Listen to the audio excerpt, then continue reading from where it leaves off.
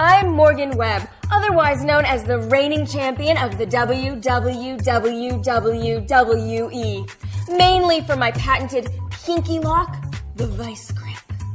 I'm here to take you inside and behind the scenes at G4 during our biggest time of the year, E3. Let's see what we can find.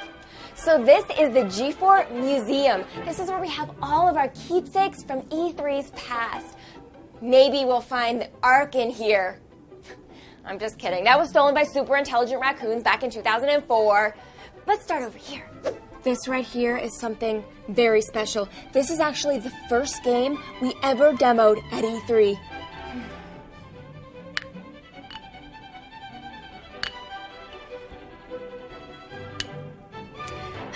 It's still just as replayable as it ever was. You have to save in your head, though. You guys, this is Adam Sessler's actual sweat rag from E3 2006. I know. Oh, and it's still wet. So that's gross. These are Kevin Pereira's cue cards from 2004. Let's take a look at these bad boys. Women belong in the kitchen. Okay, well, there's that one. Oh, they all say that. Okay, moving on. This is Ethel Stoudemire, a booth babe from the very first E3. Well, hello, Morgan. Hi. Oh, I haven't seen you around these parts in nigh on to 6 or 7 years. I know, I've been pretty busy avoiding you. Oh, just like my real daughters. So why don't you tell all the people at home about the first E3? Yes. Well, President Roosevelt looked so handsome as he rode in on his majestic horse. Oh, those rippling thighs. Okay, how about we'll just say we will see you at E3.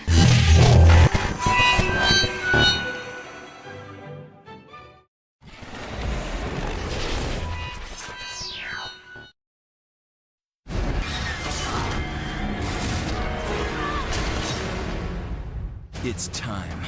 Forget the rumors, the speculation. All of your questions are about to be answered. The biggest video game event of the year is finally here. E3 2011. Welcome back!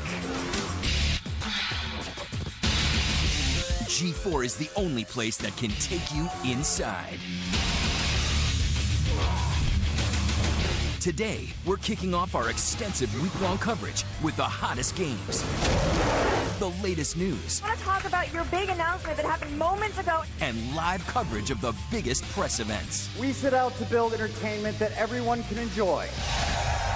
Let's go hands-on. We've got 2 hours of exclusive demos before they hit the show floor. That's what I'm talking about. And you'll get all the news as it breaks. All I have to say is crazy. We'll break down all of the biggest reveals from Microsoft's press event and tell you what they could mean for the future of Xbox 360 and Kinect. It's my great honor to bring you yet another 360 exclusive. Plus, you'll have a front row seat for all of Ubisoft's big announcements. Behold. Find out what's in store for Assassins, Rabbids, and future soldiers. Technology evolves. Then it's off to Sony for a look into the future of handheld gaming, the return of the Chimera, and what lies in store for adventurer Nathan Drake. Payback's a bitch. Tomorrow, Nintendo fires back with the most talked about gaming news in years. We'll be there when they reveal their new console to the world, and so will you. Let's begin with an experience you've been waiting for.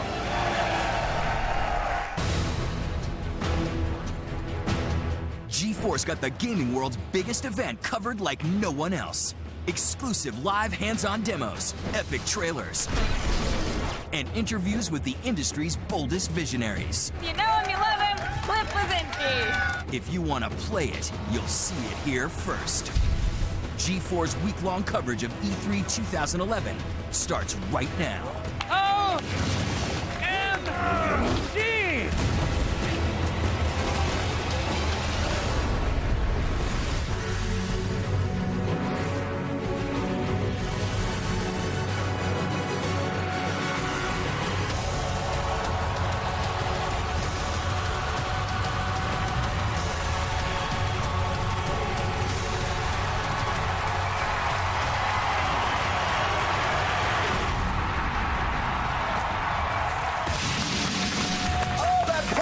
Master is still filled with rage. He is. From 2010, no pun intended.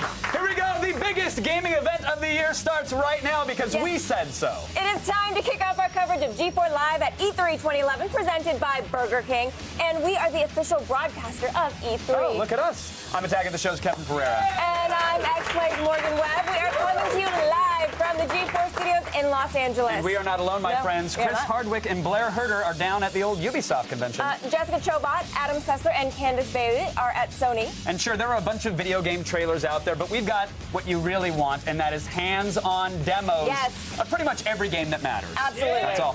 Also, let's say hello to Sarah Underwood. She's over at the old Twitter wall. Hi. Hello, Thanks, Sarah. guys.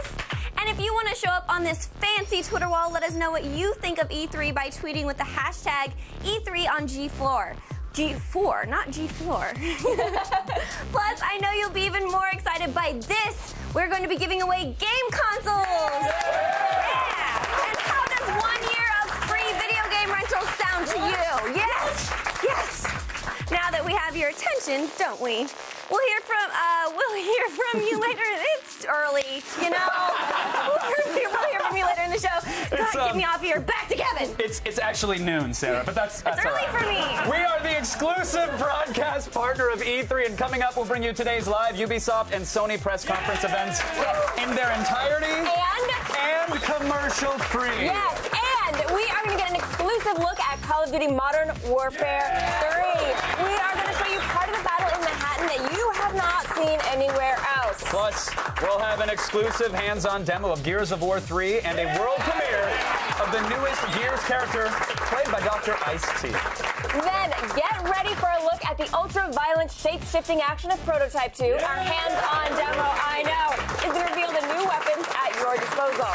And, folks, we will have the only hands-on demo of Saints Row the Third. We're going to shoot our way into the middle of a gang war later on the program.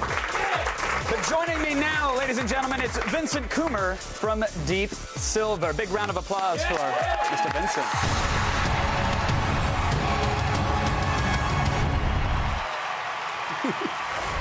Hey, there's Vincent. How are you, good sir? How are you doing? I'm Doing fine. very well. Thanks doing for very having well. So when the trailer came out for Dead Island, I cried on my home row. You guys had such a cinematic, amazing trailer. Did that put pressure upon you now to deliver that experience in the game, or were you relieved that, all right, we can fill this game and pack it with enough emotion and make gamers cry? Of course, there was pressure on us from the trailer because everyone loved the trailer. We were really happy how it came out there. And the people enjoyed it. Of course, they cried. They were sad, of course, also. But at the same time, we were ready to set the stage for the game coming out there. We had all the emotions in the trailer. We were also trying to show the emotions in the game. We were going to meet people who lost their loved ones, who lost their families. And they're just trying to get out of that island somehow to survive this whole thing. And that emotion is what we try to show in the game. In addition to perhaps crying, you may also soil yourself because you will be cutting off heads and faces and arms and legs. I mean, this is a zombie-killing game, right? It is. It's gruesome. You get in there, you take the weapons, you cut off an arm, you smash in a head. You go in there, have all the blood and the violence you could imagine from a zombie game. And the touching story, of course. We got it all. Right here, we're actually seeing the first multiplayer footage from the game.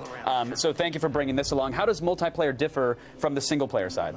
So the multiplayer is going to be story-driven also. So you're going to be playing in single-player the campaign through the story. And it's seamless drop-in, drop-out. So pretty much you play the game, the people you see online, your friends, you invite them to play with you, and they go into your game, and you play together with them in co-op. So it's up to 4 players. So I'm just doing my own thing, playing single-player, and it's a huge open-world environment. So I could be anywhere doing whatever I want, and someone can hop into my gaming experience? Exactly. That's what we want to do with the game. So everyone should experience the game together. You get together to enjoy the story, to find out what is actually happening on the island of Banoi.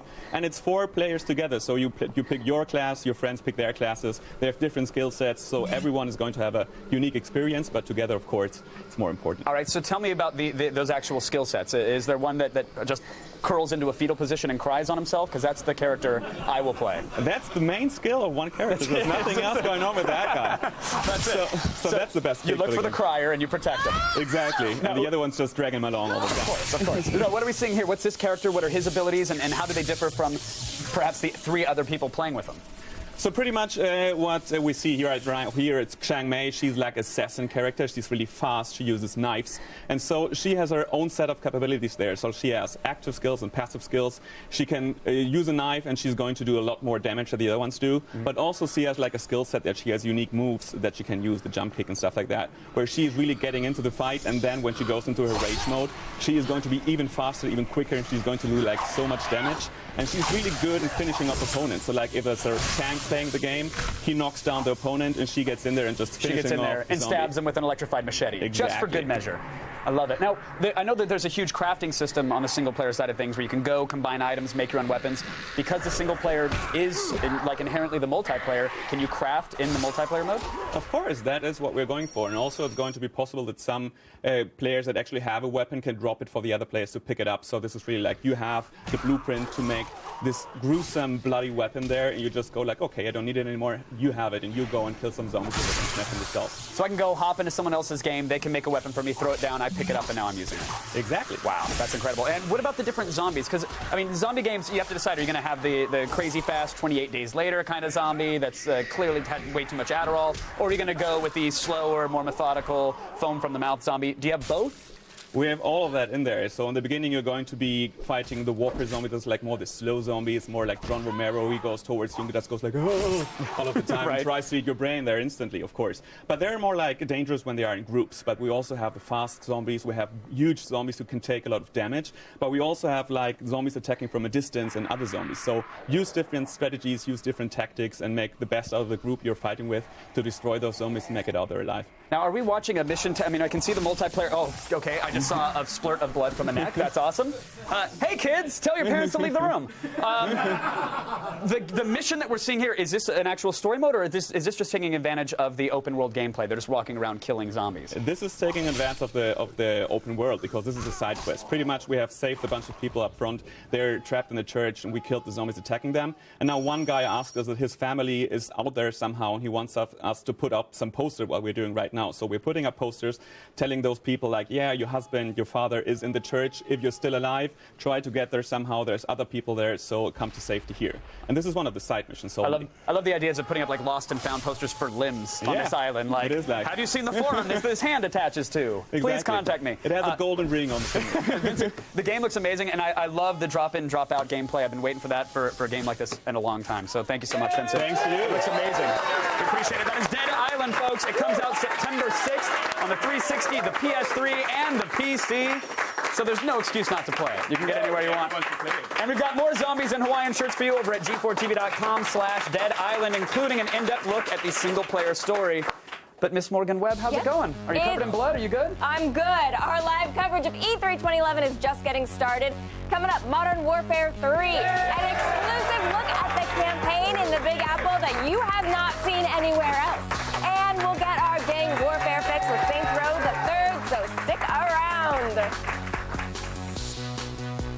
G4's live coverage of E3 2011 is brought to you by Burger King, home of the Whopper.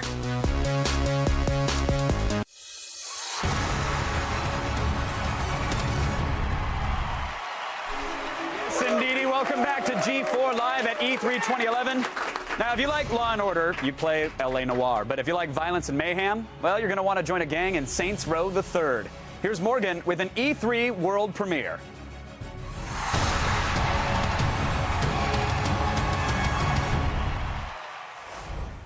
Here to take us through Saints Row the 3rd is the game's producer, Greg Donovan. Thank you so much for being here. Thanks for having us.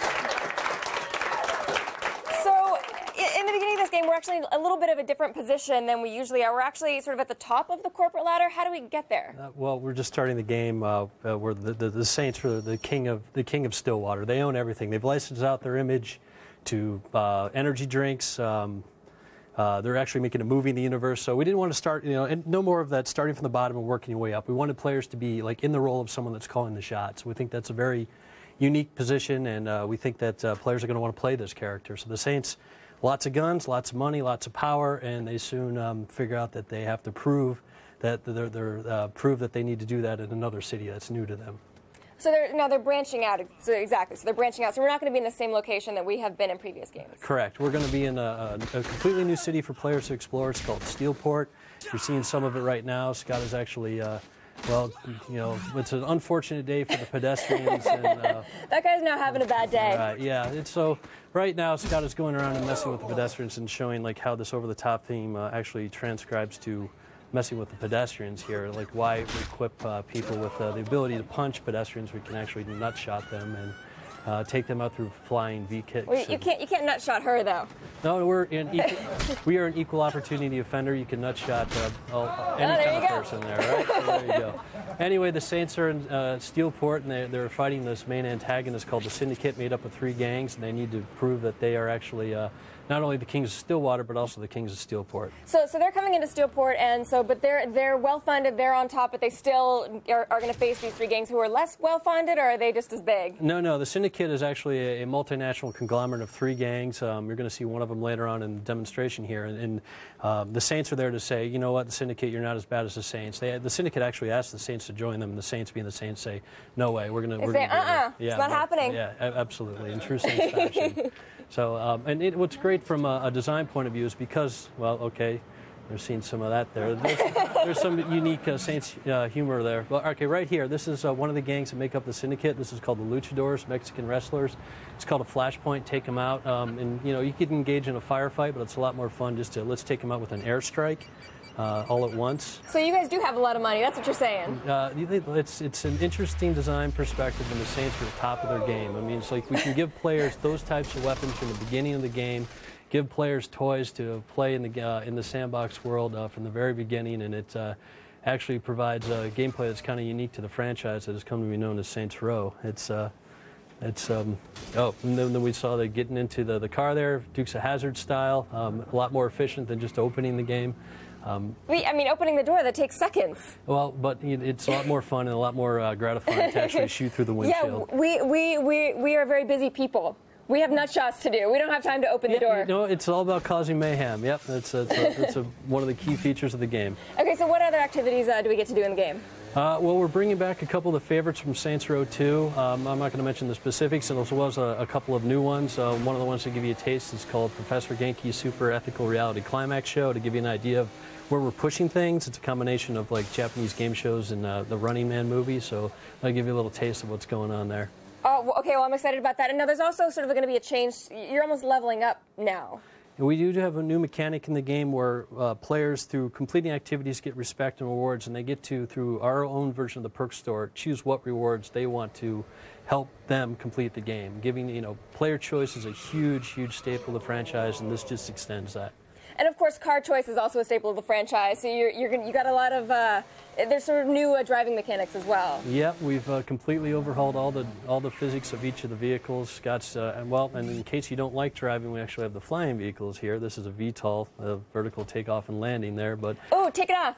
Can he jump in the window that way? Oh, absolutely. Yes. So driving is your thing. You can go by air. This is all the vehicles are designed to be fast, fluid, and fun. This thing's equipped with heat-seeking missiles and laser beams. But like the cars, it's easy to drive and completely new to the Saints Row franchise. And so you have some new weapons as well. Oh yeah, a ton of new weapons. One of which we're not allowed to show here on the television. Yeah, you'll see it later. But the airstrike was one of the new ones. These over-the-top weapons that players get from the beginning. Part of the goal is just like to create this game that is over the top, and rather than just have it, on gameplay, the whole experience. And we want to make sure that players get these fun toys to help them go through critical path as well as open world sandbox gameplay from the beginning, right from the get-go. Well, I'm incredibly excited to, first of all, fly that airplane. Thank you so much for coming by and bringing us an awesome world premiere.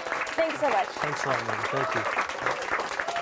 Saints Row the Third is coming out November 15th on Xbox 360, PS3, and PC. Awesome. Thank you, Morgan. All right, E3 kicked off this morning with Microsoft's press conference, and we've got everything you need to know right here. We'll also start off, Microsoft actually, a little thing called Halo 4. What?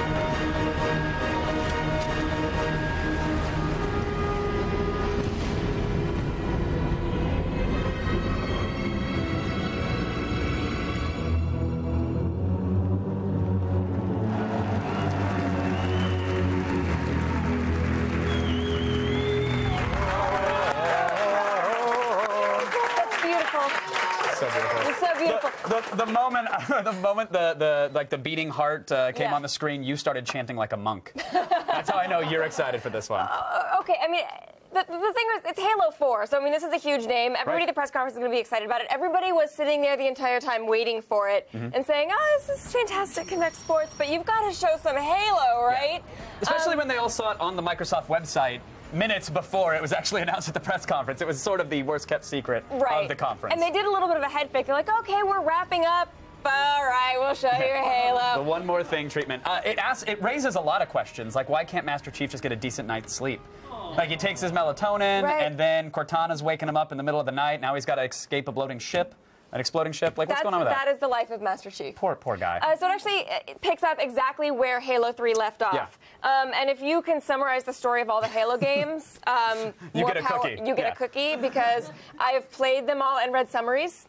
And I still can't exactly tell you what happens, and I'm not ashamed of that. Yeah, there was a second Halo, and you were trying to escape the exploding second Halo, and then you went night-night for a while, and now, of course, all hell is breaking loose again. And we get to fight and shoot some. I think I don't know if anybody was expecting to play this for this holiday, but I think it was interesting that the release date fall of 2012. Well, they have to temper a little bit the lack of excitement I think people a little bit feel for the Halo revamp.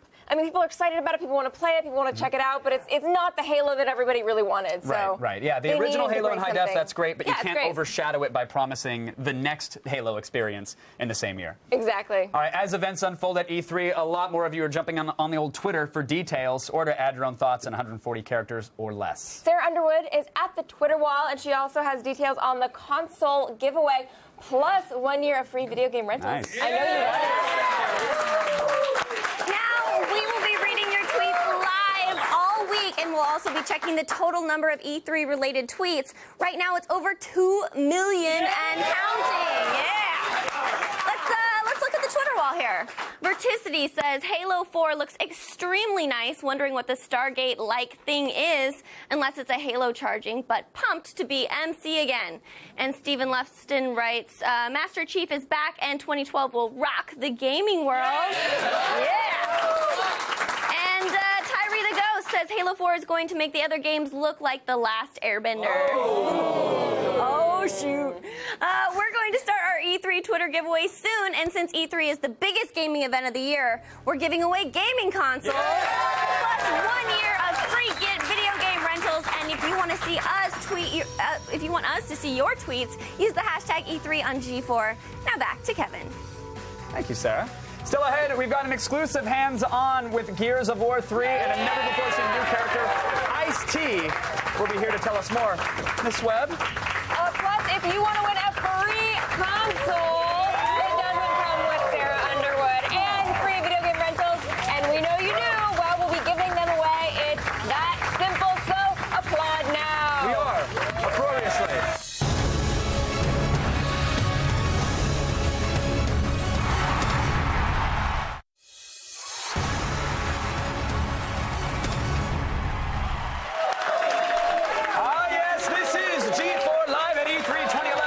Official broadcaster of E3.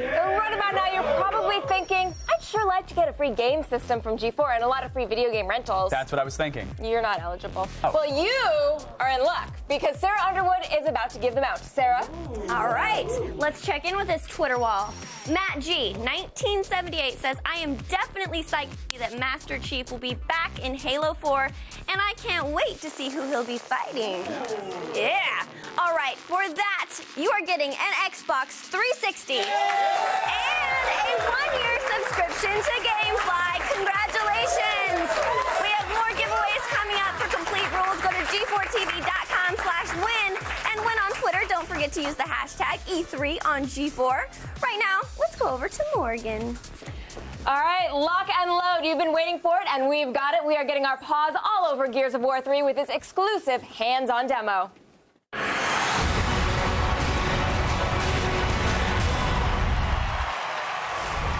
To talk us through the epic conclusion to the Gears of War trilogy is our special guest, the Lamborghini driving Tony Stark of video games, Cliff Bleszinski. What's up? We are so happy to have you. The demo this morning you did on stage at the Microsoft press conference was great and all. Yeah, I think it turned out okay. And I wouldn't expect anything less, but we're actually going to see something a little different today, right? Absolutely. What you were seeing at the E3 show at the Microsoft press conference was one half of the story. Okay. So in Gears 3, we're playing with the story a little bit Pulp Fiction style, whereas for a little bit, you play as Cole and Baird on their own mission, and then it kind of links up with Marcus and Dom when they're on a ship. So the two stories intertwine nicely, and it winds up with a giant Leviathan exploding. All right, well, let's check that out. We saw a little bit of Leviathan exploding at the Microsoft press conference. Spoiler, you guys you guys win. Something blew up, yeah, surprise. Okay, so will you describe what we're kind of seeing right now and what we're Okay, so what you saw in the press conference was on the boat. And I looked up at the bridge at the end of there where we were addressing Cole up top. And you can see Cole's on top of the bridge. He looks down before and sees the lambent Leviathan that's basically attacking the ship. And at this point, he's got to battle through to get to a crate full of tickers. Because Baird came up with this idea that he's basically just going to drop a bunch of tickers on it and hope it blows up. Which, as it turns out, it will. Cole's going to hopefully execute that guy. Ooh, Retro Lancer stab, and cut his throat, and he's dead. And so he's going to try and work to this kind of fortification that's at the front. Got a Troika turret over to the right that's trying to take him out. Now he's going to get the Vulcan, which is this machine gun that we have. It's actually a two-person gun. It just completely annihilates everything. It's one of the most bad guns in the universe. How is it a two-person gun? So basically, player 2 carries an ammo box, kind of like the little monkey with the crank type thing, right? Okay. And player 1 holds the Vulcan cannon, and if you follow him around, you're kind of chained together. And it's kind of like, people in a donkey suit. So you got to work together a little bit. And so we have some new Gear soldiers here. Who are they? So basically, you have Carmine is back. Yep. And this time, he's a total badass. I don't know if you ever saw the image of him. He's got like giant guns and everything, right? He can like take out a locust. I'm kind of sad about that. We don't know if he's going to live or die. Yeah, we had a contest and people voted. I know. I voted that he should die. That's why I'm a little disappointed that he's a badass. I want him to die too. I respect tradition. What can I say? Do you see? This is the one shot we have right here. This is a gun that's like an elephant gun, and it just went right through the boomer shield right there, and it basically turns your enemies into pink mist. And so you also have the Retro Lancer, which does not have the chainsaw attachment to it. No, it just has a big old blade in the end of it, right? Okay. And it's one of those things. If you hold the B button, you can actually do kind of a charge and stab people and pick them up in the air. It's a very powerful gun, but it kicks like a mule. Okay, so we'll be a little cautious with that one. Yeah. Okay, so what kind of changes? Okay, right now I should say while we're looking at it, we're yeah. This is the part where at the end where we dump the tickers on the lambent Leviathan and it winds up popping and blowing up. And so after this, everybody kind of reunites, and they go along their merry way on the quest to potentially find Adam Phoenix, Marcus Phoenix's dad. Except the boat doesn't fare so well. No, the boat doesn't do so hot. And it's kind of this theme of them basically kind of messing up everything they kind of touch inadvertently, right? The boats, they're at the sea, they think they're safe, and of course they're not, because if they were safe, there'd be no game, right? Right. So all hell breaks loose, and then they have to save themselves. And so what kind of changes are players going to notice from Gears 2? Well, it's going to work online. Okay. Yeah, that was one of the things. We figured out matchmaking. I mean, one of the things, the game was originally going to come out in April, and Microsoft said, let's put it out in September, and we're like, oh, holy crap, we can finally do a beta. The beta was a huge success. We have over 1 million pre-orders. We had tons of players in on the beta. I don't even know how many people wound up getting killed in the game. It was tons of them. And matchmaking got sorted out, and we have dedicated servers. So day 1, September 20th, this is huge. I'm of the belief that if you're going to ship a shooter in 2011 and beyond, you need to have dedicated servers. So we ponied up for that, Microsoft ponied up for that, and it's going to create an amazing online experience. I think that is something that a lot of gamers are going to be able to get behind. Yep. So there's also the Silverback mech. Yes. This is something everybody's really excited about. It's one of those truths in life, like farts are always funny. If you add mechs, everything's better, right? And it's like we have this giant mech. So beautiful. And monkeys make everything funnier too. Yeah, but it's just like a giant mech that you actually hop in. Okay. It's kind of like a mechanical loader, and you can actually deploy in it, and somebody can take cover on it. So it's kind of one of those other ways you can play in co-op. The left arm, if it's a rocket launcher, right arm is a Gatling gun, and it's just basically a walking tank. That's pretty awesome. Okay, it looks actually like we're about to go get some silverbacks right now. Yeah. And, so this is the part where the Leviathan's attacking the ship, and the tentacles are kind of closing in and making these crates go, so you actually wind up getting, hopefully not getting smushed. Right. And if you look over to the right, what happens is we open kind of a garage door, and there's 2 silverbacks in there. In the main game, you actually have access to both of them, right? Both players can hop in it, but for the purposes of the demo, we wanted to show off the co-op gameplay of the fact that player 1 can deploy and player 2 can take cover on it, kind of blind fire around it, and just generally have fun and kick ass. Now, so you guys love doing these giant sort of Leviathan-style monsters. Yeah. Are we going to see more than one? I don't want to spoil it, but there's a little bit. There's a little bit that was teased in the War Pigs trailer that came out. You saw something that looked like a giant beetle from hell. That's Queen Mira's steed that she rides in on. You actually get that exclusive information here, by the way. I'm hooking you up right here. Yes. And it's pretty tough. All right, let's stay right here. We have got more Gears on the way, but first we're going to check in with Kevin. Everything's better with tentacles, by the way, so thank you, Cliff. Hey! Now let's take a look at the Marvel Universe, everybody. Iron Man, Wolverine, and the X-Men, and of course Blade, they're all coming to G4. like you've never seen them before. Next month, Marvel Anime premieres on G4, featuring the voices of Adrian Pastar as Iron Man and Milo Ventimiglia as Wolverine. Go to g4tv.com/Marvel for a look behind the scenes. Now, here's the good news. Cliff, he ain't going anywhere. And Ice-T, he's joining us for a world premiere look at his new Gears character, Griffin, assuming he doesn't destroy our green room. Plus, Modern Warfare 3. We're going to show you the battle in New York that wasn't shown at Microsoft's news conference. It's a G4 exclusive. That's how we roll. And later, we'll shine a spotlight on Ubisoft's press conference live and commercial-free. So you stick around for that, because we are, and that'd be nice of you. G4's live coverage of E3 2011 is brought to you by GameFly, video game rentals delivered to your door.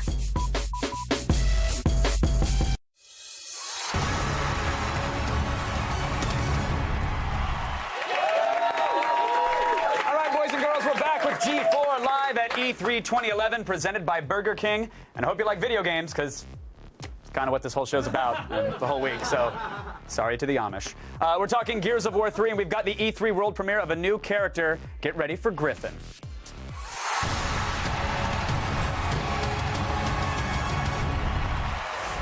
Oh, hey, look, it's Ice-T, everybody.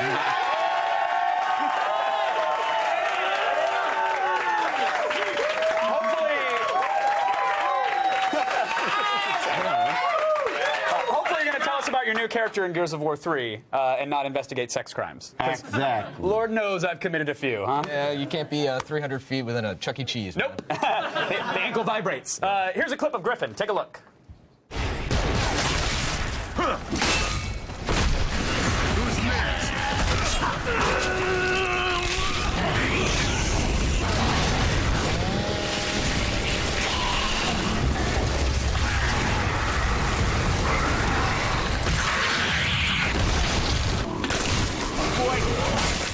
Look, Ma, no fake.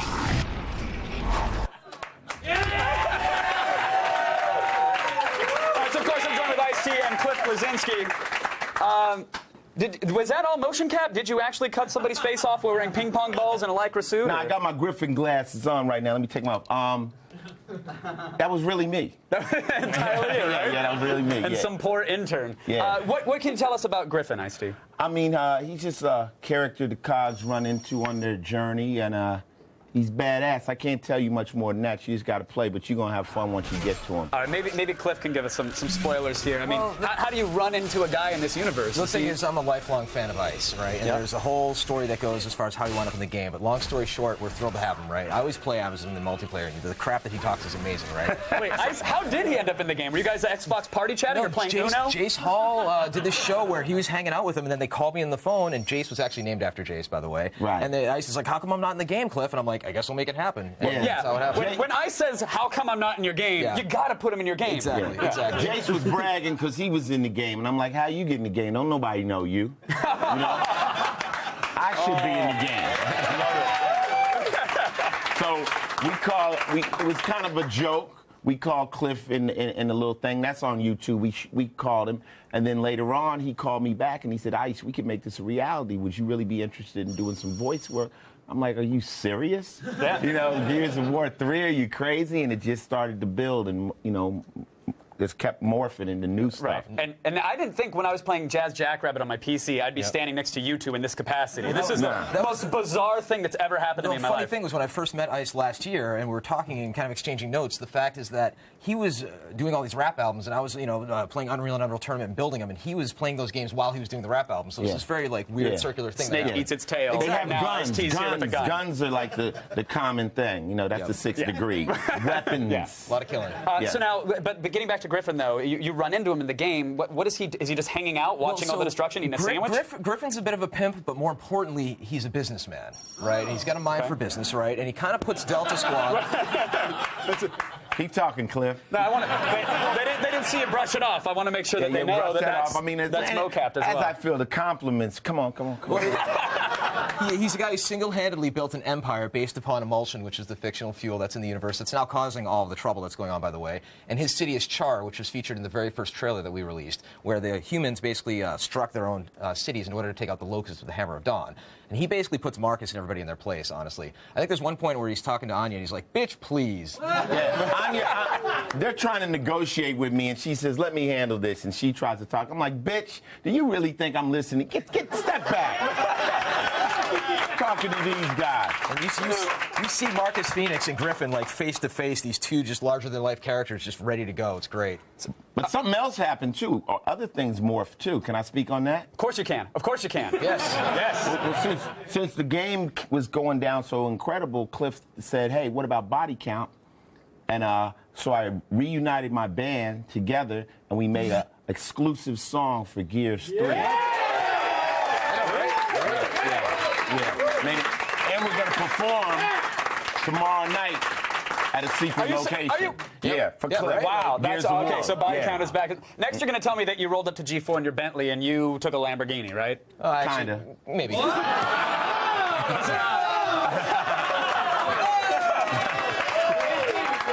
right, so Ice, what happened? You wanted to roll up yourself? I mean, I'm in California. Usually I live in New York. So, when I'm out here, I get a chance to drive, so I take advantage of it. And, I just bought that new Ghost. So, I'm not trying to get driven. I want to drive. And that's actually going to be an unlockable vehicle in multiplayer, correct? You can got cars.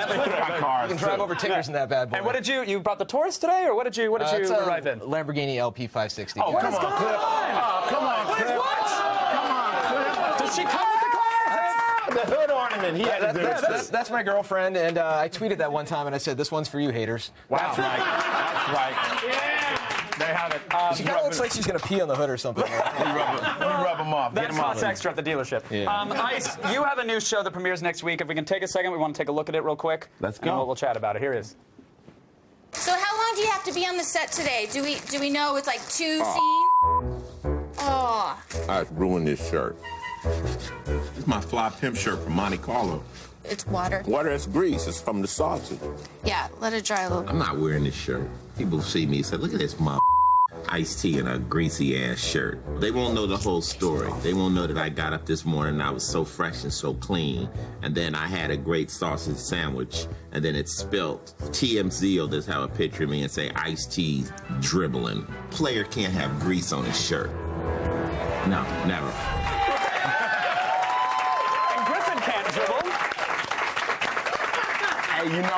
It's a different kind of reality show. It's real. It's an actual reality show. When he got at us, we said, our family, we don't fight. We don't throw drinks in each other's face. I mean, it'll just be organically funny. And the show turned out to be a crazy comedy. So it's called Ice Loves Coco. It's kind of like I Love Lucy, but kind of. I'm funny, dude. When can we see it? It comes on Sunday the 12th, right after the Kardashians. And Cliff, when is your reality series going to happen? Because no one would believe your life at this point. I woke up this morning, I'm like, good God, what is going on? This is amazing. It's so good. I cannot congratulate you enough. You're the nicest guy. And you're an incredible designer. Ice, thank you so much for being here as well. I hate to see you. Can we blast out our Twitter? Do it. Hey, yo, follow me on Twitter at Final Level. And I'm the real Cliffy B. Boom, there you have it. Ice-T and Cliff Bleszinski, everybody. Ice Loves Coco premieres Sunday on E! And Gears of War 3 hits store shelves September 20th. All right, guys, don't go anywhere because there is more coming your way from G4 Live at E3 2011. Up next, Modern Warfare 3. We've got an exclusive look at the ferocious battle in the heart of New York City. Believe me, you have not seen this anywhere else. And still headed your way, the commercial-free presentation of Ubisoft's press conference. Stay with us. G4's live coverage of E3 2011 is brought to you by Burger King, home of the Whopper. We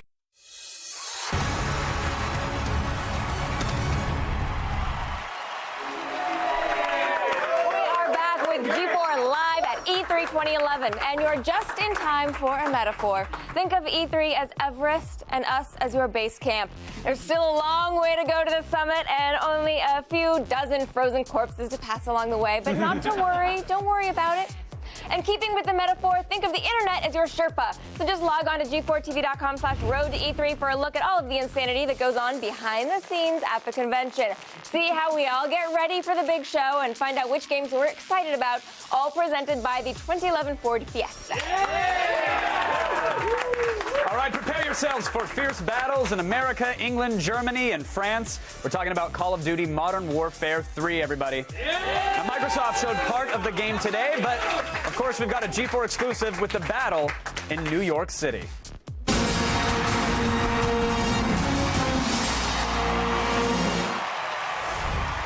Welcome, everybody. We got Robert Bowling from Infinity Ward and Glenn Schofield, Vice President, and GM of Sledgehammer Games. Someone just got a promotion. Congrats. I'll take it. Yeah, no, it's fine. I'm sure the actual president is going to drop an elbow now, but that's all right.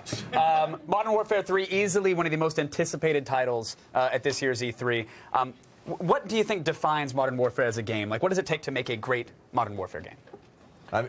Modern Warfare in general, I mean, the things you have to hit in Call of Duty are that's 60 frames per second. I mean, that's what sells that smooth gameplay, because when it comes down to it, it's about the tight gun controls. It's about those huge cinematic moments in the campaign, especially. Yeah, great combat, multiplayer, even Spec Ops these days. So you're saying every aspect of the game needs to be absolutely perfect, pretty much? Yeah. Okay. I mean, that's what we've come to expect from the franchise. Now, what are we looking at right here? This is what, downtown Manhattan here? Or? Yeah, it is Lower Manhattan. And how do you capture the feel of Manhattan? Well, it's good to have lived there for a while. Oh, there you go. And I noticed the nice urine sheen on the texture there on the walls. It looks very good. Looks very true to form. You like that? See lots of debris everywhere. I motion captured that. You did. Those are custom textures, huh? Put it right on there. Right outside the offices. So what's actually taking place right here? Why are we shooting in Manhattan? What happened? Well, the Russians have taken over Manhattan. Of course. Of course, yes. Yep. Glenn Beck predicted they would. And so the Americans have come in and are trying to push them out. Yeah, you got to think that this picks up right after Modern Warfare 2. So if you remember at the end of the game, the state of the world has changed. DC is burning. Task Force 141 is either dead or on the run. And now we're picking up after that. The conflict has expanded up the Eastern Seaboard. And that's what you're seeing here. What I love about this is it's taking those huge moments and it's now in the major cities. I mean, we're not fighting on the outskirts. We're not fighting in the undescript desert locations anymore. Right. We know exactly where we are. Yeah. And there's a Wetzel's Pretzel around the corner, which we can probably explore as well. What's the challenge of taking war to these new areas? Is it trying to balance the fun, exciting, fast COD gameplay with realism, with the realistic setting? Well, we're all about being like super authentic in the weapons and stuff, but the real challenge is once you get into these new environments, the way you play the game has changed. The tactics you would use in military are changed. And that's why you see things like this, like the dual scope system that was something that the environment spawned a new feature that impacts gameplay. So now you can see, like, when you're fighting through the city in the open streets, if the guys are far away, you're going to flip up this magnifying scope like you see them doing. But as you get into the buildings, you start clearing rooms, you're going to pull that down, go to your EOTech, your red dot, whatever your close range optic of choice is. Yeah, you're able to flank, go into the buildings, flank the enemy, go and shoot down at them when they're coming down the streets, things like that. So you choose where you want to go, how you want to do it. And that doesn't seem fair exactly. The enemy is rolling up in an Apache, and you got a fire hydrant to take cover. That doesn't exactly seem right. Well, you're Delta, you make do. Yeah. Now, on the single player side of things, is it entirely single player? Is there a co-op aspect to it as well? And on the campaign, it's single player. Single player. We're bringing back Spec Ops in Modern Warfare 2 or Modern Warfare 3 that brings co-op into the game in a big way. I mean, we have our classic mission modes that we introduced in Modern Warfare 2. But now in Modern Warfare 3, we have survival mode, which is endless waves of enemies. You have unlockables, you have kill streaks you can call in, different types of units. We're blowing out the co-op in this game. Do I still have to cry for the first 15 minutes until I get my red dot sight? Iron sights do not do me well. What's the difficulty in say, trying a new feature, trying a new approach to the game, but not wanting to alienate, the old fan base? I think that's one of the good things with the Spec Ops now is a lot of the maps that you're going to be playing in Spec Ops are going to be ones that you're going to see in multiplayer. So if you want to go in with your pal and just kind of learn the tactics or learn that map, you can learn it in Spec Ops, then go into multiplayer and maybe not get worked as well. Yeah. The key is just, listening to that core audience. I mean, we're out there, we're on Twitter, we're on everything, hearing what they're saying. I mean, that's why you're seeing us bring back some classic guns like the old COD 4 MP5 that people love that model. Yeah. So we're bringing that back, we're updating it visually, and then, advancing and listening to watching how our players play the game and innovating on the gameplay with stuff like the dual scope system or the XM25 that you'll see here in a bit. Are you? You're not listening to any gamers on MySpace, right? I'm just saying you can transition them over to something else. That guy's not doing any work. So what's happening right here? We escaped the helicopter. We're now inside a building, and we're just throwing grenades in rooms. Well, this is actually what they call a 9-bang, and it's a 9-bang. Is it 9-banger? Okay. Bring you back to college. Love it. Well, we just did. Yeah. Well, sorry.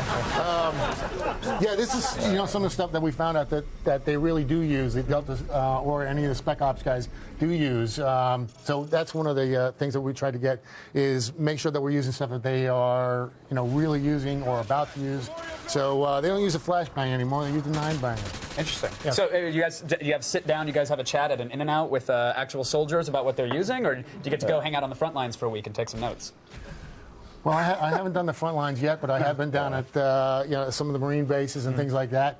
In-N-Out, we'll have to try that. A little burger and talk about 9-banging. Yeah. Now you mentioned that you brought one of the guns back, and of course it's glossied up. It looks a little nicer. What other improvements to the core engine can we look forward to? Animation systems, AI, audio.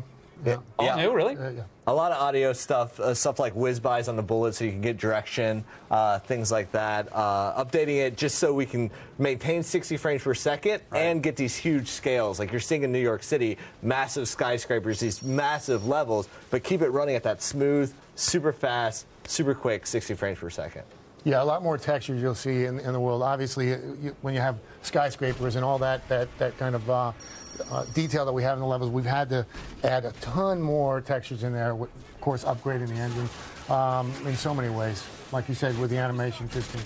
Yeah, absolutely. And any crazy unlockables, any extra RC cars or remote boats? What do we got? In multiplayer, we got a lot of really cool stuff. We're too early to dive into those details yet. Spec Ops, we're bringing What's on the a lot whiteboard? of Just give me some bullet points that might be on the whiteboard. They don't have to be coded yet. I'm just curious, looking down the road. Hot air balloon? Oh, wow, that's I like good. that. I'm just saying, 20-kill streak, you get a I bullet. like that. The Goodyear variety drops the bomb. Wow. It looks so good. Let's tell me with Modern Warfare 3 though, is there a single challenge that you guys are we have to overcome this? Is it adding stuff and keeping it 60 frames? Is it appeasing the old fan base? You know what it is coming into Modern Warfare 3, I mean, we have nearly 30 million players. Right. So it's really looking at, as you said, how can we make a game that our core fans are going to love? But at the same time, give our new fans a place that they can enjoy the game the way they like. I like to look at it as we're giving you a platform to have fun the way you like to have fun.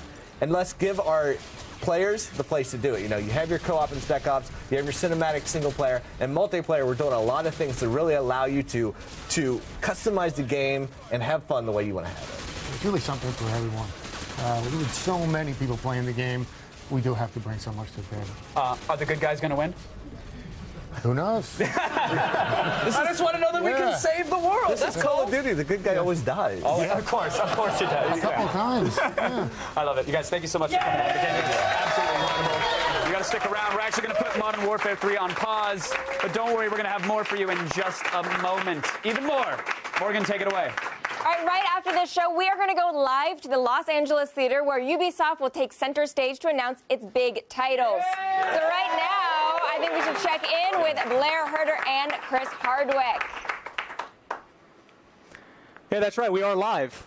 We are alive right now. We're not going to prom because we're dressed up. Yeah, we're here because of Ubisoft right now. Now, Ubisoft, obviously, everybody's talking about Assassin's Creed. It is their big game, and they're bringing it all back around to our favorite time-traveling face stabber in Assassin's Creed Revelations. Well, when you talk about a game that has awesome stealth kills and the historical architecture is accurate, I mean, what else are we going to see from Ezio? Do we have any ideas? What are the rumblings? I actually have no idea, Chris. I don't either. That is why we're here. Well, then we're going to have to stay and find out when this theater fills up with people and they start yapping away down there on that big stage. I'm excited. I'm very excited right now. Look at you. You're trembling a little bit. I am a little bit. Be gentle. It's not as weird as you think it is, guys. No, we're fine. Back to you. We're not wearing pants. Thanks, guys. Can't wait. Now let's go over to Kevin to see what else is coming up. Yeah, please do not pan down, cameras. Up next, we're going to jump right back into our exclusive look at Modern Warfare 3. The big battle in the Big Apple is intensifying, and we're going to get you up close in person, so stick around for that. G4's live coverage of E3 2011 is brought to you by the 2011 Ford Fiesta. Drive one.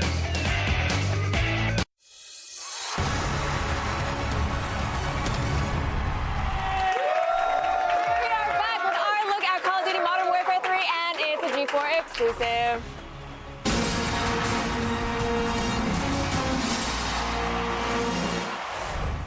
And once again, we are lucky enough to be joined by Infinity Ward's Robert Bowling and Glenn Schofield. Thank you guys so much for sticking around and bringing us some more gaming.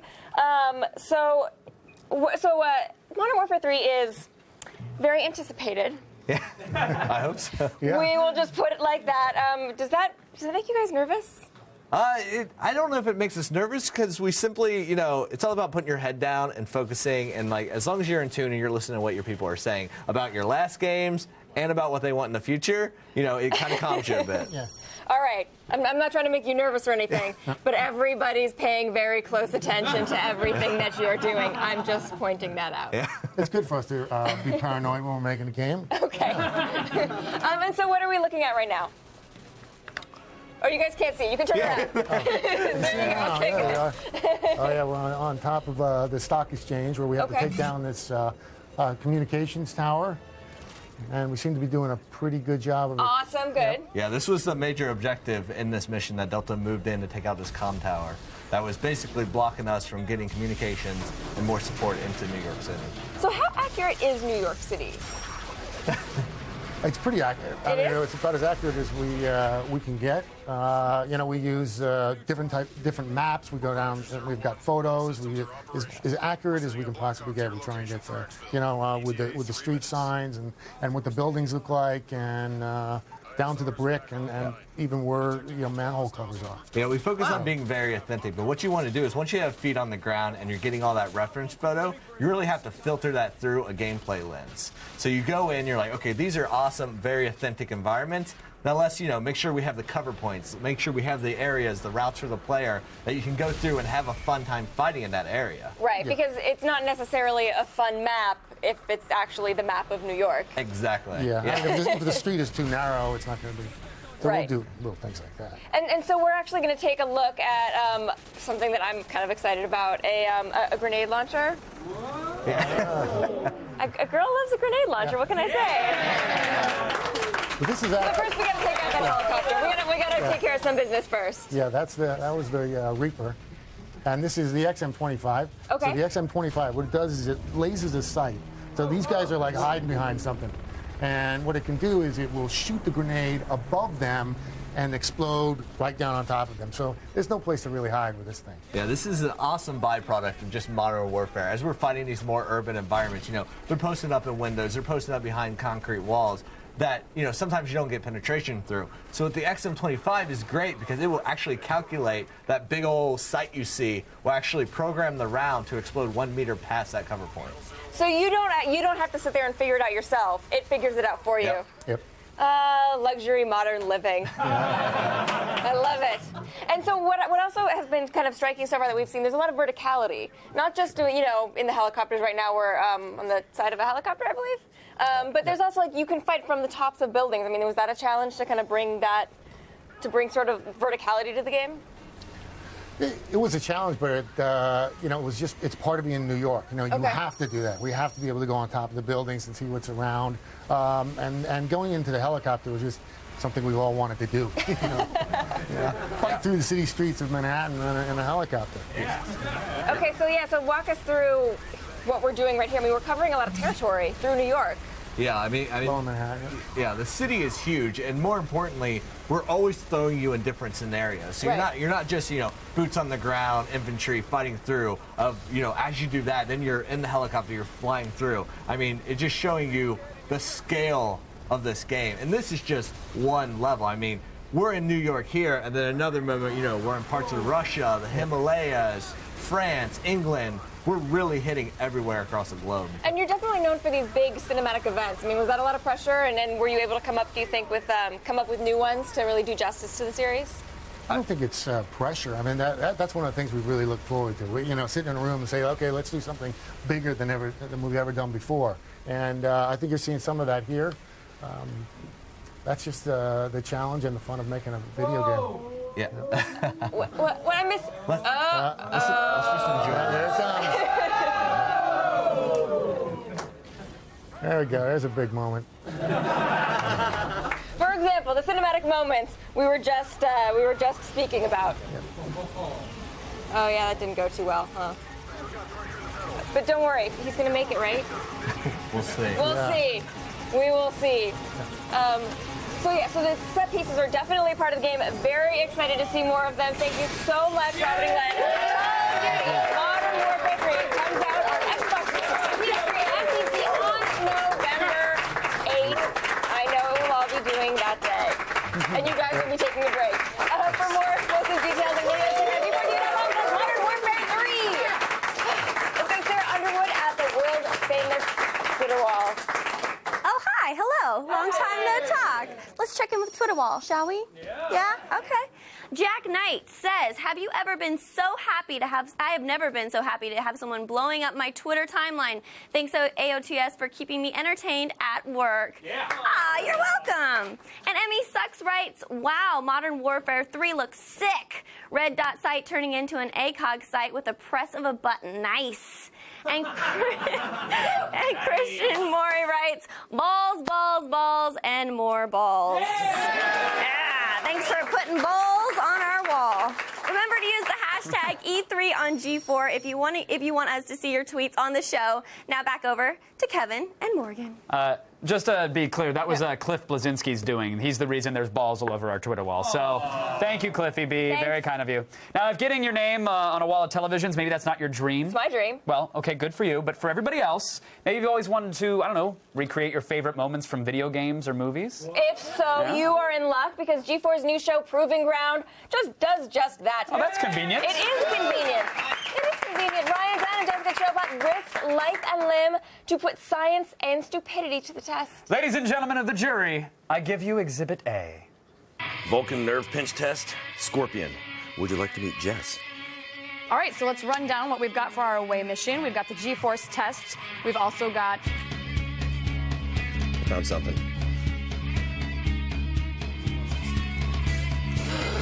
Door, get it away from me! Run!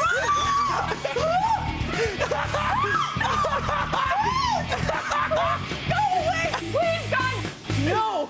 No! You want to touch him? No, I don't want to touch him, please. You don't want to hurt an animal. I don't. That's not an animal. That's Satan. Don't! We gotta test these things out, Jess. Well, you test it. I already did. Now it's your turn. We've got a whole crew. Use one of them. All right, if I pinch my lip, I can do your eyeball, right? No. I know that you've gotten a little taste of the old show. You can watch the entire series. Proving Ground premieres June 14th at 8 p.m. Up next, we're all worried about nerd flu here. A little bit. But I wouldn't mind getting the shape-shifting virus from Prototype 2, to be honest. Yeah. We'll have a live G4 exclusive look at the sequel. And did we mention that we're giving away another game console? Well, it's going to happen, and there's nothing you can do to stop our generosity. Stick around. G4's live coverage of E3 2011 is brought to you by Kit Kat Bars. Break time, anytime.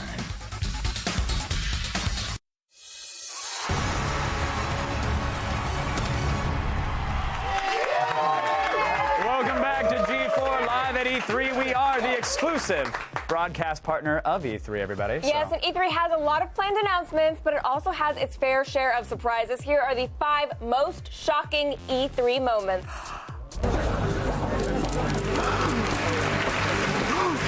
E3 most shocking. Number 5. No one was surprised when Peter Moore introduced Halo 2 at E3 2004. But he shocked us all when he brought out the big guns to reveal the release date. November the 9th, the moment Xbox Nation's been waiting for. Number 4. Deploying surprise in 3, 2, 1. It stunned everyone when Valve's Gabe Newell stepped onto Sony's stage last year. Why? Now, I've been pretty outspoken in my comments about the current generation of game consoles. I'd really like to thank everyone at Sony for not repeatedly punching me in the face. Number 3. My name is Reggie. I'm about kicking ass. I'm about taking names. And we're about making games. Not only did Reggie Fils-Aimé start off Nintendo's 2004 presser with an amazing bro-tastic intro, I'm about kicking ass. He debuted a lineup that would start Nintendo's re-emergence as the #1 name in video games. Nintendo's revolution. Number 2. Hi, we're the Booth Babes. Booth Babes and E3 go together like the munchies in a bag of cookie dough. That's why it was so baffling when the ESA basically banned gamers' favorite joystick teasers at E3 2006. Thankfully, the threat of a $5,000 fine and millions of deposits at the Spank Bank didn't scare away any of the Booth Babes. Awesome! Number 1. Ridge Racer! The most shocking moment of E3 history wasn't Ridge Racer or Sony's horrifically embarrassing 2006 press conference. Hop on its stomach and you attack its weak point for massive damage. It was how much we were going to have to pay to own a PS3. 20 gigabyte PlayStation 3 will retail for $499 US. The 60 gigabyte PlayStation 3 for $599 US. Now that's what you call an E3 shocker.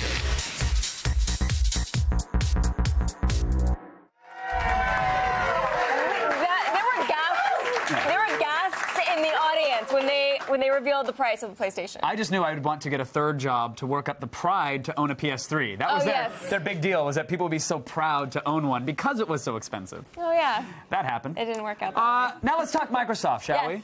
So they made some huge announcements today, and they showed off the reboot of Tomb Raider.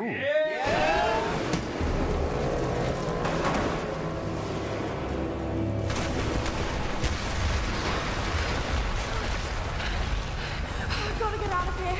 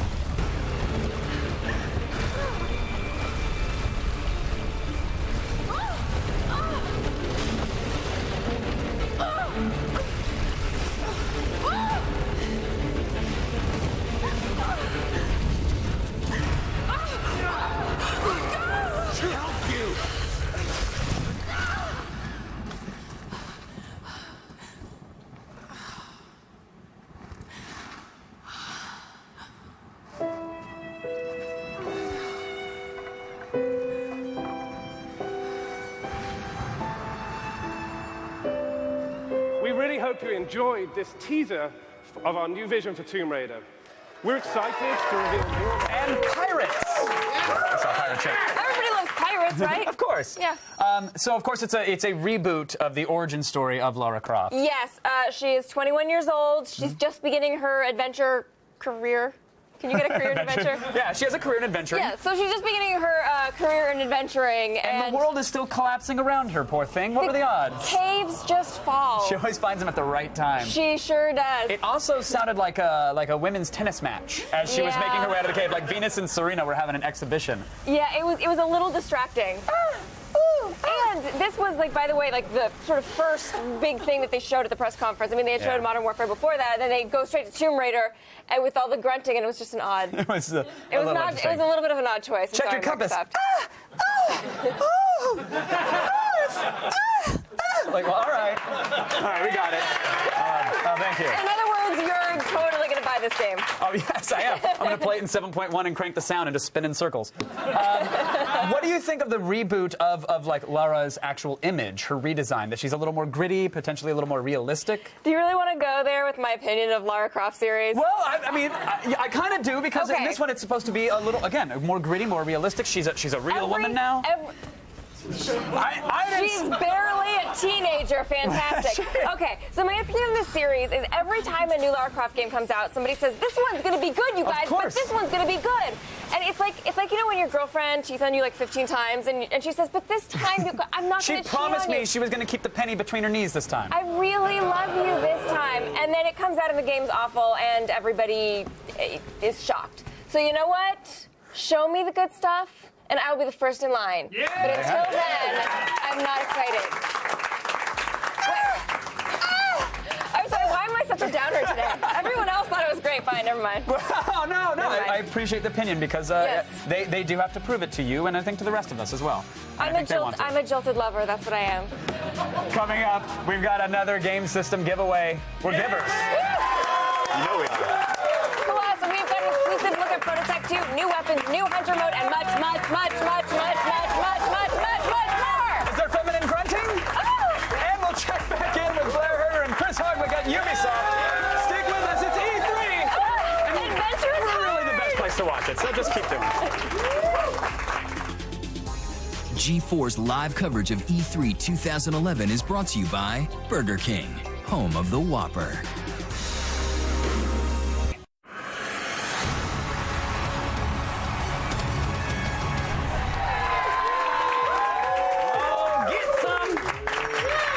Shouting random stuff at the beginning of every block. Okay, it's going to be fascinating. Welcome back to G4 Live at E3 2011. We are still here, and there are still a ton of games left to cover. And hey, wouldn't you know it, the internet still exists. What? It does. Head to g4tv.com/road to E3 to see all the hard work that goes into getting ready for the big show. You'll see exclusive interviews with industry insiders and get to see all of the G4 hosts in the wilds of the LA Convention Center.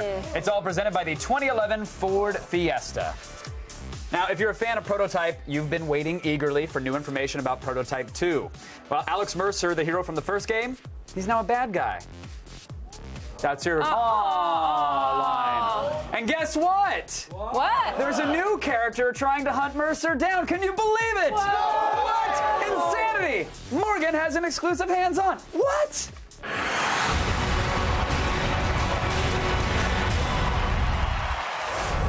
And here to guide us through Prototype 2 is the game's producer, Jonathan Lim. Welcome so much. Thank you so much for being here. Thank you very much. I'm really excited. I am excited to check this out. Okay, so we have a new character. We do. Okay. Prototype 2 is with Sergeant James Heller. He's stationed abroad during the first outbreak of the virus in Prototype 1, returns to New York City, his hometown, and finds it absolutely devastated. Finds that all hell has broken loose. Oh, yes. It's not pretty. Yeah. And his family isn't doing so well either. No, as a matter of fact, what happens is he loses his family in the outbreak, and he's really distraught, and he has only one person to blame for that, and that's Alex Mercer. So we are at some point going to see Alex in this game, too. He does make a return. We left an open thread in Prototype 1 that we want to close out in Prototype 2. Okay, so we have this open world New York City. How do you travel around it and interact in it? Well, New York City is actually completely different this time around. We call it New York Zero now. We took a lot of feedback from the first game, and we built a brand new rendering engine.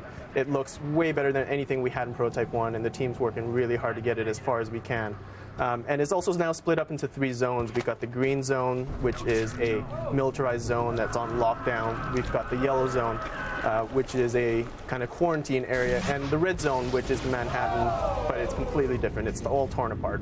And so we just saw a little bit of an explosion there. What was that we just saw? That's one of our new abilities. It's called the Biobomb. What Heller does is he temporarily infects one of his targets, walks away while nobody notices, and lo and behold, he blows up right in front of your very eyes. He sure does. Now there's also an ability for hunting your targets. That's right. The hunting ability is a tool that lets Heller drive his path through the story. What he does is send out a ping, sort of like sonar, sends it out into the world, sees it bounce off his target, reflects back, and that allows him to pinpoint where the target is in the world. Now, you can also really get around the city in sort of interesting ways. I mean, because that's the problem with the open world game is travel. So how are you traveling around? Well, one of the things that we kept from Prototype 1 is just the crazy, insane, over-the-top locomotion that we had that people just love. There's something really exhilarating about running through, flying, gliding through the world, landing on rooftops. It's quite like no other. And right now I can see that I'm just entering somebody's memory. So is that sort of your, a really good storytelling tool? Yeah, the web of intrigue from Prototype 1 is kept in Prototype 2, and what it does is it allows us to tell pieces of the story that support the main story. So you get to find out little facts about the world, about what's going on with Blackwatch and what's going on with Gentek, and really pieces it all together. And so what are some of his sort of new powers? Well, we've got a lot of the powers that we had from the first game that people love, things like the claws and the blade. But what we have now that we're showing you is going to be the tendrils power. And the tendrils power, I've got to let it speak for itself. It's really crazy. What it does is it strings cars and people up and tears things apart. As you see in just a second here, it's pretty exciting. We've got something called the black hole move, which hits the target and then just implodes around it with all sorts of debris that's around that target. So we sort of stop in midair. Now we're pulling all the items around the tank into it. Yep, and it explodes. There it goes. That's one way to do it, I guess. Yeah. The great thing about the tendrils is it plays out different every single time. Once the physics take over. This is not a pre-rendered animation. No, not at all. Right.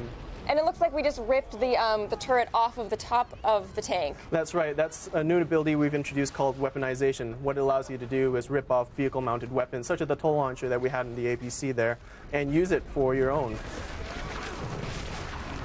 And so then you're also using your tendril power to sort of work individually on people. Like I said, yeah, once the physics take over, it's pretty crazy. You get cars stringing up, people ripped in half. It really changes the battle landscape, which is really interesting. He really has a beautiful outlet for his anger. Well, that's the one thing that was great about Prototype 1. It was the game you played when you're really angry and you just wanted to let off some steam because you can do stuff like that. All right, well, I can't wait to check it out. Thank you so much for coming by. Thank you very much. All right, that was some explosive stuff. I need to catch my breath, but let's keep the show rolling. Hey, look, everybody, I'm at the Twitter wall with Sarah. Hey! Why don't we, I don't know, give away another game system? Okay, let's look at a tweet. Okay. HHN Blues. I thought Mondays were supposed to suck. E3 on G4 completely proved me wrong. Keep it up, Kevin and Morgan and Sarah and G4 too. Oh! Well, that's rather nice. That's so nice. I didn't think people wrote nice stuff on the internet. That's awesome. Thank you. That's really cool. Sweet. Can you keep it up, Kev? Nope, probably not. If history is our guide, I'm going to finish very soon. And for that, poor Kev, you've just won a PlayStation 3. Go to G4TV.com/win. Let's see you guys. Let's see you top that, huh? Top it. Bring it. All right, we will. I don't have anything to give away. We're only ankle deep in our E3 coverage so far, and we have got a lot more to go before we're done. Yeah. Coming up next, we're going to take you to the Los Angeles Theater for E3 Spotlight Ubisoft. Then at 7:30 p.m. Eastern, it's off to the LA Sports Arena for E3 Spotlight Sony. And for you early risers, we are back tomorrow at 11 a.m. with E3 Spotlight Nintendo before we head over to E3 Spotlight Microsoft at 2:30. How many spotlights do we need? About 8. Probably. Then we get to sleep for a week, so hooray! I'm kidding. No, our E3 live coverage begins from the show floor. We're going to be at this all week long, everybody. Yes! Still ahead. The first day of E3 has already seen some huge announcements, and we're going to take you back to Microsoft for a look at their next games. Motion is the controller of the future. It is, Kevin. And we'll head back to the Los Angeles Theater to find out what Ubisoft has in store for us this year. Stay tuned, everybody. E3 2011.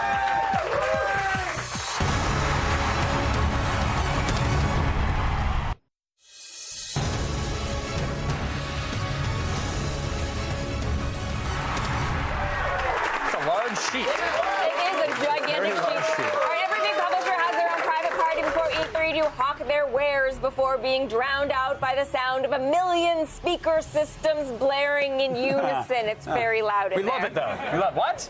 Here are the big announcements from the guys at Microsoft. We're going to take a look right now at Kinect Star Wars.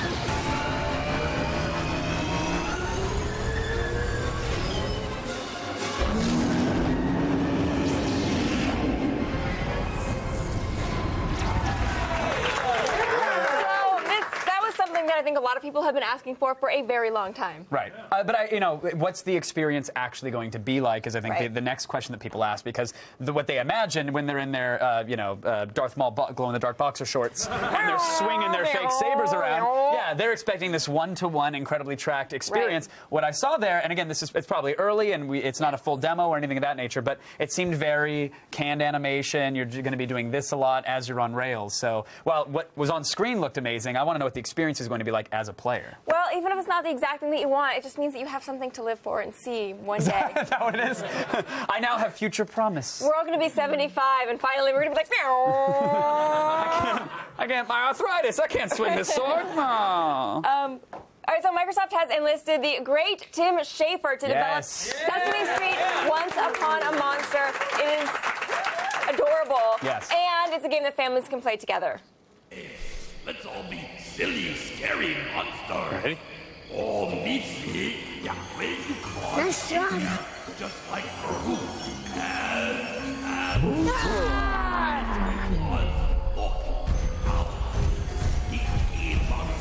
Sneaky. Sneaky. Hi.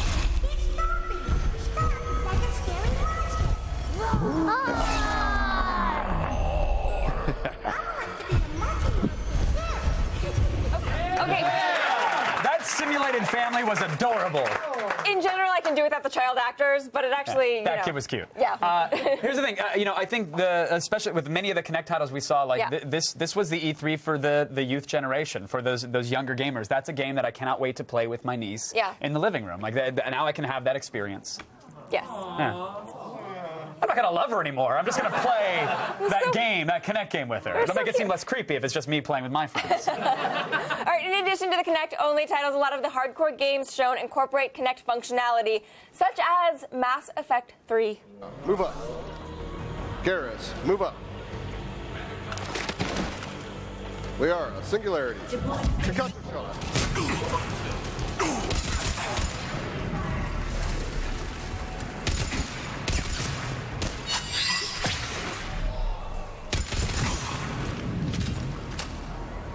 Shepard, you must authorize release. Pod bin transfers to loading area. Let's get you out of there. We saw voice command work very well in a game like Tom Clancy's End War, where you're controlling these RTS troops with your voice. I would like to think that will work well in Mass Effect, and I would like to think that they're going to do it well. It seems like something they'd be able to do. And it would be nice, because that was always a little tricky part of Mass Effect, was to get your troops where you wanted them to. Yeah, and it would stop the action and get in the way sometimes if you're playing it like a traditional FPS. Right. If there's a developer I trust to pull it off, Oh, no? You don't share the trust? No, absolutely. I am just incredibly skeptical of... I like the idea of voice command. I'm incredibly skeptical of the idea of sitting in my living room going, pew, pew, pew, pew, pew. So when you see, like... Do you have to yell pew to fire in the game? Absolutely. I've been yelling that during Call of Duty. It's the weirdest thing on the headset constantly. I mean, the sort of fortunate thing about this is they're not going to change the way Mass Effect is going to play. If you don't want to use it, you're not going to have to use it. So in that way, it doesn't really bother me. But now I can at least have conversations with my TV, and I can make the excuse that the game might actually talk back for once. Exactly. Which is nice. We're getting closer to Ubisoft's moment in the spotlight, everybody. So let's check in with Blair Herter and Chris Hardwick live at Ubisoft at the Los Angeles Theater. Thank you, Morgan. Guy Blair and I are here at Ubisoft. That's right. Ubisoft is getting ready to unveil its slate for next year. Now, of course, we've already mentioned Assassin's Creed, but that is not the only card up Ubi's sleeve. Assassins is a small game with the stabby Italian, right? I've heard of it, yeah. So have I. Listen, we're also going to talk more about Ghost Recon Future Soldier, find out what Ubi has in store for this groundbreaking tactical shooter. Yes, but right now, you will have to keep waiting. Yes, I'm sorry, it's not our fault. We don't control when this starts, but still ahead, Kevin and Morgan will break down what we've seen so far today with the big announcement, so please stay with us. Please.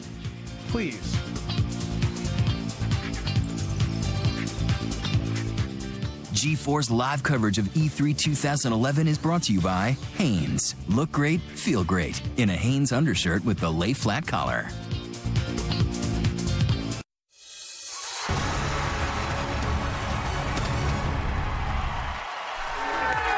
Hey, guess what? You've come to the right place.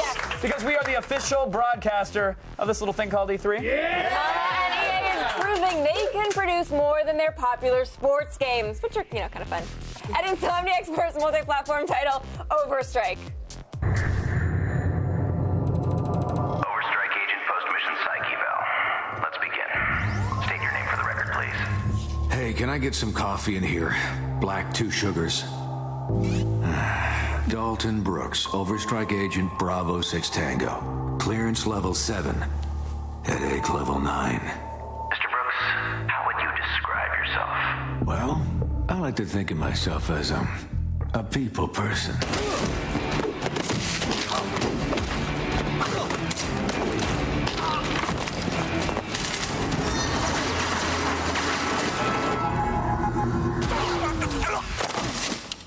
Yeah. How do you feel about the rest of your team?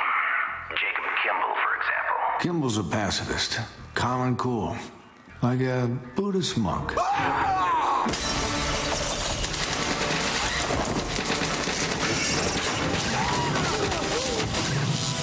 And Naya Devereaux. She's been accused of breaking protocol on more than one occasion. Huh, really? I've never seen her break protocol.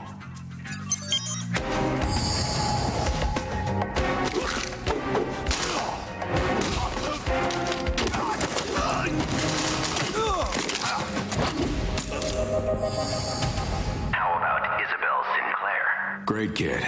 Absolutely surgical in the field. Then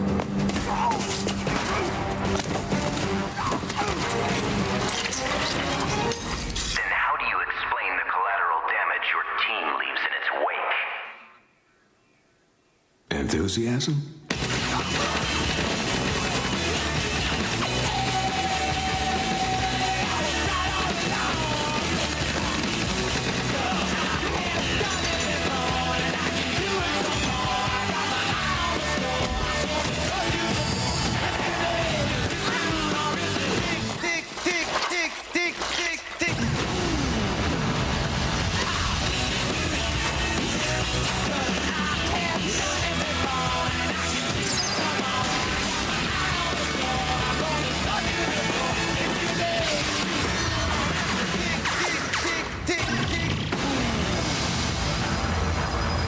You guys serve breakfast? Okay. Unexpected. That's what I was like. It is so beautiful to see some new IP. Yeah, original IP. It's okay to take a chance, and especially when you're Insomniac. Yeah. I mean, what an incredible developer. What did you think of Overstrike? I am so excited. First of all, there's 2 female characters, which is something that I can really get behind. Yeah. And now I have to pick which one I'm going to play. You squeed when I think it was Isabel came on Yeah. the screen and used her little goo gun against the guy on the wall. You went, okay, that's the one I'm playing. You were like, done. It was like you called dibs so fast. She's mine, I'm sorry. So it's kind of like this weird high-tech spy thriller. I like that it doesn't take itself seriously because Right. that sinks games so fast. Absolutely. You forgive so many sins if they just enjoy them, if you're enjoying themselves. And I like that each character, obviously distinct abilities, but distinct personality. Like it was my first time seeing those characters, and Yeah. immediately you got a sense for exactly who they were and what kind of trouble they were going to be causing. Right. What do you think about the animation and the style of the graphics themselves? It is an interesting sort of non-realistic but realistic style at the same Right. time. At first I was a little, the main guy looked a little bit like Captain Quark with the big chin. It made me a little suspect, but then, I get behind what they're doing. Yeah, and I like that. I like seeing the interplay within the characters as well, between them all. Like, I could see that being just an amazing 4-player co-op experience. Right, and part of the thing is like Ratchet and Clank has always been incredibly well written, and Resistance is well written, but takes itself really seriously. So it'll be interesting to see that writing kind of in a different forum. Right, and I should just confirm the co-op thing right there. I don't think it's been confirmed yet. I'm just saying if it doesn't happen, I'm going to cry. Those characters look amazing. I want them to play together. I think they're going to play together. Good. I think that because of course they did like all that co-op and Resistance. I mean, they've worked on co-op. They're doing co-op in All for One. So I would be shocked and appalled. Well, I'm going to troll if it didn't Craigslist for happen. some friends, and hopefully I can get a squad together. But before Good we luck go, with that. everybody, thank you. Yeah. Spotlight. We're going to go to Spotlight Ubisoft. But before we go there, let's get caught up on some of the big announcements. I think one of the games that we showed off here today, which, again, the trailer for the game had us all either in tears or pre-ordering right away, was Dead Island. It was like this news that dropped. Like, everyone was like, have you seen it? And, you know, when I heard that we're going to be demoing multiplayer, I thought, okay, so let's start a lobby, we'll do some matchmaking, and then we'll fight wave after wave of zombies. Not the case at all. Like with this one, it's drop in, drop out. Your single-player experience directly translates to the multiplayer, which is exactly how it should be. Well, and also, it's interesting that they're working on ways that somebody who low-level can play with somebody high-level. That's always a problem. Yeah. Because you're like, oh, well, everyone's level 14, but I'm just starting out, so I'm not going to play with them, and it just becomes too hard. You're absolutely right, and unfortunately, it's something I didn't get to touch on during our discussion. I got to chat afterwards during the commercial break. He said that if you're playing a game, you're level 17, I hop in, I'm level 3, it doesn't matter. We can team up, do the same missions, experience will be shared proportionally, and that's all you need. All right, by the way, if you want to see the full Microsoft Modern Warfare 3 walkthrough in high def, just go to g4tv.com, and we're just getting started with our live coverage of E3. There is a place where heroes are put to the test and legends are made. A portal to uncharted worlds, apocalyptic war zones, and galaxies far, far away.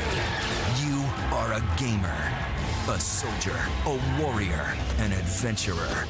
No challenge is too daunting. No enemy is too tough. You want to take it to the next level, and we'll get you there. We're putting you in the driver's seat for the most explosive event in gaming. This is the place where anything can happen. This is E3, and G4 has your ticket inside. Yes! Welcome back! The biggest video game event of the year has finally arrived, and we've got it covered like no one else. Nothing will stand in the way. You'll get all of the breaking news as it happens, the shocking announcements, in-depth interviews with the industry's boldest visionaries, and exclusive hands-on demos of the show's most talked about games. Cancel those dinner plans, call in sick from work, and clear your schedule. This is E3, and you don't want to miss a second of it. Gamers, your time has come. G4's live coverage of E3 11 begins right now.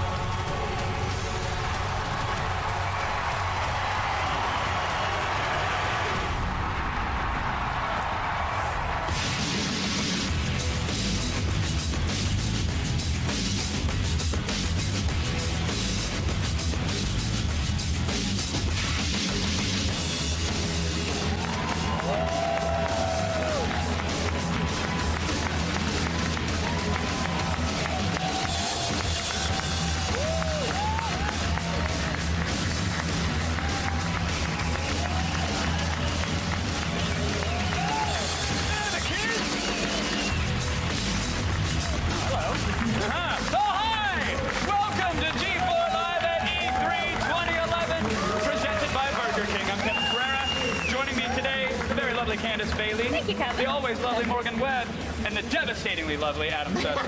Oh, you're such a wild. Beautiful. We are coming to you live from the Los Angeles Convention Center, and believe it or not, we have 5 hours of coverage today. 5! Yes. It's like a marathon, so expect someone to vomit or faint or something. Or both. G4 is the exclusive broadcast partner of E3, and this is the only place you'll see live coverage from the show floor. All day long, we'll have live demos of the show's biggest games right here on our stage.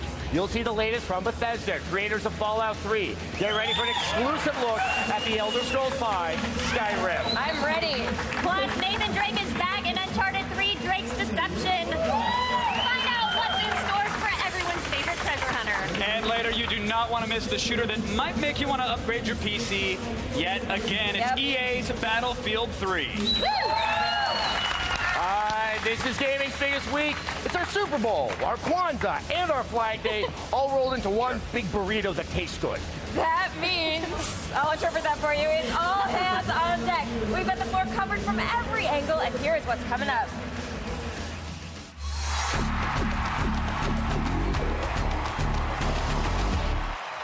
I am live on the floor at E3, checking out all the cool stuff, including this game, Space Marine, a 25-foot drop pod, which brings down this bad boy, protected by missiles to take on aliens. It's the kind of stuff I love, and we'll be bringing you more live from the floor of E3. It's a perfect world here at E3 when you can hang out with a warrior princess and a snake babe. I am so glad I didn't wear that today. So close to wearing that. Thank God for backup dresses. Hey you guys, I'm here at the Nintendo booth and it is craziness. There has been so much Nintendo news today and we've got all that and so much more, so don't move. This place is crazy. And later in the show, we're going to hear from Sarah Underwood and Blair Herter as well. I'm Kristen Adams, and today I'll be here at the Twitter wall, so just call me Kristen #Adams, okay? We're going to be doing two things, reading your tweets and giving away a ton of prizes like game systems and GameFly subscriptions. So if you want a shot at winning an Xbox 360, PlayStation 3, Nintendo 3DS, or a year's worth of gaming rentals, it's easy. All you have to do is just tweet about E3 and tell us what you think. Use the hashtag E3 on G4 to end up on our Twitter wall and have a chance to win. All right, right now let's send it back over to Kevin and Morgan. All right, believe it or not, it's been almost 5 years since the last Legend of Zelda game. Yes. And don't say anything about the DS games. I don't think those count. I'm sorry. I knew I was going to have to qualify because someone was already tweeting, wait a minute, I'm playing one right now. You're just going to have to wait a little bit longer for the new installment, but we can give you an early look today. All right, let's go hands-on with Skyward Sword. Yay!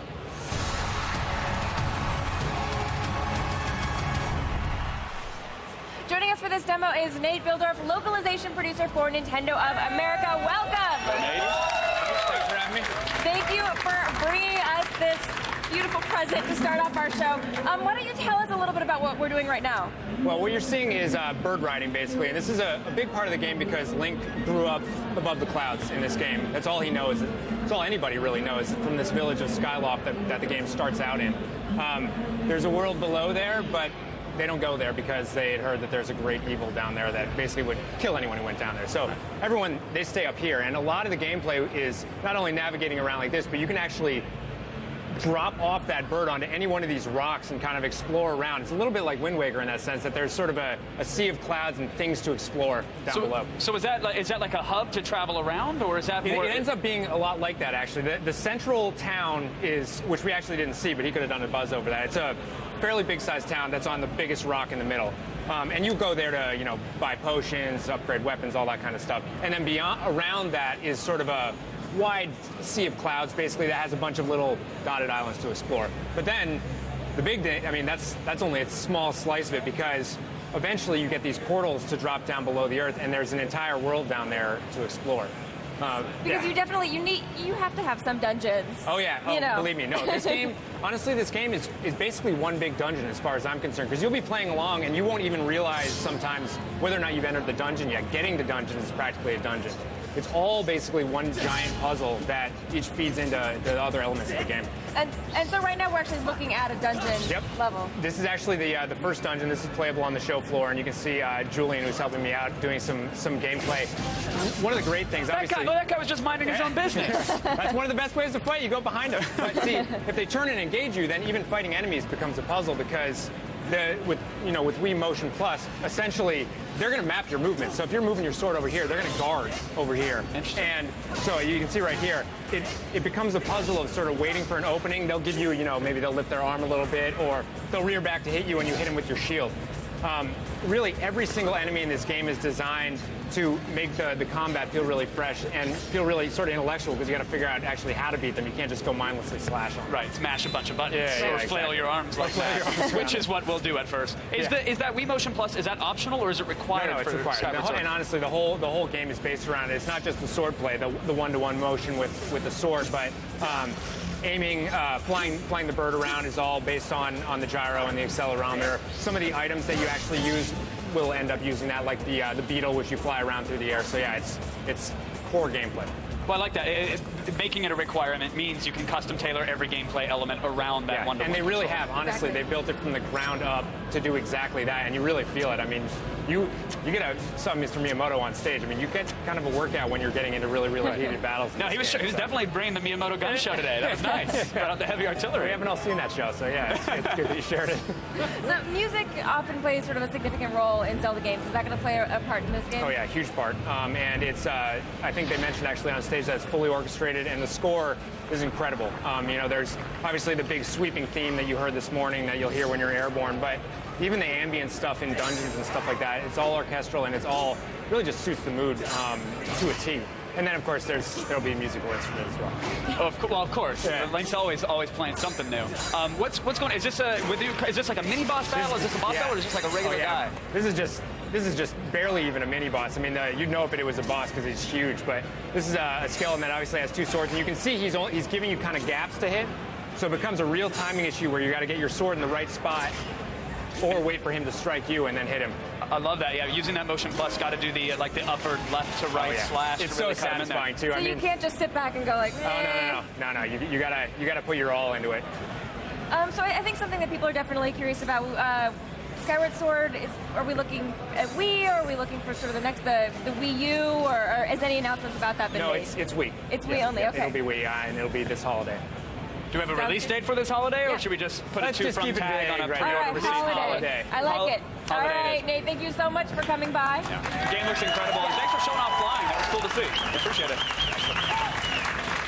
All right, don't go anywhere. Our live coverage of E3 literally just started. It hasn't even been 15 minutes or so. Nope. Coming up, Irrational's Ken Levine comes by the stage with one of the show's most talked about games. He'll give us the latest on BioShock Infinite. But first, we need to address the large man. It might be coming onto our stage. Is the large man on our stage? Hey! Ladies and Monster! What is going on? Oh my God! I'm sorry. I can't believe you're still dressed the same as when we ran that little city called Rome. I know. Have you talked to Patty lately? What about the gladiators? Have you seen any of the gladiators? You know each other? What about the slaves? Go way back. Like how far back? We used to rule a city called Rome in another life. You didn't know that? But you're like Oh, please. Adam Mania is getting all flustered. I can't believe He it. is. I'm so glad you keep in touch with Patty. Well, Patty's cool. Yeah. You know, she's still hanging out in the city, you know, taking care of business and I everything. mean, we're loving the little reunion here. I hate to interrupt this, but why? Oh, yeah, what are you doing here? Well, we have Hulk Hogan's main event. And even you, that almost have a Hulk Hogan haircut, can become a wrestler, the greatest wrestler of all time, because yeah, with Majesto and Hulk Hogan's main event, you get to pick all the moves. You can't sit on the couch anymore just twiddling your thumbs. You have to jump in the middle of the action. You know, you have to get in front of Connect, and you have this little crazy area where you get to punch and kick and act out, and you can vicariously now be a real wrestler. Instead of watching Hulk Hogan wrestle every week, now you can be the main event, brother. All right, I'll have to put pillows over all the furniture. Well, you know, and you know, that's okay. You don't need to worry about that. But, you know, it's all about entertaining the audience, too. So the very moment you leave the dressing room, I mean, you got to act like, you know, you're on stage. So, I mean, you got to practice your moves and get the audience with you. And then if you get in a bad spot, we've got some steel chairs and some brass knuckles. And well, Hulk, so fun. A man of your dimensions implores me to check the game out. Thank you so much for coming by. Hey guys, we'll be right back. Thank you. G4's live coverage of E3 2011 is brought to you by Burger King, home of the Whopper.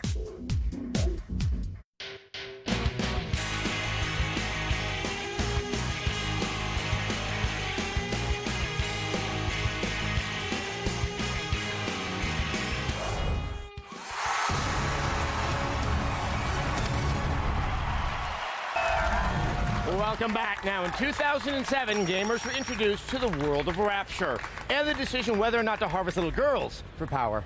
Totally did.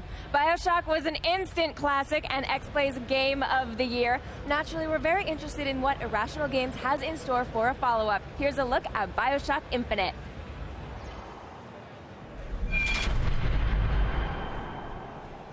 Elizabeth, Promise me. I will stop him. That is an oath you cannot keep. But promise me that if it comes to it, you will not let him take me back.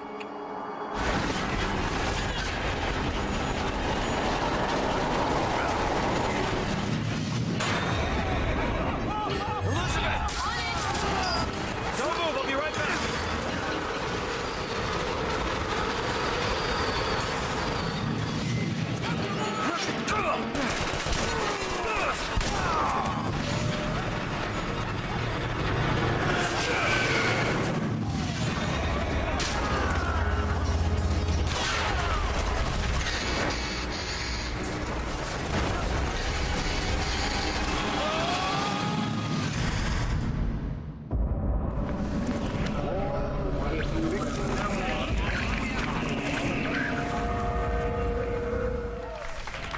us now the creative director of Irrational Games, Ken Levine. Ken, so good to see you. Thank you for being here. Thanks for having me. In games, comic books, we talk about this term of universe, and people have already used the term the Bioshock universe. But this isn't a true prequel nor a sequel, but it somehow does fit inside. Please explain. Well, when we started on it, I think our mission was we didn't want to just sort of make one of those sequels that it's like, okay, you give, 5 new weapons, a couple of new levels. We really wanted the opportunity just to reimagine the whole thing. Because I think what was so powerful about the first Bioshock was this amazing new world that you never experienced before. And so that gave us a ton of freedom. It's also scary as hell because we already had all this stuff and we just had to kind of push that aside, but we kept the core things for me about Bioshock are the feeling of that power of having a weapon in one hand and these other powers in the other hand, and exploring this really incredibly detailed world that's sort of set in a period of time, a real period of time, but an exaggerated version of that period of time. And so those things are really core, but we really wanted to just push out and experiment with new things. Now, you brought something with you in this mystery box next to you, and this actually relates to the Skyline and how you interact with it. Yeah, we have this great weapon called the Skyhook, which is both the tool you use to attach to the Skyline, but also a weapon, your melee weapon in the game. And we got so excited, we were working with NECA on some action figure ideas and stuff, and we said, well, what if we could make a real life version of this and for fans that they could actually get. Oh, really? Yeah, and actually we're going to give this one away in a contest on our webpage. May we take a look at it? You may. Yeah, see, so I thought it was just a weapon you had around the office to kind of motivate people. Oh, that's That's good. I have a series of the diabolic devices. So it's a Skyhook thing, and you open it up. Let's see if I know how to open it. And here we go. Wow. And this is just a prototype version, but what Booker does is he puts it in his arm here, and it's a melee weapon, so it's got this kind of brass knuckle thing here, and these are the things that extend when you're jumping through the air. This starts spinning, and you actually see it in the game and grabs onto the Skyline for you. But it's also, if somebody gets in your face, this extends out and can hit them with it. So now we're going to be able to really travel around the world using the Skyline system. Yes. What's great about the Skyline system, and you definitely see in the demo, and we're going to actually have a video coming out next week where I really talk about it in depth, but it's like this roller coaster on top of another roller coaster on top of another roller coaster. It's a system that you can see that they use for freight in the world, to move freight around, but everybody, once the war broke out, started using him to get around, like the way the tunnels are used during the Blitz in World War II.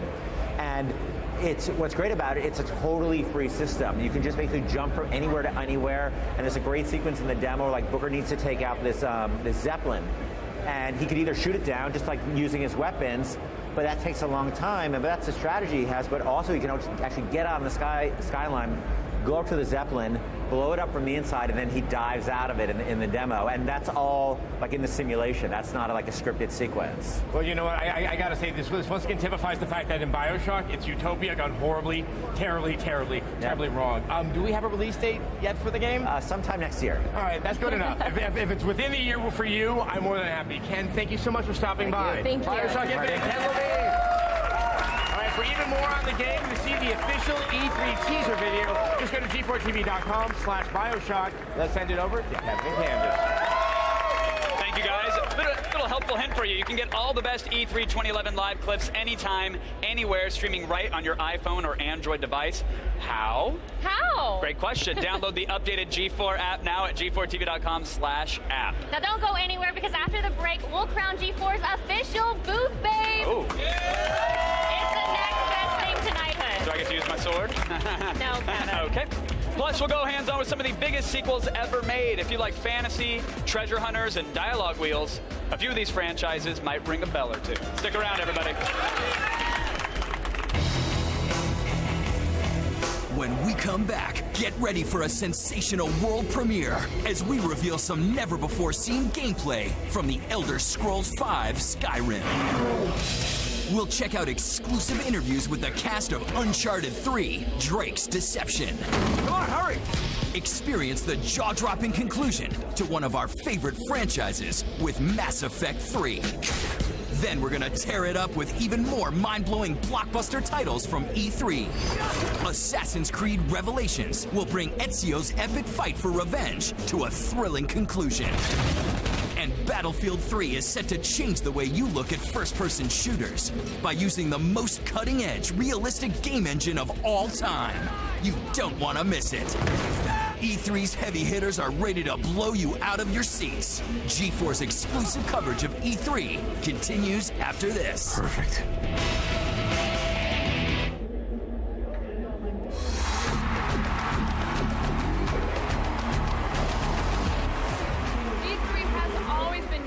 Swag, things like keychains, t-shirts, plushie dolls that you're never going to use. But here at Sony, they're giving us some virtual swag that you can upload to your social sites and embarrass the crap out of your parents. Where's the nearest phone booth?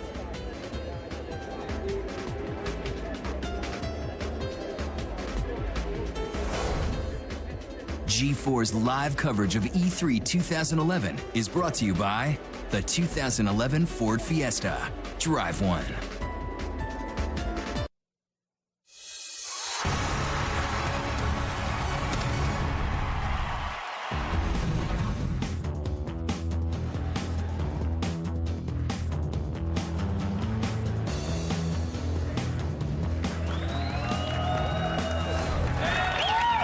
Welcome back to G4 Live at E3 2011. Now, all this week, we're bringing you the biggest games, and the new Elder Scrolls is the definition of big. I'm so excited! Skyrim gives players over 16 miles of land to cover. There's danger around every corner. You know, like huge freaking dragons. Scary dragons. Let's get an exclusive look at the game.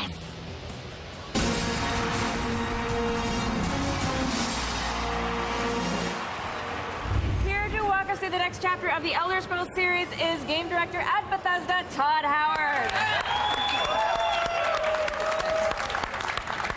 I don't even actually know where to start because I have so many questions, but it's that big a game. Maybe we should start with just finding out what you brought us today. We're giving your audience a big sneak peek. We have a 30-minute demo we're showing in private here at E3, but we're going to give you guys a really, really big chunk of it. This is Skyrim running on the 360. We have a brand new engine we've written for the game, all new graphics, all new gameplay. We just try to make a big, crazy role-playing game with as much stuff as possible in it, just overwhelm you with detail. I mean, obviously, I would not have thought the 360 when I first looked at it, but I'll take your word at it, Todd. I mean, what have you done that's less apparent with the graphics engine and the way that you presented the game? It's, you know, for us, all the little things that you're seeing here, like plants, micro detail, big epic things like mountains. You can walk to the top of that mountain. So we really deal with levels of detail, streaming that in. We have to draw everything. We can't hide it. You know, being able to look at all these plants, pick up the flowers. We're really big into just suspending your disbelief that you are in this world. You can play in third person as well. So we have a new animation system which looks great. A lot of people like to do this, something we spend a lot of time on as well. I mean, are you guys just a little bit crazy when it comes to putting those flowers all on the ground? We are crazy. We have a really big team of amazing people at Bethesda, the group that did Morrowind, Oblivion, then Fallout 3. And after Fallout 3, we jumped on this, and we just wanted to make, you know, hey, let's throw the stone as far as we can. And so you have a sort of a new AI system as well. We do. We have this new system called Radiant Story that makes the game dynamic for you. What we're showing here is you can swing. Your right trigger does your right hand, the left trigger does your left hand. You can hotkey items. So I'm putting a healing spell in my left hand. So you are who you play. You want to play like a battle mage, you just do it. You don't have to pick some character in the beginning. You can put that spell in either hand. So right trigger and then left trigger. What's really cool is if you pull both triggers at the same time, you're going to get a bigger, more powerful version of that spell. Up here, this is new. These are called the Guardian Stones. These are standing stones in the game that you'll find, and they help you define your character by kind of having the stars bless you with a special power. You can only have one of these at a time. So this one right here, the Warrior Stone, is going to make all of your warrior skills increase faster. But so this is not something that you pick in the beginning of the game. This is something that happens along the way. No, you find them as you play. These three are kind of the basic ones. You find them very quickly. All right, looks like we have some combat here. We got some wolves here. And as you do things, you know, using your sword, using your shield, you're just going to get better at those things automatically. Your skills are going to go up, and then every skill you increase is going to make you push more toward leveling. This is cool. First time we're showing it the game's interface. So it has 4 different sections, and you can look at all of the items, and we have thousands of these things. And what's really cool is they're all 3D. You can look at them, zoom them around. see like what kind of culture made these, and our artists just went to town. I mean, literally thousands of objects, right down to these elven helmets, the food you pull off creatures, porker meat here, there's salmon, and you can cook those things and they become better. Just the level of detail that we go to it astounds even me. I mean, I like the fact that we're teaching kids if you cook your salmon, it will, on the whole, it's taste better for you, yes. And this is the skills menu. So you look to the stars, and it's like you have this custom constellation for how you've been playing the game. And what's really cool is when you level up, you get to pick a perk. So each of these is actually a perk tree as well. And then as you play, it's drawing this constellation for you. So just looking at your perks is a lot of fun. And then the map here, it really shows what the engine can do. We're just pulling the camera back, and there's the world. Wow. Back to sort of the classes that we saw there, you have taken a new approach with the leveling system where you're not kind of setting yourself on your path before you've started playing the game. Right, you just play, and then you get better at certain things. Then when you level up, the perks let you define your character even more. This is one of the first towns you come to, Riverwood, and here you're going to see some of the dialogue here. And it looks like that when you're conversing, if you played Fallout, if you played Elder Scrolls 4, camera zooms in, you're kind of looking at the townspeople. It's all real time. It's kind of just a trim thing for us now, not to take you out of the game. And you'll see people having jobs. You can do all these things as well. So now I can pick up a job too. If I think, hey, blacksmithing looks awesome, I can. You can do it. Smithing is a skill. You can improve your weapons. We have a working economy that you can either do. You can actually sabotage this wood mill if you want. And so am I going to be able to participate in that economy? Slightly. It's kind of, you know, it's a light touch, I would say. Right. We have horses as well. Now, that horse doesn't have any armor right now. It doesn't. Insert all the jokes you want. We'll sell it later for exorbitant sums. Yeah. So horses are a great way to get around the world faster. Yeah. We're riding up into the mountains here, and you're going to see the weather change dynamically. Yeah, obviously with all this free roaming, sort of, there's always been that ebb and flow from Morrowind to Oblivion of, you know, do you allow the enemies to sort of level up with you, or can you inadvertently wander to an area where you have very high-level enemies? How have you dealt with that? It's something we've done differently each time. This works very much like Fallout 3 in that there are harder areas, there are easier areas. We do randomize it a bit to keep it interesting based on your level. Here you're going to see the biggest mountain in Skyrim, the throat of the world. And at the top of this live the Greybeards. They're masters of the voice, and that's one of the powers you learn. This is one of our dungeons, Bleak Falls Barrow. It's one of our over 150 dungeons in the game. And here, the ancient Nords used to worship dragons, and they're long lost to the Elder Scrolls, but as you guys know, they're back in this game. And these dungeons are hand-drawn? Yep, they're all handcrafted. The whole world is handcrafted. You put 150 handcrafted dungeons in? We spent a long time. Yeah, here you see a dragon coming in. They're unscripted. You know, we don't know what they're going to do. Right. So they're great. You know, they came out way better than we thought they would. And so, you know, we were very conservative initially in our design, and now we use them everywhere. We just let them free roam and let them cause havoc. Well, I gotta say, looking at that dragon, I don't think it sounds like Sean Connery. Todd, you have to stay right there because we need to see more Skyrim. So there's no choice here. That's me in just a few minutes. But first, let's check in with Tweet Master Kristen Adams, who's at our Twitter wall. Thank you. I love that I'm already the Tweet Master when I just signed up for Twitter 3 months ago. That's pretty cool. I'm already a Tweet Master. I like it. I'm hanging out in front of the Twitter wall here. Let me tell you a little bit about what we have going on here. We have a tweet counter. We're trying to hit 4 million today, so come on, keep tweeting. Help us out. We're hanging right around 1,000 tweets per minute. And of course, our popular E3 topics here, the top 5. I just want to highlight some tweets here. We got Cheesy Bones saying the environment detail in BioShock Infinite is fantastic. It's bright and really eye-catching. You just forgot to add like Kevin Pereira. Add that next time. And then Eric I Am says, E3 on G4 has officially taken over my Twitter feed, as if watching it wasn't enough for you guys. You're right, Eric, I am. We want to take over Twitterverse too. So keep tweeting. Remember, hashtag E3 on G4. And don't forget, we're giving away free gaming consoles every hour. So let us know what you think of E3 by tweeting with the hashtag, once again, E3 on G4 for a chance to win. Now let's send it over to Sarah for a very special announcement. That is right. After weeks of sifting through a ton of applicants, the moment of Booth Babe Truth has finally arrived. Without further ado, ladies and gentlemen, G4's E3 Booth Babe search winner for 2011 is VFam!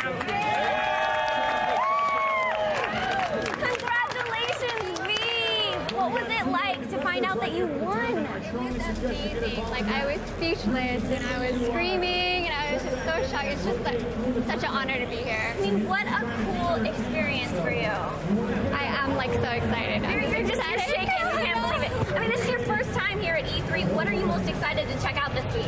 I was definitely excited for the new console from Nintendo. I mean, new console means new games and just new fun. But I definitely wanted to see Diablo 3, but it's not here, so I'm going to have to keep waiting. Well, do you want to go out to the floor and check it out? Of course. All right, girl, let's do it. All right, well, V takes her victory lap. Let's go over to Candace. Thanks, Sarah.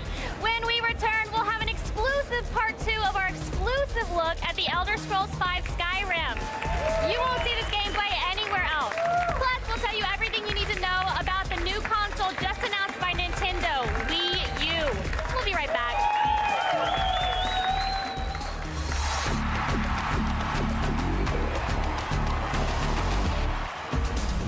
There are so many things here on the floor of E3 to grab your attention, Saints Row the Third being among them. And this thing right here allows you to kind of step outside yourself and be different and check out the full customization features in this huge open world crime epic, which I cannot wait to play when it comes out.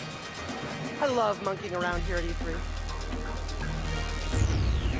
G4's live coverage of E3 2011 is brought to you by Hanes. Look great, feel great in a Hanes undershirt with the lay flat collar.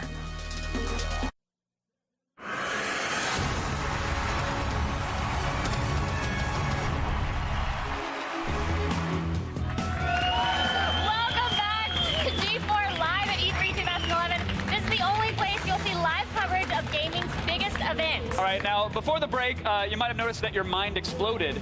We had an exclusive look at the Elder Scrolls V Skyrim. The game is so big, it's so complex.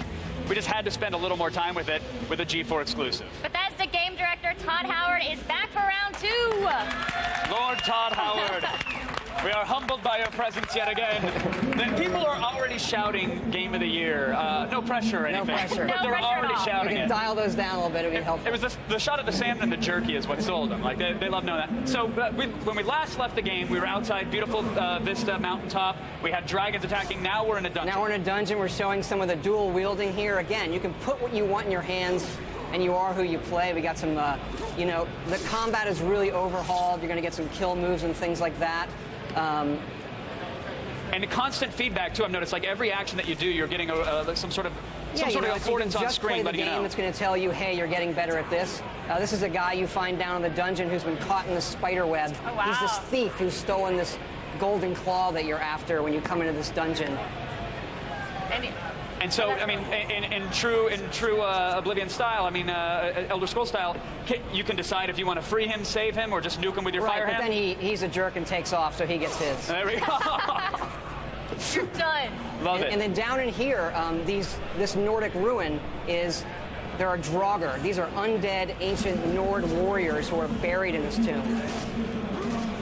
And upcoming, you're going to see me use one of the shout powers. So you use the dragon language and shout, and you're going to do this a lot throughout the game. That's cool. And so now you learn the words, but then you have to kind of unlock the power of the word. You do unlock them by absorbing dragon souls, and there is some of that coming up. Okay. Okay, let's talk dragons for a minute. Your character is a dragonborn. What does that entail? That means you're born with the soul of a dragon. That shout you just saw is called Whirlwind Sprint. It allows you to sprint very quickly through dangerous areas. And upcoming here, we're going to show another shout, which is Slow Time. Oh, wow. All right, so we're fighting this guy here. You can dual wield the spells. I love that. And there we go. Oh, jeez. Wow. And is that, if you use the same spell on each hand, you can use them both at the same time. If you pull both triggers, you're going to power that up. You can put staves as well. So we have magical staves. You can have 2 staves if you want, put it in either hand. And it's really nice to light certain areas. And we do use water to kind of guide you through dungeons at times. So that's a navigational cue then? Follow the. We just use it as a visual element sometimes because the dungeons can get complicated. Right. little hint. Beautiful lighting effects, by the way. Yeah, I mean, it's absolutely a Our gorgeous artists game. really have done And a tremendous job. How quickly can you assign? I mean, we saw a menu pop up earlier, but say if I want to change on the fly, okay, I don't want the axe anymore. I want to switch it to another weapon. You favorite things, just like you would a web page. You can bookmark items, and then you can use your D-pad to access those quickly. And what you're seeing here is one of our word walls. This is where you learn the dragon language. So you'll kind of take the knowledge from it and then learn this word, and then when you kill dragons, you decide which words you want to unlock and then use those as shouts. And each shout has 3 levels. And it's the longer you hold the button, the more words you say. Oh, wow. Here's a dragon priest. They're kind of a high-level boss. And will killing him, will we be able to take his soul then and unlock that shout? Or? He's not a dragon, so I don't absorb his soul. Okay. But this is, he's a high-level boss. You're going to get better treasure by defeating him. This is incredible. I'm in awe watching these battles already. So good. So there's no mini mart that we can hop to and just purchase dragon souls in bulk. We can't get a satchel dragon souls. This spell here is called Clairvoyance. So if you get that, it'll actually draw a path to your current objective, because our dungeons can get complicated sometimes. So it's a nice way of guiding the player. And with those shouts, you said that there's 3 levels. Does that mean we have to use like 3 souls to unlock those levels, or we just hold it and then it powers up those You'd levels? have to have collected 3 souls to get all 3 levels. Is that why this game has over 3 trillion hours of gameplay? Is that? We don't know. We have lots of people, hours? good tools. We spend a lot of time, and the games they end up big. We want to cram it with stuff. Like, here's the tundra. This is this big, wide-open grassland in the middle of Skyrim. And not all the creatures are going to attack you on sight. So you have these mammoths who wander the tundra with giants. You see one of our big cities in the distance, Whiterun. Gorgeous. And you can kind of, walk amongst them if you want, unless you, cause trouble. Now, are these guys on a pre-programmed path, or are they random as well? Are they just roaming the side? Some of them are random. Okay. Some of them will set in areas and say, okay, you kind of wander this, and we'll tell them to go hunt or things like that, and they just, they do their thing. Now they're walking right next to you, but then if you turn on them, will they try to attack you? Yeah, I kind of was messing around, so I fight them, and then they're going to fight back. You're going to see me use another shout, which is fire breath. So the fire the dragons breathe, you can learn that as well. Really? Now, there is one of those dragons that we're talking about. Yeah, he's back. He just had a field day. There was some ragdoll physics there. Yeah, what just happened? Did he pick him up? They can randomly pick up guys. We just give them a lot of behaviors, and then they do their thing. They can pick up guys, do bombing runs. So that's all real time. That's all procedural. This dragon is acting according to. Correct. So what are some of those attributes? Do you tell them how hungry they are for villagers, or how much fire they need to breathe per day? Or? We give them the same stats a lot of our creatures have, and we just give them behaviors. And the AI works. They'll decide in the situation. What is the landscape? Can I fly around more? Do I need to land? Do I need to stomp around? Should I pick this thing up? And here we're going to absorb the soul of the dragon. All right, so we just defeated the dragon. And then that's going to allow me to unlock other shouts. And here comes another one. So there can't have multiple dragons at once. You can't?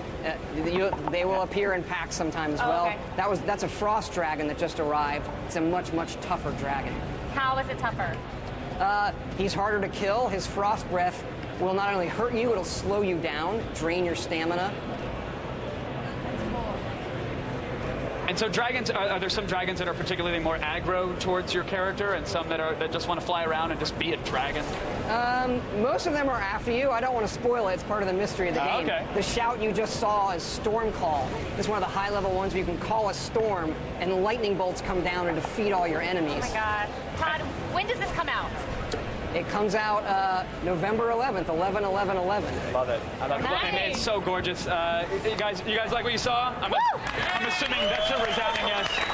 I know that was part of a behind closed doors demo, and so again, we can't thank you enough for bringing it on. That Thanks for means the world having me. to It's us. great. We're really excited. Thanks, X-Play. That looks so good. That is Skyrim, folks. Todd Howard. Right now, we're going to send it over to the very chatty Adam Sessler, who's looking out for dragons, I think.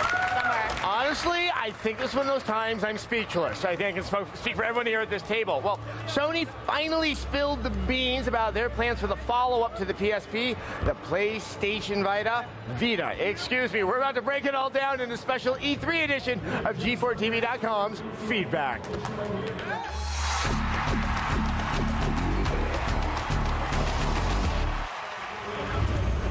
All right, right, joining me, you should know her, Morgan Webb. How are you doing? I saw you like 5 minutes ago. Yes. And of course, from G4TV.com, the editorial director, Eric Eckstein. Thank you so much for stopping by. So, PlayStation, Vita. This is gonna trouble me all week long. We'd already seen it, but the big one was, when is it coming out? How much is it going to be? What was your take on that? I feel like people were more accepting of the price than I would have expected. Really? I feel like $250 is a lot for a handheld in a market when people are trying to spend that much on a cell phone. Cell phones are a lot more expensive, so they don't have as much disposable income. I found the price a little bit high, but maybe you disagree. I thought it was actually really well priced for $249 for the Wi-Fi version, $299 for the 3G version.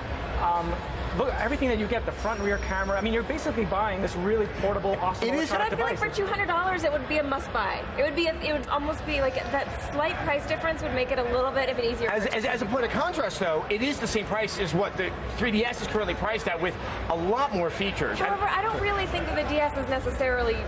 The 3DS is doing very well right now. Well, the 3DS is incomparable with the types of games that it can play for the Vita. If you look at what the Vita lineup is, Uncharted looks phenomenal.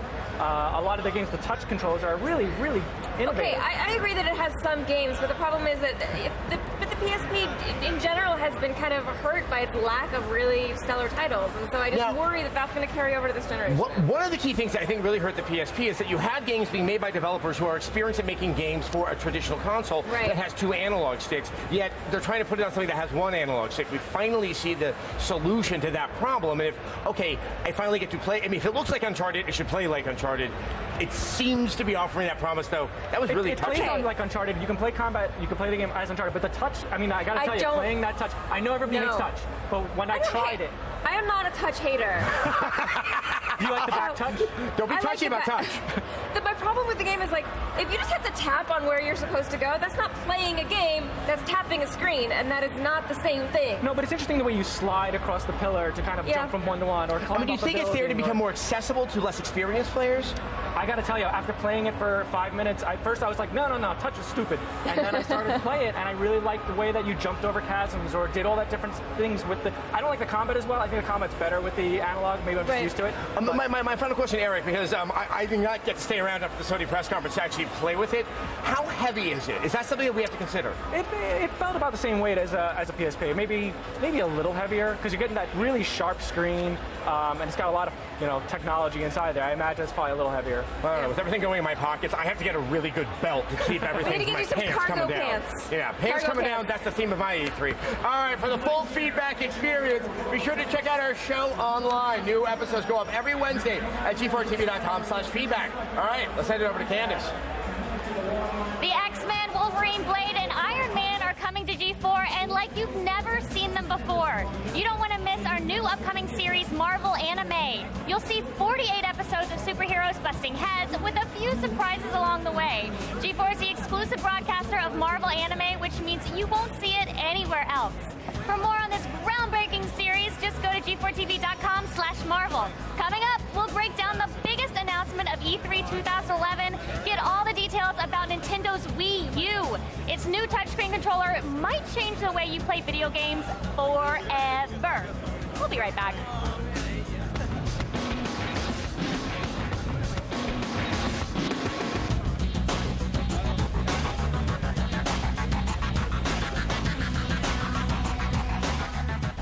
G4's live coverage of E3 2011 is brought to you by Marvel Anime, the legendary name, the epic superheroes. Coming in July, only on G4.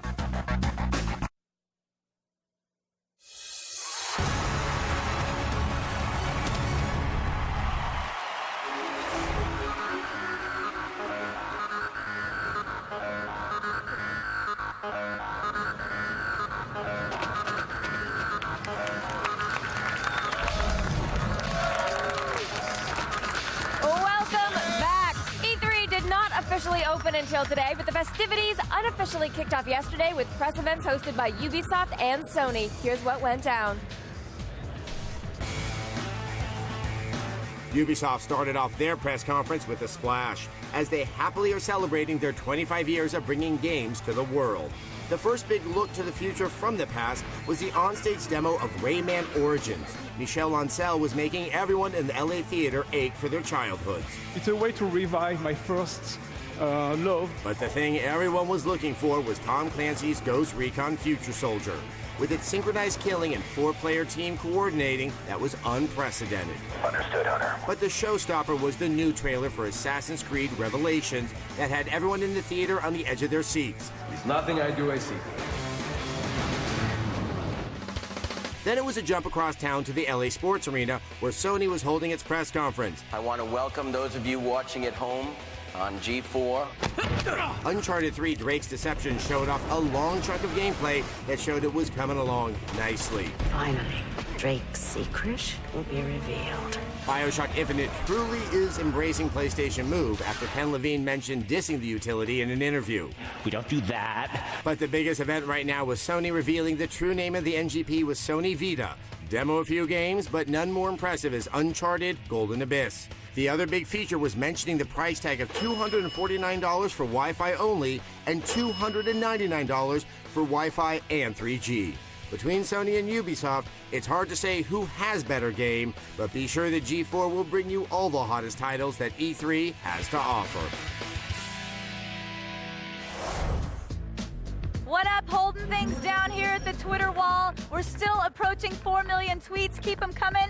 Our top 5 E3 tweeted topics. Number 1, hashtag E3, Xbox 360, PlayStation 3, Nintendo, followed in 5th place by Wii. Those have been pretty much staying the same. I feel like I'm the weather girl of the Twitterverse. I just need a clicker to change things and bring things around. All right, I want to point out a couple of tweets here. Let's go with Night Arms X75. Yes, Elder Scrolls 5, Skyrim on hashtag E3 on G4. This game looks so insane for all of us hardcore RPGers. I would like to say 11, 11, 11 now, please. And just for that, Night Arms X75, you just won a PlayStation 3. Yay! Woo-hoo! We're giving away a console every hour. Just use the hashtag E3 on G4 for a chance to win. For complete rules, go to g4tv.com/win. Right now, back to Morgan. All right, we have got more from E3 2011 on the way, including a hands-on look at The Darkness 2. Find out why running the Mafia while having supernatural powers isn't as easy as you'd think. We'll be right back.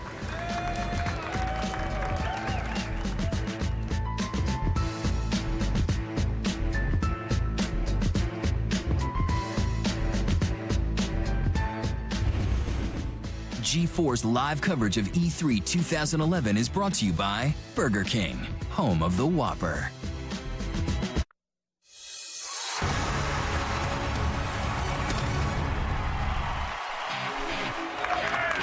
Welcome back to G4 Live at E3 2011. We're the official broadcast partner of E3, which means we've got live coverage right on the floor all day long. All day long. In the next hour, we've got some of the show's biggest games, including the remake of a classic shooter, Halo Combat Evolved Anniversary for the Xbox 360. Plus, we'll talk vast deserts, lost cities, and snappy one-liners in our 2-part demo of Uncharted 3 Drake's Deception. Woo! And later, Sarah Underwood will show off our official G4 booth babe, the ropes, and what it means to wear the crown. It's a really good fit. That's what I've been told. But first, let's send it over to Kevin and fresh from the floor, Blair Herder. Fresh. That's one adjective. I gotta be honest though, you looked pretty nice in the booth babe outfit. Well, yeah. What? And I appreciate you letting me wear your clothes today. Of course, you're welcome. Very much, yes. So what did you think of Nintendo's morning show, first and foremost? That's where you were, and no? You know, I really wish we were doing this show a week from now so I can get my thoughts together on it. Right. I gotta say, just initial impressions, I think because my expectations were so far to the left that I was expecting more of a kind of a home console, and what we saw was a variation of that. It's got a console-y portion to it. So, but I think that I'm going to reserve judgment for 6 months from now because, again, we're not looking to see this for the next year and a half on store shelves. So I'm very interested to see what they have to do with it, or what they're going to do with it in the next 6 months. And if it turns out that simple controller really is a handheld device that can live away from the Wii U system. Yeah, but either way, I got to say, I mean, you got to take the temperature of the crowd. People, all of the fans, are very excited about it. So I think it's going to do well. Like Nintendo, everything they do is going to make a ton of money regardless of what we think about it. All right, well, let's get back to the demos. What do we got? Well, our next demo is the follow-up to the shooter that let you watch To Kill a Mockingbird in-game. No, that was actually entertaining. The Darkness 2 puts you back in the depressed, angsty shoes of mob boss Jackie Estacado. You'd be depressed too if you had like a dead girlfriend and demonic forces bossing you around. I believe. That's true. Let's go hands-on.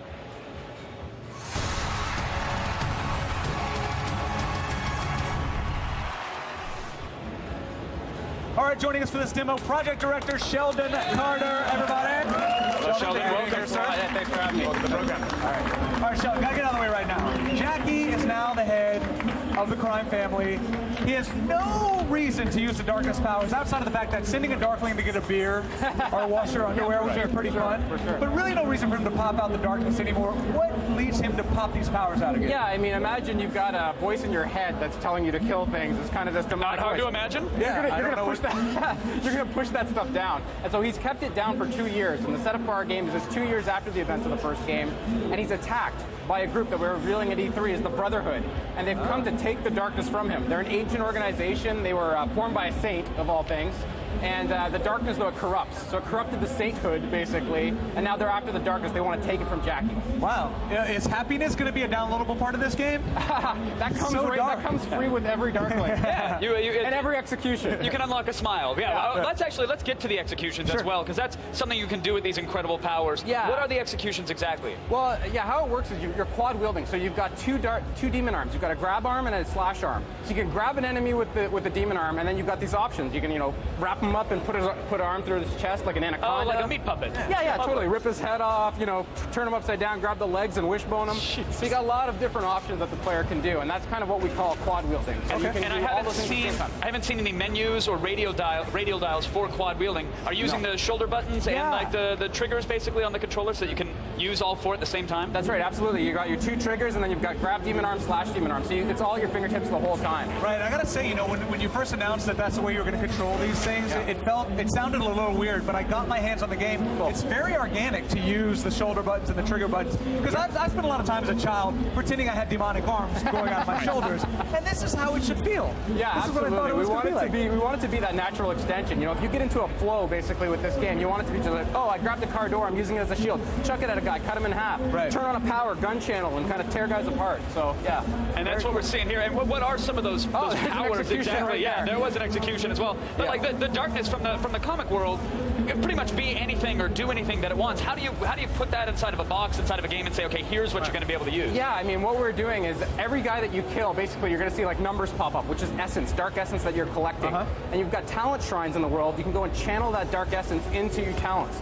So the one that we're showing, for example, at E3, we're showing gun channeling, and it lets you channel the darkness through your guns, giving you unlimited damage and unlimited ammo for a short time. So it basically allows you to hack your game and go into God mode. Yeah, and then what we're going to show you in a second here actually is as you upgrade it, you can actually see through walls and shoot through walls. So the darkness gives you that kind of power to, you basically own encounters. The darkness is the new game genie. That's basically what we've come Put to. that SIG in and yeah. Now let me ask you, why did you go with the cel-shaded look for this one? I mean, I love the look of the original. I love this look as well. I'm just curious, was there a particular reason? Well, yeah. We're huge fans of the comic, right? So we went into the comic books and we're just piling through it and we're seeing these big splashes of color and obviously red being a big one with all the blood. And we thought, how do we make a game that looks like a comic book? How do we make it feel to you when you're playing a game? It's a graphic novel. So what we call the game, we call the art style graphic noir because it's got this high contrast light and it gives you the drama, but also gives you those pops of color that you don't see in other games. Right. And speaking of noir in general, how many lights am I going to have to shoot out in this game? Yeah, we kind of light and dark is a huge element, but it's more with the enemies. So you've got enemies who are throwing flashbangs at you to strip your powers. You have guys, a support Brotherhood, he's got this huge light cannon, and he'll keep it on you. So before you can use your powers, you have to take him out, then you can kill the rest of the guys. I was just going to ask, between 2 demonic tentacle arms and a machine gun and a pistol, how is anybody going to stand a chance at actually killing you? Yeah, you see here, I mean, he's going to turn on gun channeling there, and he can see through the walls. So all these guys hiding in cover, I mean, they're just getting destroyed. Yeah.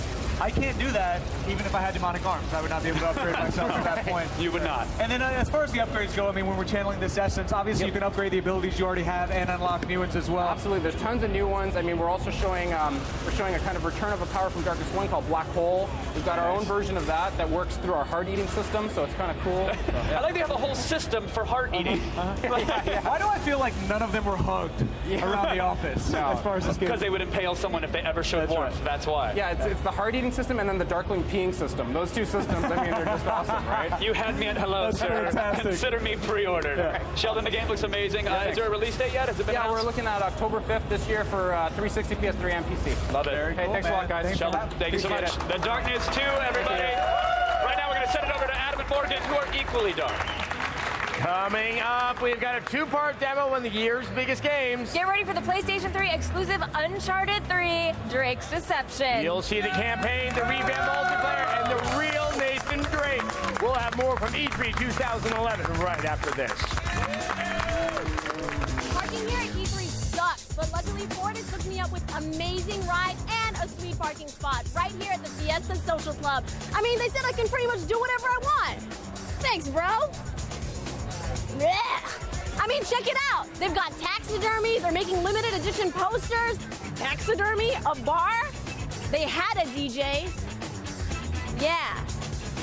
And when I'm done tearing it up here, we're going to be checking out From Dusk. Stay tuned. G4's live coverage of E3 2011 is brought to you by the 2011 Ford Fiesta. For more on the road to E3, visit g4tv.com/road to E3.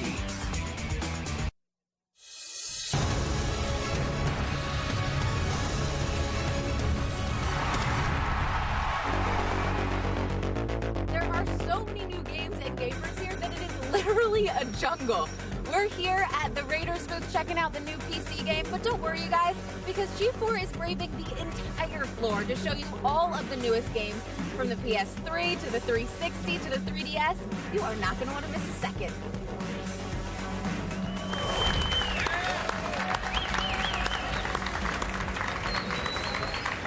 All right, welcome back. I think this day was kind of built for you and me. Yes. So Uncharted 2 was X-Play's resounding 2009 Game of the Year. So one could assume that we're marginally interested in seeing Part 3. Nathan Drake's new adventure does not debut until November, but you can get an early glimpse in this hands-on demo.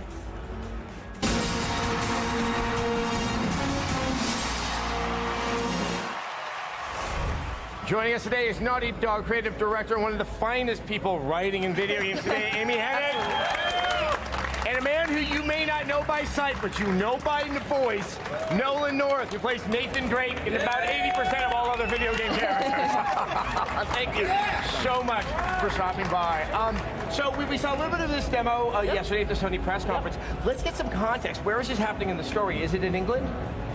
The cruise ship is in England, or is it? I guess not. Well, it could be on the Thames. That's right. Wide part of the Thames. Exactly, very wide point. No, it takes place in the Indian Ocean about halfway through the game. I wouldn't want to give away too much because we don't want to spoil things unnecessarily. Oh, no. People are looking forward to the story. But yeah, it's he's in a desperate situation and things go badly as they always do. No, I think one of the things that really stands out for a lot of people in this demo is the water. Yeah. Can you talk about how that was actually accomplished?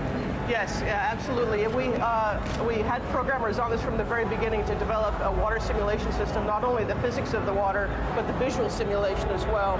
And I mean, we're absolutely crazy about Sunday morning. We said, what are we doing? Because this is actually a full physics simulation of a boat on the ocean with the water actually rolling. We didn't fake anything. We should have. We should have. But yes, we wouldn't have told anybody. We've been working on this. Actually been working on this since before the beginning of Uncharted 1. And you also see that they're on the cruise ship. Like you see the cruise ship itself kind of listing back and forth. I mean, how do you kind of bring that into it? Well, like I said, the cruise ship is literally tipping with physics, and that's why he's actually reacting in real time to it when he's shifting his weight and getting his sea legs. This is all an actual simulation. None of it is faked. I mean, it's obviously reminiscent of the demo for Uncharted 2, where the building is slowly coming down and you can feel it.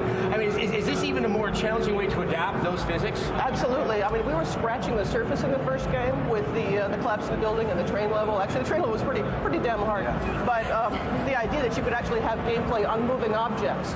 And now we're just sort of blowing that out in Uncharted 3 with the cruise ship being one example, and actually our theatrical demo here on the show floor shows the same thing with a cargo plane that also meets a sort of dire end. Of course, we should just avoid vehicles altogether.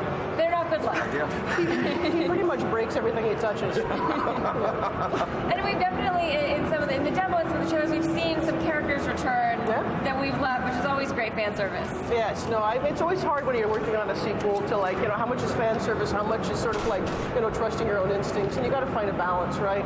But I mean, one of the things I think that we've done so well is to create this cast of characters that is so beloved, and I think the affection for the characters is something that we value so much. It's important for us to bring them back and let fans, you know, go on another adventure with them.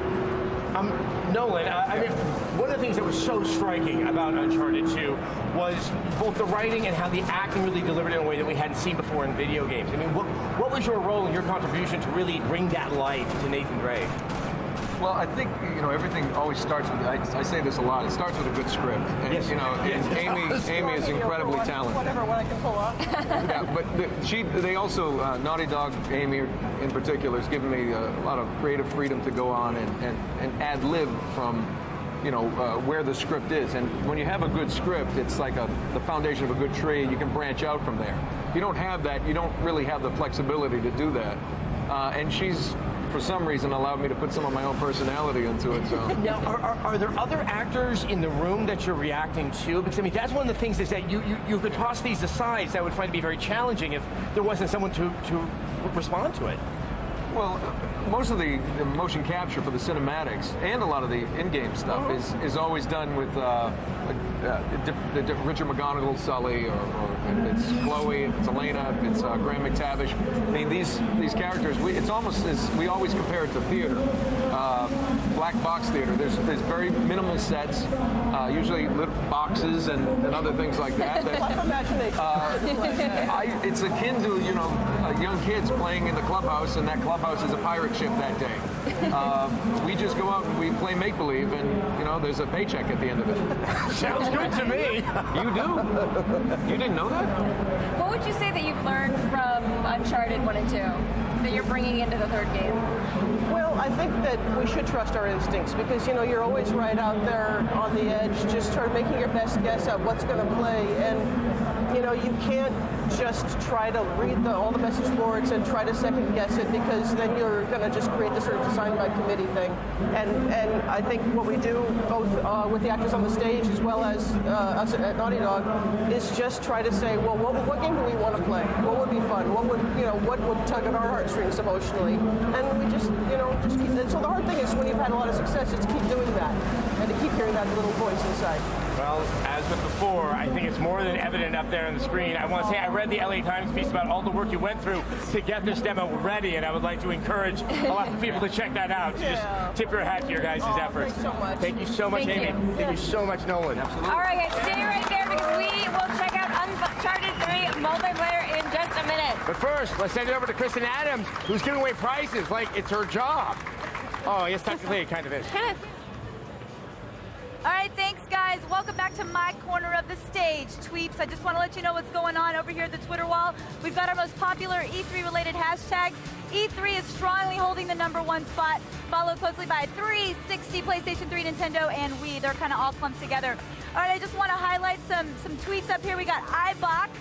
All my nerd love goes to Uncharted 3. Not gonna lie. I'm glad you're not gonna lie. We only want truth here at the Twitter wall. Thank you for that, iBach. And if you want to end up on our Twitter wall, just use the hashtag E3 on G4. Now let's throw it back over to Kevin and Candace. Thanks, Kristen. Thank you. All right, I think we killed enough computer-controlled enemies on this show. Now it's time to take some real people down. All right, let's do it. We're going to go hands-on with Uncharted 3 multiplayer when G4 Live at E3 2011 continues.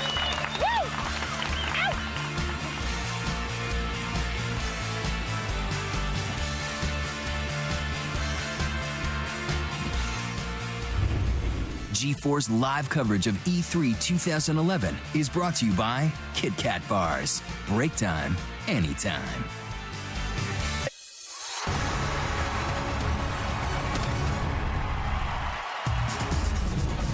Welcome back to G4 Live at E3 2011, the only show that can take you inside the biggest gaming event of the year. If some other show says they're at E3, well, they're little liars. Yeah, we've actually checked. There's nobody else here. It's just no one us. here. And most online multiplayer games, you just have to worry about not getting shot. That's simple enough. Uncharted 3, it's a different story. Yes, you can get yanked off ledges, have the ceiling collapse on you, or fall out of a moving plane. And I'm sure you can drown in 1,000 different ways.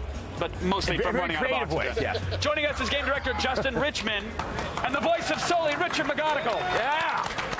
Welcome to the stage, gents. Thank you. Now, I've heard that with Uncharted, the focus was making this the, quote, go-to game for multiplayer on the PS3. That's right. Did you make that statement? Who made that? I believe I have made that statement. You have made that statement. Yes. All right, so how can we back up that statement, Justin? I think the idea is for us is we really wanted to make an experience that takes our single-player action and cinematic set pieces, puts that online in a way that no one's ever seen before. So in one of the levels, you're on trucks driving across the runway trying to get on the cargo plane while you're fighting all the other teams. On the multiplayer On level. the multiplayer. Wow. So, I mean, it sounds like it's an attempt to sort of take that kind of narrative fun that's in the combat and the single-player game and kind of put that into That's multiplayer. right, exactly. So we want to make sure that, we're trying to blend more of that single-player experience into the multiplayer experience. Now, this mode here that we're watching, it's Hunter mode? Hunter mode, that's right. And so this is really cool.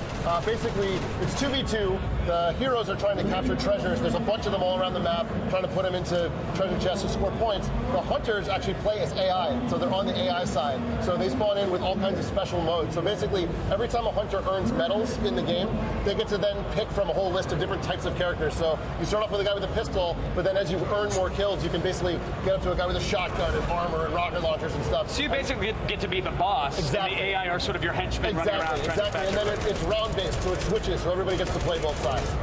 Now, Richard, when you get, by the way, huge fan of your work. It's nice to finally put a face to the voice, good sir.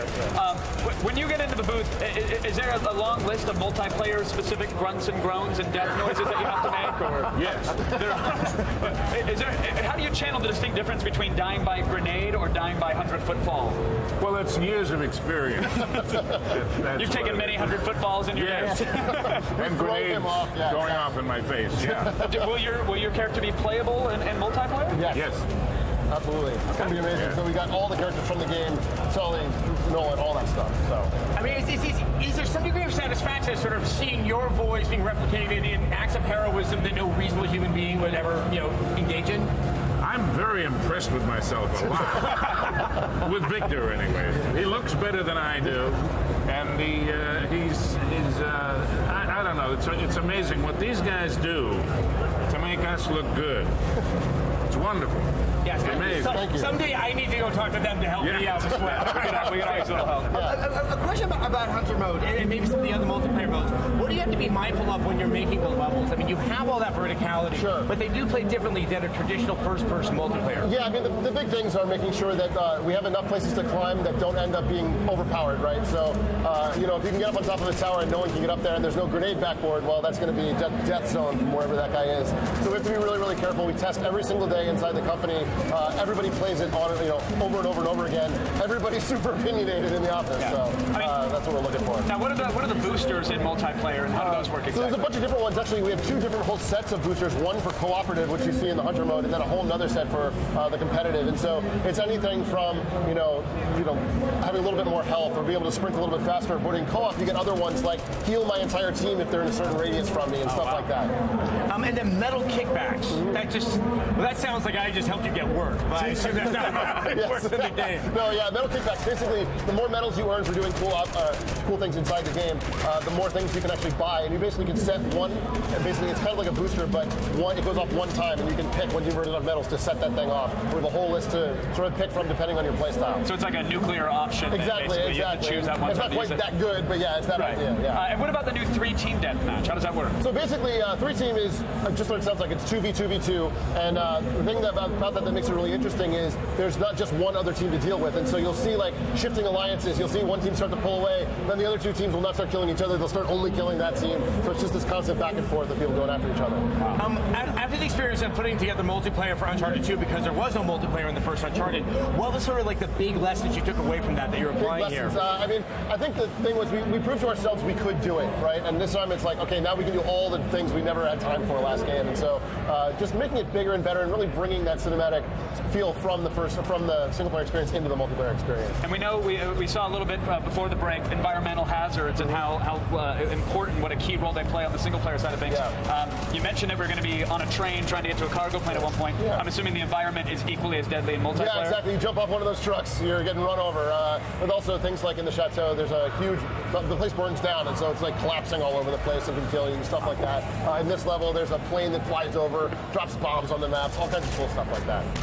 I mean, just the thought of having to balance for all those sort of random environmental occurrences is just kind of awe-inspiring. Yeah, it's definitely tricky. I mean, the thing is, what we want them to do is be interesting and not be frustrating, right? So you want to be like, oh man, that was cool, not like, oh man, that sucked. So, right. Here comes the plane again. Yeah, everybody died. Exactly. And so we want to make sure it doesn't feel like that. And real quickly, can you talk about Uncharted TV at all? Sure. Uncharted TV, basically, what we can do is we can actually stream video into the interface, which is amazing. So when you're in the menus, we're actually going to show clips from great games, from other people's games, so that you can actually see what's going on in the Uncharted universe. Anytime we want to push out messaging, whatever, we're going to do it right there so the fans can know what's going on. So right in the lobby, you might even learn a new tip or a new way to navigate a level as well. And also the animations are so gorgeous. It is actually something that's fun and very easy to watch. The beta that was talked about last night. Can you give us any more? Yeah, so it's June 28th is the early access, and it's going for about 2 weeks. And everybody should download it. Once that second week, it's open to everybody. We think people are going to love it. We've got all kinds of cool stuff planned. When you start playing, that's not going to be the final content. So we're going to add stuff to it as we go along. It'll be really cool. Awesome. It was already the go-to game in my PS3, so I hope the multiplayer is as well. Thank you very much. Thank you so much for being here. All right, Richard, thank you so much for coming by. Pleasure chatting. Team. Justin and Richard, nothing but love for Uncharted, and for even more on the multiplayer and to get a glimpse of the brand new story montage of Uncharted, you can check out g4tv.com/Uncharted3. Electronic Arts is here at E3 with a new take on the Need for Speed series. The run is all about an underground cross-country race from San Francisco to New York. We'll have a demo on our stage tomorrow, but today we've got an exclusive world premiere trailer you won't see anywhere else.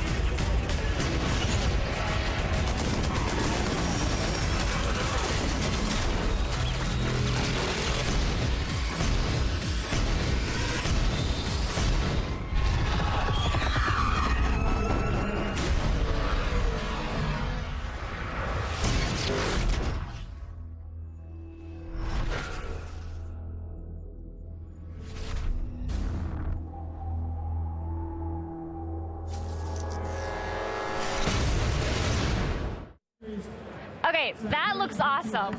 Next month, American Ninja Warrior returns, and a huge prize is on the line. A K-Swiss endorsement deal worth $500,000. All someone has to do is defeat Mount Midoriyama. Here's a sneak peek.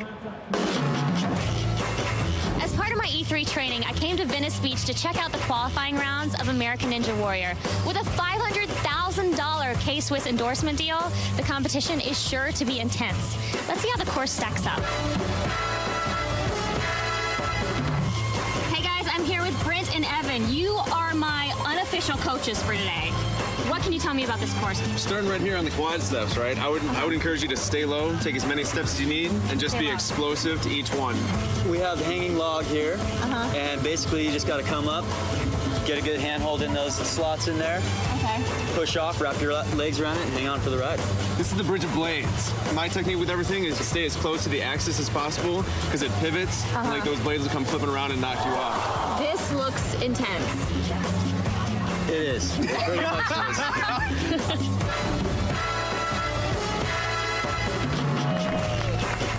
Don't miss the return of American Ninja Warrior this July. Go to g4tv.com/ANW for more info. I am so so impressed that you were brave enough to get on there.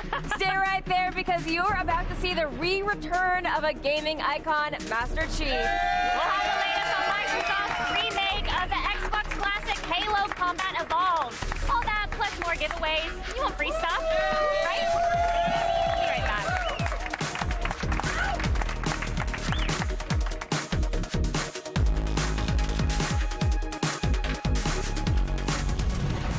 G4's live coverage of E3 2011 is brought to you by American Ninja Warrior. This time there's $500,000 on the line. The competition begins in July, only on G4.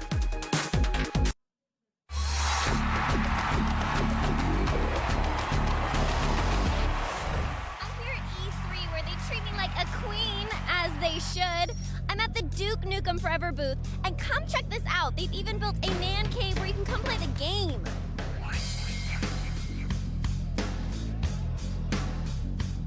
How cool is that? I know there's tons of more stuff to check out. I can't wait.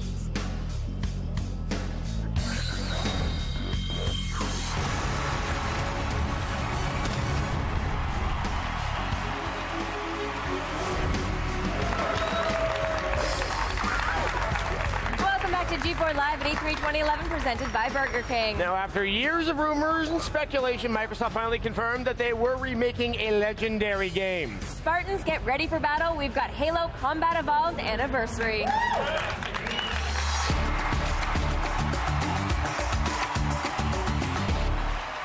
Franchise Development Director Frank O'Connor is here to talk to us about the new announcements in the Halo universe made at the Microsoft press conference. Okay, start with Halo Combat Evolved Anniversary. Tell people exactly what they're getting with this game. It's going to ship as a retail disc. It's going to be $39.99. It ships day and date with the 10th anniversary of Halo, the original game, on November 15th. And it contains a remastered version of the campaign that everyone knows and loves. It also contains 7 multiplayer maps, including a firefight map, and those play in the Reach engine. So the main game, the campaign, plays in the original Halo engine with a cool graphics layer on top of it, and the multiplayer map plays like Reach, but we've got more to talk about. Obviously, graphics are a very obvious thing that you can see in the updated every game. Have you guys gone back and sort of looked at what was, at the time, revolutionary game mechanics that obviously, you know, with all the advancements that have happened, have those been updated? So we haven't actually changed the gameplay in campaign even a pixel. I mean, literally, there's a mode in the game where you press the back button and it switches from the new graphics back to the old graphics. Oh, wow. It's the same physics, it's exactly the same gameplay, and you can test it yourself. So if I memorize the library, I'm going to do just fine this time. We have used the graphics to make some changes to make some levels a little bit more navigable and a little bit more understandable. So the library, you'll probably have a slightly easier time pounding through. I'm just going to take my shotgun. That's all I know I need to do. And so now you mentioned it includes actually brand new online multiplayer with over Xbox Live with these new 7 multiplayer maps. Yeah, I have to be careful how I even talk about this. We knew that was going to be a fairly controversial decision to drop the Halo MP, and we get it. Like, it wasn't one or the other, and we made a right choice. It was just the best thing to do for the whole project. You know, there's schedules and timing and budget and manpower involved, and we decided to go with Reach so that we didn't split up the existing Reach multiplayer base, and so that people could enjoy some of the new features. We are going to be doing stuff with matchmaking and a few things we can talk about today to make that classic experience much more reminiscent of the original. Speaking of things I imagine you can't talk much about, Halo 4. Yes. It's also coming from 343 Industries. It is. What can you say? Obviously, the trailer just kind of said Master Chief's back. Yeah. Cortana. Anything more that you can kind of give us about the context of the game? Just that there's a bunch of people back in the office, and you asked me earlier how many, but let's say at least dozens and possibly hundreds of people working on this game, and they've been working on it for 2 years, very, very hard, and they're doing some really amazing things that we're all very proud of and excited about. Master Chief had a jetpack? He definitely had some kind of thruster ability in that trailer, didn't he? I mean, they gave it to the rest of the Spartans, you know, in Reach, so it only seems equitable. Frank, I was going to ask you, I want to say I've known this man for a very long time, back when he was a colleague of mine. You used to work at Bungie, you went over to 343 Industries. Obviously, you've taken on probably one of the most sacrosanct franchises in gaming history. What are you guys bringing to the table to respect the legacy, but also kind of keep the series fresh? I think you said it best. You got to respect the legacy. The core of Halo is still somewhat magical. The gameplay and Anniversary proves that without a shadow of a doubt. You asked me if we'd add any new features. It didn't need any. It feels like it was made yesterday. It feels like a modern shooter. So we're respecting that. You shouldn't expect a third-person Halo or all-flying Halo. But just like any of the games that Bungie made, there are also new people coming on board with new ideas and new technologies and new innovations, and we're going to try our best to continue that legacy while respecting it. And you hear a lot about how this is the start of a new trilogy. I mean, is that something that's true, or is that something that kind of got made up in the press somewhere? No, that's completely true. Don actually needed a way to introduce it without saying Halo, so there was a nice surprise, unless you read the internet that morning. And we decided just put that out there. We're working on a trilogy. We have a story mapped out for a trilogy. We have ideas mapped out for how that trilogy will evolve, so we're very committed to it. And also release dates. I think one specific and one's a little on the vague side. Yeah, I mean, November 15th was really exciting. We had to fight for that. It was really complicated to get the retail space and the planning and marketing, but we wanted it to really celebrate the 10th And that's our anniversary. Yeah. Yes. And then sometime next year? I think it's at holiday. Yeah. Fiscal winter 2000. Yeah. I was wondering which holiday. Yeah, I mean, it's gonna, what happens in reality is that we're working towards a specific schedule, so we know roughly when we're going to be done with the game, and the rest of it is what's the best time to put it into the market and build up to that. All right, well, obviously we're going to be talking about this probably at E3, so many other things to come. Frank O'Connor, round of applause. Thank you so much for coming by. Now let's send it over to Kristen Adams. Thanks, guys. All right, let me give you the update on the Twitter wall over here. Since you and I last spoke, we crossed the 3.8 million mark on our tweet counter. Very exciting. And I'm saying by the end of the show, we're reaching 4 million. But you got to step up our tweets per minute, people. We were at 1,000 at the top of the show. You're slacking. Wake up. Tweet some more. All right, I want to highlight a couple of things over here. I'm going to go with JMall777. I don't know if it's JMall or Jamal, so sorry if I just cramped your style with that. But he's saying, Adam and Morgan, what are your favorite games or things so far? This chair is fantastic. No, I think that you and I are actually going to agree on this situation. Yeah. I think that we're both probably going to say Skyrim. I mean, I've been seeing a lot of it, but we got to see something I've never seen before at the end with those dragons. I mean, the animations on the dragons is so malevolent and cool. I love them. And the fact that that's running on an Xbox 360, the fact that there's 150 dungeons, there's hundreds of hours of gameplay, I'm sold. Yeah, I gotta say, I mean, also, Uncharted 3 is right behind it. I mean, just having Amy there reminding myself just how wonderful the writing in that world is. So, I think for both of us, it's the two. Yeah. There you go, Kristen. You guys are starting to share a brain. You have the same opinion. I like that. I know. Something will merge. It'll be like Dead Ringers. Something bad will happen. Well, Jamal777 for that tweet. You have just won a Nintendo 3DS. Congratulations to you. For complete rules, just go to g4tv.com/win. Right now, let's go back to Kevin and Candace. Yay! After the break, we finally answer the age-old question, what's it like to be a G4 booth babe? Hello. We'll have a behind-the-scenes look right after this. Spoiler, they see my tattoo. What? No, you wish For they gaming. did. For gaming. You wish. For gaming.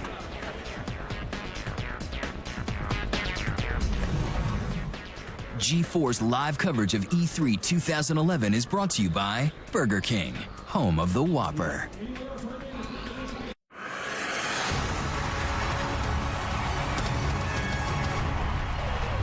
Hey y'all, welcome back. E3 is all about the big announcements, the kinds that cause websites to crash and neckbeards to cry. And no announcement is bigger than new hardware. This morning, Reggie Fils-Aimé announced Wii U, and here's everything we know so far.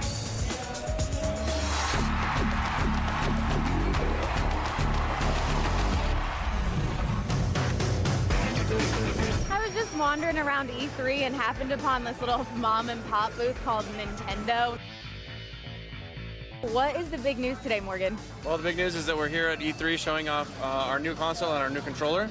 We're really excited because this new console and new controller allow us to give gaming experience that we think are going to give people of all abilities, any type of experience people want. We're going to be able to offer that. You know, we have a new controller that features a touch screen. It has motion controls. It has a full suite of traditional game controls with dual circle pad, analog circle pads. It's got dual shoulder buttons, 2 on each side. Now, Nintendo is famed for its ingenuity. What is so unique about this new console? Well, like I started saying it before, is it has things for advanced gamers, people who are avid gamers who want those in-depth core experiences. It has stuff for people that might, you know, not even want to press a button. They just want to use the motion control to control a game. And you're combining those experiences for in-depth multiplayer experiences, single-player experiences. We just think that we really can, again, give you what you want. Nintendo, the legendary company that still dares to dream, is proven to those naysayers that whether it's a Wii or Wii U, they are always leading the way. Now, I'm gonna go play. All right, this morning the gaming world had its attention towards Nintendo's press event. Those things happen when you promise reveal new hardware. But what was the Wii U worth? Was it worth all of the hype? We're gonna find out in G4TV.com's feedback.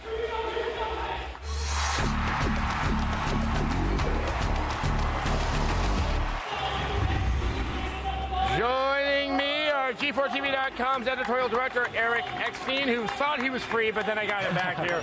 And joining us for the first time today, Kevin Kelly. All right, good to see you.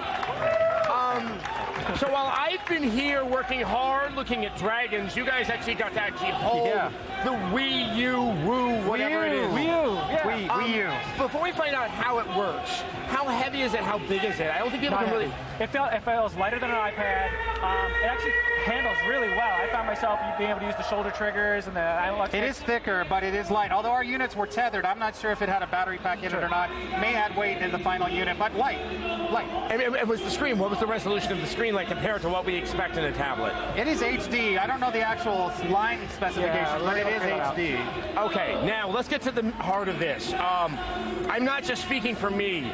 What is it like? What the hell is it?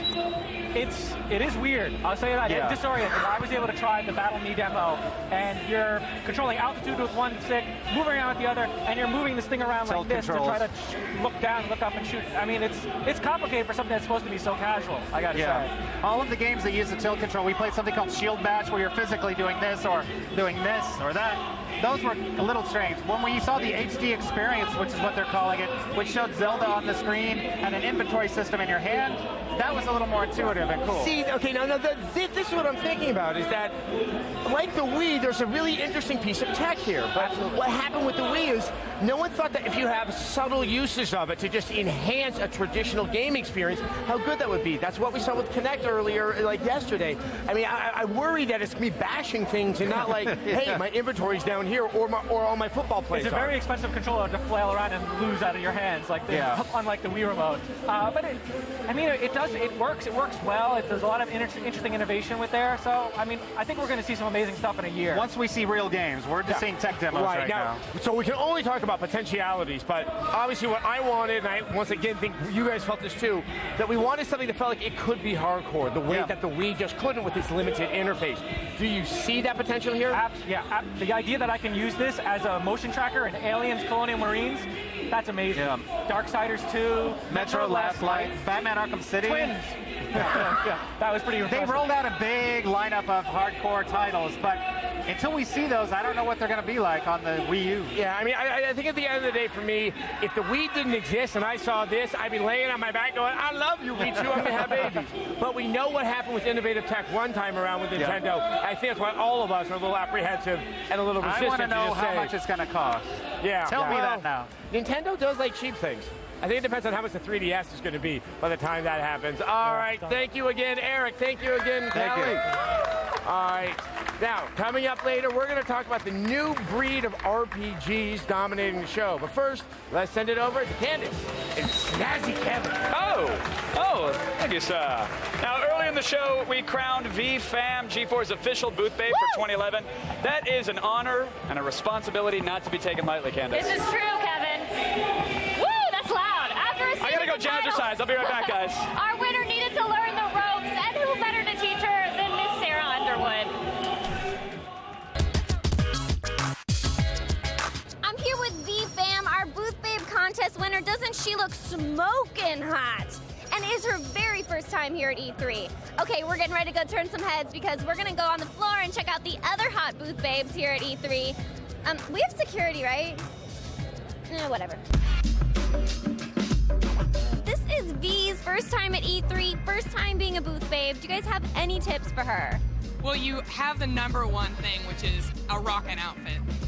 You have to be confident in your outfit, look and fly, which you have down. So I think you're going to be a natural.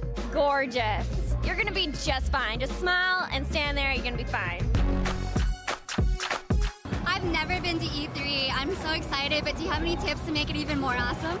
I do. I think every booth babe needs to know the perfect stance. So might I recommend to you something that I call the Space Invader? It's when you turn around, bend over, and grab your ankles. Is it possible for some of these guys and some of these gamers to actually get a girl like you?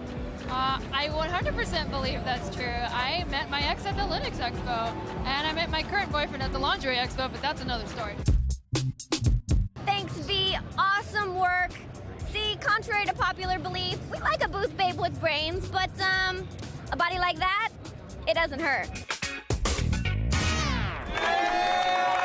Without a doubt, E3 is the craziest time of the year for G4, and it doesn't matter whether you're in front of the camera or behind it. For a behind-the-scenes look at what it takes to put on a show like this, check out the Road to E3 presented by the 2011 Ford Fiesta.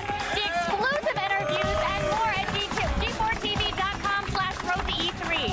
Do you guys want more demos? Well, you got them. After the break, Throwing Stars, sword fights, and archery.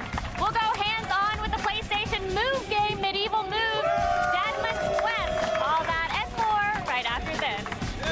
I'm really excited for that game.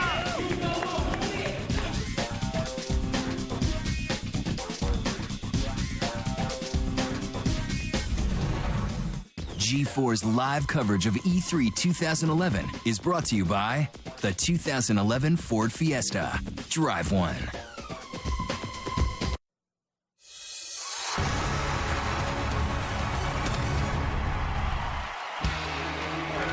Welcome back to G4 Live at E3 2011.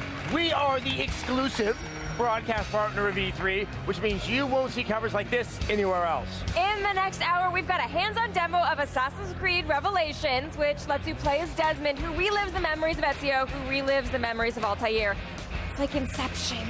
Plus, two titles that couldn't be more different. The brutally difficult and totally creepy Dark Souls, and Harmonix's follow-up to their Smash Hit Connect game. Of course, I'm talking about Dance Central 2. Prediction, Candace will be jumping around the stage, and I will go like this. And I won't be. But first, let's send it over to Kevin. I think that's the fundamental difference between the Turkish and the Arabian goggles, but, you know, we'll get to that later. Hey, thank you, guys. Yesterday, Sony announced Medieval Moves Deadman's Quest. It's a new game that takes full advantage of the PlayStation Move precise motion controls. And guess what? We got a hands-on demo right now.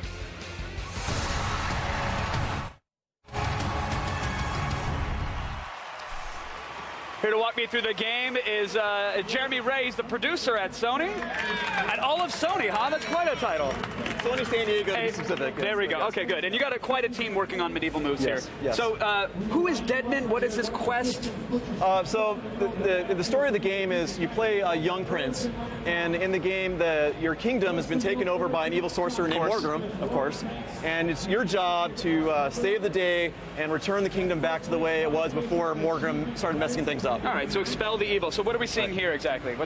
Just jumping right into the game, kind of the three main combat mechanics of Medieval Moves is sword and shield. So right now I've got my shield and I'm holding down the move button to control my shield with one controller. When I release the move button, I can swing my sword. As you can see, it follows my movements precisely, and that allows me to use my sword and shield. I also have my throwing stars, holding down the T button and doing a throwing motion, releasing the T button. I can throw throwing stars. I can also throw them very quickly, like so. There we go. And that's some old school shinobi action there. Nice. Right. And then I can also use a bow and arrow by reaching behind my head like I'm grabbing an arrow from a quiver. Keeping that T button held down, aiming at the enemy, step out of cover there. Get him. And I got him. Excellent. That's nice. And I noticed no menus, no switching. It's all happening right with the actual motion itself and buttons on the move control. Correct. That's one of the important parts of the game is this idea of a seamless weapon interaction, so that you can switch between weapons without having to deal with a cumbersome inventory screen. Did you just Yahtzee some shurikens at him? Like, hey, you take this in the face, right, skeleton. Exactly. I love that. Good attitude. So now, what is this here? What's the twist mechanic? Right. So this is a lock picking scenario where you have to unlock the 3 tumblers here, and I do that by twisting the motion control here till I get everything lined up and go through. There's a lot of little elements like that throughout the game to break up the combat. So you're not just doing nonstop action all the time. Now, I notice obviously you have one glowing wand in your hand. The game does support wands akimbo, though, correct? correct? Correct. So you can, for those of you that have played Sports Champions, you might remember from Gladiator Duel, we have a sword in one hand and a shield in the other. You can do the same thing in this game, in a bow and arrow with the two hands. And throwing stars is kind of cool because you can throw with each hand and really let them loose. It's kind of fun. Love it. All right, so is this a traditional like kind of dungeon crawl that we're going through here, or where exactly are we? So this particular level, we call it the tower level. You're inside this castle tower, but there's all kinds of different levels that are going to be throughout the game. Outdoor levels, indoor levels like this. There's some mine levels, and we can't reveal all the levels just yet, but just rest assured there's going to be a lot of different variety of levels. And I noticed lots of breakables as well. Are those optional? Or are you going to find like items or power-ups, or both? Yeah, so they're optional, and you can find cool items and power-ups. Sometimes it's merely points if you want to get a better leaderboard score. Sometimes you can get extra milk, which by the way I can show this to you for now. If you're low on health and you hold down the milk button and you do a drinking motion, you'll drink your milk and you'll replenish your health. Of course. And then can you wipe the stash off after, or you just let it ride? Well, he's skeleton, you need the milk. That's true. It's good for his bones. Right. And I noticed you trying to collapse the door there as well, so the environments are going to be interactive in the game as well. Right. So like I can shoot these barrels and the barrels will break. So we want to make sure we have like destructibles. There's always cool stuff going on. I think for those of you that saw the press conference yesterday, I took the upward path. Yeah. I think for you guys, let's mix it up a little bit. What do we got? We'll try the other path this time. Go into the secret area here, and we'll go outside. And that was the grappling hook there, right? That's how you actually make your way and choose your path that you're going to take through a level. Right. So again, that whole seamless weapon interaction. I just do the move, and it just works, and I don't have to deal with any sort of inventory management. Now, in that case. One player here, but you guys are going to have co-op and multiplayer modes as well? Correct. So there's going to be online and offline multiplayer, and there's going to be competitive and cooperative play. There's going to be a lot of bloody noses as people are flailing around. How many disclaimers load up at the beginning of Medieval Moves? To not hit pets or break IKEA furniture or shatter vases? That sounds like a Sony legal question. I'll allow them to handle that one. This is gorgeous. I love that we're getting a peek outside now. This is incredible here. This is one of the enemies that wasn't shown in the press conference yesterday. It's the chopper enemy, and he's really letting me have it right now. Let's see if I can take him out. Take him out with that bow and arrow. On. I got him once. Oh, there we go. Boom. Beautiful. When can we actually get our hands on Medieval Moves? This fall. This fall. This will be available this fall. I love it, man. Thank you so much for the demo. Thanks for taking us on a new path as well. Thank you. Thank you. Appreciate it, Jeremy. That's Jeremy Ray. That's Medieval Moves. But right now, we're sending it over to Miss Morgan Webb. If you're looking for a game that's 100% eye candy, look no further than Bastion. This anime-styled action RPG is coming to PCs and Xbox Live Arcade, and Chris Gore has got a closer look.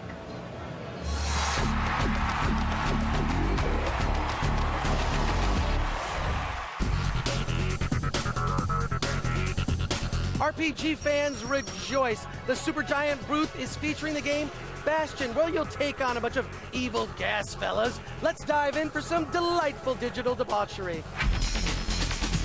First of all, I gotta know, tell me about the story. Sure. In this game, it starts off with a lot of mystery. You wake up to discover that this surreal catastrophe has ripped your world to pieces. So you head for this location called the Bastion, where your people were supposed to go in case anything went wrong. Tell me about the unique features. Yeah, one of the biggest things is our use of narration. It's all about this narrator commenting on everything you do, unraveling the backstory all the way through the game. And we find that people get really attached to what's going on, get the feeling that there's something kind of big happening here. So tell me when Bastion is coming out. Bastion's coming to Xbox 360 July 20th, and then it's coming to PC later this year as well. If you're going to wreak havoc on a quest, there's nothing like getting loaded and taking out a few gassy degenerates along the way.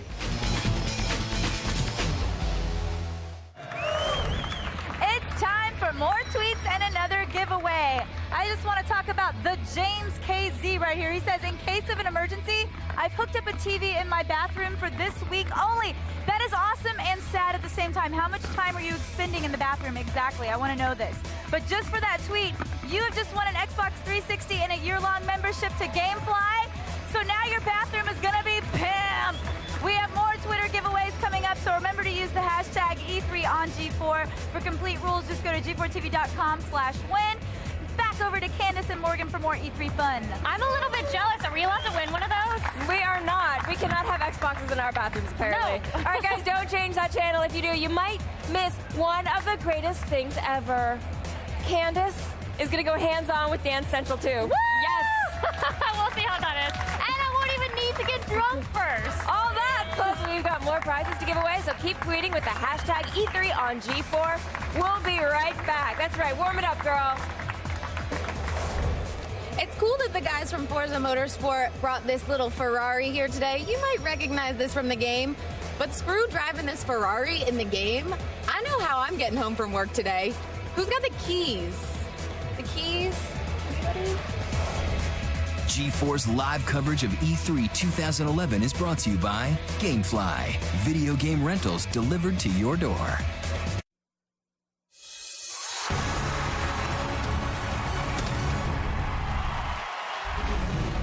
If you oppose his shield, you had better yield. I'm here at the Sega booth checking out the Captain America Super Soldier game. But not only is the game here, a costume from the upcoming Captain America movie. And I gotta say, I think Chris Evans fills out this Captain America costume a lot better than I do. Though I think I could use that belt to carry supplies, but I'll need to check out all the games here on the floor. Oh, that's the game I want to play. Welcome back. When new hardware launches, you expect third-party developers to actually release the worst games for the sake of the quick buck, just to get in there at the launch window. And that's how it is. But not Harmonix.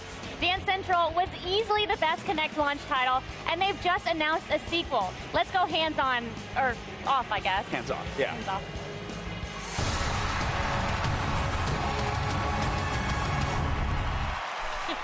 Joining us today, Casson Crooker, project director at Harmonix. Casson, soak it up, because I'm going to beam direct hatred at you for being involved with the franchise that has taken over my living room and made everybody hate me at parties when I refuse to get up and dance. You have replaced Rock Band as the party game / 2 a.m. drunk game at Casa de Pereira, so thank you for that. And having made Rock Band, I'm a little torn between those two It's things, a love-hate thing yeah, with yourself. So, first of all, I don't actually know how to Dougie. Will this game teach me? It will attempt to help you learn a lot of moves. Good. Including that. You got to learn all the moves. You know you want to go out there and learn them, Kevin. Yes, as long as there's nobody else around to watch. Yes, I do. I'm gonna set up a little video camera. Dance Central really was, for me, the system seller. Right? It was the reason to have a Kinect. I think it makes the best use of the actual motion detection and limb detection of the system. What's new in Dance Central 2 that's going to make everybody go out and buy that one as well? Yeah. The big thing is, people love to dance together. Right. Dance Central 1 was all about one person dancing. People could dance around you, but now 2 people get up, dance, learn the dances together. You can choose different difficulties, drop in, drop out. It's all about dancing together. And you actually have voice control, right? Yeah, that was actually super fun to add. So you can choose a song, choose a difficulty, choose a mode in the game. You don't even need to navigate the shell. And in our Break It Down mode, you can go through that using voice control also. So I can just scream Yeezy at my television and maybe Kanye will pop up? Pretty much. Love it. Now also, when somebody's dancing, I can just jump in and raise my hand and it'll see me and let me start dancing. Kinect sees you right away. You can just jump in, start dancing, or you can choose which difficulty you want to be on. Did you guys manage to include a white bread mode? Something for guys like myself that actually don't have independent control of their limbs at all? No, it's not an actual mode in the game, but our goal is to teach you how to dance, so you got to be prepared. Can it teach those with even less rhythm than myself to dance, perhaps? I don't know if you notice I'm gesturing wildly towards Candace Bailey. I have the best rhythm, Kevin. Why don't you show it off? They can do 2 people, right? She can just hop right in. I will. She should definitely No, show you it. should go do it. Yeah, hop over there. So who's that? And I'm in a dress. You got it. Oh, she's already throwing out excuses. Yeah. I have to dress. Yeah. Oh. So she's going to go over there and dance with, that's Carlos. That's one of your... Marcos, Marcos, I'm sorry. Yeah, He's one of your in-house choreographers? Yeah. He was been with us since Dance Central 1 and comes up with a ton of the routines in the game. Oh, where? Here? Has it disqualified her yet? Oh. How do we... She can play on easy, though, like you said, and he can play on his own mode. Yep. And now the first Dance Central had music, of course, from Lady Gaga, No Doubt, the Beastie Boys. You have some DLC in there as well. Yeah. Has the full track list been announced for Dance Central 2? It hasn't, but we have a ton of great songs. We have over 40 songs in the game. My girl Nicki Minaj just tweeted about Massive Attack this morning. Awesome. LaRue, Bulletproof, Rihanna's Rude Boy. And should I talk about the exclusive DLC? Right now, exclusive to G4? Yes, you should. What is it? Is it Stay One DLC or is this? This is coming out in July. Okay, what do we got? June is actually a huge sale month, but in July, I'm proud to announce we have Teo Cruz's Break Your Heart. We have Trey Songz Say I don't think we can afford you to sing the rest of that, but thank you. We'll stop there. And Planet Rock by Africa Bambaataa. So we're going old school. That is awesome, Look at the combination of songs. And each one, of course, DLC, full support for all difficulty levels. Each has unique dances and choreography as well. Yeah, and the cool thing is that in Dance Central 2, all of those songs will work. and all of the songs from Dance Central 1 could be imported into the game. Very nice. Only Over need for 100 one disc. songs. I don't know if you can see Candace there. She's rocking a little side step and clap. Yeah, she's doing great. And now the character actually kind of looks like Candace. How far have you taken the character creation in Dance Central 2? A lot. We brought back some of our favorite characters from Dance Central 1, but we brought in a whole new range of characters. It was super fun to sort of like bring in some new people to dance. Now, every move Candace does, it looks like it's just the seizure. Shut up! Well, I didn't know she could hear me. You get out of She's here. doing great. You're doing fantastic, Candace. Now, what about freestyling? Is always like my favorite portion because inevitably it grabs a shot of the dog running through the living room, someone laughing in the background. Have you guys changed freestyle at all? Yeah, we really it actually worked so well. We just gave it a sort of a new coat of paint, some polish, and new cosmetics, and it's still super fun to sort of bust your own moves. Can we have like the at-home rave visualizer mode so we can just dance and have the streaks coming off of us? Because get the glow sticks out. Yes, that's what I'm talking about. Is there a release date for Dance Central? The actual release date isn't announced, but it's late fall of this year. Late fall, awesome. And any chance to share those embarrassing photos and freestyle stuff? Oh, you never know. There might be. I hope so. I hope to plaster my wall with lots of drunken memories. Absolute pleasure chatting with you. Thank you. It's the reason to own a Connect. So thank you so much, Cass. I appreciate it. Thank you. And thanks to Candace for seizing on live television. I hate you, Kevin! All right, let's send it over to Matt Blair. It would have been cooler if she kept the heels on. That's just me. Now listen, E3 isn't the only major event G4 is covering this summer. No, they don't my friends, we're covering They're the just big gonna one. bust it out. This July, we're hitting the San Diego Comic-Con. We're going to have 3 days of live coverage straight from the floor, including a live Attack of the Show and a live 1-hour X-Play, taking you inside the convention's hottest games. And if you can't make it there in person, we have got you covered because we love you in the sexiest possible way. Just go to g4tv.com/Comic-Con for more info and stay right there because we've got one of the year's biggest games on the way. That's right, the saga of Ezio Auditore.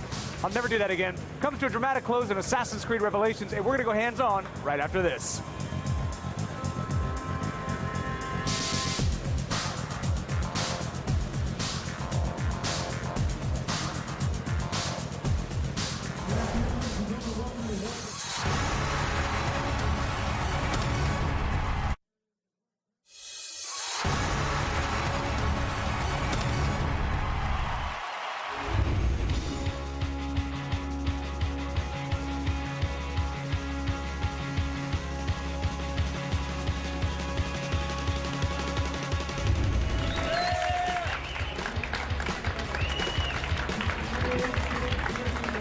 G4 Live at E3 2011. We've covered a ton of games so far today, but honestly, I think there's been a glaring lack of stabbing to the face, so neck, and excited stomach. because we have a demo of Assassin's Creed Revelations.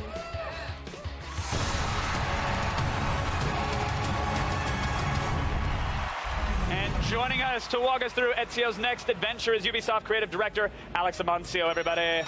Welcome. I got so excited I kind of destroyed my card a little bit.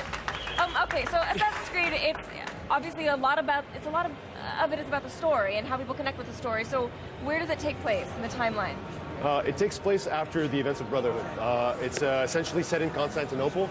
So, in AC2, you saw, Ezio sort of born into the world of the Assassins. Brotherhood, he sort of takes up the flame of the Assassins in Rome, creates his own Brotherhood, and then he sort of leads them against Cesare Borgia. In this game, he's sort of in an inner quest, searching for the forgotten knowledge left behind by Altair. So he travels to Masyaf, where he finds it overrun by Templars. This leads him to Constantinople in this race against time to find these 5 keys that will open up the sort of library at Masyaf. And how does the actual layout of Constantinople differ from Rome or Jerusalem? It's actually a very different city. We chose it for 2 reasons. First of all, it was the hub of the world at that era. It was sort of the New York of the era. Super varied, a lot of different peoples, architecture. The layout is actually very different. It's set up in slopes. 85% of the city is actually sloped, which allows us to do really cool stuff like zip lining with the new hook blade. Right. The city also is very big. It's actually, in terms of buildings, it's bigger than Rome. So Rome was just more spread out. This has actually more denser. It's like a maze-like city. People love to get just lost in this city. Is the city hand designed, or is it one of those things where you just say, okay, we're going to paint a large section here on the texture and say buildings are there, or do the developers actually go in and place each building? And everything is placed by hand. We actually traveled twice to Constantinople to really get it right. We pride ourselves in being extremely historically accurate.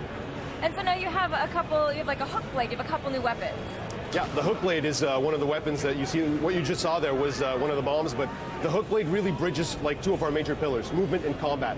It makes you like about 25 to 30% faster, plus it makes you deadlier than ever in combat. What you just saw here is sort of him vaulting over an enemy using the hook blade to sort of vault himself over.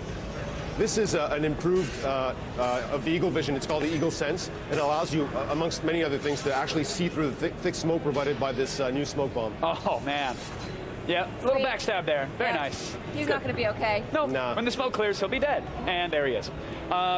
Besides the storyline quests, obviously there's a ton of side missions. Assassins is known for that. Yeah. Have those been revamped at all? Or? Yes, they have. We used to have what we called crowd missions. You have a highlighted character in the world, you go there, you interact with that character, he gives you a mission. We really wanted to make the city more immersive and more sort of organic, so we have now city events. City events are, you might be on your way to a mission, and somebody, a crowd person, just might run up to you and ask you for help, like right now, something is happening right there. Then you stab them in the face and say, "Nuh-uh, honey, I'm on my way to buy a building." I'm really busy right now. Yeah. I'm tracking down some of Altair's secrets. Exactly. What I like about this demo definitely too is we're about to see this like kind of chain flamethrower gun. Yeah, cranking. I love these modern old weapons. Yeah, what you're seeing there, like that was just like him using Ezio using the hook blade to zipline. And you can see here in the combat, like the hook blade really allows him some nasty new moves, like what you just saw there. It just makes him deadlier than ever. And the hook blade actually is what gives him the 25% movement bonus. Yeah, like exactly. Using that blade. Exactly. Okay. What you're seeing there, like you just saw one of the assassins, the local assassins of Constantinople run by, they can just come in and help you. Ezio is not the only sort of master assassin in this city. There's also Yusuf, who is an important ally, and he really helps you along, so he can send his assassins over to help you at any time also. And are we going to see some of the same sort of like real estate mechanics that we saw in Brotherhood? Yes, you will. You'll have an upgraded version of that. Okay, and then we'll also be able to hire and sort of train assassins, or is that something that's going to be No, you left will. behind? And we have a new system that we haven't sort of talked about it too much yet. It's called the Assassin's Dens. This sort of builds upon stuff that existed in Brotherhood, but really adds a lot of new gameplay elements. Alex, you said you guys pride yourself on your historical accuracy. Maybe I fell asleep in history class on the day they talked about the hand-cranked flamethrower. That is called Greek fire. It was used to defend the port of Constantinople for like hundreds of years. Constantinople was sort of surrounded by Ottomans for a very long time, and this was one of the advantages they had, this technology. It was this, like heated oil that was shot out, and like basically it was classic napalm. Greek napalm. That's awesome. All right, when are we going to be able to start jumping back into hay bales? Oh, you will be able to do that. Well, do we know when? Do we have a date? Do we have a date? November 15th. November 15th. Yeah. Thank you so many good much games for coming coming out. by. Thank you. Very Thank you. excited. Appreciate it. Thank you. All right, now we're actually going to check with Kristen, who's over at our Twitter wall. Kristen? Well, actually, Kev, I got to start off with a question for you. What? For me? I know. Everybody on our Twitter wall has questions for Kevin. You're the most popular. Are you ready? Okay. Roman 8K, he wants to know which hardware or game is the first one you're going to buy when they're available. Oh, wow. I mean, that's tough. I mean, we still haven't seen a lot of them. The NGP looks really interesting, but I know Morgan had the point as well. Like, I don't know if people really want to carry around another device. We've already got our phones and potentially a tablet. It does seem really cool, though. It has a lot of awesome features. Certainly seems cool. I mean, it's going to come down to the games in the end. Yeah, so. I mean, all eyes right now are on Nintendo. I think I'm waiting to see more about the Wii U. I mean, their press conference was amazing, but it raised 1,001 questions. Yes. So I'm actually like in a wait mode. I'm putting my life on pause. I'm going to save up, spend some money on illicit things, and then maybe when the questions are answered about the Wii U, I'll hop in on that. Okay, cool. Well, thanks. We'll check back in with you guys later to see how the opinions are shaping up. But if you want to be part of the show and end up on our Twitter wall, just use the hashtag E3OnG4. Right now, let's go over to Candace. Yesterday, E3 kicked off with 2 new Halo games, a whole lot of Kinect, some Battlefield, and a new multi-platform title from Insomniac. Now here's what went down at EA and Microsoft's press events.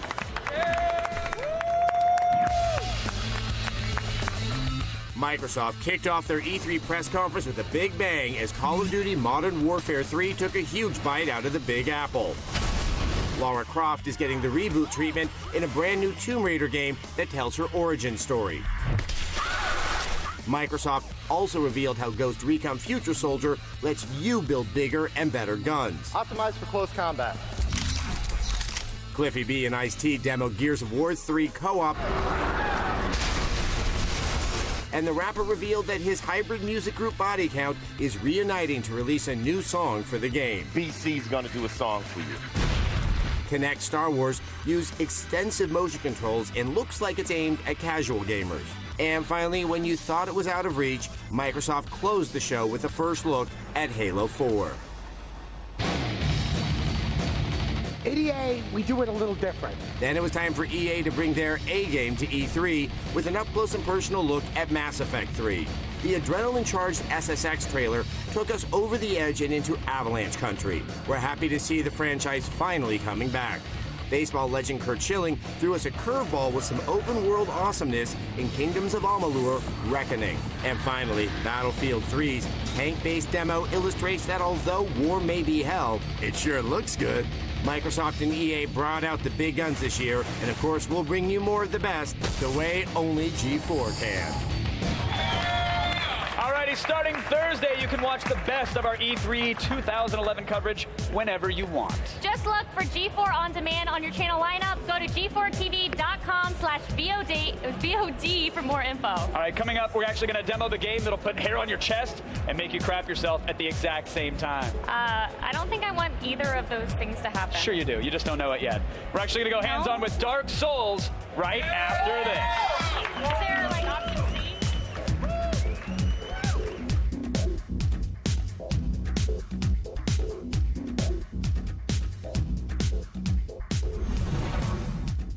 G4's live coverage of E3 2011 is brought to you by Burger King, home of the Whopper.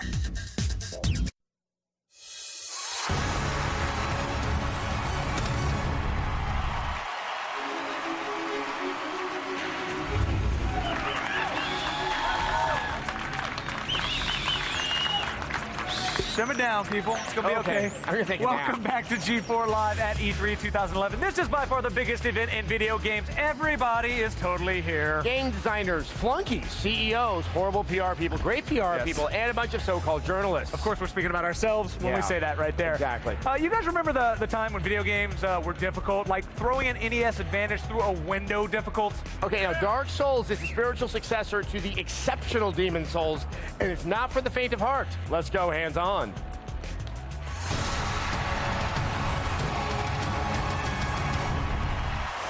Everybody, please welcome producer Brian Hong to the stage. Yes. Brian, gotta get this out the way right now, okay? This game is considered a successor to Demon's Souls. My question to you, is it gonna be too hard for me? No, it shouldn't be too hard. It should be pretty challenging, though. Because the game was hard. Demon's Souls was hard, my friend. Yeah, this is a game that is deliberately designed to kick your ass. We like that kind of game. Yeah, like our social lives. It's perfect. It's honestly, it's not something that we see all that frequently. Now, you use the term successor, which I think you're using in lieu of sequel. How does it relate to the previous one, or does it at all? Well, Demon's Souls was developed by a Japanese developer, From Software. It's the same developer for Dark Souls, and it's the same actual lead designer, Hidetaka Miyazaki. Okay, and now obviously this is a game that is going to scare the living S out of people. You know what's really scary? Monsters. So what kind of monsters are we fighting in this game? Well, we're keeping monsters under wraps. You guys have probably seen these really huge bosses so far in a lot of the trailers and some of the demos that we have. Sure. The Twisted Minds that are From Software have come up with some really, really interesting looks that you're going to see in the game. Okay, well, you know we're live, and it would be really good for us if you'd say one of those monsters right now. Well, let's see if Andrew can show us we have an armor-plated boar, which is our mini-boss, and we've got our Wyvern, which is this big mythological red dragon. Yeah, now, while we're watching this combat, obviously, Demon's Souls was just one of those kind of out-of-nowhere awesome games. It came out a couple of years ago. For those that weren't in the know, what's kind of... It's a fantasy game, obviously, but what's kind of the trick behind Dark Souls? Well, the whole essence of Dark Souls, it's not a story-driven RPG the way some of these other ones are with similar kind of backgrounds. It's a metaphor for life. If you ask the game designer what they really want people to understand about this game, it's a lot of struggle, it's a lot of pain, it's a lot of controller breaking, but if you could get past these certain levels, the sense of achievement that you get, that gamer euphoria, is like no other you've ever had. Right. And looking at the other end of the emotional spectrum, the sense of tension in the first game was overwhelming. Obviously, you're going to bring the same thing to the table here. How do you create that in this game? Well, I think when you look at Demon's Souls and when you play Dark Souls, that's what you really feel is this tension that, oh my gosh, if I die, I'm going all the way back. I'm going to lose an hour of game progress. That's going to happen again. So, yeah. Yay! Some of this, as you grow your character, that's where some of the challenge was. You could go in a direction that would kind of put you at a disadvantage to a large enemy that you didn't know was waiting up ahead. Definitely. I mean, is that something you're trying to sort of change it at all? Yeah, absolutely. The difficulty with this game is not a stupid hard, it's not an unfair hard. If you're really observant and you're watching how you're playing the game and how you're dying, and you look at the character that you have, and you have the online multiplayer, all of these different aspects combine to actually teach you how to progress through the game. Now, the online multiplayer, I want to make sure that we touch on that. That was easily one of the most remarkable thing of all the remarkable stuff. I would argue one of the most creative uses of online multiplayer ever. Is it returning? Is it enhanced? What's it going to be like? Well, I can't reveal too much, obviously. Why are you here, Brian? Yes, I'm sorry. Sorry. No, but what we do know is, yes, there are a lot of enhancements. This is where From Software and NBGI and NBGA, we're really focused our energy. We have an ongoing dialogue with our fans. We're listening to them. We're finding out what they really loved about the online multiplayer the first time around, and we're making a lot of enhancements and new wrinkles that you're really going to have to play the game to find out. Well, I gotta say, I'm so glad that From Software still exists to remind us what games used to be like, and it is a rare achievement to get to play those. Brian, when can we play Dark Souls?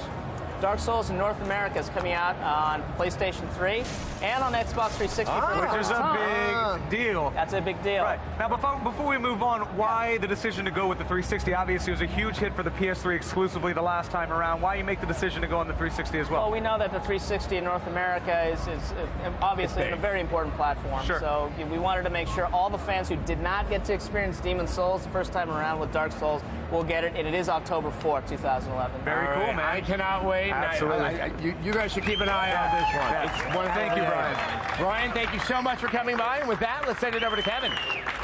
You know a game is difficult when the guy who gets paid to play it dies 12 times during the demo. I cannot wait to be frustrated by that one. Now, if you love beheadings, political intrigue, and incest, who doesn't?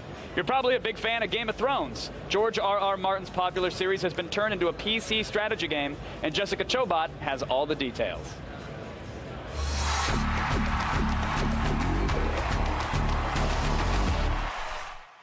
Here at E3, HBO's hit series, A Game of Thrones, has infused intrigue with brute force to spawn a game that gets medieval on your ass. Tell me a little bit about the game. So it's a real-time strategy game set a few generations before the TV show and the book series, obviously. So tell me what makes your RTS unique, other than the fact that it's Game of Thrones related. There are countless RTSs out there that have you sending archers to kill people, rolling over forces. This one is about terrain and tactics. You can win by blunt force. That's fine, but you can also be really sneaky and work your way through the enemy without necessarily building the largest army. It's a game that requires thinking and strategy versus just send unit to kill X target. When are we going to see it come out? How much is it going to cost? And what's it coming out on? It's coming out on the PC. It's coming out later in the year. It will be available for definite as a box copy and a digital download. And at the moment, we've not set a full release date and a price. Keeping it secret, huh? Yes, must keep it secret. It's a game of intrigue, after all.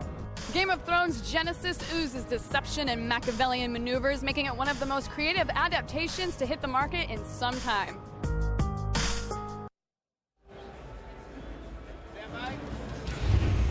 If you are a handheld gamer, don't worry, we didn't forget about you. After the break, we'll hit the floor and check out some of the most eye-popping 3DS games on display. We'll be right back.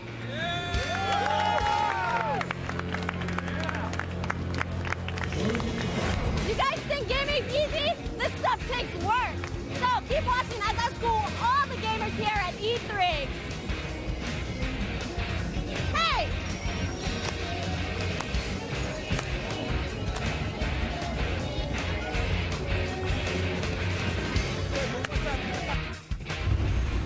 G4's live coverage of E3 2011 is brought to you by the 2011 Ford Fiesta. For more on the road to E3, visit g4tv.com/road to E3.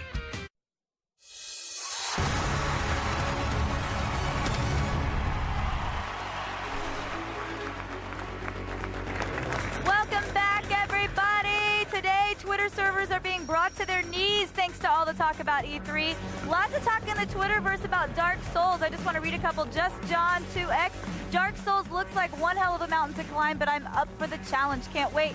Maddie Madness 90 says Dark Souls looks like a great game. I love games that terrify me. And Nick Robb says, OMG, OMG, OMG, OMG, OMG. Dark Souls looks so good. Love Demon Souls. Can't wait to break my controller once again. So we have console giveaways coming up. Just use the hashtag E3 on G4 for a chance to win. I set a personal goal to break 4 million tweets. We're doing pretty good. We're almost to 3.9 million. And the top 5 related E3 hashtag topics have pretty much stayed the same the entire show. E3, Xbox 360, PlayStation 3, Nintendo, and Wii holding the top 5 spots. So right now, let's go over to Blair and Morgan. The creator of the classic video game Out of This World. Oh, you're talking. Sorry. Pay attention. Oh, that was for me. The creator of the video game Out of This World is at E3 with another unusual creation. Unusual is definitely one way of describing it. From Dusk is a god game where you manipulate the environment to help villagers and fight off natural disasters. Oh, how nice of him. Yes. Andy Allo hit the floor for a closer look.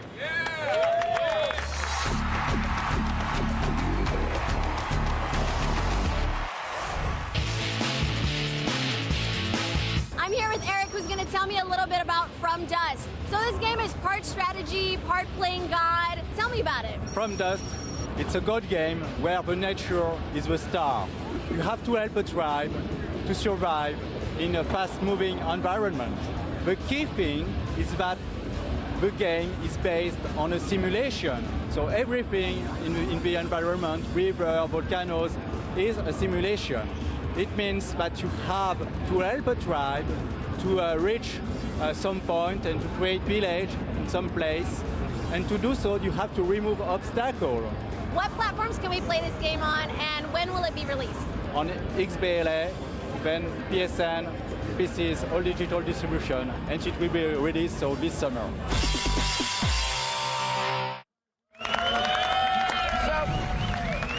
Do you want a $500,000 endorsement deal from K-Swiss? Another one? Yeah. Okay, well, fine. for me, I want my first. All you have to do is the impossible. Conquer the obstacle course on Mount Midoriyama. That's right. This July, American Ninja Warrior returns for an all-new season with open tryouts, a brutal boot camp, and then 10 brave souls will take on the biggest challenge of their lives. American Ninja Warrior returns this July, only on G4. Go to g4tv.com/ANW for more info. All right, coming up after the break, we're going to go hands-on with the visually stunning El Shaddai Ascension of the Metatron. Is Metatron a transformer? I mean, a biblical transformer? No, it's not. Oh. We'll be right back. Do they have those? I'm sure you could find it. Yeah.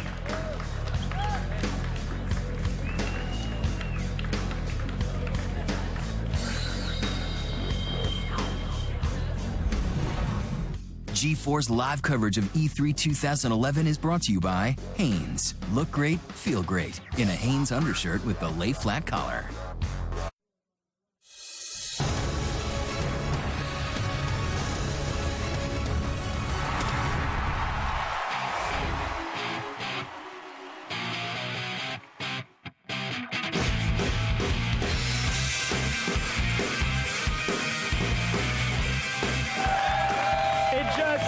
Chugging along, everybody. Welcome back to G4 Live at E3 2011. Of course, we're coming to you from the Los Angeles Convention Center. This is truly the only place you'll find live coverage right on the show floor. Now, coming up in the next hour, we have got even more hands-on demos, including Twisted Metal for the PlayStation 3 and BioWare's epic RPG Mass Effect 3. Find out what's next for Shepard and the Normandy. Plus, the return of a classic platformer, Sans Those Rabbids. We're going to go hands-on with Ubisoft's Rayman Origins. But first, why don't we send things over to Adam and Blair? Let's do that. Okay. All right, El Shaddai Ascension of the Metatron is an action game designed by a Capcom veteran that worked on Devil May Cry and Okami. Still don't know why they named it that. Looking forward to having this conversation. And while the story may use an ancient religious text as a jumping off point, this is definitely no Bible adventures, and I know my Bible adventures. Let's go hands-on.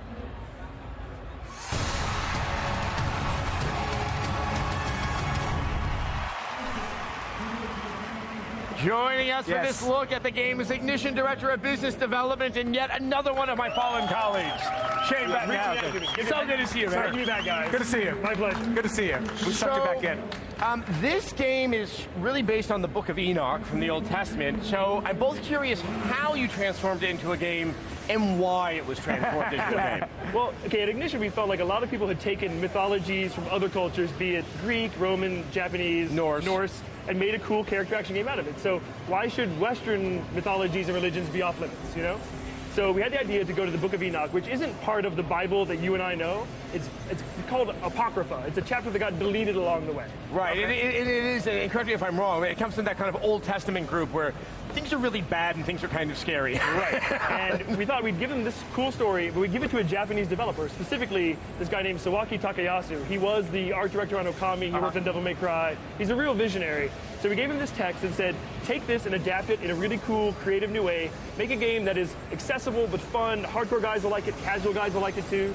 And you end up with something really unique. And as you can see, this game looks nothing like a Bible story you would expect. Absolutely, I was going to say, and I've read the Bible cover to cover multiple times, even the deleted stuff. I've never seen motorcycles in the Bible. What are we looking at right now? Well, and actually, if you've ever seen this game before, this looks totally different than every level we've ever shown. Yeah, I was about to say. This is an exclusive for you guys here Thank at you, G4. Shane. Thank you very much. So the premise of the game is God creates the earth, sends some of his angels down to watch over it, but those angels kind of get out of control, start falling in love with humanity. Humanity starts worshiping them. You know, things go really badly. So God is going to send a flood down to destroy the world. But before he can do that, they decide to send a human down to bring the angels back to justice. And that's you. You play as Enoch. He's this human who works in heaven. And in this level, he's in one of these new worlds that's been created by the fallen angels. They inside the Tower of Babel, they build a new universe, basically. And each of them has a unique idea. So this one, the angel is obsessed with the future. So this level is very futuristic, and it's a driving level. But the rest of the game is completely different. There's 3D action parts, 2D action parts. Every level looks totally different. I've seen some other stuff that uses kind of watercolor graphics similar to what you would find in Okami. Right. Sure. Some of the levels look a lot like Okami, and they're very artistic and ethereal, and every stage looks totally unique, and you'll have different gameplay from stage to stage. So I have to ask, so you're playing Enoch, and you're trying to get those angels back. So in a game, you tend to have to fight against something. So are you just fighting against the guys who are worshiping the angels? Well, so actually when Enoch comes down to Earth, he has no weapons. So you have to take the weapons away from the fallen angel's followers. And that's a really key part of the game, because you can only carry one weapon at a time. And you learn these different weapons, you master them, and it's kind of like a paper, rock, scissors thing, learning which weapon works against, which other weapon. Way to make it not very easy for Enoch. Look, we're going to need you to go down and kill these angels, but we're not giving you weapons. Right. You're going to figure that out on your own. And let's talk about the inspiration for the look of the game. As you said, we see a lot of Okami in here, and you put it in the hands of a very capable and creative Japanese developer. But again, we are drawing inspiration from things that already have somewhat of a look in people's minds. So how did he kind of create what we're looking at right here? Well, so I think this level was inspired by a lot of things like anime, like things like Gundam, even games like Final Fantasy VII. Like the guys who made this game, they're a big fan of games. So like you'll see allusions to things like Super Mario Brothers, Final Fantasy, games like Okami. Zone of the Enders, I would say. Zone of the Enders here a little bit as well. Like the weapon he's fighting with is a bit like a weapon from Gundam, actually. So yeah, and there's inspirations from all over, because we felt like no one actually saw what these worlds look like. It's all, it's all fantasy in a way. So why not go nuts and just go crazy with the graphics? Absolutely. I gotta say, I've been interested in this game, and this is definitely one of those rare and wonderful surprises you can have at E3. When can we play this? So we actually just released, we announced the release date. It's July 26th. Oh, it's soon. And what's even better, the demo that we have here at E3, which is a different level than this, it's available today on PSN and XBLA in North America. Wow. So everybody can download it, get their hands on it, really learn what it's about. Because it is a game that you need to really play to fully understand. All right, before we go, Shane, I feel like there's a lot of stuff going on here, and I know people at home can download it right now and play it right now, but for us that are going to be here for another couple hours, how easy is it to get into this game? Because it looks very difficult. It's surprisingly easy. When you start the game, you can choose easy mode or normal.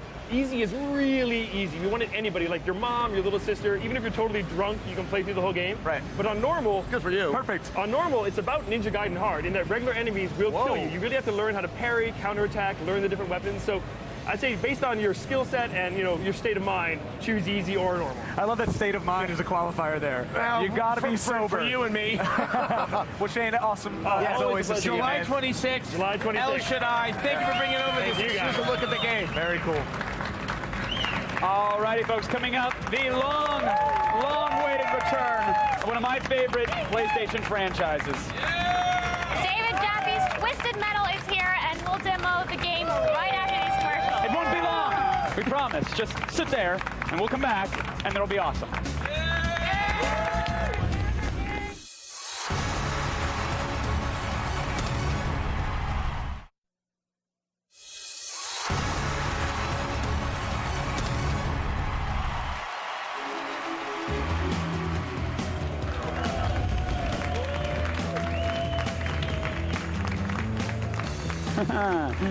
I promised I wouldn't fight back.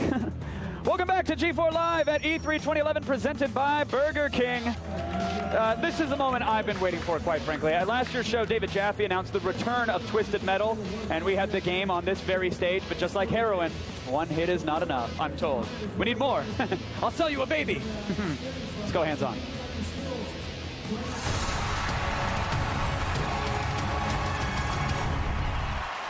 Joining me for a demo, the man himself, co-director and co-designer, David Jaffe is here. Hello, good sir. Always good to see you. You too.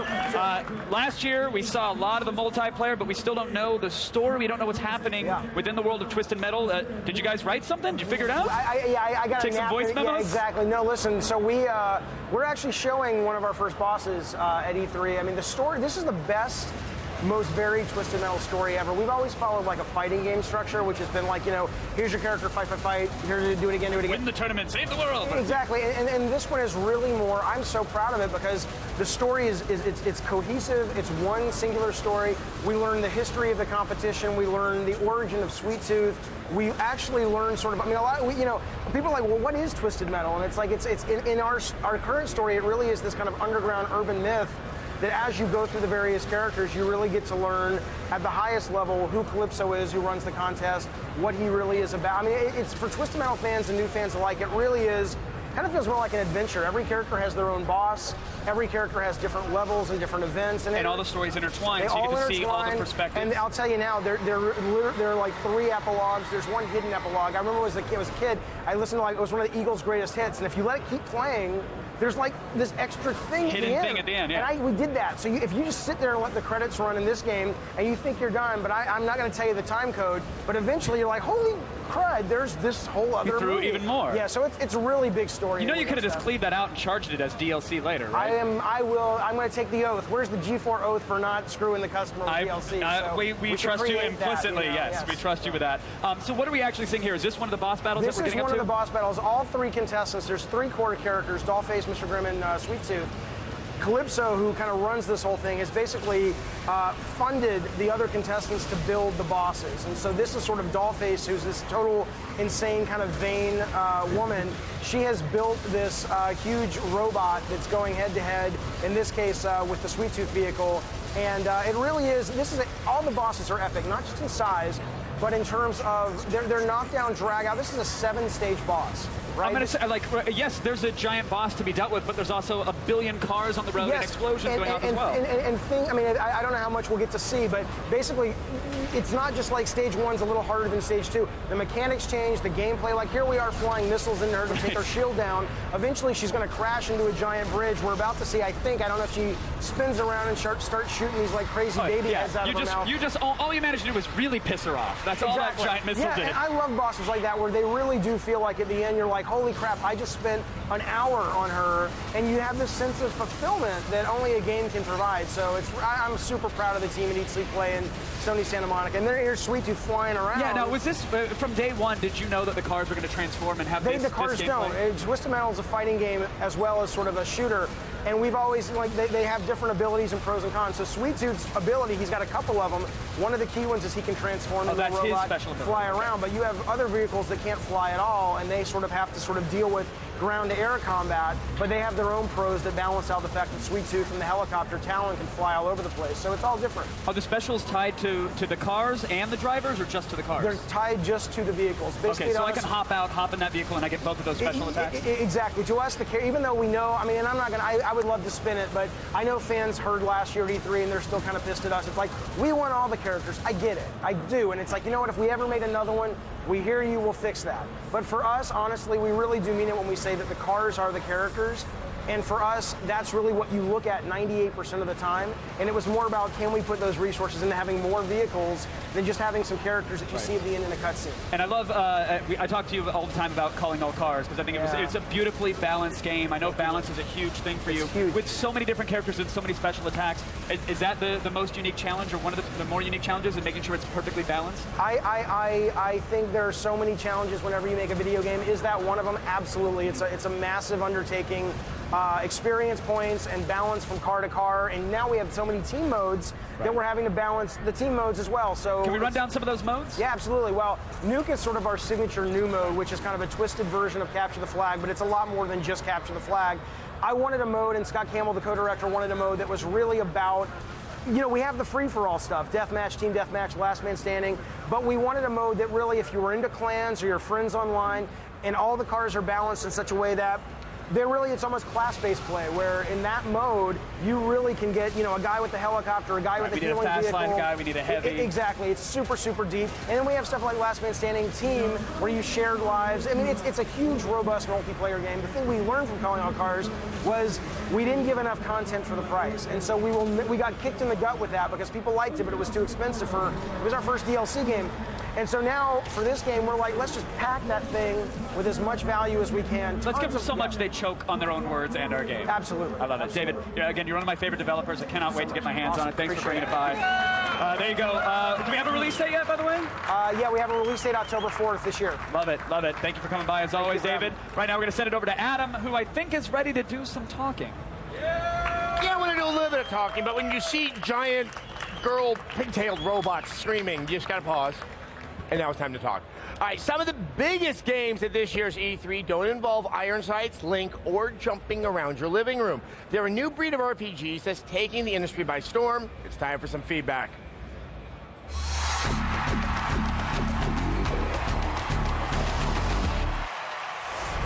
Joining me now are Jessica Chobot of G4's Proving Ground and many other wonderful gaming things.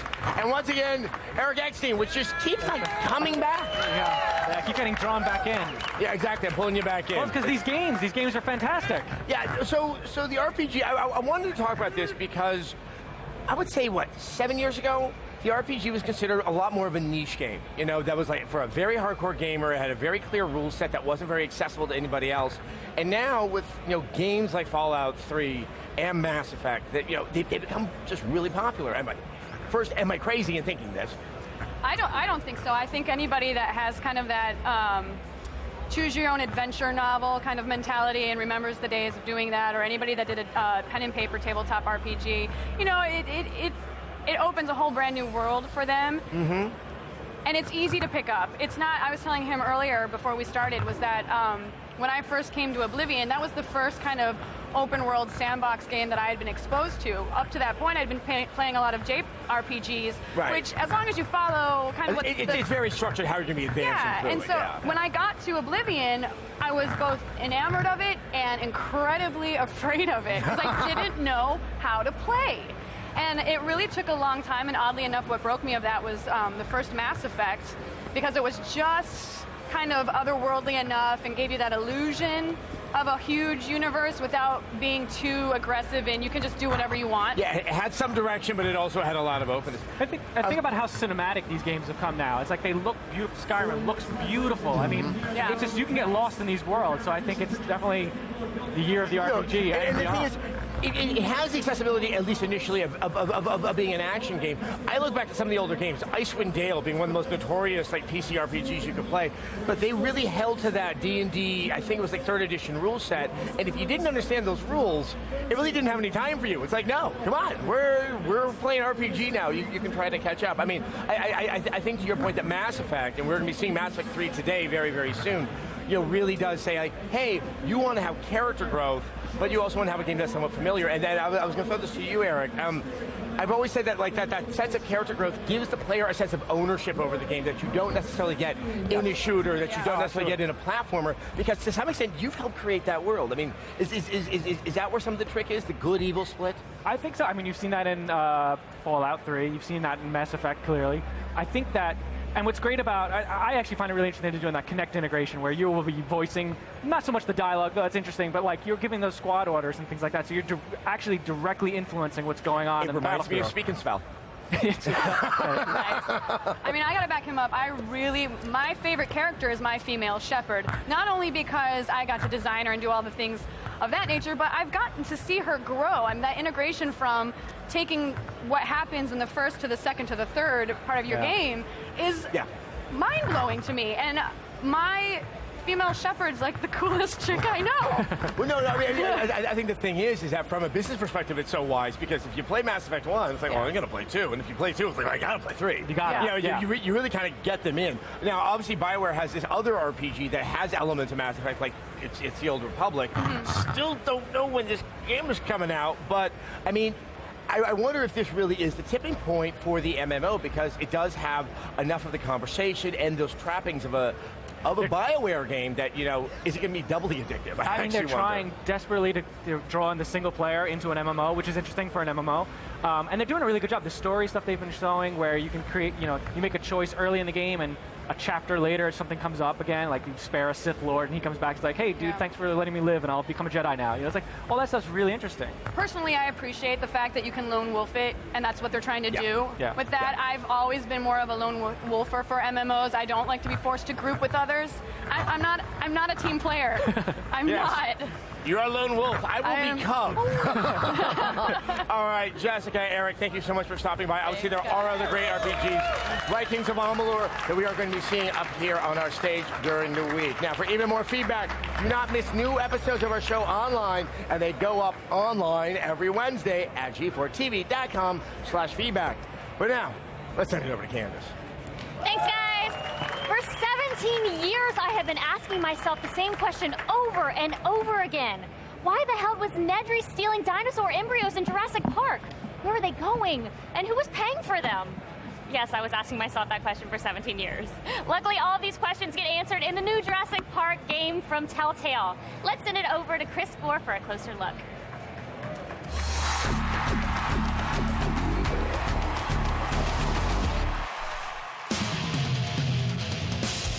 Velociraptors, Stegosaurus, T-Rex, oh my! Telltale Games serves up a darker digital version of Spielberg's film, Jurassic Park.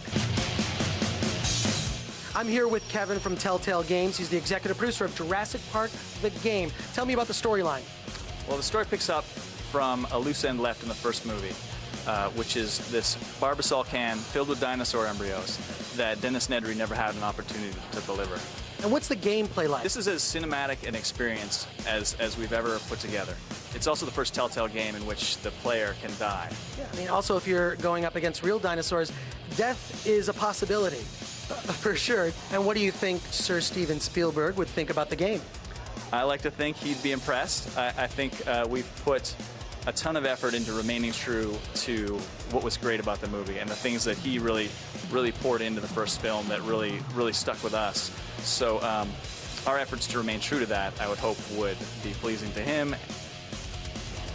If this game teaches us anything, it's don't mess with dino DNA. It never works out well for anyone.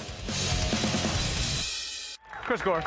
Now, if you ever wanted to see what real-life Mario Kart looked like, but you lack the money or the common sense, you need to look no longer, and you need to no longer live with that regret. All you have to do is watch G4's new series, Proving Ground.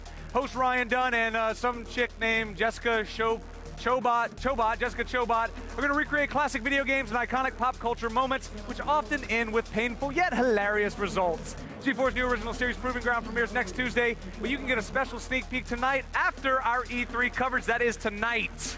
Now, whether you roll Dude Shepard or Lady Shepard, I roll Dude Shepard, stay right there because we've got a live hands-on demo of BioWare's Mass Effect 3 right after this short break.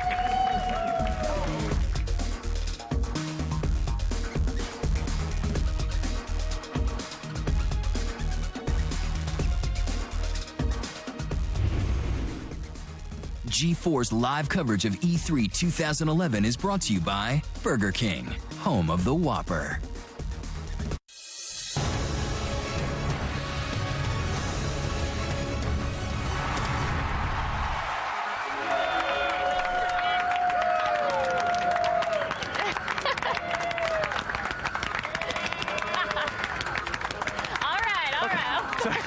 exciting. I'm excited that we're on camera together finally. First time. Hope somebody's taking a picture of this. It goes without saying that covering E3 is obviously absolutely nuts, and doubly so if you happen to work here with me. It's true. My bad. For a behind-the-scenes look at what it takes to put on this show, check out the Road to E3 presented by the 2011 Ford Fiesta. See exclusive interviews and more at g4tv.com/road to E3. A mere 6 months ago, we gave Mass Effect. Is this us? Yeah, we can't be. Let's okay. We'll pick it up here, David. We're talking about a game from 6 months ago. All right, guys, take over. Just a few months ago, we gave Mass Effect 2 the greatest honor a video game could ever receive. X-Play's Game of the Year. Oh, I thought it was the decorated cookie that we sent the guys at BioWare. Anyway, now we're looking at part 3. Yes. Yes. It's better have, some Krogan action and guns and more Shepard. Oh, let's just go hands-on.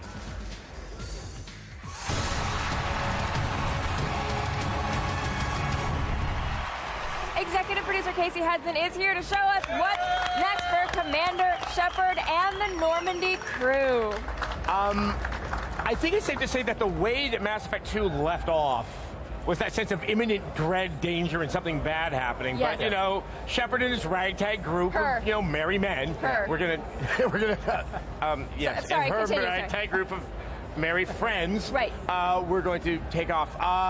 Where is Mass Effect 3 picking up? Because I do know things get even worse in the course of this game. Well, we had a lot of DLC and stuff, lots of other stories that we told kind of between 2 and 3. Mass Effect 3 really picks up at the beginning of kind of a whole new thing that happens in the Mass Effect universe, which is Shepard is detained on the Earth, and you're answering for your actions so far in previous events, and but the hearings are cut short because the Reapers arrive. When you're saying that you're being asked about your previous events, so this is where a lot of your decisions in the first 2 games come into play? That's right. And so it's a really great opportunity for us, to take all of these things that you might have done in previous games, Mass Effect 1 and 2, all of your different choices from the very beginning. You'll actually start seeing those repercussions. Like I say, you're kind of answering for a lot of these things, and then you see that throughout the course of the game. But the other thing is, for new players, for people who've never been in a Mass Effect game before, this is the best place to start because it really is the beginning. We start at Earth and we build out, and we're building the Galactic War, and it's the best game in the series. And we're going to see some of the characters that we've met in previous games. That's right. Yeah, and that's one of the really fun things we can do too is take all these characters that, frankly, we had to make these games in order to find out which ones were the most popular. We kind of find out through our fans and the reactions which characters people love, which ones they want to bring back, and then we can have a lot of fun with that in Mass Effect 3, where you might have relationships with previous characters. A lot of characters, the challenge for us is people might have actually gotten other characters killed. Yeah. So those characters, if someone died in your previous Mass Effect experience, then they're obviously not going to be there in Mass Effect 3. But that should present some pretty serious challenges for you in terms of drawing a narrative and drawing a story and just how it's all going to fold in on itself. Yeah, absolutely. But it's actually not as hard as it might seem. It's actually a very familiar kind of screenwriting process. Except imagine you're writing a story and you could remember from something previous and say, if a certain thing happened, let's do this fun thing over here. Or if a certain character lived, let's let them remember, how you saved them. So it's a very organic style of writing. So now there were some larger combat changes from the first game to the second. Have you made the same level of improvement to the third? That's right.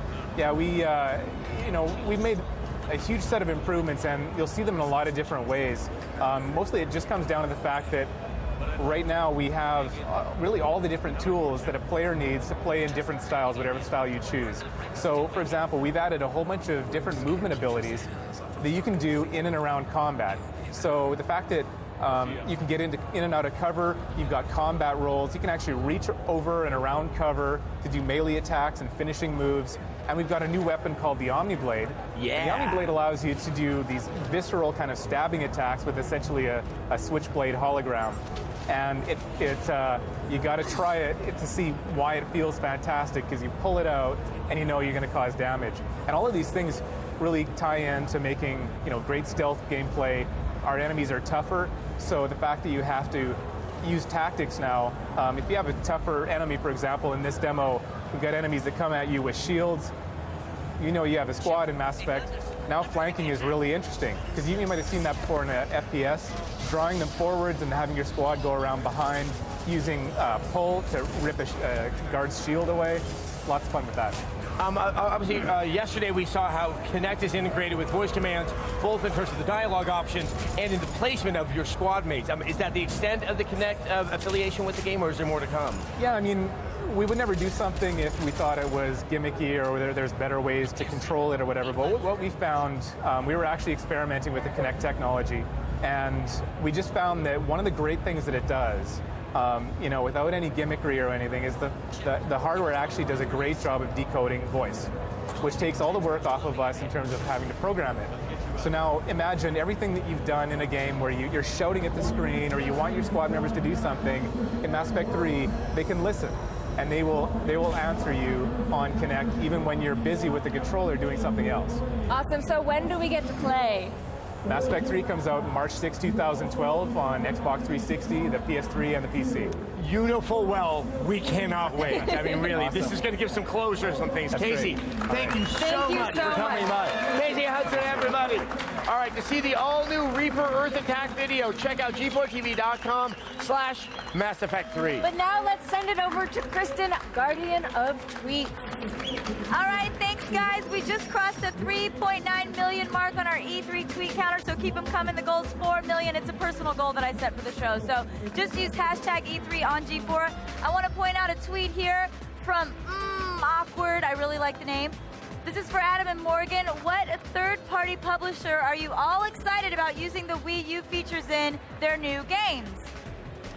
Well, we saw something I thought that was pretty interesting was the idea of using play calling in Madden. So that you could actually create and maybe even design your own plays in private, and you would not necessarily have to share that information. And we also saw Ken Levine on the screen too. Right. I guess with Madden you could kind of draw your own plays, but I could just make a really funny squiggly that would really confuse whoever I'm playing against, and they're like, "Oh no, he's a strategical master." I think the other one that everyone saw is the minute you saw Gearbox's Aliens Colonial Marines. Right. It's like, okay, there's my motion detector, and I can see the possibilities to create more tension because it's what you're seeing. And you can't see the TV when you're looking at the motion detector. Right. Those are the two I can think of right now. But in terms of a third-party publisher, I think some of the more clever guys over at Ubisoft might be able to do something quite remarkable. Yeah. I love hearing you guys talk about games. It just excites me. Oh, thank you. Thanks for that. All right, for that tweet, Awkward, you just won a brand new PlayStation 3. Congratulations. For your chance to win, tweet about E3 and use the hashtag E3 on G4. And for complete rules, just go to g4tv.com/win. Right now, let's go back over to Blair and Candace. Yay, we did it! Oh God, we're back. As always, Nintendo has an enormous presence on the floor at E3, about as enormous as my embarrassment right now. Last year, they had a huge booth showing off the little console they made. In the other dimension, 3DS, that's what it was, yes. This year, we all got a 3DS. Now we need some games. Tiffany Smith is on the floor with Mario Kart and Kid Icarus and much more!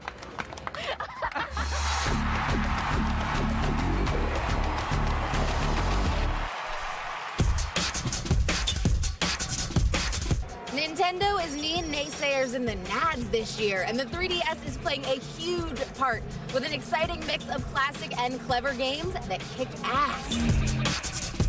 Kid Icarus, the long-awaited game. Tell me about it. If you want deep gameplay, this is the 3DS game for you. Hundreds of different items, power-ups, all this stuff going on, and a multiplayer game. We're showing a 6-player simultaneous multiplayer mode that you can play with your friends. The long-awaited Kid Icarus Uprising will soon be flying off shelves. But right now, switching gears to a long-time fan favorite, Mario Kart's coming to the 3DS. You're going to have the ability to sort of customize your kart, pick your different size wheels, and you're also going to have the ability to fly and go underwater. What's your favorite feature in this game? I just love everything about Mario Kart. I love single-player, multiplayer. I love the different items, the powers. Mostly just playing with my friends, When can we play Mario Kart and fly in the air and go underwater? Holiday 2011 on your Nintendo 3DS. Rounding out the race course of 3DS games here at E3, the one that started it all, Super Mario in 3D. You're going to see all new levels, all new challenges that use that 3D to give things you've never done before in Mario games. And we also see the return of the Tanuki suit, one of the, the classic things that people love. When can we get our hands on this? Holiday 2011. It's obvious that Nintendo wants the world to know that the 3DS, it ain't no bust. And I gotta say, with these new titles, they are definitely standing their ground.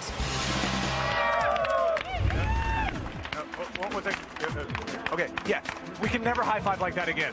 We cannot do that ever again. Okay. Oh, darn. Coming up, we're going to hit the floor for a look at the latest game from Tim Schafer and his company, Double Fine. Would you believe it's a Connect game called Sesame Street Once Upon a Monster? Well, it is. We'll be right back. Can we do it? No. Wait, what? Can't do it. No, sorry. They told me.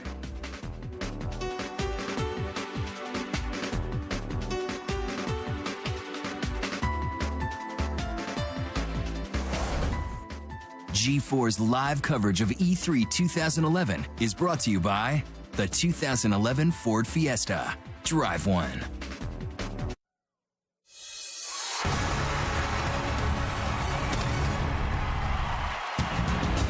I'm having such a fun time here at E3. I mean, it's really full of family-friendly games, and it is truly a wholesome...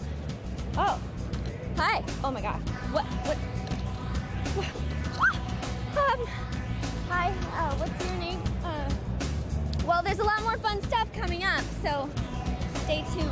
Ooh, just careful with that. All right. Nice, Sarah. Welcome back. If you walk the floor of E3, you'll see plenty of games that feature big guns, roided out heroes, and wall-to-wall destruction. But if you're looking for something simple and fun, Tim Schafer and Double Fine's latest game is a refreshing change of pace. And he's got the latest on Once Upon a Monster.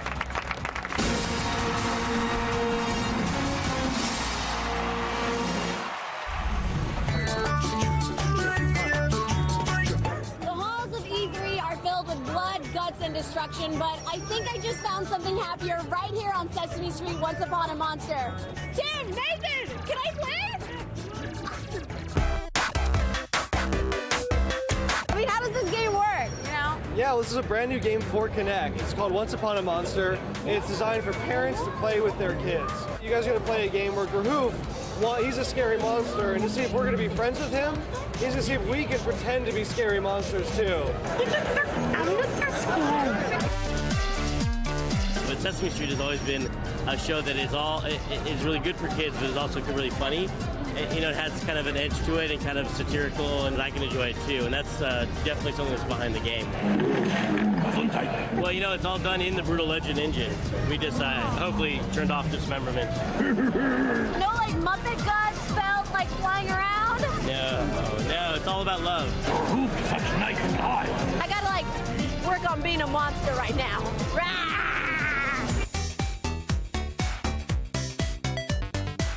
Well, thank you guys so much for holding on to the mic for me. This program has been brought to you by the letter G and the number 4. I'm gonna be a monster now. Check it out.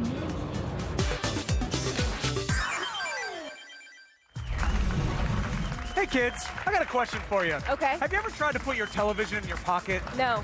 It's incredibly hard to do, but good news, you can get all the best E3 2000 live clips anytime, anywhere, stream right to your phone or your Android device. It's very convenient. It's better than a television. Yes. Just have to download the updated G4 app right now at g4tv.com/app. I will do so. Stay right there. We've got more demos on the way, including the return of a classic platforming series. That's right, because we're going to go hands-on with Ubisoft's Rayman Origins right after this short break. It's going to be awesome!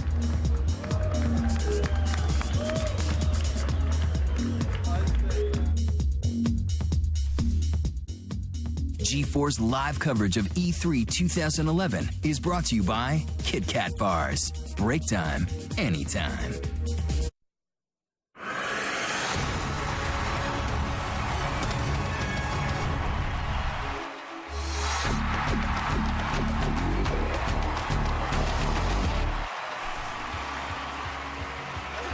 I'm here at the Disney booth playing Connect Disneyland Adventures. It's like going to Disneyland and interacting with all your favorite Disney characters and movies, except this time there are no lines.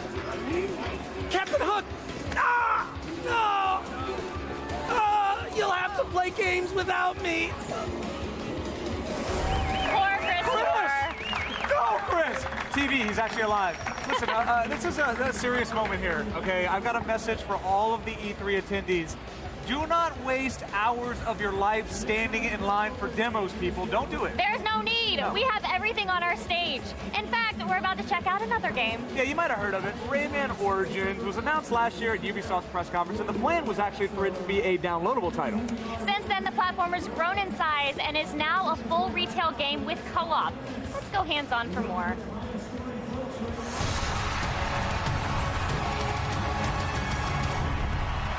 All right. It is my distinct pleasure to introduce this man right here, Ubisoft Creative Director, Michel Ancel, everybody. Look, man. I'm just going to do this, and you'll just give me 1 second. I've never done it. You, sir, are a genius. That's right. This man. That man right there. Sorry, Candace, please. Be professional now. I'm so sorry. Now, so it's been sorry. 6 years since the last Rayman game. What made you decide that now was the time to bring it back? Yeah, you know, for Rayman is very personal for me, and I don't do Rayman games just for money and things like that. Just because I had the feeling that with the HD consoles, it was possible to retrieve the magic of Rayman 1, but in 2 days, with today's consoles, you know, with these wonderful graphics and all these things. The same surprise that we had with Rayman 1, and we can have it with Rayman Origins. So that's the why. You know, we're very similar, except for the fact that I will do anything for money, and you won't make video games for money. But other than that, we're very, very similar. Now, I have to ask you, you know, prequels are all the rage. Movies and TV shows, it's all about the prequel. But you could have taken this franchise absolutely anywhere, yet you chose to go the prequel route as well. Why make that decision? In fact, there were some... You know, I did Rayman 1. I was a teen. It was You were like, a teen? Yeah, because I started alone with a personal computer, drawing, doing the music and all these things. And I think this brings a kind of intuitive kind of game, you know, where it's something you do without thinking and just... Sure. And with Rayman Origins, I really wanted to retrieve these sensations. And the prequel is the best way to connect with Rayman 1, in fact, you know, which was the first one. And then it's a way to link those two games. Yeah, now you also decided to take the character back to its old 2D roots instead of continuing the 3D of the latest title. Why is that? In fact, you know, in France and in Europe in general, there is this big culture around painting, painters, and artists. With 2D, you can have all these artists work directly in the game. So all what you can see is really the painting, the drawing that the artists are making, in fact, and it's a direct connection between the players and the art. That's what makes the game special. Right. And I want to expand on that connection. I was at the Ubisoft press conference yesterday. We covered it live. And you were by far the most enthusiastic game demoer in the history of the world, jumping around on stage with your friend. Obviously, co-op is a huge part of this game. And outside of that, I think it really plays into the action, the frenetic pace of the game. You kind of need to have a friend around, right? Yeah. The co-op thing is really interesting. What you must know is that for this presentation, I had no invincibility and things like that, and the levels were very hard to play.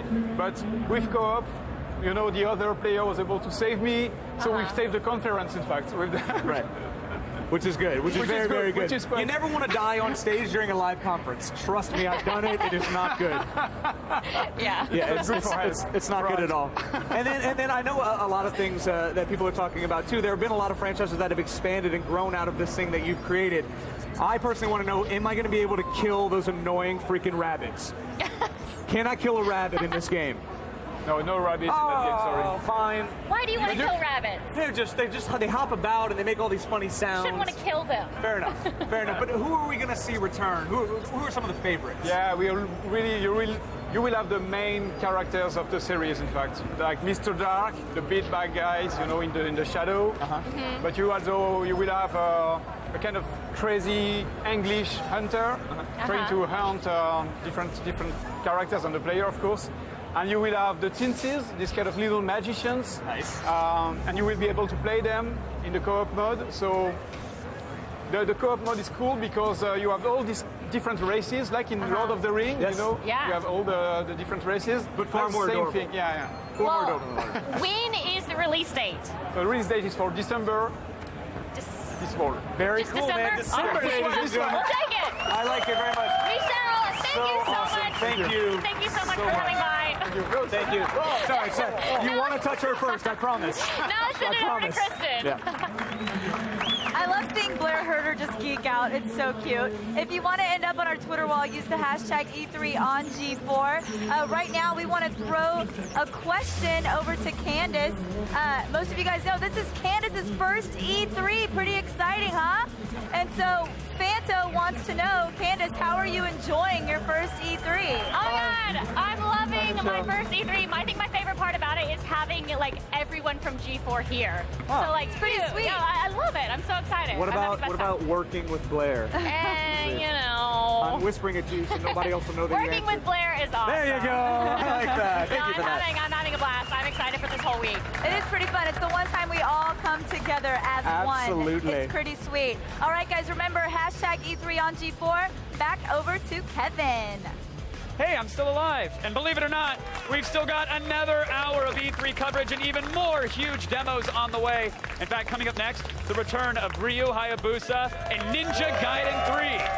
It's your first look at the ridiculously bloody mayhem right after this. Stick around.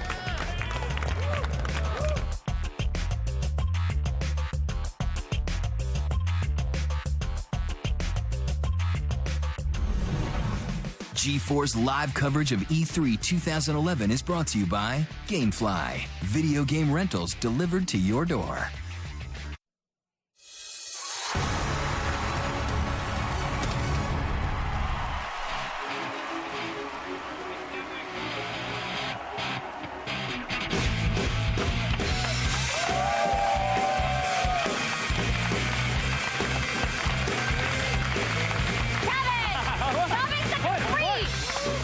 Quality control. I want to make sure everybody's having a good time. I bet you are.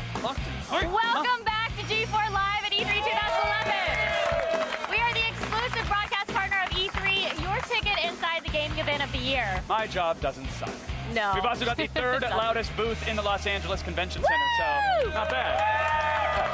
We will find out what it's like to be an alien bounty hunter in Prey 2, and then step into the shoes of some heavily armed grunts in Ghost Recon Future Soldier. And later, the shooter that gamers have been demanding for too many years to count, Battlefield 3 will be here. I'm very excited for that one. But first, we got to send it over to Adam and Morgan. All right, if you like your action games mind-numbingly fast, brutal, hard, and bloody as all get out, well, you look no further than the Ninja Gaiden series. Part 3 brings some new elements to the franchise, and we're going hands-on for a closer look.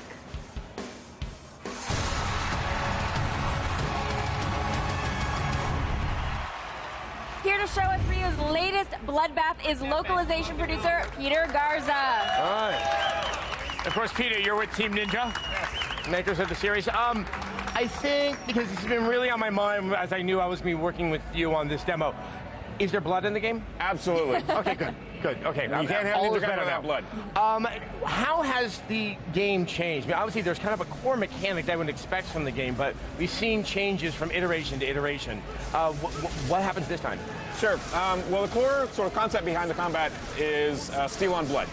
So trying to make the combat feel more visceral. And so you'll see as we're playing through, sometimes the camera will kind of slow down. You'll be cutting through an enemy and you'll have to like push through for that final last cut. Ninja Gaiden 1 was all about getting combat that felt right.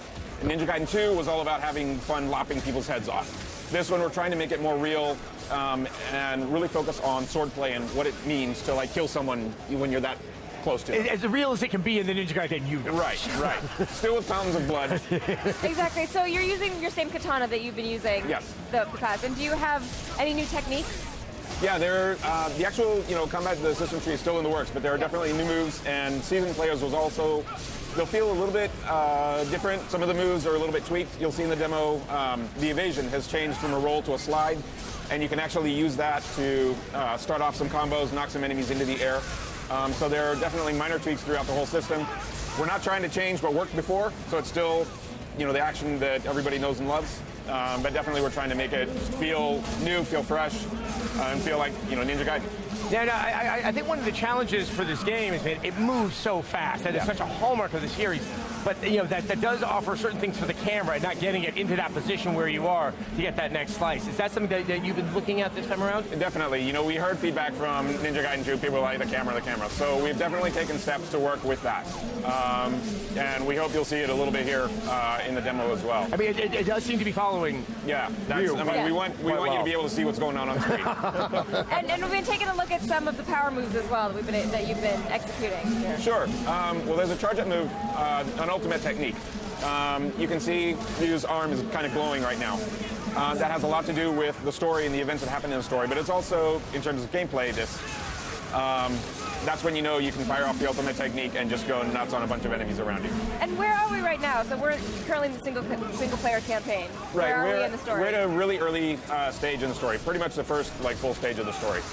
It takes place in London. Well, this part takes place in London, so flying down from Big Ben, seeing Parliament. Asking about story in a Ninja Gaiden game can be kind of a fool's errand.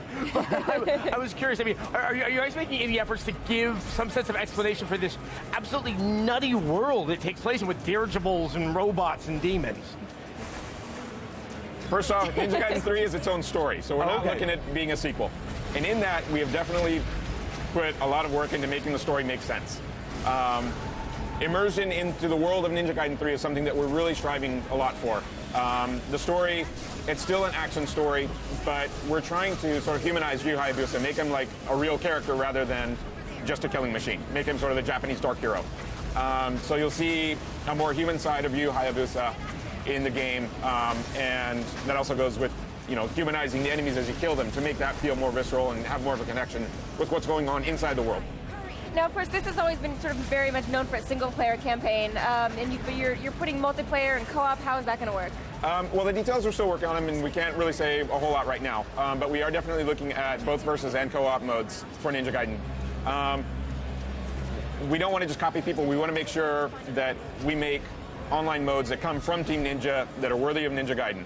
So we'll hopefully, you know, have something really fun for y'all. All right, well, what we're seeing here is definitely living up to that. Do we have a release date for Ninja Gaiden 3? Sure, Ninja Gaiden 3 is out for the 360 and PS3 in early 2012, and we just announced a Wii U version. Wow. All right, I'm very interested to see how that's going to work out. Well, Peter, thank you so much for stopping by. Thank you. Yes, Peter Garza from Team Ninja. All right, let's get back over to Kevin and Candace. That was bloody. After the break, we're going to put down the swords and pick up a gun. We'll go hands-on with Prey 2, which takes the series in a whole new direction. Yeah, forget alien spaceships. How about playing as a bounty hunter on an alien world? How about that, Candace Hey, Bailey? Jinx. Get all the details right after this. I've been running around all over the E3 floor, you guys. It's kind of exhausting, so it's nice just to get to kick back, sit down, relax for a minute. What's this button do? Oh! Bad idea! G4's live coverage of E3 2011 is brought to you by American Ninja Warrior. Can any American finally conquer the course? The competition begins in July, only on G4.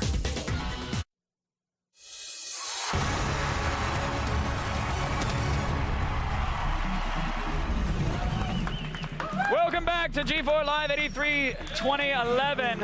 Now listen, there are a lot of cool jobs in the world. There's a cable TV host, glassblower, garbage man, but I think Alien Bounty Hunter pretty much trumps them all. And you actually get to play as one in Prey 2, and guess what? We've got a hands-on demo.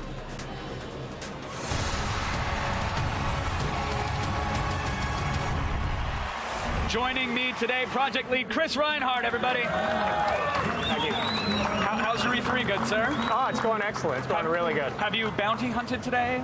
The reception is awesome with the game. Is it? So many people are loving it. So many people are loving it. So many people have said, like, well, Prey 1, they knew it, they played it, but this seems like a radical departure. Is it not? It's a bit different. Yeah, it's a bit different. We want to take you to a brand new part of the Prey universe. Experience new things, brand new character, U.S. Marshal by the name of Killian Samuels, who becomes that badass bounty hunter. Very nice. Tommy's still in there somewhere? Are there portals in there somewhere? Tommy's still in there, yeah. Tommy, you don't play Tommy, but he's definitely a character in the game. You encounter him many, many times throughout the game. I'm assuming it's more than just a casual pass by, hey, Tom, and that's it? No, it's more than that. More than that? Okay, good. It's crucial, yeah. So tell me, I mean, as a bounty hunter, what is this world? What are these bounties? Are we working for a corporation? Are we a lone gun? No, you're basically like a free agent. You're going around tracking down different bounties for various factions in the world, and just taking them down. And a lot of them are capture, a lot of them are kill, a lot of them are your choice. Oh, your choice. Okay, well, what if we confuse our kill with our capture? Does the game end, or does the world adjust to the fact that we might have just... Depends on the type of bounty. Sometimes it'll just adjust appropriately, and the client will be pissed off. Okay, so are you building a rep then amongst all these other people? Yep. All right, so now I've heard the term open world thrown around a lot with Prey 2.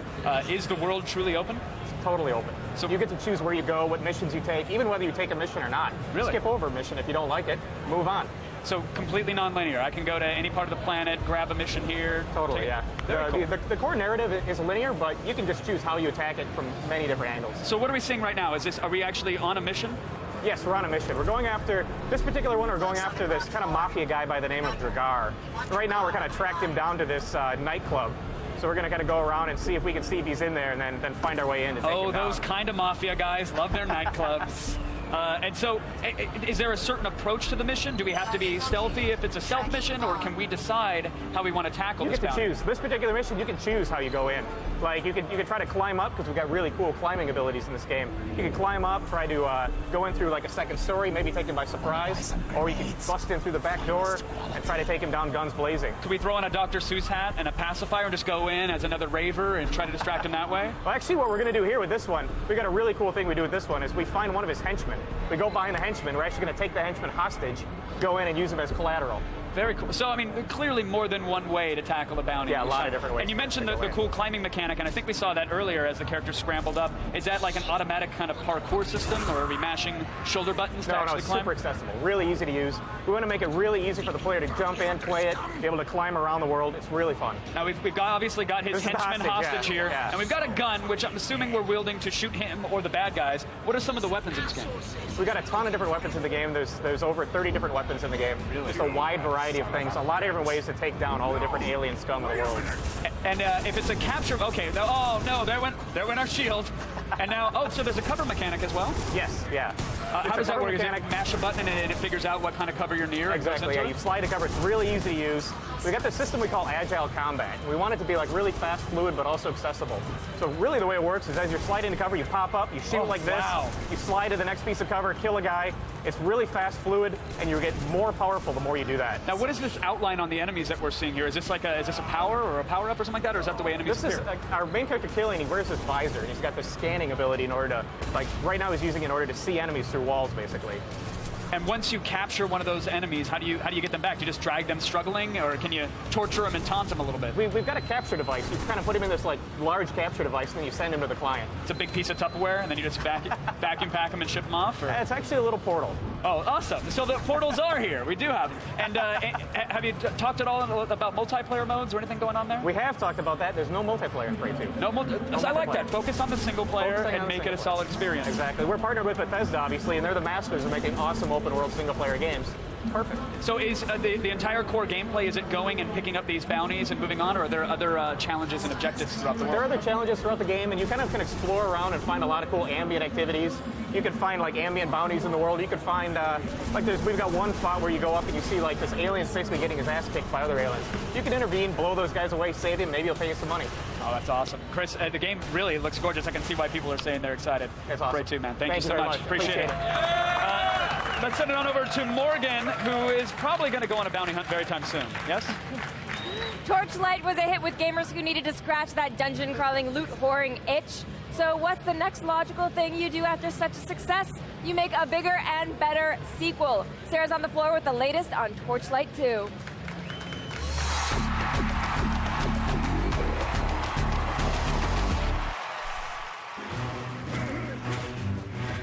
With Max Schaefer. So tell me what's new in Torchlight 2. Well, Torchlight 2 has multiplayer. That's the big thing. You'll be able to play over the LAN or over the internet. We've got 4 new character classes. We're announcing the 3rd character class in the game here at E3, and it's the Berserker. We've got indoor and outdoor areas this time, randomized outdoor areas with day-night cycles and weather effects, multiple hub cities, bigger, better in every respect. More monsters, more loot, more skills, more everything.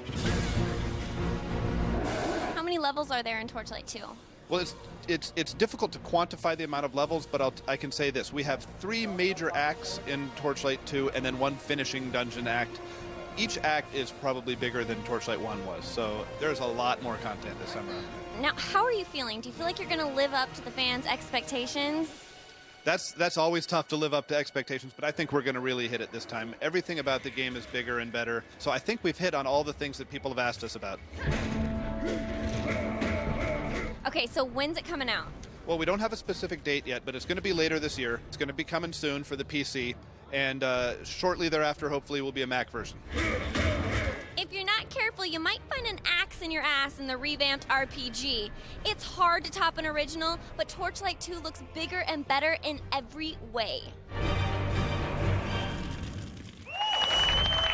G4's new series, Proving Ground, premieres next Tuesday and shows you what happens when you try to recreate video games, pop culture, and movies in the real world. Watch what happens when you try out our real-life Mario Kart. Let's bring that dummy in. It's like looking in a mirror. It actually is kind of creepily accurate. I'm gonna hit it, because... Yeah. Ready? MacGyver could have done this with a tampon string and a Hot Pocket. Yeah. Oh, God, that... You just...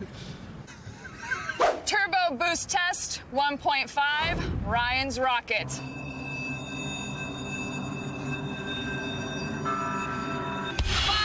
4, 3, 2, 1.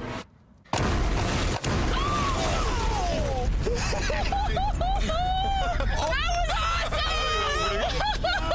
I think we got enough film. You melted!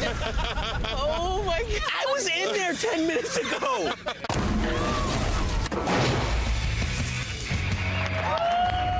Whoa, hey! It's the stars of G4's new original series, Proving Ground. Jessica Chobot and Ryan Dunn. Hey, guys! How you doing? Thanks for stopping by. My pleasure. I love this.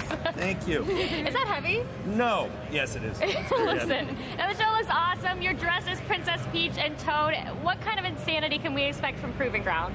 I would say pretty much through the roof. Anything, everything? Anything and everything.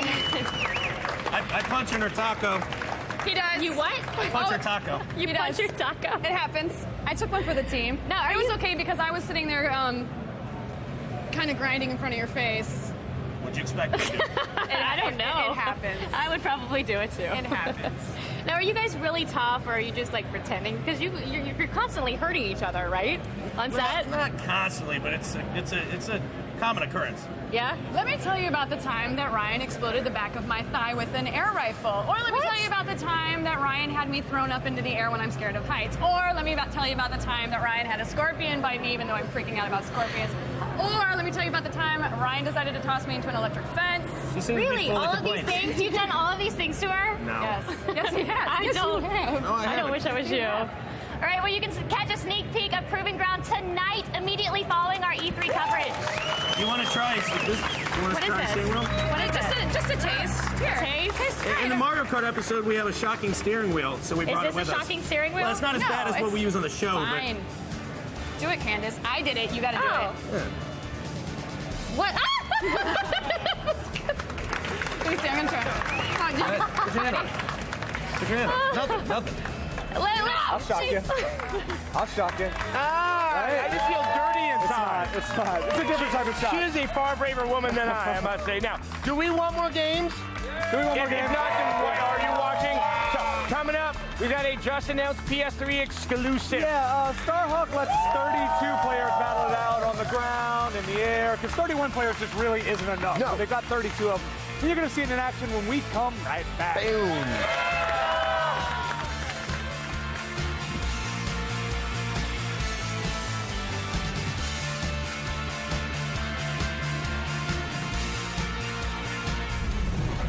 Live coverage of E3 2011 is brought to you by G4's Proving Ground with Ryan Dunn and Jessica Chobot. New series premieres next Tuesday at 8, only on G4.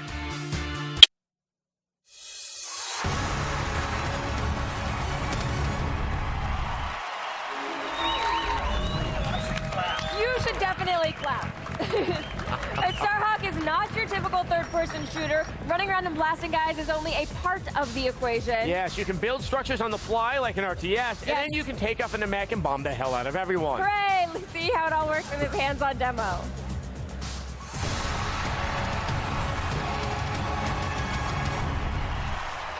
Dylan Joe, president of Lightbox Interactive, is here to walk us through this PS3 exclusive. Okay, so this game is the successor to Warhawk. How is it the same? How's it different? Well, it's one star and one's war, right? So that's different. Okay. Warhawk was multiplayer only, and fans around the world loved it. But we really wanted to try something different with our follow-up product, and we knew the shooter genre was crazy stacked with Gears and Battlefield and Call of Duty and all these great games. And so we thought, well, let's take some chances, let's try some new stuff. So we came up with a new universe and a new, essentially, core mechanic called Build and Battle, which is what we've got in Starhawk. Now, this is a blending of action and strategy. Those aren't necessarily two tastes that always taste well together. No, I have faith in your hands, but how have you blended them? Well, because we all like to mix drinks, and this is a good tasting drink.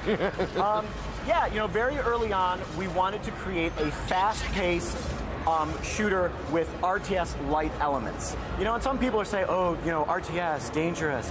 And if we were to make it where you had to manage and do all this stuff like chip stone and wait for this and build, we said screw all of that. We basically said, let's make building almost like abilities, really quick things that you can just do, boom, right on the battlefield. You don't have to manage anything. Because they actually drop buildings where you want them. Yeah, and I actually remember early on in our design meetings, we were talking about, how are we going to manifest these things in real time? And we thought, well, what's more brutal than dropping a huge crate from space like a comet? And we're like, that's awesome. That's a good idea. So that's where we ended up. And it's going to sort of depend on where you put your buildings. You can put them anywhere on the map, and that's going to change your strategy. Yeah, absolutely. And the player has a ton of freedom both in single player and in multiplayer. Is it true that when you were looking for inspiration for this game, you kind of looked at Plants vs. Zombies and Pixel Junk Monster? Yeah, absolutely. The game is, at its core, a third-person shooter, right? But there are some fantastic systems in all kinds of games. For example, destroying units for currency, Pixel Junk Monsters. Those tower defense elements, the plannable waves that happen in Plants vs. Zombies. And in fact, in the game for Starhawk, you can see in the upper left-hand corner the different waves of all the different units. And that tells the player what's attacking when and when he completes it. So you can plan your strategies based on when you know what's going to attack. And so what kind of environments are we going to see? Tons of epic environments. Tons. I love epic environments. Right. I think in the E3 terms, epic got replaced with addictive, right? Okay, You're supposed to like use it. So they're addictive environments. There's a ton of different environments. We've got desolate moons and vast acid seas. We always get asked about space environments. Yes, we have space environments. We're not showing them here because, Sony wants to be like, oh, unveil that later. But they look awesome. One thing, I was mocking the idea that what you tend to hear in E3's passage, it was built from the ground up. Seeing how the buildings are incorporated in this game, we're literally they're from the top down. Let's see, can we incorporate more cliches? We built it from the ground up to take it to the next level with the addictive epicness. I just want to ask really, really quickly, was it easy for you to want to do the single player like you had wanted to do with Warhawk? Yeah, I mean, Warhawk had great multiplayer, and we have a ton of rabid fans. In fact, there was a woman who flew up from Brazil to play Starhawk, and she's been camped out at our booth. So we have rabid fans.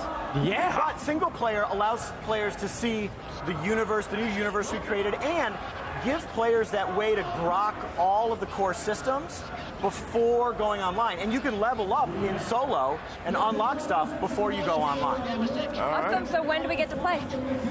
Well, I can't say specifics. Everyone asks specifics. So I always respond in the Maya apocalypse year. It's 2012. Somewhere in 2012. If we make it that long, we can't wait to play. If you survive, you get to play. Dylan, thank you. Always a pleasure. Dylan Jones, everybody. All right, let's go back over to Kevin and Candace.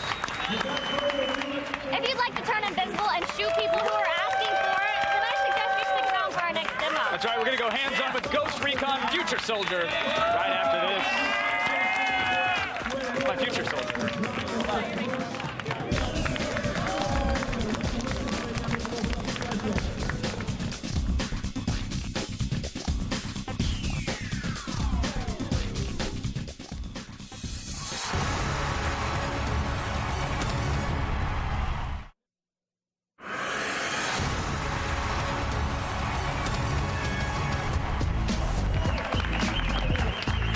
Welcome back to G4 Live at E3 2011. Now, the U.S. military has all of the best gear, but they won't get me to enlist until I can start running around like the Predator. Even then, they probably wouldn't let me in, actually. Cloaking devices are just one of the many high-tech gadgets you'll use in Ghost Recon Future Soldier, and we've got a hands-on demo.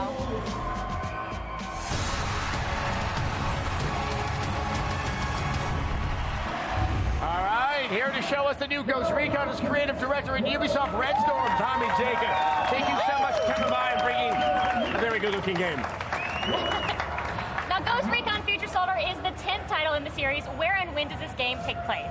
So the game takes place in a setting not too far in the future.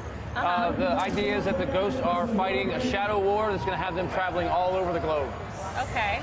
Now, as I just said, this game is really pretty. I mean, it's all I could expect for Ghost Recon. It's a gorgeous game. But we're also, there's so much info and so many ways that that screen can change. What are you doing to kind of balance that barrage of info so that the player can kind of just step right into it and start playing? Sure. So what you're seeing is the augmented reality. There's a couple of stages of that. What you'll see in the immediate vicinity of the soldier is the augmented reality that pertains to his equipment and his gear. So you see what we call the war, which is the weapon augmented reality around the weapon. And then you see the augmented reality that appears in the world, and that's to allow the headquarters to communicate to the ghost mission-critical information. All right. I want to follow up because we just saw some combat right there. That enemy AI has always been one of the trickier things in the Ghost Recon series. How are you guys approaching it this time around? Well, the enemies, as you'll see, Roman's getting ready to walk us out into some of the enemy encounters. Some of the things that we're doing to interact with the enemies, it's a really exciting feature that we have where you can do the coordinated shots. So you as a single player can set up shots with our coordinated shot system, and you can have all your ghosts bring down selected groups of enemies all at one time. Sounds good. Yeah. Sounds good and brutal. Now, what types of new weapons and equipment will be used in the game? So I know you guys have been very interested in hearing about the adaptive camo. Yeah, so obviously totally. that's going to be in the game. What's that about? So the adaptive camo is a system that the military is actually investigating right now. It's a system that in the game, as long as your character is moving within a certain speed, not outpacing the equipment, the character will go into this kind of camouflage state and allow them to sneak through the map very stealthily. Yeah. A lot of the other equipment that they'll be using is in regard to our intel loop, which is a big part of our game and how our gameplay is different.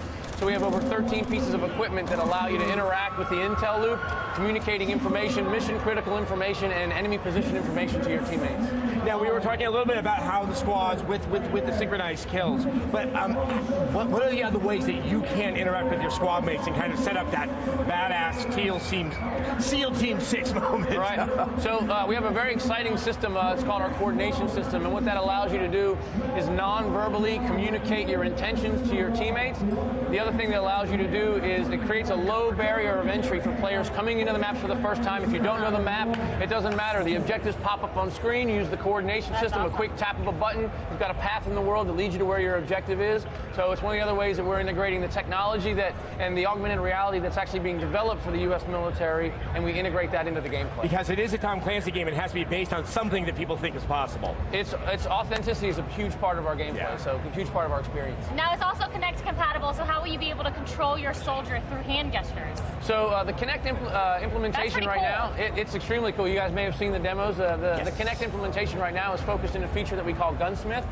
So there are 52 weapons in the game. There are 49 different attachments. So if you can imagine that, over 10 different points of the weapon, any one weapon could have over 1 million combination possibilities. The Kinect is one of the interfaces that we allow the player to use to make those connections. So as you may have seen in the demo, you use hand gestures to break the weapon apart. You can use hand gestures to select through a lot of the different roles of the equipment.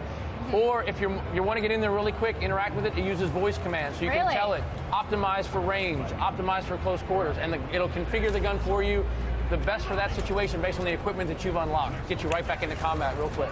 Now, what we're seeing here is single player, but this same game can also be played co-op. Absolutely. Correct? So what you're seeing right now, Roman's playing this in single player.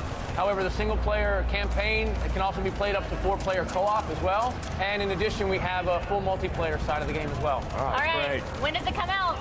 We're releasing in March 2012. It's such a long time to have. I know. But in the meantime, we get a lot of fun playing in the office. Of course you do. Just for polish. Tommy, thank you so much for Very, coming very by. much. It was Thank really you. nice to meet you. Looks great. Now let's send it over to Kevin and Morgan. Can you believe that we have been live for almost 5 hours? Yes. Yes, I can. Don't fail now, though, even though Kevin's a little tired because today's grand finale is coming. I will wake up for this, Morgan. Battlefield 3 is coming to our stage, and you do not want to miss it. Stick around. I'll wake up for that. All right. Tomorrow, G4's live coverage of E3 2011 continues with even more hands-on demos of the show's hottest games. The Dark Knight returns, along with his villainous rogues gallery in one of the most anticipated sequels of 2011, Batman: Arkham City. Who sent you? Plus, SSX is getting a major reboot with a realistic makeover that's unlike anything you've ever seen. Fire up your chainsaws. The Gears of War trilogy comes to an explosive conclusion with the biggest installment yet. And the epic struggle between Jedi and Sith continues in the massively multiplayer masterpiece Star Wars: The Old Republic. You'll answer to me. All that, plus exclusive interviews, the latest trailers, and all the news as it breaks. Oh, that looking like some fun.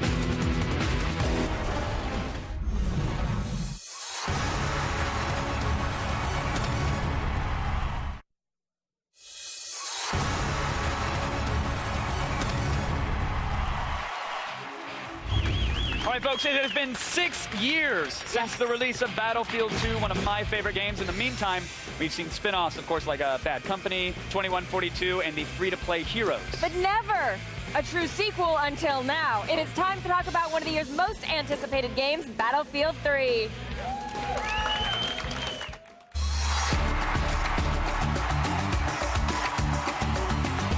And joining us today is executive producer Patrick Bach, everybody. All right, so you brought us some video, and I would love for you to tell us a little bit about what's happening in this video.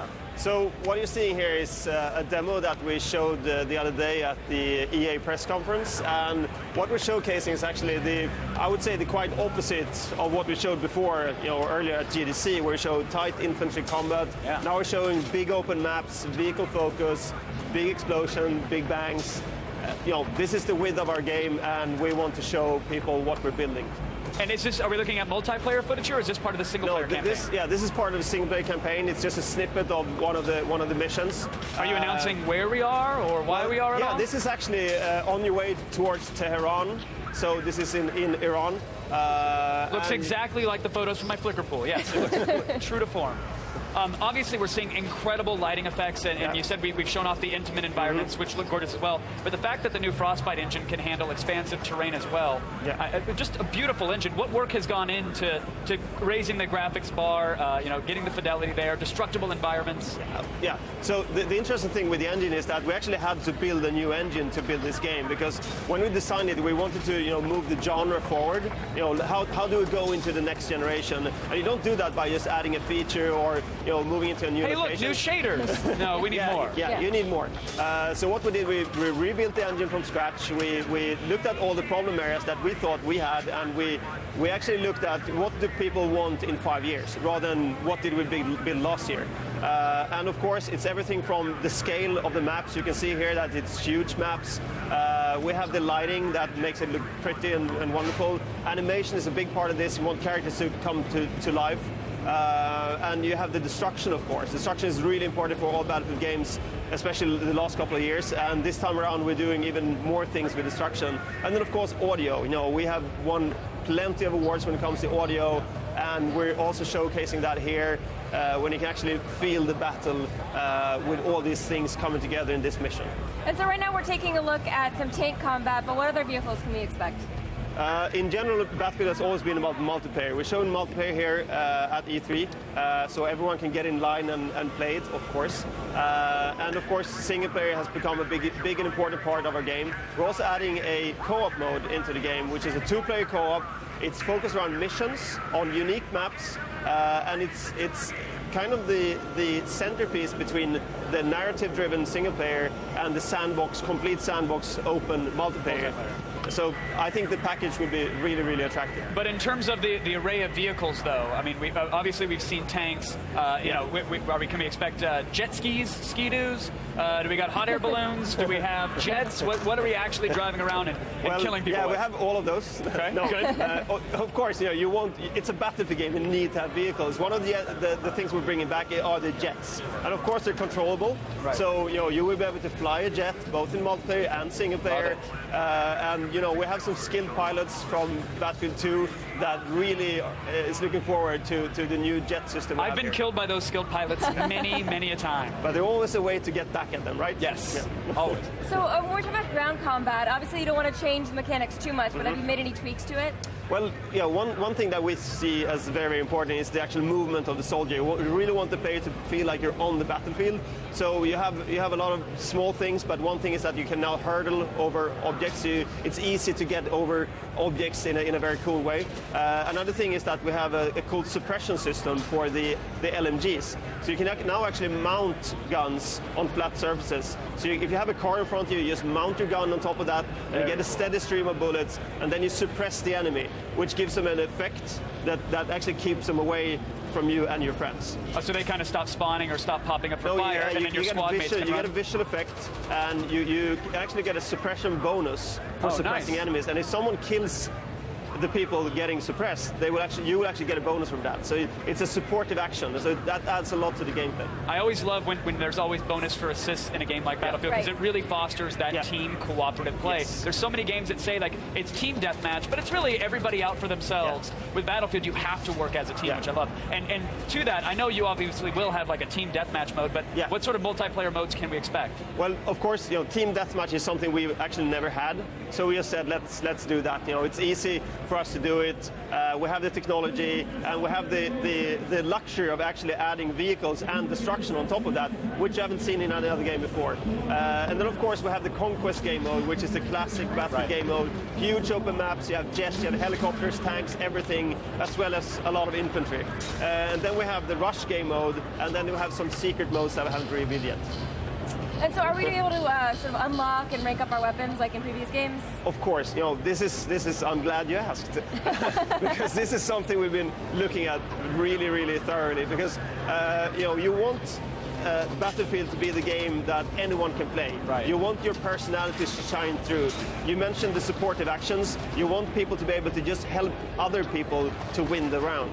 Rather than just having, you know, if you're not a Twitch skilled 14-year-old, you will lose. You know, we don't like that. Everyone should be able to play the game. If you like supportive actions, that's really important. And the guns. So you can now customize your guns in, I don't know how many possible ways, like it's a million ways. We'll dedicate another 15 minutes to talking about that at another time. Is there a release date yet? Yes, of course. We're releasing the game on 360, PS3, PC on October 25. I will be first in line, good sir. Patrick, I'm a huge fan of the series. Thank you for Thank showing you it very to much. us. We really appreciate it. All right, for even more on the game and the all-out tank assault video, just go to g4tv.com/battlefield3, and we're going to send it over to Kristen. All right, thanks, Morgan. We're here at the Twitter wall. Just want to talk about Orly Eyes, who says, I've never had this much fun with Twitter and G4 all day. You guys are totally rocking E3. Let's make it to 5 mil. We're almost there. We're nearly to 4 million, but we'll have to pick it back up again tomorrow. And just for that tweet, Orly Eyes, you have just won an Xbox 360 for your chance to end up on our Twitter wall and win an Xbox of your own. Just use hashtag E3 on G4 for complete rules. Go to g4tv.com/win. I'm all out of prizes today, but we'll see you tomorrow, like I said. So keep tweeting, guys. Let's send it back to the stage. Hooray, the stage! We did it! Listen, we've been on the air for 5 hours today, and we saw a ridiculous amount of games. And it was awesome. Adam, what say you, good sir? Okay, What's your personal I'm a favorite? little split. I mean, that Battlefield demo you guys just got to see. Yes. That game is a technical masterpiece, unlike something I thought possible this generation, but I also want to really call out Uncharted 3. I mean, it kind of brought back those wonderful memories of playing the game, you know, or playing Uncharted 2 just so recently. They should give you Dramamine as a pre-order bonus for that game. Yes, it's like, get ready to go like this. All right, well, I definitely love Skyrim. I mean, the dragons, everything. Very popular choice. What can I say? Mine was Dance Central too, because I love this. Yes, she does. I know. For myself, honestly, I'm a huge Dave Jaffe fan. I love car combat games, Twisted Metal. I'm so glad to see it back. It looked really good. It was a lot of fun. Really good. And If there's one thing we know about his games, they play well, they're balanced, so I'm excited. Well, that's it for today's coverage of E3 2011. We will be back on the stage tomorrow at 3 o'clock Eastern with even more. 3 hours of live demos, 3 hours of interviews, scoreboard, and all the Please don't hurt me. Please watch our show. You are a gamer, and your adventures are legendary. You rescued the princess from Bowser, unraveled religious conspiracies, and made your mark on Azeroth. You've conquered Seth, explored the wasteland, and survived the Cold War. You're ready for the next challenge, and there's only one place you'll find it: E3. This is the place where the impossible becomes reality and the future of gaming comes alive. E3 is the place where you discover what's next and what quests lay ahead. Strap in, because it's going to be a hell of a ride. The future of gaming is happening right now, and you're in the center of it. From world premiere trailers to explosive hands-on demos, interviews with gaming visionaries, in-depth analysis of all the announcements, the latest tech, the just announced games. It's all here. Only one network can bring you inside the year's most anticipated entertainment event. Who sent you? This is G4, and we're ready to take you to the next level. Gaming's biggest show is about to begin. Oh, that's looking like fun. It's time. Day 2 of G4's live coverage of E3 2011 starts right now.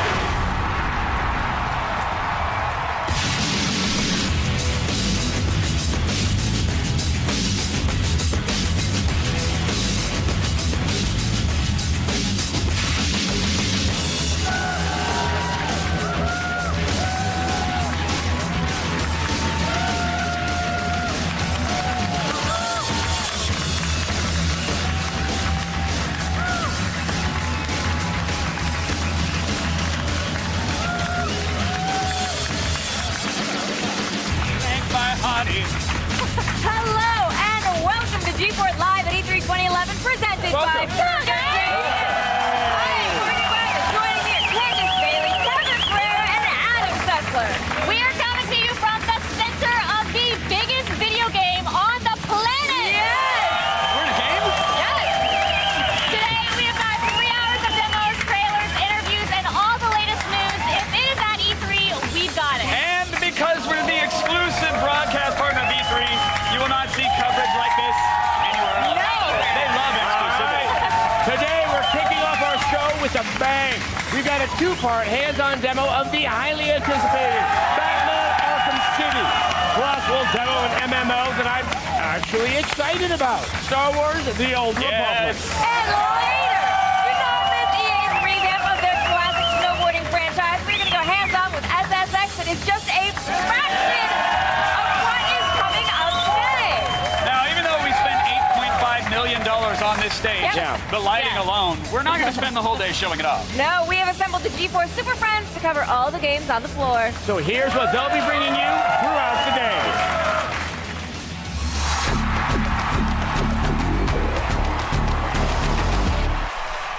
From the running of the nerds to the ear-splitting sound effects of some of the hottest games at E3, it's music to my ears. In fact, ladies and gentlemen,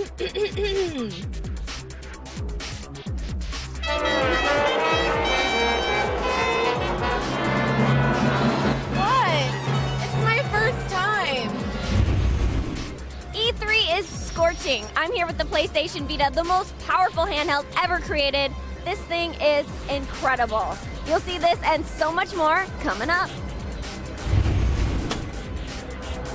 Noob! Kicking ass at E3 is just way too easy.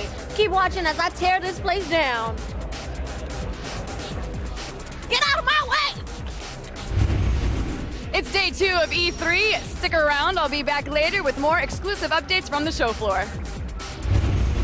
Such exciting new stuff at E3 this year. Look at this. TurboGrafx has a 16-bit game console. The graphics are stunning. Over here, Nintendo's Famicom box. Put all of your NES cartridges in one giant, really heavy unit. Of course, the Entertainment Rob system there on the Nintendo. Q*bert is a game that is taking the floor by storm, and then in 16-bit stunning graphics, Toe Jam and Earl for the Sega Genesis. Really exciting new stuff. This will probably be available Christmas of 2011. I'm Chris Hardwick. Also look out for my new show, Singled Out, coming out on MTV. Living the dream. Oh, look at that. Was that a ghost? Thanks for the shameless plug, Hardwick. I will not miss Singled Out. I'm Kristen Adams, guardian of the Twitter wall. I'll be reading your E3 tweets all show long. And guess what? We're giving away prizes every hour. You guys better be tweeting. Where's your phones? Get them out. Start tweeting. They think I'm joking. I'm not. You could win an Xbox 360, PlayStation 3, Nintendo 3DS, or a GameFly subscription. For a chance to win, all you need to do is tweet about E3 and use the hashtag E3 on G4. It's that easy. Are they tweeting behind me? Are you tweeting?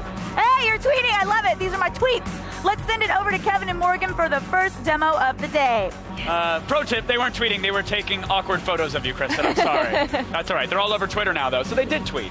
I think it's time to get this show started proper by checking out a game that I think every self-respecting comic fan and every self-respecting gamer is dying to see. Rocksteady is following up their smash hit Batman Arkham Asylum with another dark adventure starring the Caped Crusader. Let's go hands-on with Arkham City.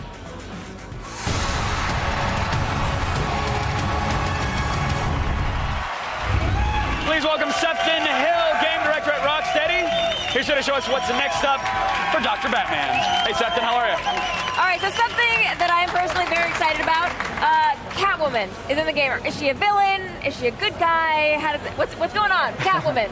I mean, Catwoman was someone we were really excited to get in the game because you don't really never know whether she's a good guy or a bad guy. The golden rule with Catwoman is she's always looking out for number one. So that's the one thing you can guarantee on. Okay, but how's she feeling about number 2 in this game? Is she trying to kill him, or is she trying to help him?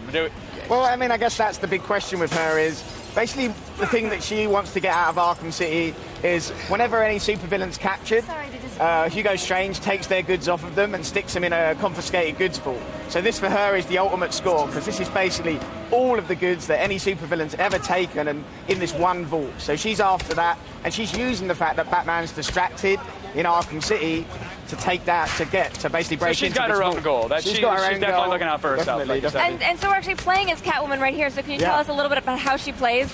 So Catwoman's great. We wanted to go with sort of a different fighting style to Batman, so you can see kind of how fluid she moves. She's faster than Batman. She's dance fighting. That's almost capoeira. Capoeira, that sort of style, but she's really dangerous as well. You know, she knows exactly the weak points to hit on any man. Oh, jeez. So she's got some great moves. She's also got all her own gadgets. So she's got bowlers, caltrops. She's got a whip she can use to trip people up, or she can use it to steal guns off people and disarm them. So she's got all her own moves. The way she moves around the city is totally unique as well. Like, she can crawl up the sides of buildings, she can hang on ceilings and move around. So she's totally her own fully featured character. Will those moves give her access to areas that maybe Batman can't actually get to? Yeah, for sure. I mean, there are only a few areas in the world probably that Batman can't get to, but she can access those moves. Now, how do we actually take control of Catwoman? Is this a character that we can activate at any time, or is it mission specific? So the Catwoman story is kind of seamlessly interwoven with Batman's story. So you'll switch at key points, and you'll see as they switch through kind of how those stories interact. So a good example there is you saw Catwoman actually got captured by Two-Face as she was trying to rob from his vault.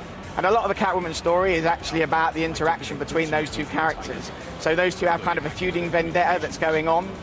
So basically, you saw Catwoman get captured.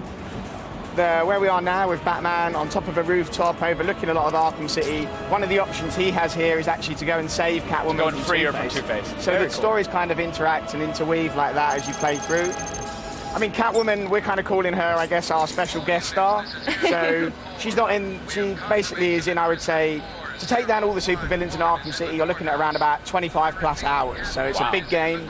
So Catwoman's in for about 10% of that, to give you an idea. Okay. So the last game was sort of in this very claustrophobic asylum, and so now this is in this big world. I mean, how open is it? How much can you explore? Yeah, I mean, the great thing, what we really wanted to get was to create an open world, really to create the most detailed open world that had ever been created. That was what it was all about for us, not just massive scale.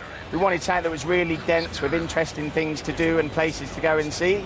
So, I mean, how do you define detail? Is it buildings that you can actually go into, people that you can interact with, missions that you can pick up as you're casually strolling around? Yeah, I mean, it's all about things the player can do. That's what detail is for us. So it's seeing the influence of all the different supervillains on the world. It's taking on different challenges, side missions. You know, there's hours and hours and hours of side missions. And it's down to you when you want to take them on, what you want to do, going into different buildings. You know, there's so much in there that the player can do. But, you know, it's just... That's what we wanted to create. You know, you had the kind of focused storyline of Arkham Asylum. You've still got that focused main storyline, but now with this option to break that up with all these side missions at the same time. Right. Now, so are we actually in Gotham, and Arkham is sort of a reference to how it's being overrun by criminals? So what's happened is Quincy Sharp, who's the mayor, has basically walled off an entire district of Gotham. So we are in Gotham, but it's like a walled-off district of Gotham that they've turned into a super prison. And that super prison's called Arkham City, basically. Oh, sounds like a lovely place. I'd love to visit. And what about the actual villains here? Who are we fighting? Who are the primo villains this time out? I know Two-Face is in there, obviously. Yeah, we got a load of great villains. We got Two-Face, the Penguin, Riddler's there as well. Riddler's there. You know, he's desperately out for revenge, following you getting him captured, Batman capturing him at the end of the first game. You know, when anything bad is happening in Gotham, Joker's in there somewhere, right? Joker's got his finger in there somewhere. And the great thing about the villains is that there's so many, they've all got their own angle. They're all trying to do something different. So, you know, we've got Zsasz in there. He's a serial killer. What is he going to be doing? Totally different to what Penguin's doing, totally different to what Joker's doing. The only thing standing in their way is you, is Batman. All right. Now, you are going to stay right there, and we're going to learn a little bit about more about this game. We've captured you now, We need to Stephanie. take a break. We will see more of this game. That's right. Coming up, part 2 of our live hands-on demo of Batman Arkham City. It's G4 live at E3 2011, and it's continuing right after this.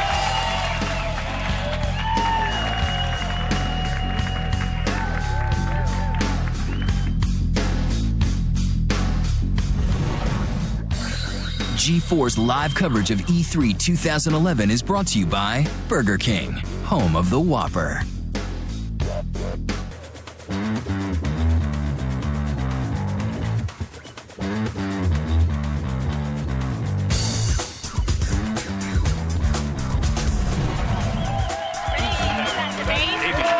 That's my slap bass. No big deal. I'm like going dynamite. Promise, joining us once again is Stefan Hill to talk more about Arkham City.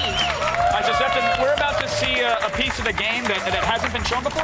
Yeah, we're going to show you a little bit of the medical center in the game. So they've taken over this disused church, and they've set up a kind of makeshift medical center there to kind of look after the inmates that are there. It's kind of something that Hugo Strange didn't want to do, but it was what one of the concessions he had to give to set up Arkham City the way it's set up. Is Batman on the hunt for some OxyContin, or what is he actually doing? Kevin! Well, I don't know. I'm just saying. For medicine. Yeah, okay. So what's happening here is basically when Batman was in the cool house, someone shot at him and Catwoman. He's projected where the bullet came from the bullet impact, and it was fired from the bell tower in the church. So he's about to go into the church and find out who's shooting at him, basically. Someone's about to be very upset that they pulled that trigger. So something bad's happened to the church, because basically at the end of the day, this was supposed to be the medical center. This is where all the medical people are supposed to be set up, and obviously for someone to be shooting at them from there, something bad's happened. Now, you've expanded how many characters Batman can fight at a time. Can you tell us about that? Yeah, I mean, we've doubled the number of people you can fight at a time. People love the free flow system. So basically now you can go up to 25, 30 people at once. At one time. One time, and it's great. You've got twice as many moves, twice as many animations. So, you know, it's really something pretty awesome. Does he just stretch his arms out and spin really fast, and you just go through him Tasmanian Just style? one move. That's Yeah, it. one Yeah, it's move, just one yeah. move. You take on a whole bunch. Now, you talked about this world being big, obviously a lot larger than the Asylum that we're used to. In terms of navigating that world, how does Batman actually get around? Is it Grand Theft Batman? Is he stealing cars, or? I mean, the great thing, I think this is one of my favorite features of the whole game, is the navigation system. So taking the fight into Arkham City, it's a much more vertical space. Something we really wanted to do was introduce, like, how does Batman get around Gotham? We wanted to answer that question. So Fire escapes. Lots of them. Just clamping upstairs. Walking up in the air. So we use this full momentum gliding system. So basically, as you're gliding now, you can dive bomb and use that momentum to glide up and through the city. Wow, that's cool. And then you can grapple boost off the top of buildings. So when you grapple, you double tap and hold A, and it fires Batman up off the top of buildings. So when you get really good at this, you can glide across the whole of Arkham City without even touching the ground. That's awesome. Wow. Very cool. Attacking armor. So it's something that we really, worked a lot on. It's the key thing you're doing. We waste hours doing it in the office where we're just messing around, gliding through the most ridiculous spaces. And we just wanted that to be great fun in and of itself. Well, yeah, getting around should be a game in and of itself. Yeah, so that totally, sounds awesome. yeah. Now, in Arkham, go ahead. No, go Candace, for it. all right, fine. I will go for it. In the last game, we spent a lot of time in detective mode, which, it was good gameplay, but a lot of times I think it pulled away a little bit from the look, the graphical aesthetic of the game. Has detective mode changed at all in this one? Or? So what we've done is, Jez was just doing some detective mode there. We've kind of tuned detective mode, so we didn't want to kind of nerf it because you're Batman, you're the goddamn Batman. You should have all these features, you should have all these gadgets. We didn't want to kind of take that away, but what we wanted to do was kind of focus it. So we focused the detective mode on being Batman's hunting tool. This is the way that he tracks people down and hunts them. So we make the world slightly less readable, but we make the characters pop a lot more. So when you switch into that mode, it's a great mode for hunting people down. When you want to navigate, when you want to get around the world, that's when you come back out of detective mode into normal vision. So it's basically about using those two things. But you can still do detective mode all the time. It's your choice when you want to use it. Right. It's really important to us that you have the power as Batman to feel like Batman. Are there any other new gadgets? We have a ton of new gadgets. We're not talking about the completely new gadgets at the moment, but we can. That's fine. Come on, you can do it. Tell us this, is there a shake weight? A shake weight. If the answer is no, that's fine. Then give me one that there is. There's got to be something. What's new? I mean, we've doubled the features on the existing gadgets as well. So to give you an example, on the line launcher, you used to be able to line launcher to zip over long horizontal spaces. Now when you're on the line launcher, mid-line launcher, you can spin, aim it again, and flip up in the air and fire again. Awesome. That's cool. And when you fire it, you can even flip up and walk on it like a rope, like a tightrope, and balance. So in Predator maps where you've got guys with lots of guns, this is a great feature because you can kind of create your own vantage points to take people down. And your own strategies. When is the release date? So Batman Arkham City, we're coming out October 18th over here in the States, October 21st in Europe, on PC, PS3, and Xbox 360. Gotta play it any way you want. Seth and Hill, man, absolute pleasure. Cheers, guys. Thank you so much. The game looks amazing. And right now, we're gonna send it over to Miss Kristen at our Twitter wall. Watch out for Batman. Thanks, Kevin. Big news at the Twitter wall. Like, really big. Right here, we have our popular E3 Twitter topics, and Nintendo and we have switched places. What? Yeah. We was 5th place, we is now 4th place. Okay, so It's you're crazy. telling me that we was here. Yes. All and now day. it's there? And now Did you guys hear that? It's crazy. I know. Big news. Big news. I'm gonna go over there. Okay, bye. All right, I just want to read a couple of these tweets. We've got PS3 Stone 29. He says, "These guys make games better than any Batman movie. Loving watching. Very nice. That's for you, my friend." All right, and Weird Archives, he says, "About time we got to play Catwoman. Give the woman her own game and keep it true to the comic." All right? So, Weird Archives, just for that, you have won a Nintendo 3DS. Congratulations. For your chance to win a prize, tweet about E3 and use the hashtag E3 on G4. For complete rules, go to g4tv.com/win.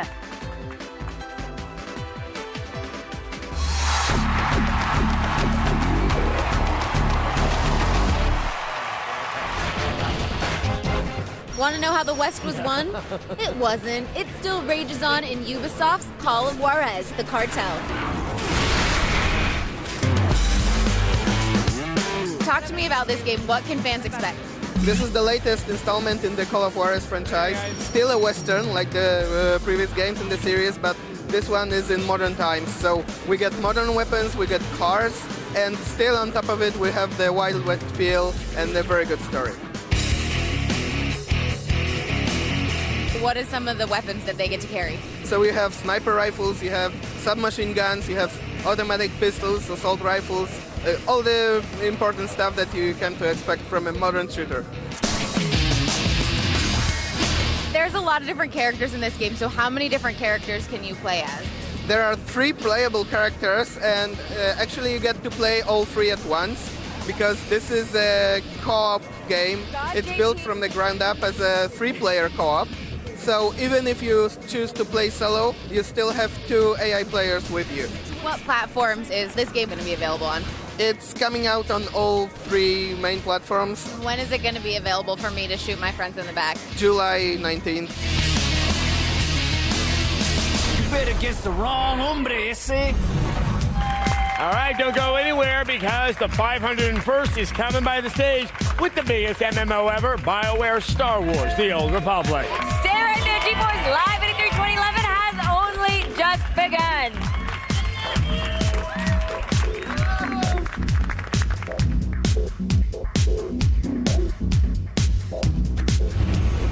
G4's live coverage of E3 2011 is brought to you by the 2011 Ford Fiesta. Drive one.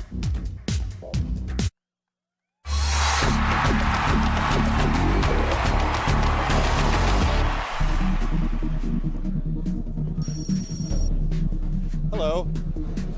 Games are nothing without controllers. I mean, these are an amazing number of customized controllers. What if you say, I want a little more control? I want to customize my own controller. Well, now you can with Lego.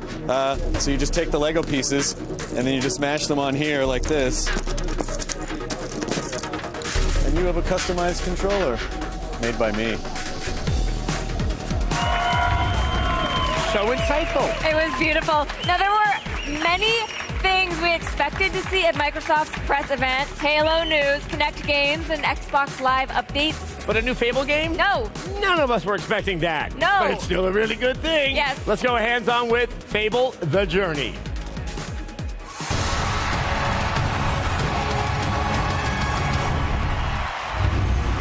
Joining us today, one of Morgan's my favorite people in the gaming industry, director at Lionhead Studios, Peter Molyneux. Thank you so much for coming. Thank you for being here.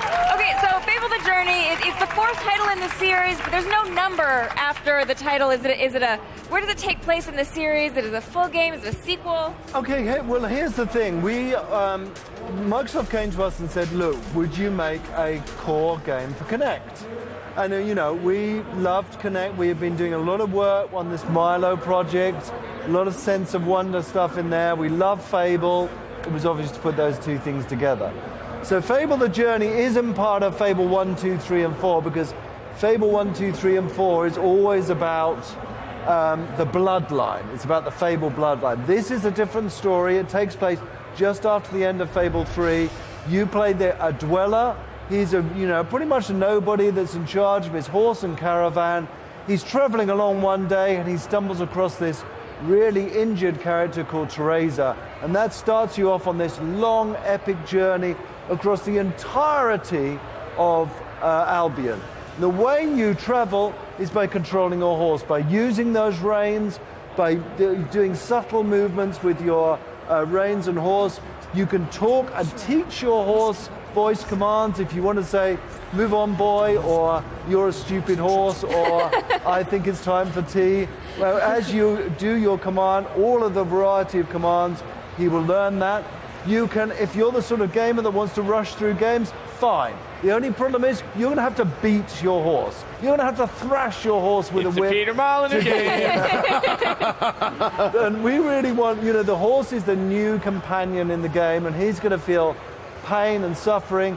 We will want people to form a bond with the same sort of bond that they had with their creature in Black and White and their dog in Fable. We want in Fable: The Journey. And all of that's done with Kinect.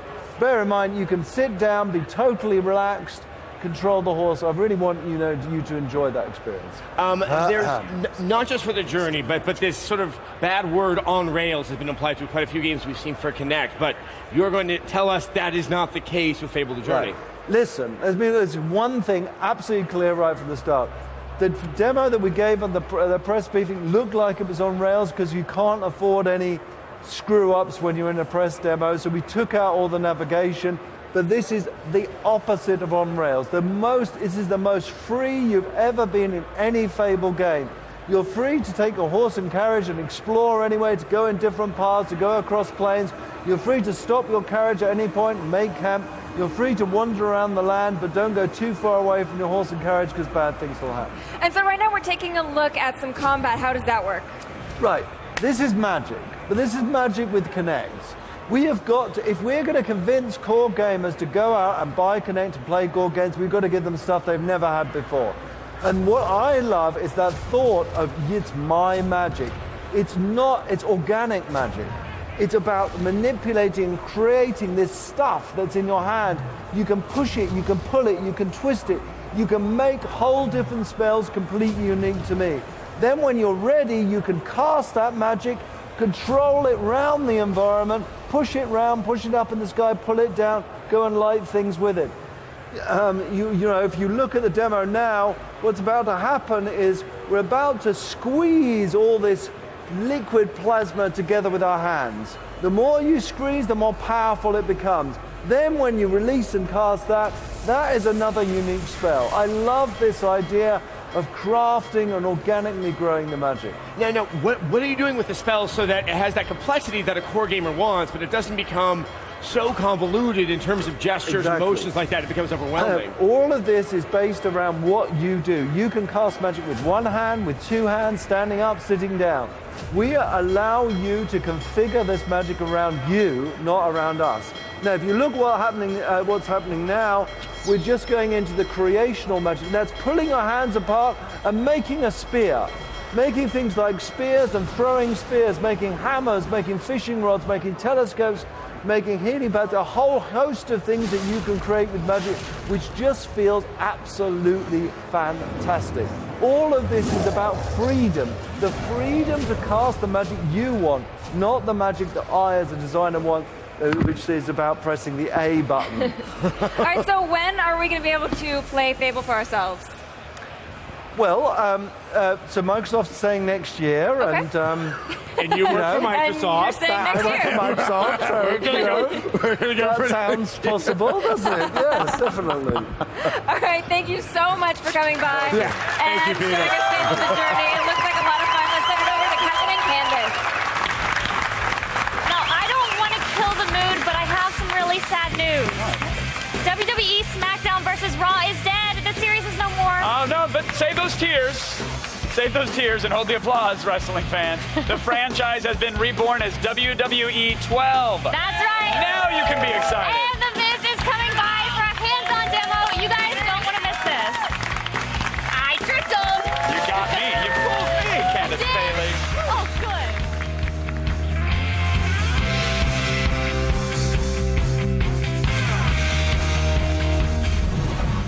G4's live coverage of E3 2011 is brought to you by Hanes. Look great, feel great in a Hanes undershirt with the lay flat collar.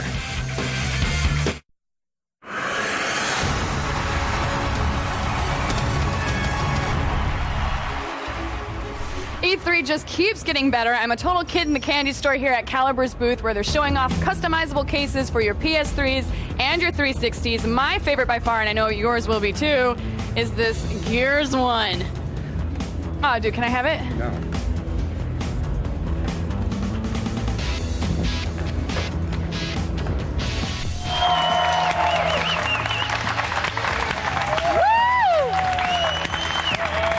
THQ has ended the SmackDown versus Raw series, but it's coming back as a revamped WWE 12. Guess what? We've got a very special guest coming by to show us what's new, so let's go. Hands on.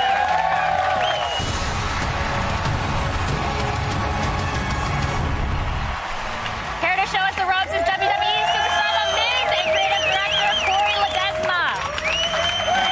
Thank you. Wow, they're huge Corey fans. Huge Corey fans here. Nobody cares about you, Corey. Nobody cares about you. Everybody cares about me. Welcome to E3. This is the king of E3, by the way. Corey threatened to break your nose again. I heard him. E3, I swear. Everyone's talking about Corey Ledesma here. Every time, hey, is that Corey Ledesma? Oh my God. Right, trending on Twitter. I mean, I'm everywhere. Yeah, he's everywhere. It must be a pain to walk around with him, not getting any. It is. It's a real pain. You hate it, don't you? He's wearing makeup, by the way. Oh. I have a broken nose. I have a broken nose, and I chose not to wear makeup. But look who's not shiny on camera. I'm not shiny. Look at that shot you got right That's a radiant glow. That's the glow of a superstar. But enough pats on the back. Let's get to the game. Yes, That's the please. real superstar of E3 is the game. This looks to be the most realistic WWE experience yet. Yes, I agree. It's absolutely amazing. If you should watch it, I mean, it's incredible. They basically revamped the whole thing. It's bigger, badder, better.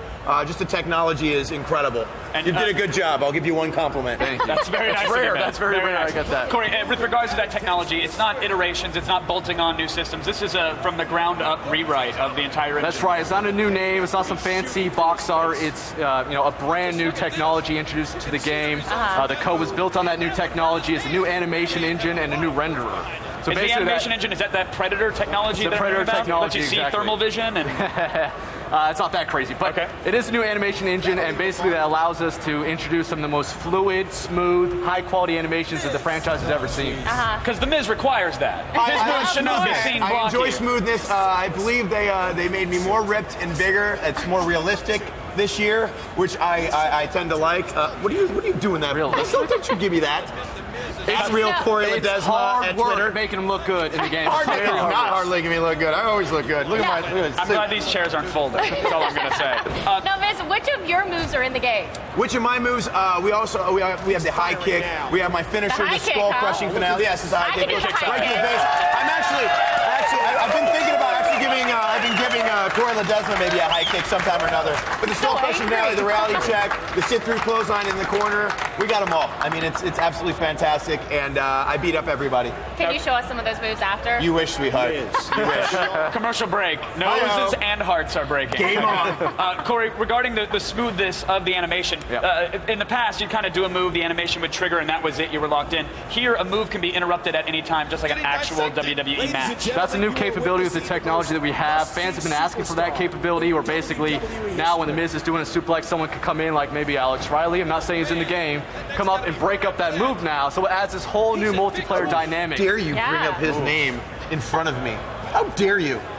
You bite your tongue. Sorry, I didn't know that was so sensitive. King of Nerds, ladies and gentlemen. Wow, it's heating up here. That's stone. And they clap for it. That's why I like you guys. Terrible pop.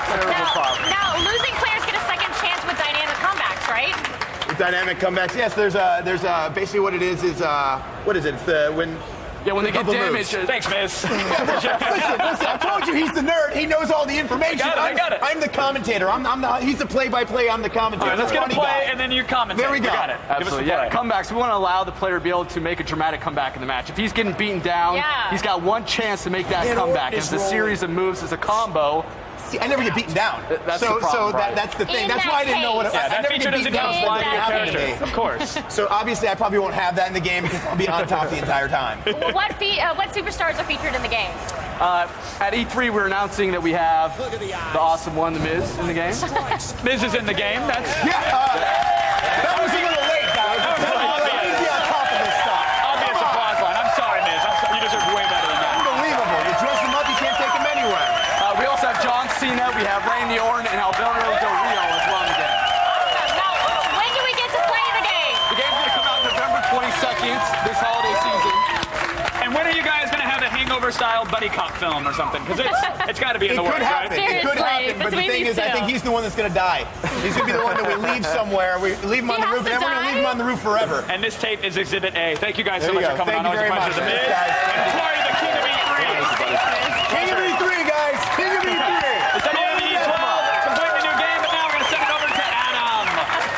All right, both Microsoft and Sony had big press conferences this year, full of talk about motion control, interactivity, and new hardware. We'll break down all the news in this special E3 edition of G4TV.com's Feedback.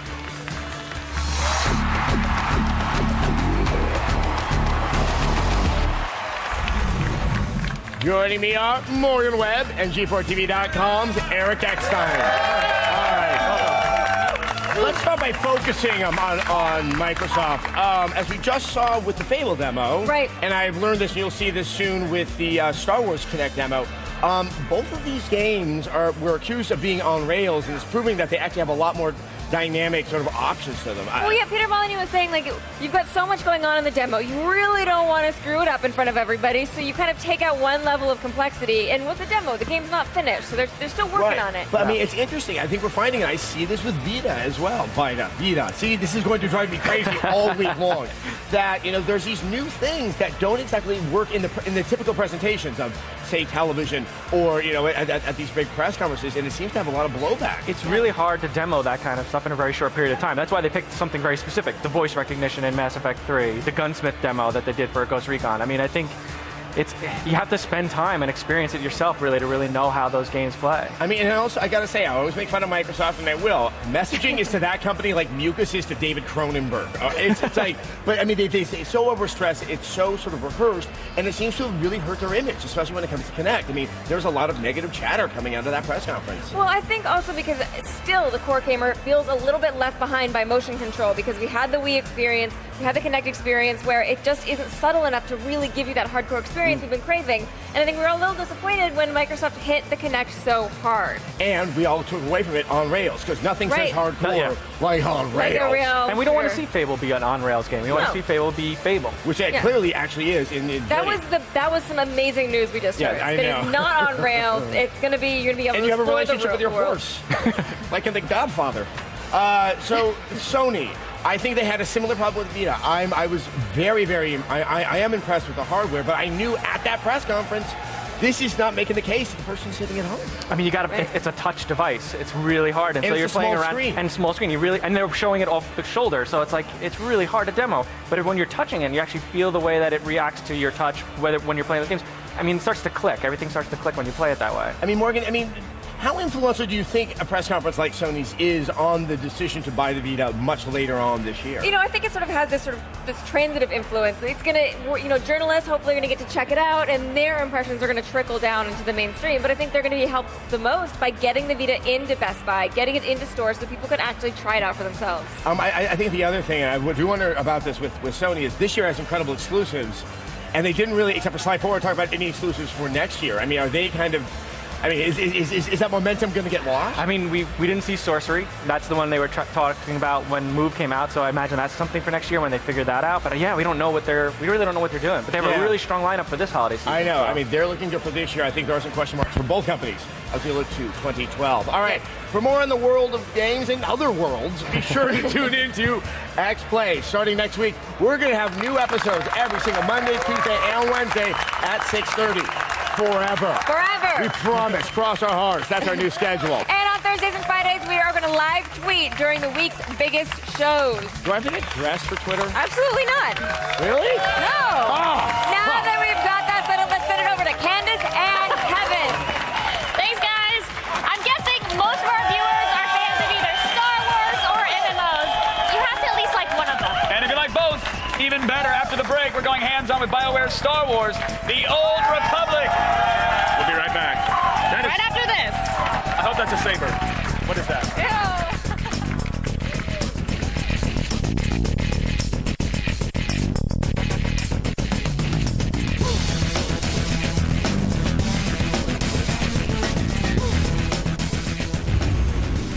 G4's live coverage of E3 2011 is brought to you by Burger King, home of the Whopper.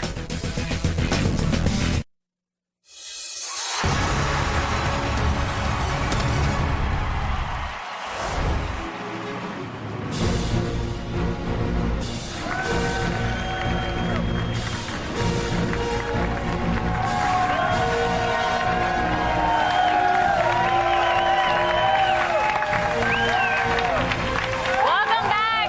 It is a sad truth that most MMOs come up woefully short in the story department. What are you talking about? Sims Online. It was deep. It was rich. I'm lying. Star Wars: The Old Republic. What's this unfortunate trend with an honest-to-goodness plot and dialogue trees? Sounds like a BioWare game. It's crazy. Let's go hands-on.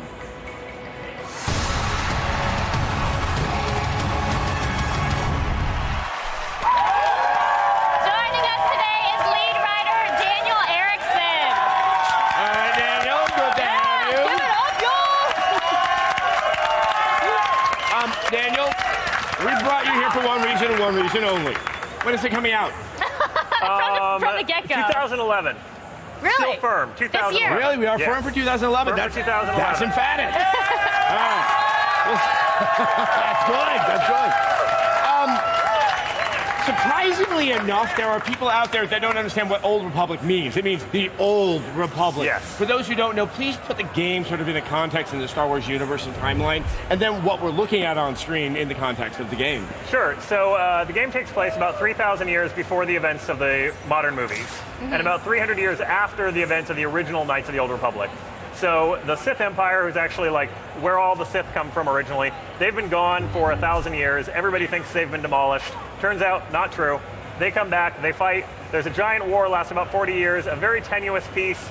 And after that is when our game starts. Okay. So we're sort of the second generation that's had to deal with it. Both sides are looking at each other. Both sides know the war is going to break out again, and you're going to pick which side you're going to represent. Okay, cool. Now each class in the game will have a different story depending on the moral choices you make. So can you give us a few examples of how this will affect certain classes? Absolutely. Each class actually has their entire storyline, and they're very different feels. So the smuggler is sort of action comedy. The trooper is, your classic war story, and each one has different things that they have to worry about as far as what their moral choices are going to be. Okay. The trooper, for instance, is asked to do some very bad stuff. Questionable. Yeah, well, he's special forces, and then he gets called in front of the Senate, and he has to make the decision right there.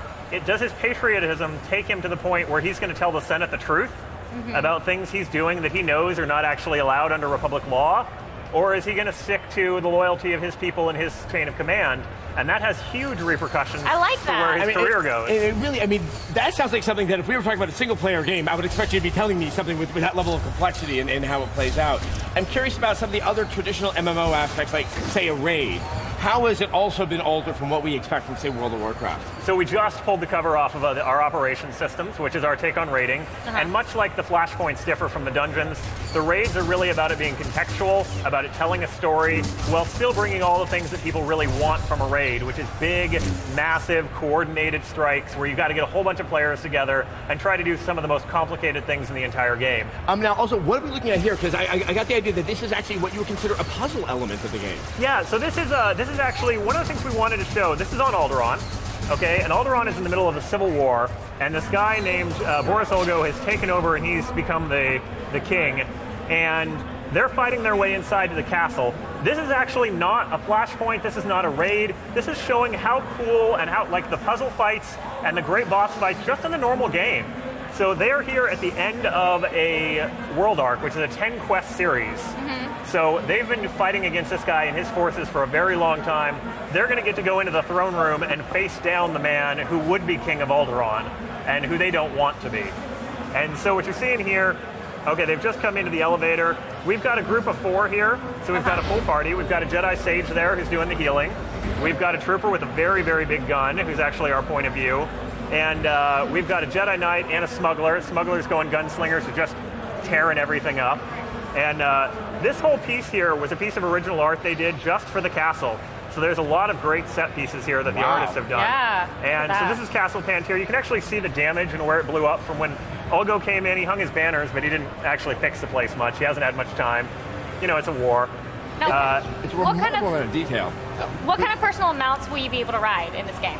So we definitely should started showing them this time. One of the things we did, so we're saying vehicles because we decided we had to just make the decision of which came first, the mechanical ones or the animals. Everybody loves Tauntauns, but they don't really fit in a city environment. No, or on Alderaan, or on Tatooine. Yes, whereas the speeders do. So we went for short personal speeders. We tried the full-size speeder bikes, and they took up a lot of room in the cities, so we shortened those up. And they look really cool. There are various it's like the ones. Vespa of the speed. Yeah, they're kind of a Vespa, Segway, Harley. Like, you ride back on them. We've got ones for the different factions, but it is actually possible to go and snatch one from the opposite faction if you're a very crafty fellow. So we're talking November 2011, right? Daniel, how about this? Right? Let's say I'm Star Wars The Old Republic. That's my name. You are Star Wars The Old Republic. When do I celebrate my birthday? Because I want to have a party. Well, are you Asian? Because they actually celebrate the first one right at the beginning and they're already a year old. Like, traditionally there's... if I need to take off a special day to celebrate, what day would that be? Coming out. It's interesting. There's always that debate with the MMO because right when it comes out, it's really crowded. We're not going to get so you might want to wait for a little while. Helpless Daniel, just go finish up the game. Thank you so much for coming by. All right, to see the opening cinematic of the Old Republic, just go to g4tv.com/Star Wars. Let's send it over to Morgan. Ace Combat Assault Horizon lets you experience what it's like to shoot down enemy planes over metropolitan cities. I think it sounds like it's dangerous. Jessica's on the floor with the latest on this flight combat sim.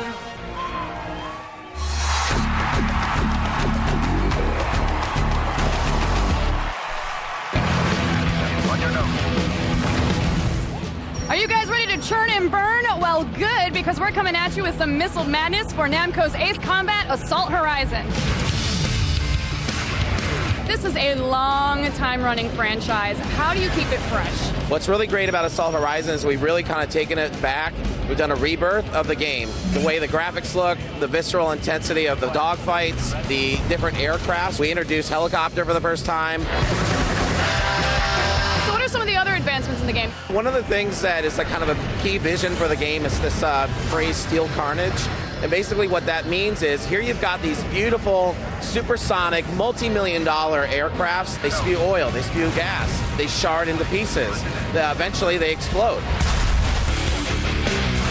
All right, last question. Platform, price, release date. Yeah, so Ace Combat Assault Horizon is coming out this fall, October 11th, for PlayStation 3 and Xbox 360, and $59.99. It's going to be a hot game this holiday. It's already looking great. So, Ace fans, get ready to fly. All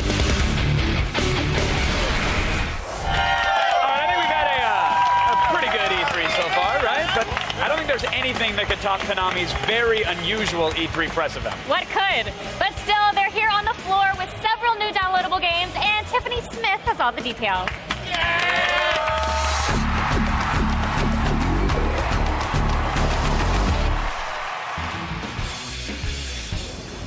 Sexy girls battling for their souls, zombies lumbering down the street.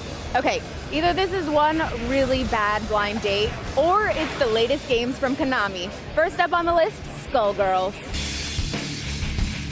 What's the storyline for this game? So there's a mystical artifact called the Skull Heart, and every 7 years it grants a wish to a young woman. But if her heart isn't pure, it twists her wish, and she becomes a monstrous entity known as the Skull Girl. Okay, so most of the gameplay is just two chicks going at it.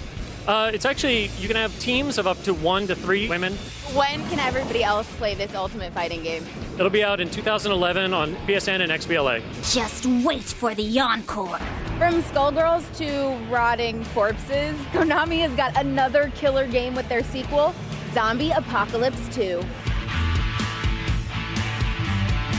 What can fans from Zombie Apocalypse expect in this second installment? There's a ton. I mean, the first thing that I'm actually pretty proud of is the fact that we gave it more of a 4-player team environment type action. So, first game, you just had one character. This time around, you got 4 people. You get to switch between all 4 and have a lot of fun. Okay, so I personally like getting up close and using the chainsaw. What are some more weapons that are going to be available in this game? You know what? Chainsaw does make a return. It's not going to be readily available, but you get to use it as much as you want. But there's going to be a ton of different weapons. You're going to see a lot of these created weapons in the game that cause a lot of destruction. Yeah. Destruction of zombies is always the goal, right? Absolutely. Okay, so it's clear that the zombie apocalypse is going to happen, but at least now I'll be prepared. So with these amazing games from Konami, the only problem I have is which one I'm going to play first. Do not go anywhere! That means all of you as well, please. We need you to clap. We got 2 classic fighting franchises that are going head-to-head right after the break. We'll go hands-on with Street Fighter Cross Tekken in just a few minutes, so stay with us. I will.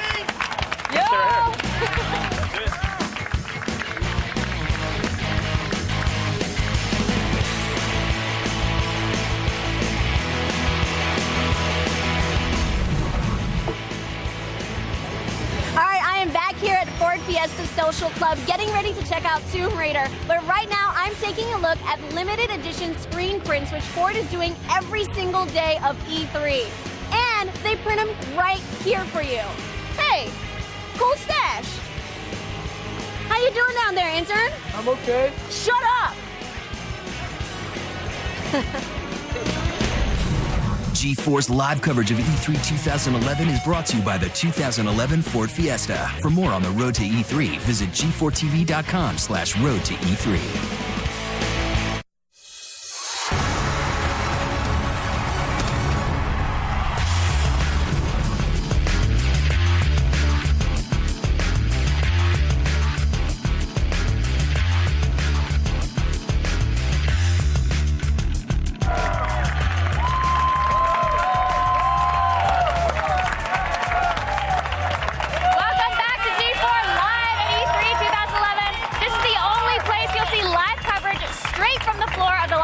Angeles Convention Center. Now, coming up in the next hour, we will go hands-on with one of the show's most wanted games, including Insomniac's 4-player co-op platformer Ratchet & Clank All for One. Yay!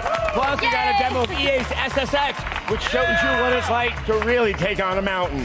And later, we'll go handsless with Microsoft's Kinect Sports Season 2, which features 6 new sports games to play. It's time to bust some heads. Oh, please no. There's nothing gamers love more than a nerdy crossover, and it doesn't get much better than Street Fighter Cross Tekken. Let's go hands-on.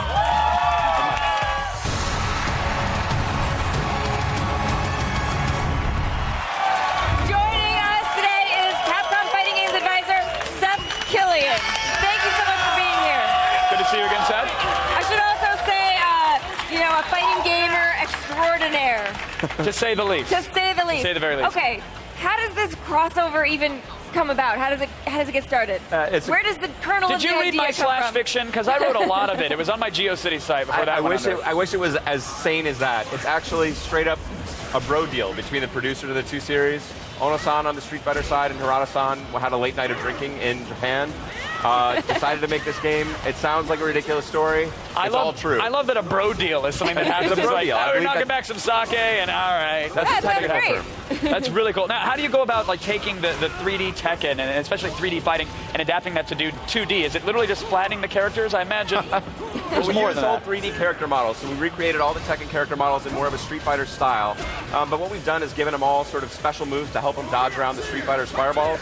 So the Street Fighters are stronger at a distance. Tekken guys are beefier up They're definitely close-up guys, yeah. But they also have, basically, if you know how to throw a fireball, that gives you an advantage coming into Street Fighter game. But if you've got old combos and strings that you've memorized from Tekken, those will work all the way right from the beginning of Street Fighter Cross Tekken. So those old techniques carry over. How do you actually deal with the balancing for these two techniques and just characters from completely different series? I mean, are you tweaking up to the very last minute? We really are, and we have a long ways to go. But there's a lot of new mechanics, and again, as I said, the Street Fighters have a little bit of an advantage at a distance with their projectiles. The Tekken characters, very, very strong with the up-close mix-ups, guessing games in there. But it's just a long process of playing. It means we get to play a ton and have a good time and try and fix it out as we get closer to launch. So in terms of how the game plays, I mean, obviously you said that the combos will work right out of the box if you're a Tekken fan, which is cool, but is the actual style and the pacing, is it more reminiscent of a Street Fighter game? I would say overall it's closer to a Street Fighter game. Of course, Capcom's making this, so we got to represent Street Fighter. But the Tekken guys are very cool. Which, by the way, Street Fighter did all right as a franchise. I hear it did okay, It's so that's okay. all right. It's kind of a big deal. Yeah. But the Tekken guys have these great mix-ups, and all their moves are not really standalone moves. They go from one into the next and into interesting chains and really keep you guessing, which is a hallmark of Tekken with its high-low mix-up games. And so what kind of like modes are going to be in? We're going to have online, and how is that going to work? We're hoping to basically, I think Street Fighter 4 really put online fighting games on the map. We're trying to improve and expand in every way possible. So everything we did with Super Street Fighter 4 Arcade Edition, we're hoping to go far beyond that with Street Fighter Cross Tekken and really blow people away. All right, well, let's just go through the entire character roster and just say who we got. Let's start with the Tekken side of things. Who do we get to play? Oh, there's almost too many to list, but some of the new ones we have at the show here are Porang and Julia from the Tekken side, and we've also got Sagat and Cammy, of course, fan favorite on the Street Fighter side. And we also were able just to announce at the Sony PlayStation conference an exclusive new character for the Vita and the PS3, which is Cole from Infamous. So he's a great mix-in there. That's right, yeah. Doing the electric tornadoes. He's bulky. Yeah, he's a big guy, and he's got a lot of crazy, overpowered moves. Right now, he's a little too strong, but that's the way we like him. All right. Hopefully we'll keep it that way. All right, when can we play? 2012. But we're not going to make you wait too long. That's all right. You narrowed it down. I like that. Seth, always a pleasure, man. Thank you. Thank you for being here. Sorry, I didn't mean to do a combo breaker there and steal the handshake. Thank you so much. Right now, we're going to send it over to Miss Kristen. Hello, thank you guys so much. You know, our Twitter wall is constantly moving full of tweets about what you guys think of E3. Important to note that hashtag E3 just crossed 1 million tweets on our tweet counter. Very exciting. And I want to highlight Tawny Zombie right now. She's got a question for Kevin and Morgan. She wants to know, in your opinion, what were the biggest surprises so far at E3?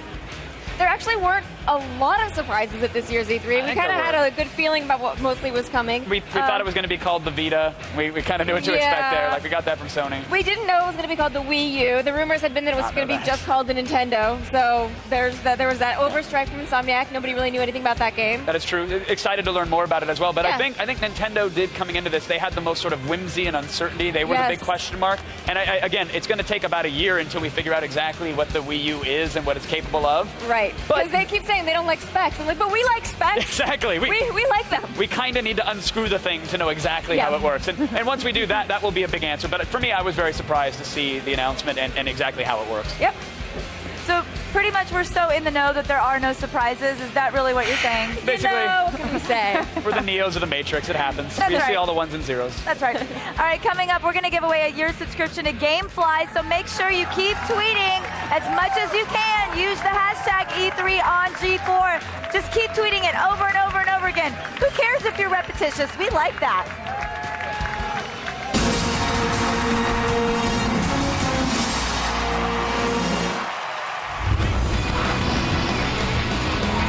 Ubisoft has brought back the classic 70s car chase and put it right in your face with Driver San Francisco. I'm here with Martin, who's the creative director behind Driver San Francisco. Martin, tell me about the game. Well, Driver San Francisco, we've attacked from two different directions. The first thing was to return the feel of the game back to the original Driver to really please the fans of the original game. And at the same time, also to add a really new, innovative feature, Shift, which allows the player to shift instantaneously between any vehicle from any height in the city. Now, this game is actually inspired by 70s car chase movies. What ones in particular? French Connection, Bullet, of course, set in San Francisco, anything from the 70s. Now, what were some of the challenges of creating a city like San Francisco? Well, San Francisco was an obvious choice. It's the most iconic car chase city of all time. But it's a technical challenge because it's so hilly. You can drive at the top of the hill in Russian Hill and look over the entire bay. And multiplayer is a part of it. It has to be. It's a big part of it. It's a total game changer. You've never played anything like it. And when can I get behind the wheel? August 30th on the Xbox 360, PlayStation 3, PC, and Mac.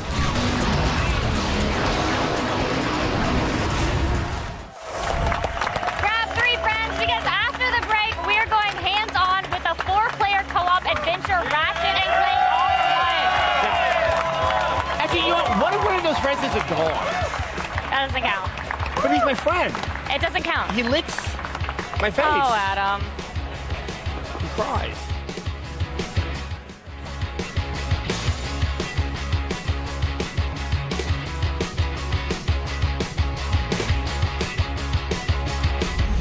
G4's live coverage of E3 2011 is brought to you by Kit Kat Bars. Break time, anytime.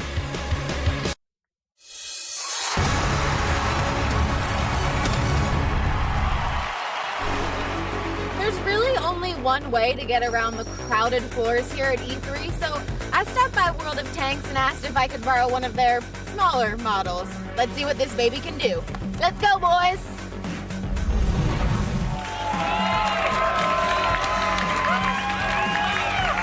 Welcome back. You're watching G4 Live at E3 2011, presented by Burger King. It takes a lot of effort and hard work to bring a big game to E3, but madness! Now, Insomniac is just that crazy. Yes. They're bringing 2 hands-on demos to the G4 stage. They announced yet another game in addition. Here's the first one of those demos, though. Ratchet & Clank, All for One.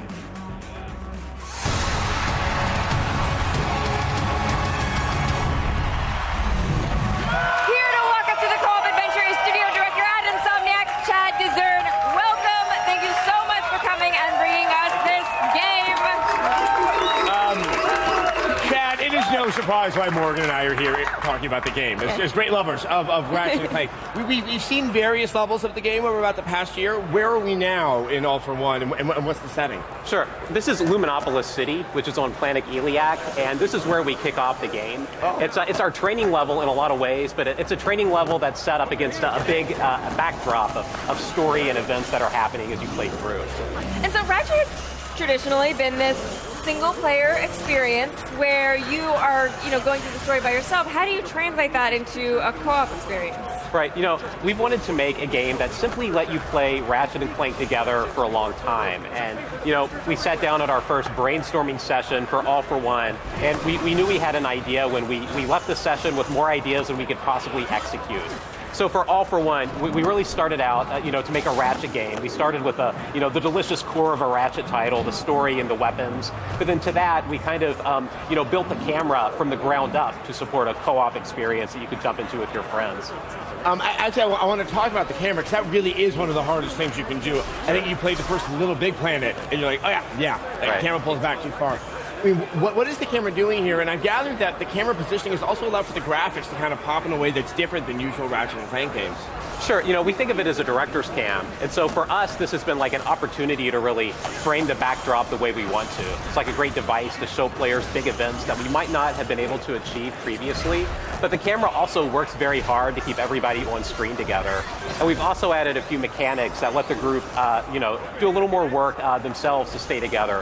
For example, you can do a hook shot to another player anytime. Or you can do a sprint just to quickly get up together with the rest of the group. And, all that taken together means that you kind of get into this mode of team play where everybody really is sharing the camera and kind of sharing the experience together.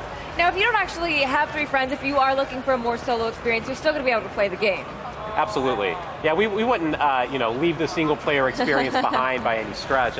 And in fact, the cool thing about playing single-player in All for One is that we give you Ratchet with a Clank pack. So Clank is going to ride, in the classic Ratchet style on your back most of the time. But when you're in combat or when you need help, he jumps off and dynamically moves to help you. And that's what we've tried for, like an AI that really is there to help you, that you want to play through the game with, instead of an AI that's getting in the way too much. Obviously, caring is sharing, and there's no I in team. But Dr. Nefarious is there, and Quark's an idiot who only cares about himself. Sure. I mean, obviously, you do have to work together in some cases, but there are ways that you want to try to just benefit yourself in the course of the game. Yes, absolutely.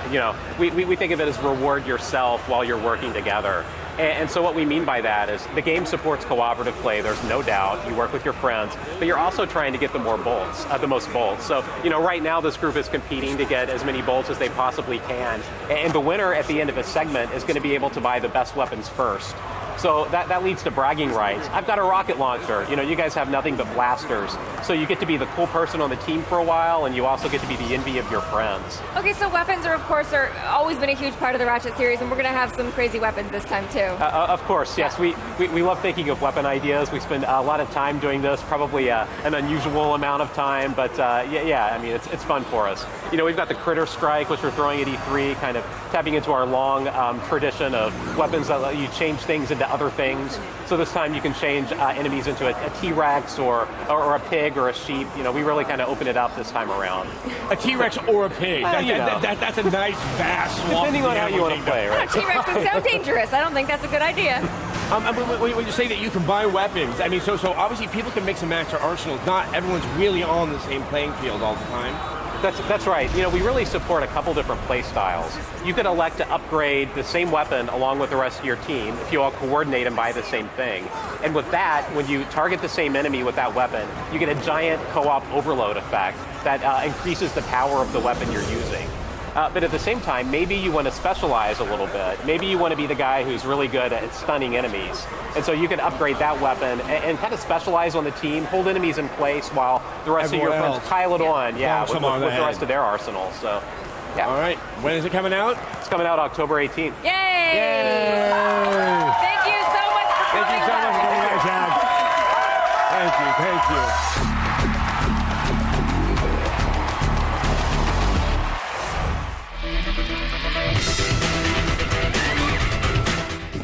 Behind this door is one of the coolest showings at E3 this year, and you'll never guess what it is! Seriously, what more can you ask for with the reimagining of Tomb Raider franchise? This is insane. Yeah, one of the big changes that we've made is that we want to reimagine a real human character. Lara had become a caricature of herself over the years, and it was something that we believed when we finished Underworld that it was our chance to go back and tell a very new and very fresh story. And with that comes this vision of Lara Croft. We want it to feel relatable. We want it to feel human.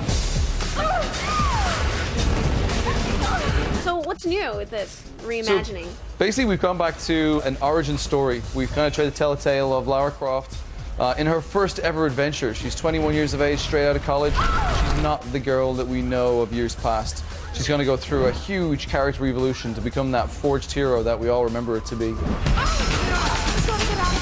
When it comes to gameplay, tell me a little bit about that. Well, instead of that puzzle solving that we used to have, it's now about smart, resourceful Lara. It's about using the elements and using the situation around you to be able to sort of get out of tight situations.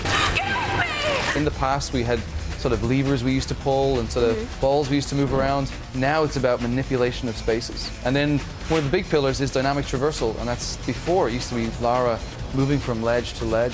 Now we allow the player to have some real freedom in our hub spaces to be that adventurer and explorer that she should be. Now, for all our sick and twisted fans out there, with this being an M rating, what kind of goodies can they expect out there? So I think the key thing was, from the very beginning, it was about telling a story of survival. We didn't believe that we could tell that story if we were just to be a T-rated game. So in order to sort of tell that sort of hardcore story, an emotional-driven story of how this girl is going to become this forged hero, we believe that we need to move into the M-rated space. Now, it's not because we want to develop a game that has gore and blood and guts. It's about, if you were stuck on an island, it's not all pink and fluffy. So tell me about the platforms the game will be available on. So it comes out on Xbox 360, PlayStation 3, and PC in fall 2012.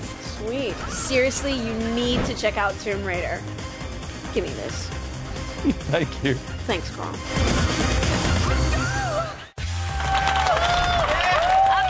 if y'all have ever wanted to try out real-life Mortal Kombat, ooh, I love you too, but lack the guts or insurance, then you'll want to check out GeForce new original series, Proving Ground. Of course you will. Jessica Chobot and Ryan Dunn will cosplay as Scorpion and Sub-Zero, as well as recreate Mario Kart and moments from movies and pop culture, which, of course, will likely go disastrously wrong. This is true. Proving Ground premieres next Tuesday at 8, right after Attack of the Show.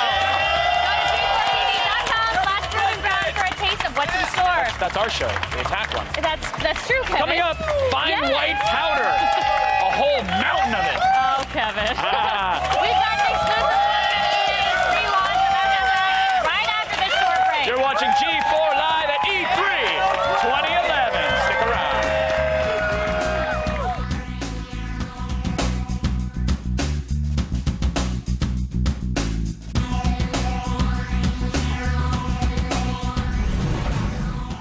G4's live coverage of E3 2011 is brought to you by Burger King, home of the Whopper.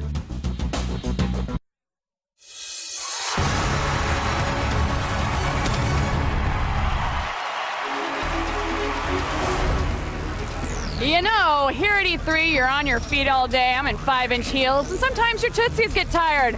What a better way to give them a rest than to jump into a pile of plushies. Aww. Ow! Hey! Jerks. The weeks leading up to E3 are a strange time around the G4 offices. Yes. There's excitement in the air, energy in the cubicles, and a man from the future that we torture for information about upcoming games. Of course. If you're as confused and horrified by that statement as I am, be sure to check out The Road to E3 presented by the 2011 Ford Fiesta. You can see videos and more at g4tv.com/Road to E3.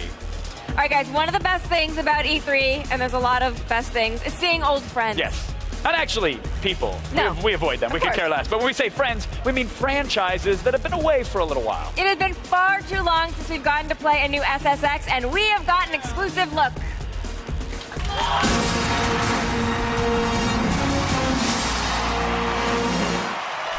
Here to tell us more about the game is Todd Batty, creative director. Thank you so much for coming by. Thank you, Todd. All right, so this is the first new SSX game in quite a while. Did you kind of have to start over again? Yeah, I mean, we built a completely new tech base. So in terms of technology, we harvested some of the best stuff we could get from around EA and put it together and built a brand new engine for this game. In terms of design, though, we have plenty of classic SSX stuff still true to the franchise. when you say harvested, it makes it sound like you stole kidneys from coders. It makes it seem like you just went office to office, kicking down It's doors. not far and taking from that, code. actually. I like it. Well, this style, of course, looks far more realistic than previous SSX games. Is it still going to be the over-the-top arcadey feel? Absolutely, sure. You know, when we move to next-gen rendering technology, of course, the game starts to take on a more realistic look, which we think is pretty stunning. But we are going to remain true to the crazy over-the-top. There is no way that SSX is going to become a simulation snowboarding game. So it's as crazy and over-the-top as you could ever imagine. And where is all this powder? Are we in Charlie Sheen's backyard, or what are the locations in the game? So we're going to take players all the way around the globe. We harvested technology from NASA. We got topography data of the entire planet Earth from NASA, and we are going to let players explore and drop themselves onto every major mountain range on the planet. So you've taken this this topographical data from NASA, and then do you have to tweak it at all, or do you just put some snow on it and let it ride? Yeah, sprinkle some snow. Let's go. I wish it was that easy, really. No, we start from the topography data taken from NASA satellites, but really that's the beginning point for us. What that lets us do is to let all of our world builders, level designers, and artists spend all of their time creating what matters most to everyone else, which is making the gameplay really fun, making the levels as big and over the top as they've ever been for SSX, and we're taking a look at that right now. So it's not like procedurally generating a course based off a mountain that you click on. It's actually design. You guys are hand designing these things. We absolutely do that. We use the data as a starting point. You can see here we are going inside Kilimanjaro, one of the most iconic mountains in the world. It's actually a big, giant frozen volcano. I've learned more about mountains in the last 2.5 years than I ever thought I would need to. We clearly don't have data for the inside of the mountain, so all of that is handcrafted and created by our level designers. I was going to say, one of those stalactites looked like it was out of place. No, I mean, it wasn't there when I went last. I don't even know if those are even stalactites. I'm sorry. Okay, so now there's Race It, Trick It, Survive It modes. What are those? So 3 different ways to play, 3 pillars to gameplay. Race It and Trick It should be very familiar to SSX fans. It's what the franchise was built upon. Survive It takes us into a little bit of different territory. You're looking at some footage right here of what we call a deadly descent. It is a deadly descent. That's a 1,500-meter descent down the south face of Denali in Alaska, trying to outrun an avalanche. Avalanches in SSX are completely organic, unscripted, 100% physics-driven. They can happen anywhere. They never follow the same path down the mountain twice. It's amazing. So you spent a lot of time modeling snow, is what you're saying? Yes, we spent a lot of time with snow. You've been waiting for me to say that since I came on. Are avalanches the only environmental danger in the game? No, there's actually 9 deadly descents in SSX, and each one's themed after a different environmental challenge. I'll try to list them. Rock, ice, snow, thin air, gravity, wind, fog, whiteout, and darkness are the 9 different deadly descents, and each one plays out very differently from another. And so now you're revealing characters that are going to be in the game actually on your Facebook page. So you're kind of... Yeah, so in early days, we were wondering, doing a lot of research, fan sites, trying to figure out what characters should we bring back from XSSX. You can see Mac Fraser here going down a Trick It track. That is a track in the lower level Himalayas, riding on. We thought it'd be pretty cool to ride the Great Wall of China, so we built the Great Wall of China and let you ride and shred and grind down the wall. But yeah, we thought, why bother doing all the research? Why don't we just ask our fans, who do you want to see back? So we've announced Elise, Mac Fraser, and we just announced at the press conference to kick off E3, Kaori Nishidaki, huge fan favorite. She was a landslide winner in our Facebook contest. We just put her into the game very recently. All right, when does SSX come out? January 2012, PlayStation 3, Xbox 360. Love it. Thank you so much for coming by. Thanks for having me. Thank you. Thank you very much. Coming up after the break, we'll put down the controller and demo one of the new games just announced for Kinect. Get your first look at Kinect Sports Season 2 right after this.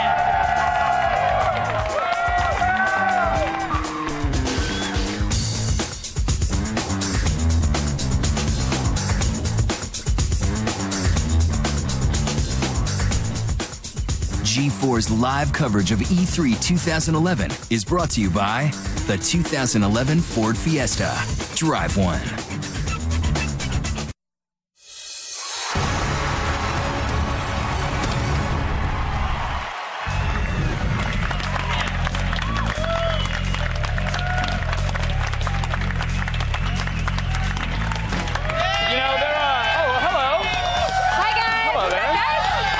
The creepy bunny, I'm not gonna lie. That's weird.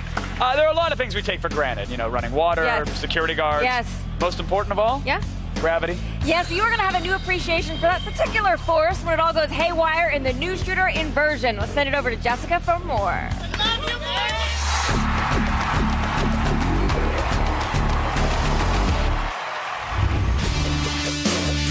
If you guys are into defying gravity and kicking alien ass, well then, Namco's Inversion is going to be a gun-toting good time. The resistance has begun. Inversion is a third-person action shooter, and what we've done is we weaponized the gravity. And so now you'll be able to make them float in the air when they're hiding behind cover. And so what we really have tried to do is make gravity something meaningful and part of the gameplay. We have what we call the GravLink, and what that does is it allows you to shoot these spheres of gravity, so guys will float up in the air. We also have what's called heavy gravity, and there you can pin guys to the ground, you can run up and hit them with a shotgun sort of thing. So what about your multiplayer online? I'm looking around and I'm seeing some people having matches right here. Imagine playing multiplayer floating through zero G and hitting somebody, making them float in the air when they're crouching behind cover sort of thing. So it kind of makes the whole multiplayer experience a little more mobile. So the question I always have to ask, what platforms are we going to see it on? How much is it going to cost? And when is it coming out? It's coming out on the PlayStation 3, 360, and the PC, February 7th, 2012. And it's going to be about $59.99. Fantastic. Looking forward to it. This holiday, Connect Sports Season 2 is going to have you jumping around your living room with 6 more sports to play. Let's go hands-on for a closer look.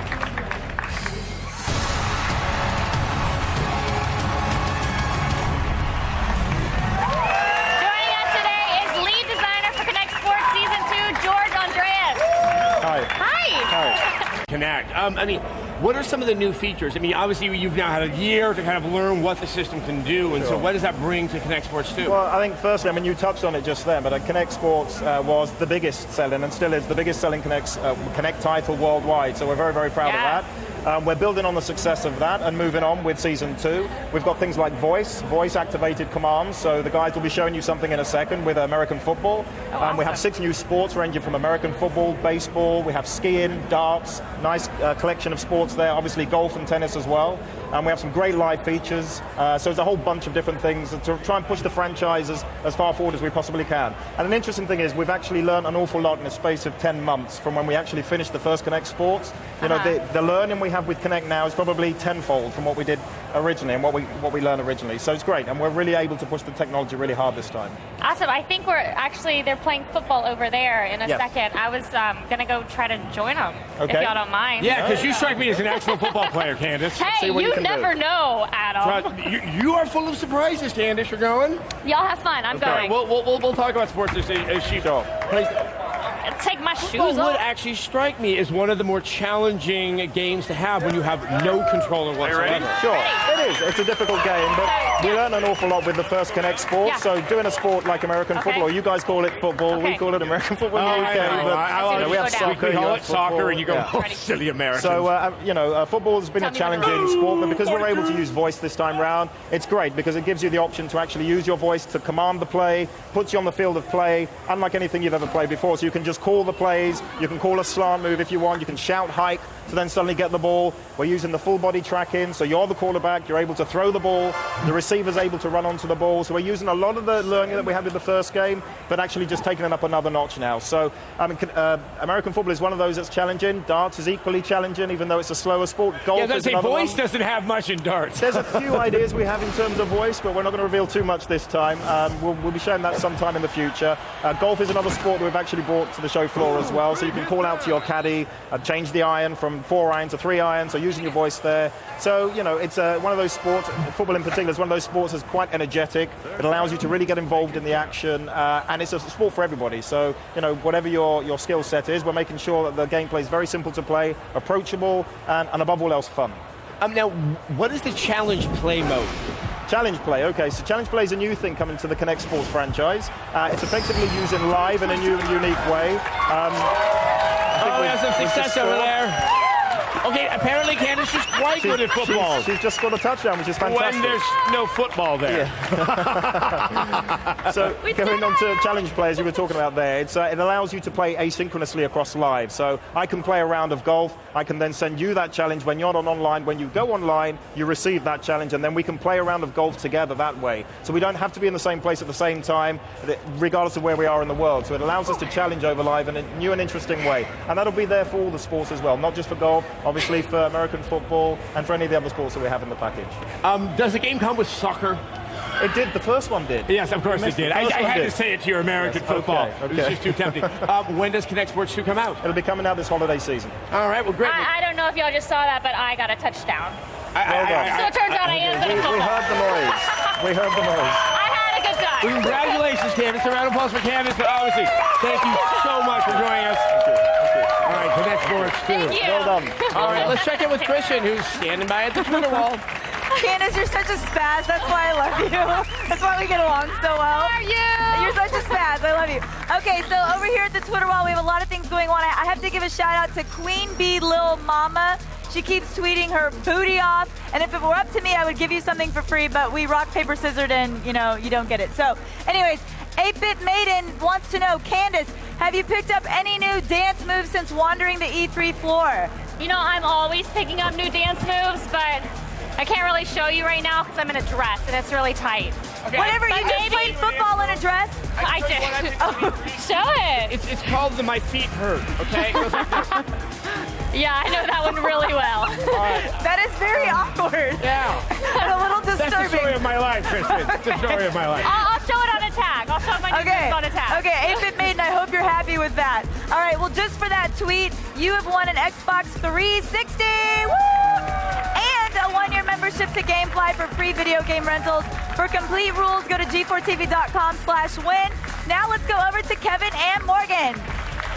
Stick around, there's still more from E3 2011 on the way. We have this booth rented out for another day and a half, and we are not going anywhere. We are going to lose the deposit if we do. Totally. Coming up, we're going to go hands-on with Relic's new third-person Orc Slayer, Warhammer 40K Space Marine. Space Marine! We'll be right back, everybody.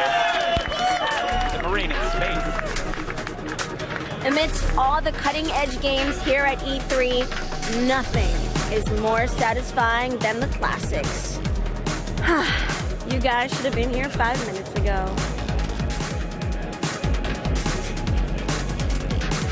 Oh, yeah. G4's live coverage of E3 2011 is brought to you by GameFly, video game rentals delivered to your door.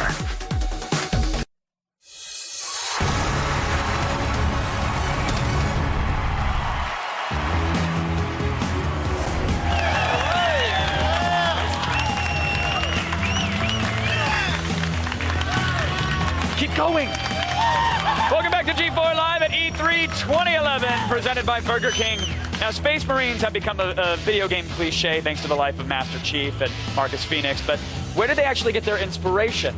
It's Warhammer 40K, everybody, and Relic Entertainment has decided to take back the name and make their own burly shooter. So let's go hands-on with Space Marine.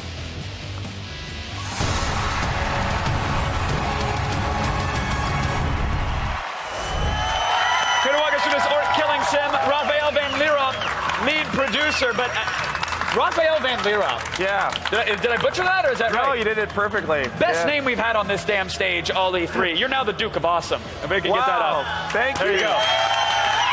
Because with a name like that, I've been called a lot of things, but I think that's my favorite. There you go. You should create a new Twitter account for it. All right, let's hop into the actual awesomeness that is Space Marine. For those who don't know, Warhammer 40K has been around forever. It's a rich universe. Yeah. I remember it as a tabletop game with pewter figures and people shouting with a tape measure at each other. Sure. That was my memory of it. But it's been around for, what, 35 years or so? It's been almost 25 years. Oh, 25 years. It started as a tabletop, as you said, and it's amazing how many stories people have, like yours, about how they had an experience when they were younger and kind of put it aside.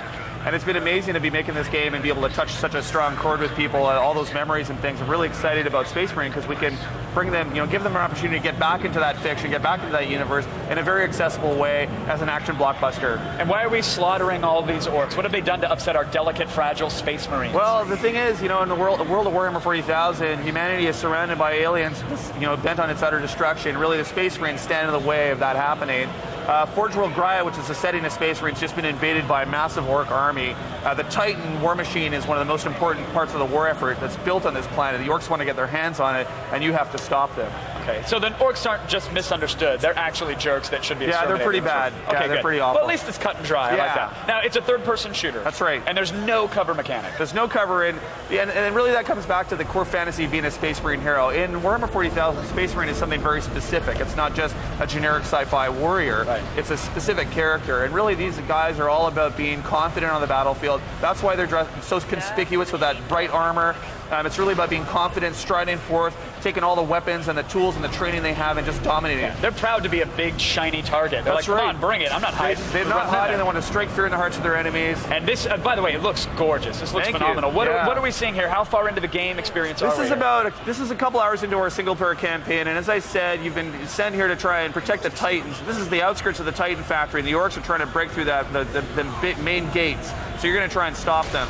And wow. Yeah. I know Space Marines have weapons at their disposal, but the huge focus here is melee combat, right? That's right, yeah. I mean, one of the unique things about Space Marine is we have a full third-person shooter combat model and a full third-person melee combat model, seamlessly combined so that the player has the full freedom to choose between those two things at any given point. And with the gallons of blood on screen, this is E for everyone? Is that That's right, it's for kids. It's absolutely for kids. Make sure you grab it now. It's all about delivering the brutality of the Warhammer 40,000 universe, and we haven't spared any, effort in really delivering on that visceral experience. We call it visible violent death. You say, while entrails are spilling out onto the screen. All right, so now we're seeing some ranged weapons here. What are the actual, what's the armament of a typical Space Marine? We have about 15 weapons in the game. We've got 3 melee weapons. So we've got the chain sword, power axe, the thunder hammer, and then we've got a host of ranged weaponry that fill all the roles that you would expect in a shooter. And then we've also got a class of weapons called exotics, which are ranged weapons that are so overpowered that we only can give them to you at specific sort of set-piece combat areas. So there's tons of weaponry. We've got all the orc enemies that you get to fight in the game. We also have chaos that comes into play a little bit later in the story, and so they all have an immense amount of variety between them, lots of different roles, lots of different behaviors. So there's an amazing amount of variety in the game. And there was a moment there where I saw a golden kind of glow around the corners of the screen. Was that like a bullet time effect, or was that a special power? So as you're doing damage to enemies, you're building Fury. You see that little meter in the lower left-hand corner of the screen. And what you can do with Fury is it's sort of an enhancement to your combat toolbox. So you have both a ranged Fury marksman mode, which is kind of like a bullet time slow motion for headshots and things like that, and you have a melee, which allows you to kind of stomp into an area of effect that buys you time when you're mobbed by enemies. And knock them all back and then slaughter thousands of orcs. We also have a neat mechanic where, in our game, when your health is, when you're in trouble and you're kind of losing health, what we don't want players to do is to run away and kind of wait for it to regenerate like you usually do. Stop the action. That's right. So basically what we do is we give you the executions, which are an even more kind of aggressive maneuver to get right into the heart of battle, pick up a guy, saw him in half, and harvest health from him. Listen, guys, I'm almost dead right now. I'm going to execute you That's right. instead of run away. I love right. that. Never running from the fight. When's the release date? When do I get my hands on it? Well, Space Marine shipping in September of this year on Xbox 360, PlayStation 3, and PC. Looks gorgeous, Raphael. Thanks so much. Thanks the Duke of Awesome, everybody. Remember that. Thanks for the hands-on look. Thanks a lot. Let's send it over to Candace. 3, 2, 1. We love you, Duke of Awesome! Oh, that was for you. Oh, hey! Thank you. That was a bunch of hot women loving it. Rumors and speculation, we finally got a new Hitman game at E3. Hitman Absolution continues the tale of Agent 47, and Tiffany Smith is on the floor with more.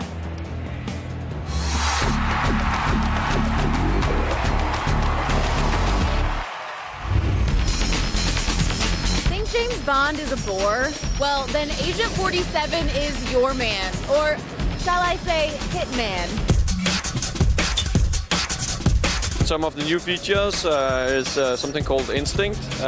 Instinct enables the player to see the world through the eyes of Agent 47. It's Hitman's personal story, and you come closer to Hitman, who he is. I don't know how up close and personal I want to get with a deadly agent. It sounds pretty awesome. Cool, so, Are you sure that you didn't make Agent 47 look like you? This is the first time that Hitman's going to be available on the PS3, right? That's true. It's also coming out on the Xbox 360 and on the PC as well, and it's coming out next year, 2012. If you want to get a little up close and personal with Agent 47, you are definitely going to want to check out Hitman Absolution. I think I'm standing with him right now, though. You know, after a long day of E3 coverage, there's no better way to cleanse your old palate than by watching some ridiculous viral videos, courtesy of Mr. Hardwick and Web Soup. Yeah, it's me! Guys, it's Chris Hardwick! Hey, guys! Welcome him. He rubbed a Wiimote against his face that had a lot of nerd germs on it. I'm sorry. I did. I think I can slowly feel the herpes or whatever when I rub the Wiimote on my face. Your cheek is going to be Akira. It's just going to grow Don't out. put controllers on your face here while you're at E3. By the way, if you want to be a complete person, you should tune in to tonight's show for Web Soup. In fact, why is that? I hear it's a special E3 edition. It's immediately following this. Go ahead. Roll the thing. Coming up, get sucked into a gigantic E3 episode of Web Soup. Chris Hardwick hits the convention floor to bring you an exclusive look at the hottest titles never coming to a console near you. More inappropriateness than you can shake a controller at. E3 rages on! So slap on your gaming pants. Watch me get all the points. It's a very special E3 flavored edition of Web Soup. Next, only on G4. Please don't miss Web Soup! Special E3 episode immediately following this show. Make Hardwick happy like. Thank you. Thank you, Chris Hardwick. Good to see you, Kevin. You're doing excellent work. You stop it. You haven't slept in Stop days. it. I haven't. You haven't slept in days. Methamphetamines. And if you need your viral video fix in the meantime, just go to g4tv.com/websoup. Thank you again, Sir Hardwick. And thank you again, Sir Hardwick. And thank you again, Sir Hardwick. Don't go anywhere. We got more E3 on the way. All right, do not go anywhere. We still got more E3 on the way. More demos, more flashing lights, more screaming. More screaming! More Coming up in the next Yeah, hour, more don't screaming. miss our hands-on There we look go. at Insomniac's latest Resistance 3. We'll be right back.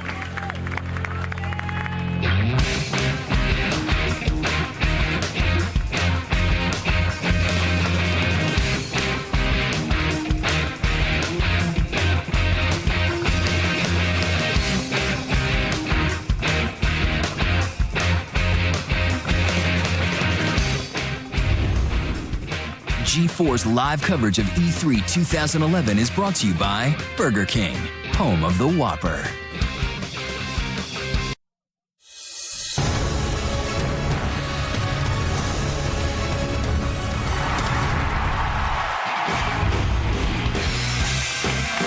They can see that.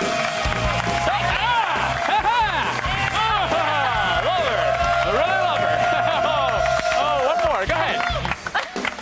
Welcome back to G4 Live at E3 2011. If you want live coverage straight from the that's one dude who's excited to be at E3. He makes me do it. Come here, be that excited. Come on right behind us. And move it up. If you want live coverage straight from gaming's biggest event, this is the only place you'll be able to see it. Don't you love that? I love it. Okay, thank you. Thank you. Yeah, that was good. Square Enix fanatics, pay close attention. Coming up, we're going hands-on with Final Fantasy 13-2. Plus, we'll show you how to wield the Force in a demo of Kinect Star Wars. And later, Gears of War 3 comes to stage. We'll check out the new and improved Horde mode. Right now, it is time to shoot those damn dirty chimeras. It's true, they do not bathe. They do not they bathe. do not. In Resistance 3, Insomniac takes the franchise to some very dark places, like it didn't go there before. Humanity is on the ropes. Nathan Hale is dead, and you're playing as the guy who killed him. Let's go hands-on.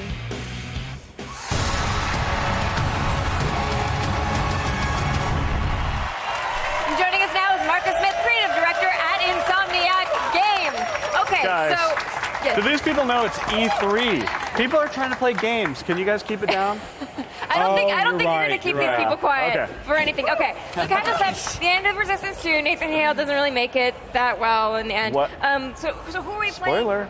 Sorry, it's 2-year-old spoiler. you guys. I think the spoiler is 1 year. So Okay. who are you playing as this time around, and what's your character like? You're playing Joseph Capelli, who's the last Sentinel. He was in the same project that Nathan Hale was in. He obviously played a pivotal role at the end of Resistance 3.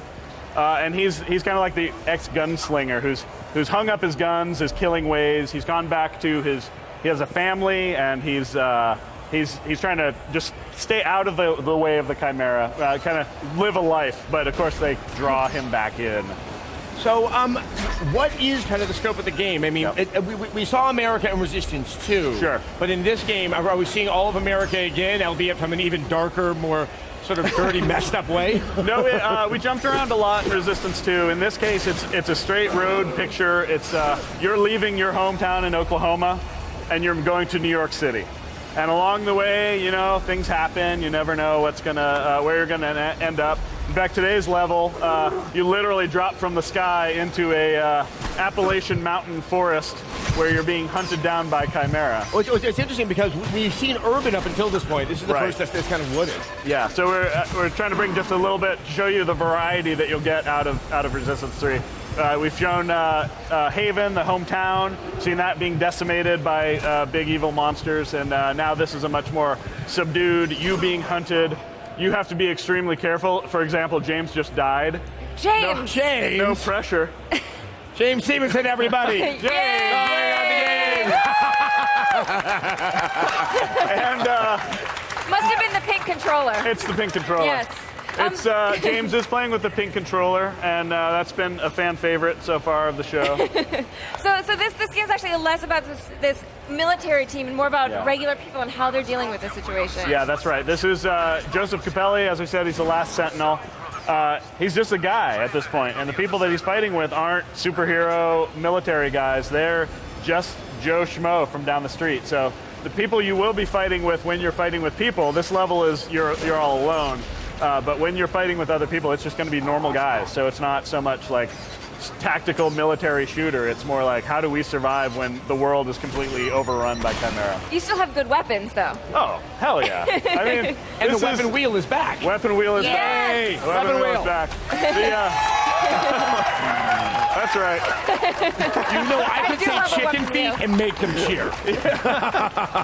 This is Resistance 3 from the ground up was really how do we give players as much choice as possible. So, you know, we've always had the primary fire, the alt fire. Now all the weapons are upgrading as well. You want to be able to grab any weapon that you can to go against any setup the way you want to, the way that you want to play. So you're not trying to figure out what we're making you do. You know, you can approach every setup in a number of different ways. Now, I know our viewers at home didn't see it on Monday night. I was actually there at the Sony press conference. But you can play it in 3D. I mean, what have you sort of discovered that adds to maybe strategy or the way that you interact with the game? Well, it took me a little while. I think Sony is, it's a big initiative for them. Obviously, they're doing 3D television, and a lot of the games are bringing 3D to the forefront. I was a little skeptical with all the peripherals. I'm kind of a purist. I kind of play, I'm lazy. I play, with my hands like this. I'm really digging both the move, sharpshooter combo and 3D. 3D really does, for first-person shooters, works really, really well. The biggest trick is how deep you put the HUD and things like that. Like, you don't want to get people's eyes tired of having to adjust all the time. So Okay, so we got to wrap really quickly, but we need to talk about multiplayer. So just give us a quick overview. Multiplayer is, it takes the idea of player choice and really blows it out. Not only do you have all the weapons, we have sort of soft classes, build your own classes, where you have abilities that you can be acquiring along the way, and that will help you, again, play the game you want to play. So if you're a sniper, you're going to get the abilities that help you be a better sniper. All right. You know full well we want to play this game. Yes. When does it come out? What's that? When does it come out? September 6th, so Yay. very shortly. September 6th. Thank you so much for coming by. Thank you. Thank you. We are going to send it over to Kevin. Thank you so much. Oh, thank you. If you ever wanted to know what it's like behind the scenes of D4, but don't have the guts or ambition to be a stalker, Don't encourage. I know, today's your lucky day. All you need to do is check out the Road to E3 presented by the 2011 Ford Fiesta. Go to G4TV.com/Road to E3 for more. Don't go anywhere. Our coverage of E3 isn't over yet. We've still got some big demos left. Yes, coming up, we'll go hands-on with Final Fantasy 13-2. And when I say coming up, I mean in just a few minutes, like right after this prison. That's Street for break. Yeah.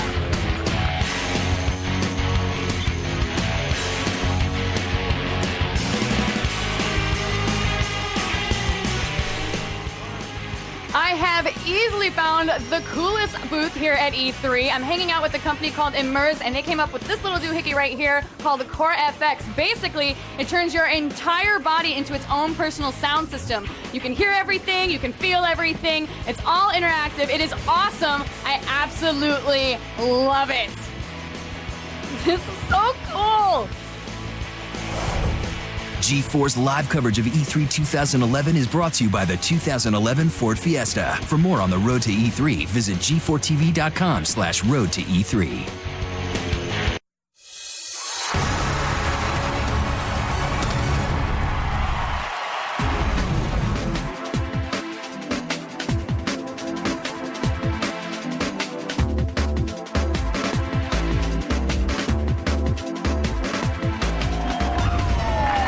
Welcome back. Now, 2 years ago, Square Enix blew the doors off of E3 when they announced Final Fantasy XIII for the Xbox 360. And they're back this year to show off the sequel. Let's check out Final Fantasy XIII 2.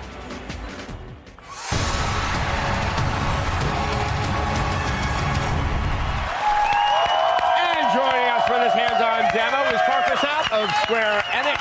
Thank you so much for coming by and bringing the game. Oh, thank you. Thank you very much. So how does this game continue from the last? So it's a continuation from 13. We're going to take right where 13 left off, and basically Lightning has gone missing in this storyline, so we're going to play as two characters that weren't playable in 13. Sarah, Lightning's younger sister, and then Noel, a new guy that we just announced for 13-2 at E3 this year. Oh, cool. So we're looking for Lightning, trying to figure out where she is, and the demo kind of continues from there for E3. Now, 13 really had changed up the battle system from a lot of the previous Final Fantasies, and it did become a love or hate it thing with your rabid, very passionate fans that are out there. Have you made any adjustments in 13 too?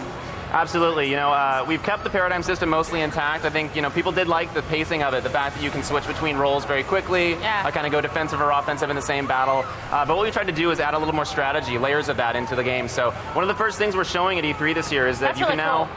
Oh, yeah, this is a big boss battle to kind of set the beginning of the demo, but later on in the demo, you'll get to the point that you can bring monsters into your party now. So as you fight them, you'll defeat them, they'll kind of crystallize and join your party. So I mean, it's almost like a Pokemon thing, where it's like, I gotcha, you're now mine. in a way, you know, what's different is you're switching between them constantly, just like with Paradigms as you were in 13 to begin with.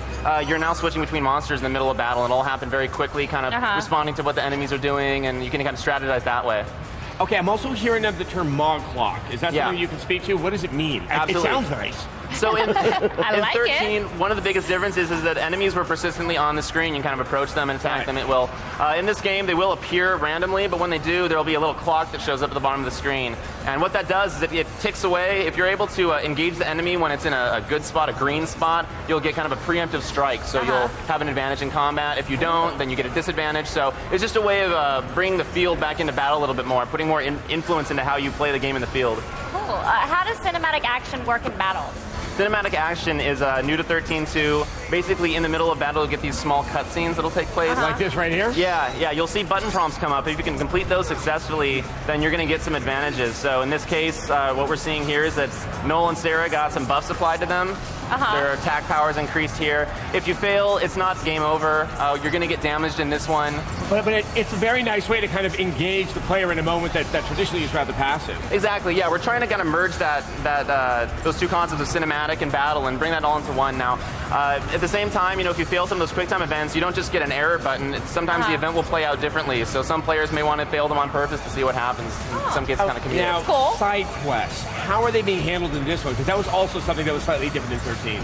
You know, we're not showing a lot yet, but at least in what we're showing at E3, there's a main objective. You got to go find Atlas and try to defeat him. But at the same time, there's a sub-objective now. You can go deactivate him with this device that appears. And so we're trying to introduce more options to the player. Like, do you go straight to the boss and fight him when maybe you're not strong enough, or do you go try something else to see if you can weaken him first? And who knows? I might be fishing here, but towns, we're going to get to see one? Okay, at the outset of this demo, actually, I don't want to call it a town. It's not going to be in the same format that you'd expect. You're not going to go to a shop yet. But at the same time, we're trying to introduce new locations that'll have NPCs scattered around. You can talk to them. They'll comment to you as you pass by. Just try to create these living environments that are outside of battle, let the player play at their own pace, and just kind of do things their way. What kind of environments are we going to get to see? The one we're showing at E3 is called Brescia. It's actually a returning location from 13, but since 13.2 takes place after the original in the chronology here, it's going to look significantly different. You're going to see other locations return, obviously absolutely brand new ones. Even in the E3 trailer we just came out with, there's a brand new location we're not talking much about, but it's going to look very different from what you saw in 13. All right, well. I think the final question is, when are we going to play 13-2? We're saying early 2012 right now. All right, that's good enough for me. From Sherry, that is good enough for me. Thank you so much for bringing the game by. Parker, thank you so much for coming by. Thank you. Now let's go over to Kristen. Thanks, guys. Final Fantasy 13-2 is lighting up Twitterverse over here. Dr. Dark 13 says, I've played Final Fantasy 13 and it was awesome, which means 13-2 will be even better. Chadwick 8505 says, really looking forward to Final Fantasy 13-2. I've invested so much time in the first one and I can't wait to do it again with the second. And just want to point out, we're almost at 4.5 million tweets on our tweet counter. That's awesome. Keep them coming, keep them coming. Remember to use hashtag E3 on G4 and we'll mention you and you will have a chance to win a lot of great prizes. So we'll have a console giveaway coming up. Make sure you use that hashtag. Let's get back to Kevin and Morgan. Thank you, Kristen. Hey. Starting Thursday, watch the best of our E3 2011 coverage whenever you want. Just look for G4 On Demand on your channel lineup. Go to g4tv.com/VOD for more info. Do you feel that? I feel it. It's like the force is flowing through yourself. I'm feeling it. Well, if you guys don't feel it, you actually might after seeing our next hands-on demo because we have got Kinect Star Wars coming to the stage in just a few minutes. And if it's not the force you feel, it might be a stroke, so you might want to get that looked at. That's a good point. Yeah.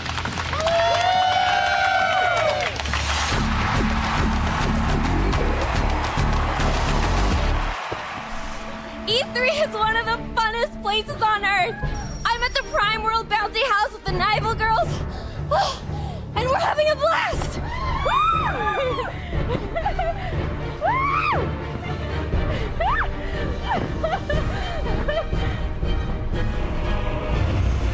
G4's live coverage of E3 2011 is brought to you by Hanes. Look great, feel great in a Hanes undershirt with the lay flat collar.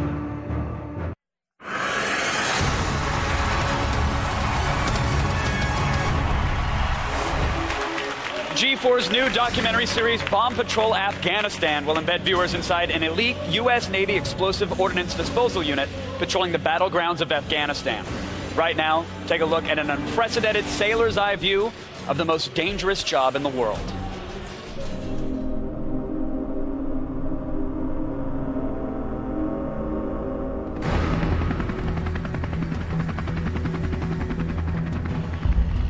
Right now our situation is we're on Shock Road, heading south towards the suspected IED is, and then we'll prosecute it from there. We're going out there against something that doesn't have a personality, a soul, and it wants to kill you. About 50 meters, you can see it pretty good. It's on the left-hand side of the road. Charge is in the center. No matter what goes down, I know that other guy's got my back. Hey, EOD topside, we found a cache. I got the demo. Hey, load up, we're pushing out. Give us a couple minutes, can you hold? Get ready to move. Hey, we gotta get a casualty in here. Throw some bang on there, throw a couple blocks, and we're gonna freaking blow this guy. All right, bring the robot up. Get all your guys down. Whoa!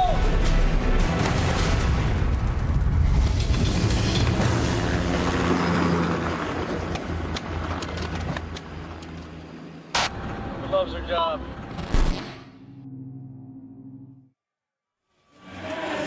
Bomb Patrol Afghanistan premieres this fall only on G4.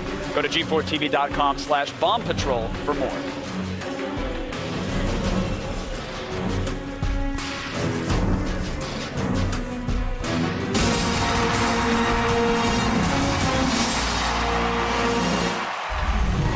As soon as Microsoft revealed Kinect, many gamers asked the same question. Where's my damn Star Wars game? Well, those questions were not in vain. That day has finally come. Kinect Star Wars is here. Joining me today is Craig Derrick, lead producer at LucasArts. Craig, thank you so much.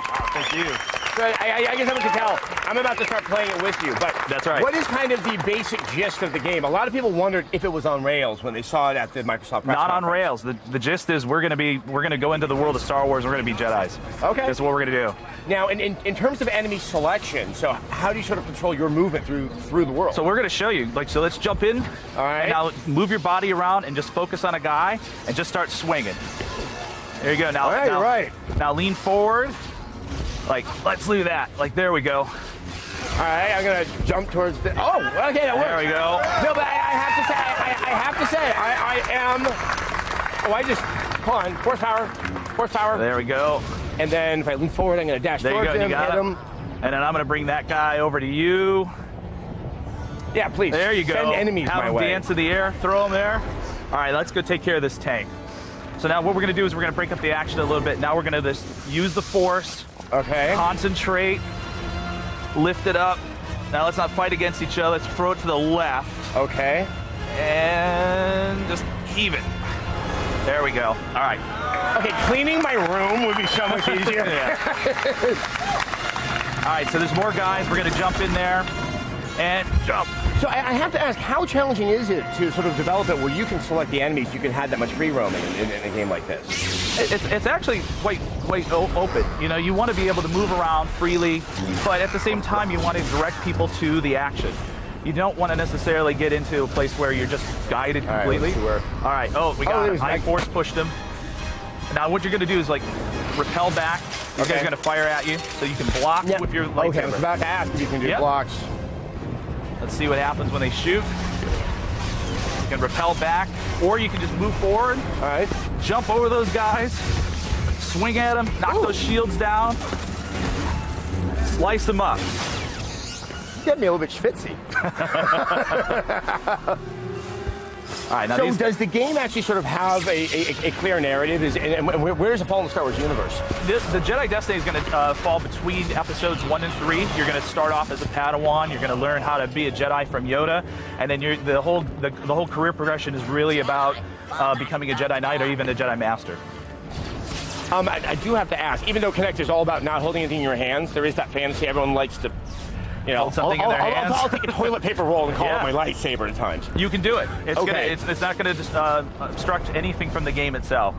All right, I'm going to lift this guy. I'm going to try to bring him over to you. Let's see. If you lean forward, get over there. And there we go. Oh, I knocked him into the wall. So when you play the game like we're playing, we can play as Jedis, but if you're playing like this by yourself, you're going to get to play as one of your characters, and you always have a guide character. In the case, Kit Fisto is the guide character for me, but then if you jump in, you can play as him. Let's say you jump out, I can get back right into the single-player campaign, and then someone else can jump in and play with me. And I assume it supports just up to 2. I mean, I assume with any more, it might get a little bit messy. Right, yeah, exactly. It's a Jedi party then at that point, but yeah, it's only up to 2. Now, is the game a full-fledged in its length, like around 8 to 10 hours, or is it more of a smaller game? Well, the game itself is going to span all 6 movies, so you're going to get lots and lots of hours of experience. Yeah. But then, like, we have different kind of modes, and this Jedi Destiny is going to be a few hours in terms of a single-player campaign. But as we just showed, you can jump in and play that anytime you want to. And when's the game coming out? It's coming out holiday this year. All right, holiday this year. It was a lot of fun. Thank you so much for stopping by. Attention all cogs! After the break, we've got a demo that you don't want to miss. That's right, we're going to go hands-on with Gears of War 3. It's the Horde mode, and we're going to find out what new twists have been added to this insanely popular game mode. We will be right back. And we'll unpause it, we promise.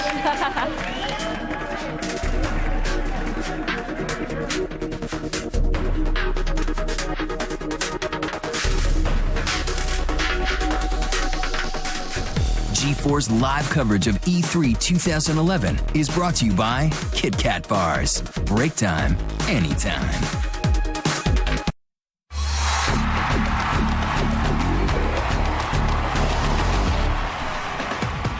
Hey guys, I'm here hanging out at OnLive where they're showcasing something really, really cool. They got their entire menu system running on your favorite iOS or Android devices, specifically your iPads or your tablets. You can jump into any game. I'm gonna go into one that looks cool, which this one looks cool. And there you are, perfect for the gamer on the go. Thanks guys!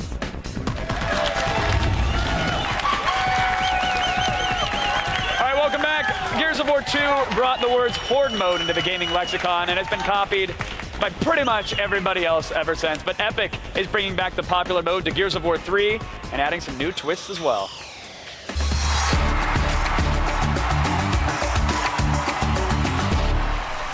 Here to show us Horde 2.0, executive producer Rod Ferguson, everybody.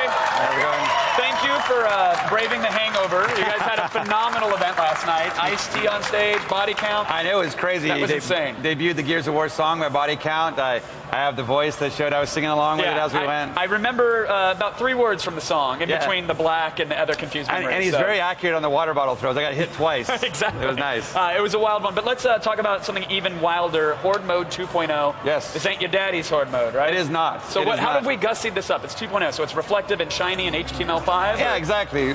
Basically, we looked at what people want to do with it, like how do people play it, and basically they want to set up defenses. And so we said, well, let's bring that. Let's enable that. Let's get some fortifications going. So we got things like barriers, decoys, sentries, turrets. We even got the silverback you can build. And so what? So that's what we're seeing here. Yeah. So here they're building turrets, showing off the different kind of things. There's the silverback. And you have to build the silverback? Yeah. Well, you pay for it. And so you basically everything you kill, you earn money, and that money you're able to spend on fortifications and ammos and weapons. Okay. And so is it like a team pool of money, as in all of our kills together? And No, it's personal. It's all like your own money, but everybody also has their own sort of their skills, so they can each build up separately. So you don't just start with everything.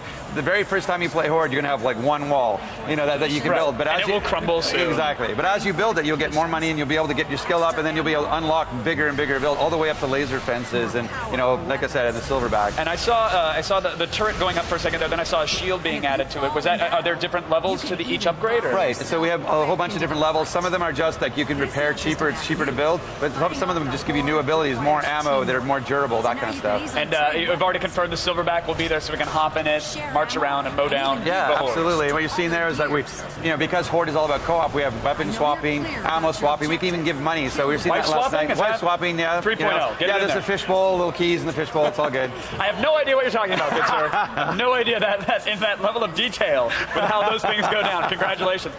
There's also huge boss battles, right? Right. So things everybody wanted from Horde was they wanted boss battles. So every 10th wave, there's a boss. Now we have like more than 5, like 6 bosses. So you never know what boss you're going to get. In fact, it's totally random. Totally random. Same thing. We've got 5 different enemy sets. So every time you sit down to play Horde, it's going to be completely different than the last time. You'll be fighting the Lambit. You'll be fighting the Savage Locust. You'll fight the regular Locust. So it's going to be a different experience every time. Awesome. And are we gaining experience from Horde mode as well? Yeah, absolutely. That's Gears of War right now. Everything is about you play campaign, you play arcade, you play Beast, you play Horde, you play multiplayer. All feeds into your level. So when you reach 100, it's because you're a Gears player. You can get 100 just playing campaign if you want to. And what about the different locations that we can actually be taking the Horde on? Locations just like Gears 1 and Gears 2. Every multiplayer map is a Horde map, is a Beast map. Compatible? Yeah, absolutely. Very cool. Any surprising moments in terms of, okay, we got 10 waves are coming, here comes a boss, in terms of how you got a sentry here, a laser barrier there, and how all the defenses play out with regards to the bosses? Yeah, well, I mean, we have 5 different locations per map that kind of the start of a base, you have a command post. So once you turn on that command post, the fortifications appear, and then you can pick which ones you want to build. So and then every command post after that you have to pay for. So you have to find that strategic location. But you can actually start owning the map. As you build command posts and you sort of take over them, you just kind of limit where the enemy can spawn. So you can start to take over the map from them. Can you ever win in this new Horde mode? Well, you can beat wave 50, but it's going to take a lot of work, a lot of effort. I bet. Far more than I'm capable of, that's for sure. Is there a release date for Gears yet? I mean, that's been announced, right? What, the release date? Yeah, September 20th, September worldwide. 20th. Okay, good. And Horde mode from day 1, so we're all happy. Horde mode day 1. We got to get out. There's a special announcement, and I want to get it out really quick. A new weapon? This is a G4 exclusive. Absolutely. We want to bring something new to E3 every time. Appreciate it. So we wanted to bring our Horde's kind of new specific weapon. So I have a special assistant I wanted to reveal the weapon to you. Oh, so fantastic. Is this like an intern? Or? Yeah, exactly. He works for me, brings me coffee. Where's this assistant? Yeah. Oh, my God. Guys, and the coaching is in the house! Lester Spate, the Coltrane, ladies and gentlemen.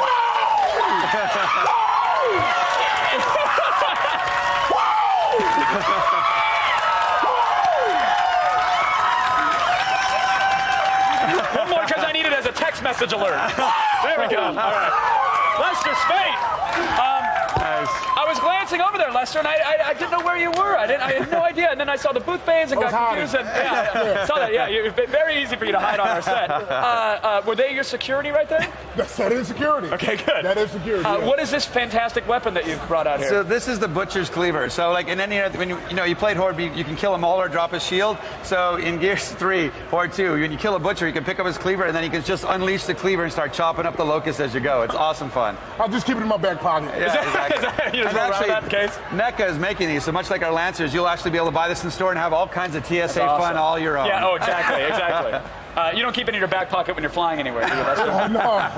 That's a pat down you'll never forget. I'll put it underneath the plane. Is there we're out of time, but if there's an iconic phrase that people are constantly nagging it for on voicemails, what is it, Lester? The cold train is in the house! Sounds so much better in person. Lester, pleasure to meet you in the flesh, good buddy. Thank you so much for showing off the game. To get your first look at the campaign, go to g4tv.com/Gears of War. I'm afraid of that right now, so let's send it over to Candace and Morgan. I'm afraid of that too. You think we're done yet? Not by a long shot. There's still more from E3 2011 on the way. After the break, we're going to give you one last chance to win a console with your tweets. All that and more right after this.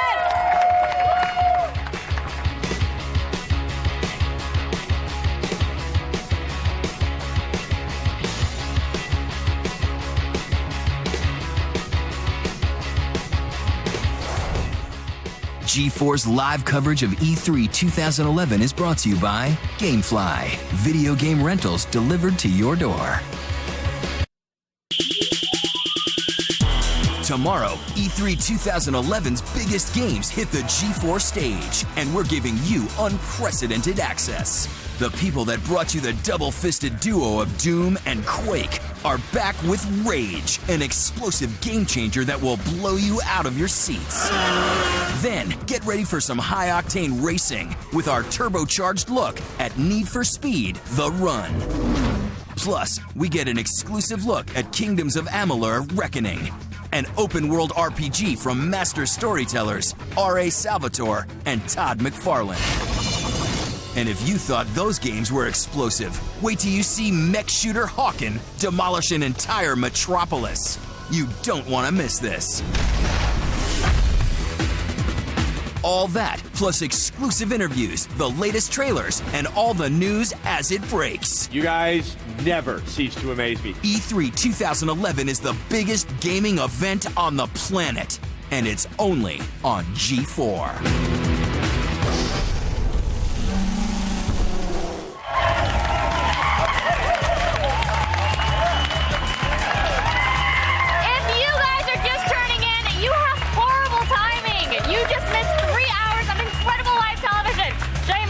But you can still win a console, isn't that right, Kristen Adams? That is so right, Kevin Pereira.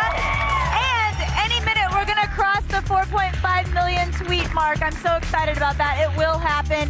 And I want to point out Trapped Echo right here. He says, my boss would fire me if he knew just how much of E3 on G4 I've watched while I'm supposed to be working, and it was totally worth it. So just for that, we're going to hook you up, Trapped Echo, with a PlayStation 3.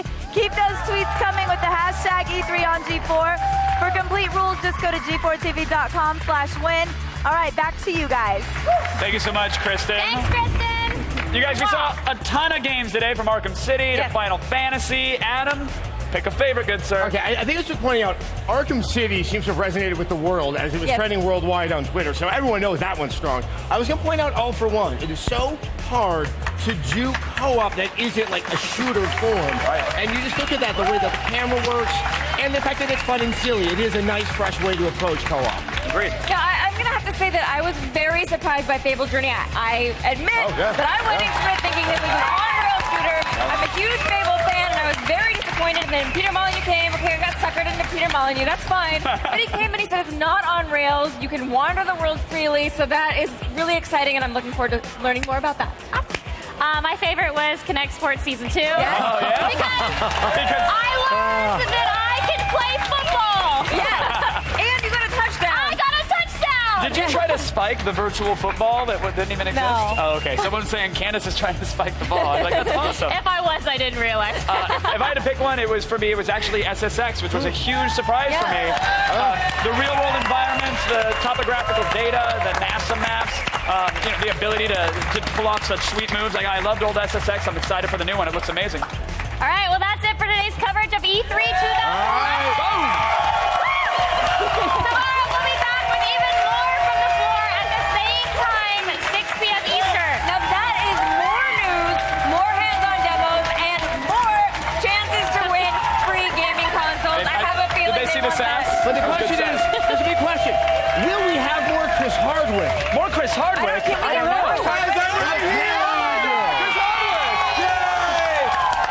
By the way, my favorite game was Toe Jam and Earl for the Sega Genesis. Good is that Right? game? It's gonna look good. No need to wait, you guys. You can see a brand new edition of Web Soup E3 edition starting right now. What? It's so good to have more of you. What? I think it's starting in like 30 seconds. In 30 seconds, you guys. You guys have to sit here and just touch each other in weird ways. We can dance around. Why can't we talk about games? Why do we have to touch each other in weird ways? Whatever you guys want. Chest bumping. We don't. It makes you You appreciate like things. Toe Jam and Earl, but what else did you see that you liked today? Spider-Man Edge of Time looks awesome. Nice. It looks awesome. So I'm looking forward to that in the fall as well. The camera angles got really extreme for that. I'm not sure. Clearly the audience no longer cares what we're saying. Why would they? They don't care anymore. All right. Good night, everybody. What was your favorite part of E3? I like a good favorite part. Especially You guys want to do this?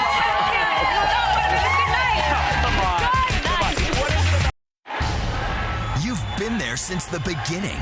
You rocked 8-bit games, learned the meaning of super, and watched 2 dimensions turn into 3.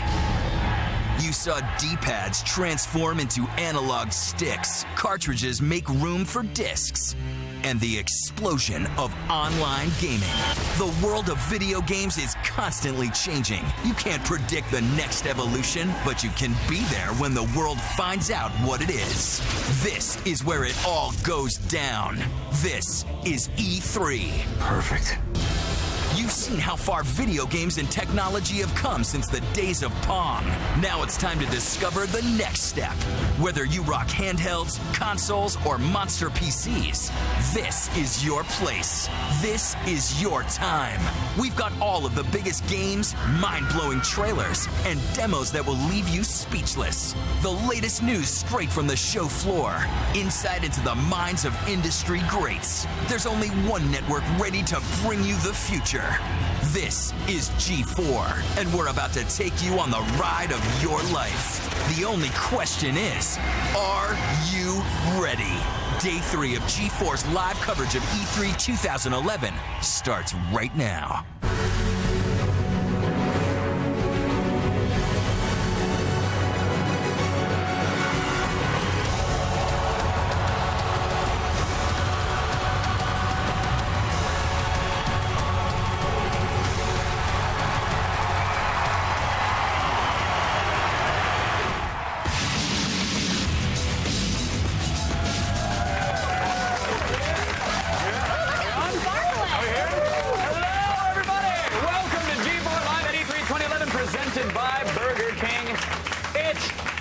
Final day, so feel free to weep openly or be confused about how you should react, Brian.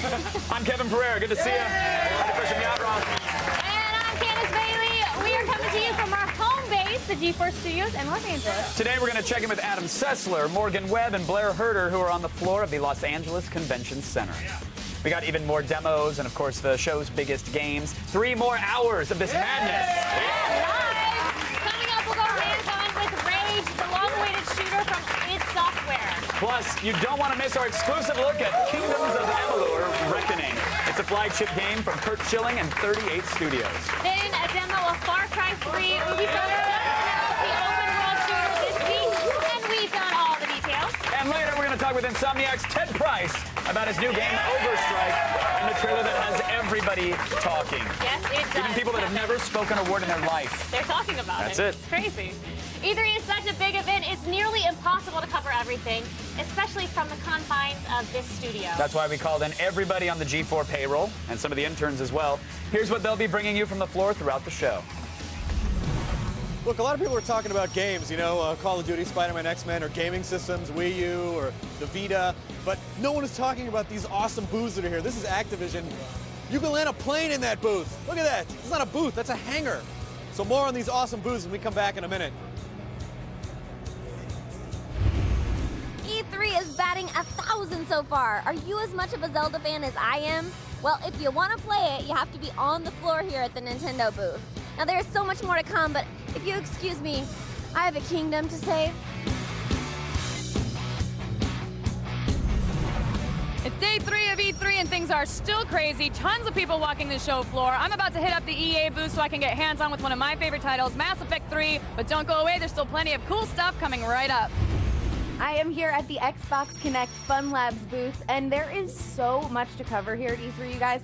I thought maybe a clone of myself would help out, because we are covering all of the hottest games, but for right now, I'll just stay here and keep playing with myself. Yeah. Hey guys, I'm here at the floor of E3. Still got lots of fun games and awesome stuff coming up. But right now, I'm here with Yoshinori Ono, the producer of Street Fighter Cross Tekken, and we're about to have an awesome round of deathmatch. Woo! Oh! Got done nothing.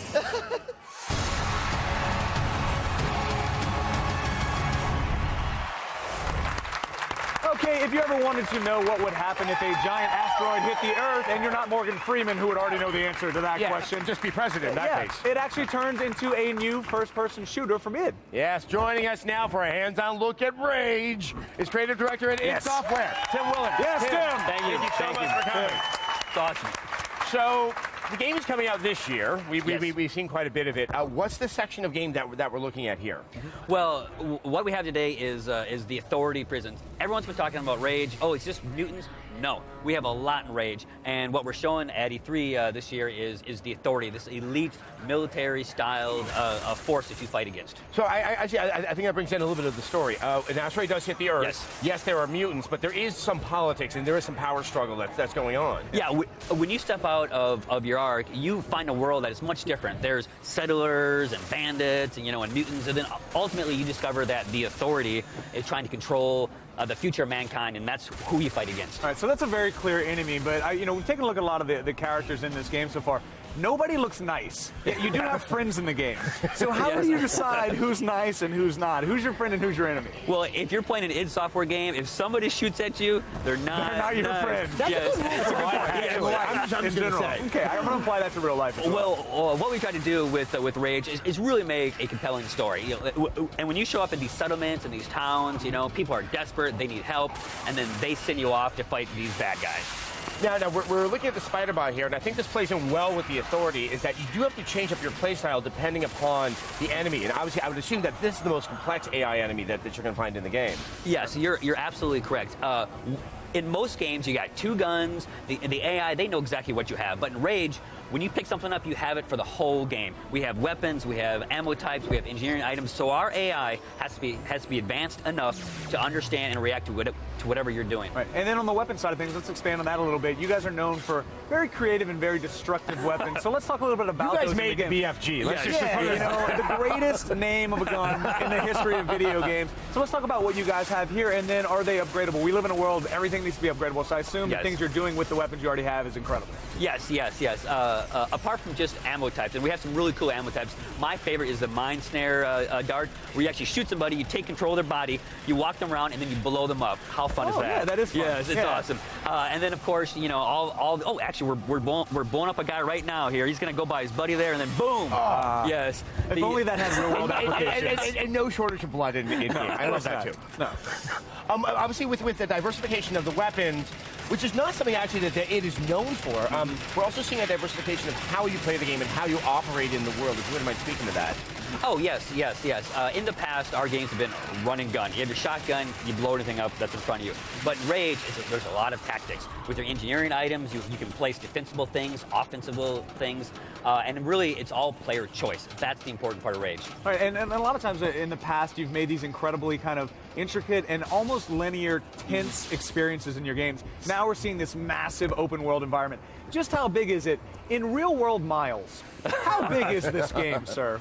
Well, you know what? It's not a short game, because I'm tired of these 4-hour games. Rage is big, you're not going to get through it in one sitting. We have, a large wasteland where you drive your buggy around and you can explore and you can race and you can do some vehicle combat. It rewards people that step outside of the main mission. And let's talk about the driving, because that's what the multiplayer mode is in Rage. Which Adam, by the way, came back to the office and was like, you guys are never going to believe the multiplayer. It's the ballsiest move of all time. Yeah. Well, you know what? People have always thought that id has taken risks. And for us, this multiplayer is perfect for Rage. We have two modes. Basically, there's a vehicle combat rally mode and an on-foot co-op you can play with your buddy. All right, and the release date has actually changed for Rage. Yes. It's now October 4th of this year. It's going to be on all 3 platforms, PC, 360, and the PS3. It goes without saying, I cannot wait to finally play the entire thing. Thank you so much for your time. Thanks for coming by, brother. Everybody. Really appreciate it, brother. That's right.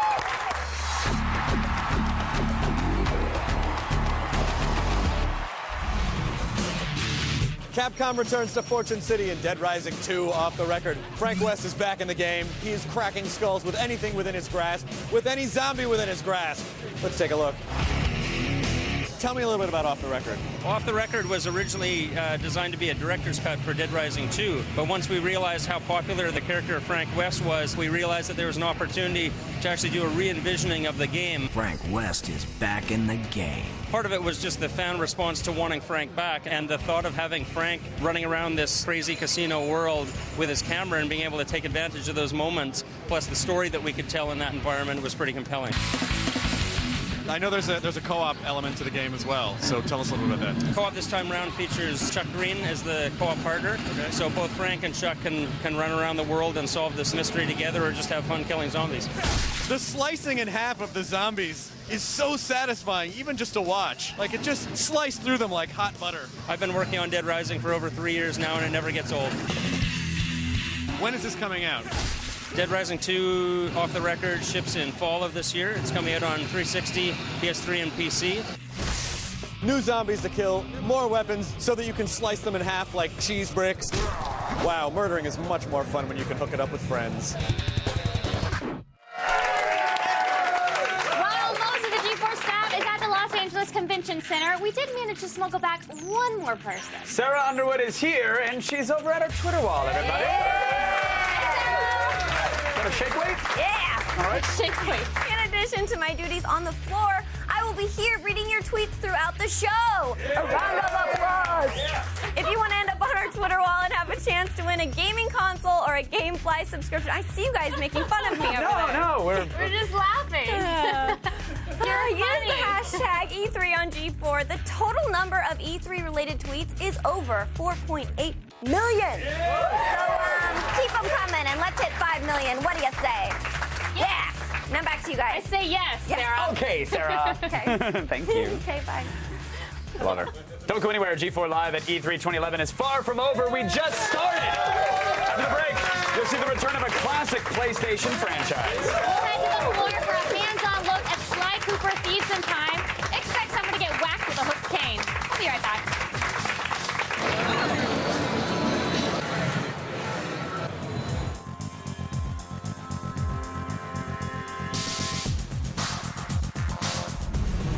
G4's live coverage of E3 2011 is brought to you by Burger King, home of the Whopper.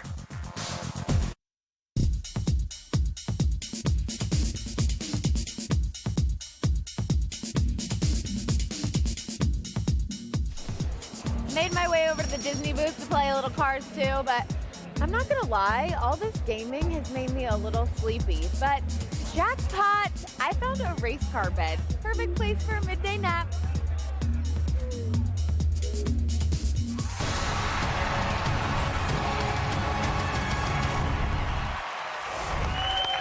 After you beat the Sly Collection on the PS3, a Sly Cooper game. And today, that tease is reality. Yes, yay. Here to show us Thieves in Time is Glenn Egan, President and CEO of Sanzaru Games. Hooray! Yes.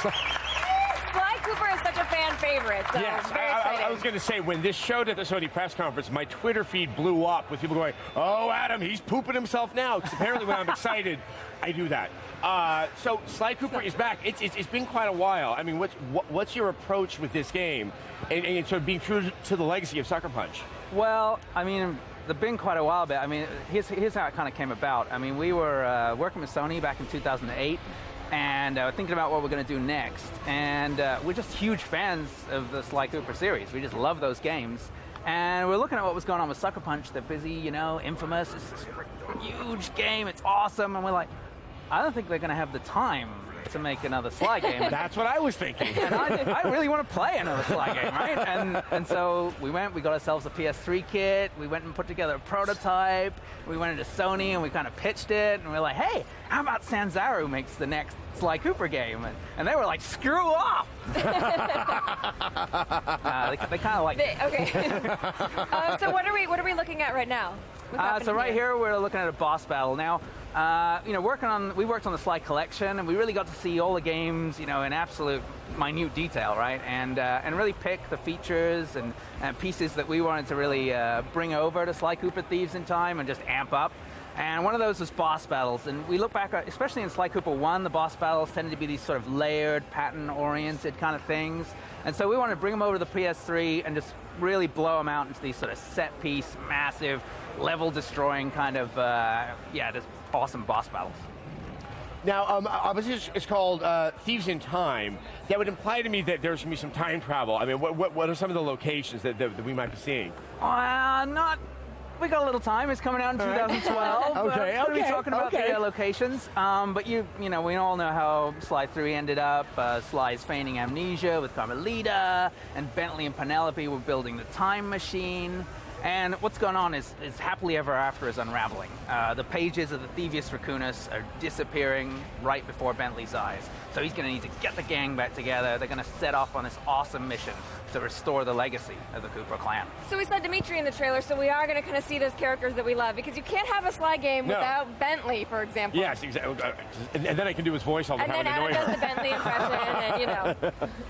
Yeah, all the favorite characters are back. All the original voiceover actors are back. But we got some new ones. We've even got it's not an action adventure game if it didn't feature Mr. Nolan North, right? And he's starring as El Jefe. Now, one of the highlights I think of the Sly series were the aesthetics. You know, just like the look of the game. It didn't look like anything else. What are you able to do now with that look, with the processing power of the PS3?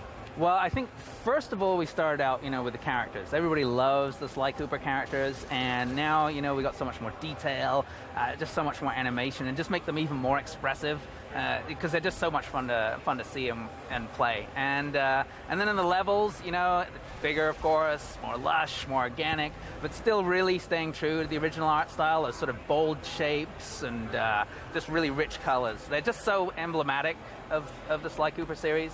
And we're going to be able to play in 3D?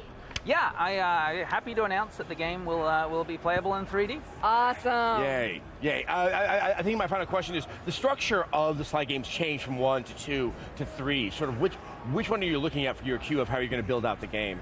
Well, I think that, you know, again, we looked working on the Sly collection, we really looked across all the games and bringing out all the pieces that were our sort of favorites. So not specifically how they're going to be, but I would describe them as an evolution, as a natural evolution from what you saw in the original. And what were a couple elements that you knew that you had to bring into this game? Like, what's sort of the essence of Sly for you? It's thieviness, you know, that sense of, like, you know, standing above somebody, looking down and sneaking up behind him, picking his pocket and just laughing at him kind of thing. Like, that sense of thieviness that is really just core to the character. And I have to ask, I think you're gonna be vague. When is the game coming out?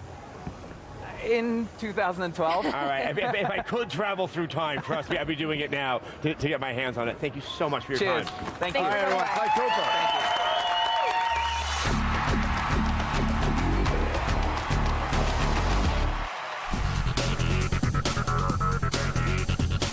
So what happens when you mix the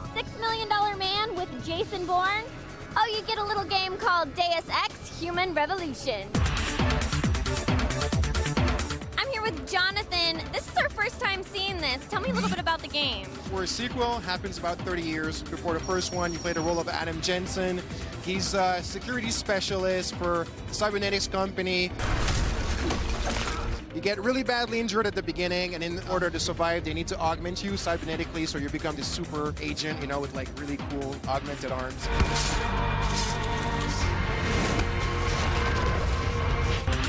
It's all about upgrading yourself. It's all about multi-path, multi-solution. There's never one way to do one thing. It's really up to you to kind of oscillate between gameplay. So tell me about the action aspect. So definitely, action is still a big part of the game. It's a solid shooter. Adam, because he's augmented, he's got all kind of like the skills that you can give him. So you can do kind of physical takedowns to the enemies. So you can grapple them and do stuff to them. Now I understand action isn't the only way you can play. Tell me a little bit about the RPG. Yeah, so RPG is also full-fledged. Anything from NPCs, getting side quests, you gain experience points, tons of weapons that you can upgrade as well. So all these things put together makes it into a pretty hefty RPG, really. Okay, I'm intrigued. When's it coming out? It's coming out August 23rd for PlayStation 3, Xbox 360, and PC. So the name of the game is Deceit, Daring, and a Dash of Kick-Ass. Deus Ex Human Revolution, it's gonna bring out your inner bond. You can get all the best E3 2011 live clips anytime, anywhere, streaming right on your iPhone or your Android device. Just download the updated G4 app right now at g4tv.com/app. Coming up after the break, we've got the game that could teach you how to play guitar. Yeah, we're going to go hands-on with Ubisoft's Rocksmith. Listen, you think your fingers hurt after a couple hours pushing buttons? Wait until you see the real thing. We'll have more from E3 right after this. Okay.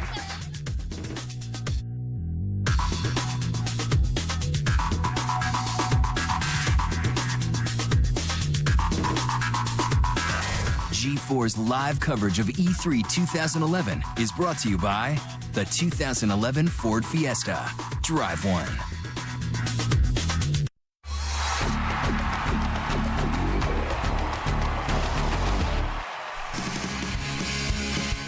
We're back to the battlefields of the big one with Brother in Arms 4 because everyone loves kicking Nazi ass. Tell me about your game. Man, we are, once again, we can't help ourselves. Every time we come into something, we always got to try something a little new. So Furious 4 is an all-new take. It's not a replacement for the old Brothers in Arms. It's like a branch. We're extending the franchise, creating more angles to what Brothers in Arms is. Okay, so because you're kind of trying to test out new ground here, let's say, what type of weaponry are we going to see? The idea is to go to the extreme. So you're going to see guys like carrying around big, heavy machine guns, guys using flamethrowers. Once we came up with the premise that allowed us to get into the tall tales, the kind of, telling the stories, and how the stories become larger in life. The World War II stories start to become fish stories. And it gives that freedom, but allows it also to fit and be fair and be correct with what we remember of World War II.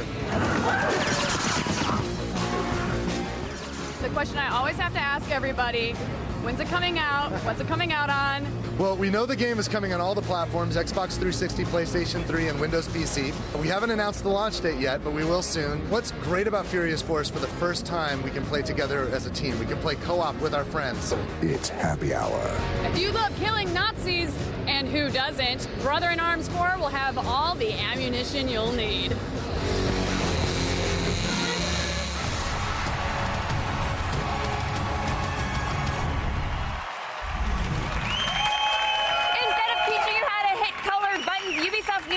Rocksmith aims to teach you real guitar playing skills. Joining us for a hands-on look is creative director Paul Cross. Thank you so much for joining us.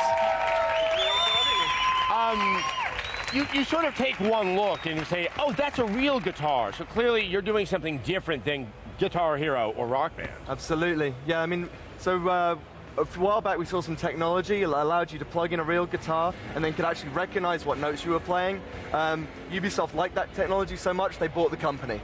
So, okay. It's kind of a I think that's a ringing endorsement. So now you're not in the business of selling peripherals at all? Well, there's the cable. You need to be able to plug your guitar into the console, right? So that's a peripheral. But we're not selling a plastic guitar or anything like that because nobody wants that anymore. Very good. The public have spoken. You know, they've said the music industry or music game is dead. So we don't want to start just doing that. We don't believe that music is dead. So we need to change it up and actually make it real music instead of just tapping buttons. Now, obviously, the goal of this is not just for you to sort of be challenged, but to actually learn how to play the actual guitar. Right.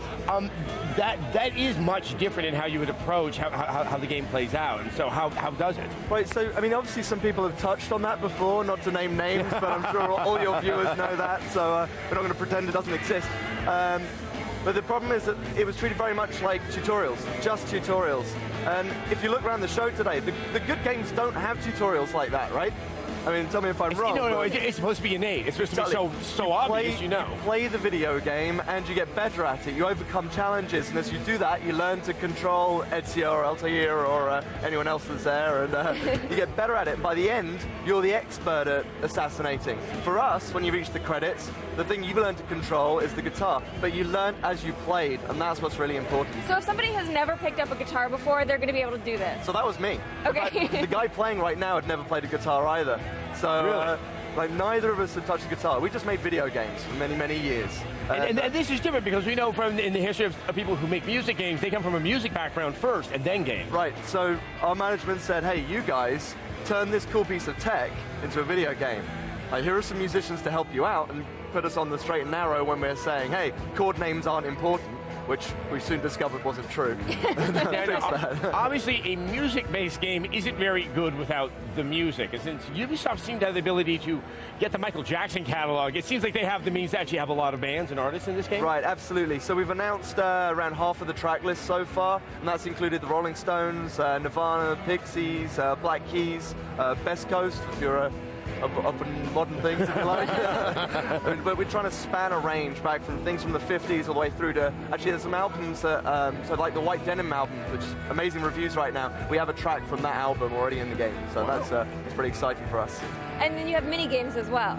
Yeah, so learning techniques, just a lot of guitar is about muscular memory, and learning that muscular memory, just playing songs, there's a lot of pressure. I know people can find it intimidating, so what we want to do is remove that intimidation factor. So we have a game, we have 8 of these games.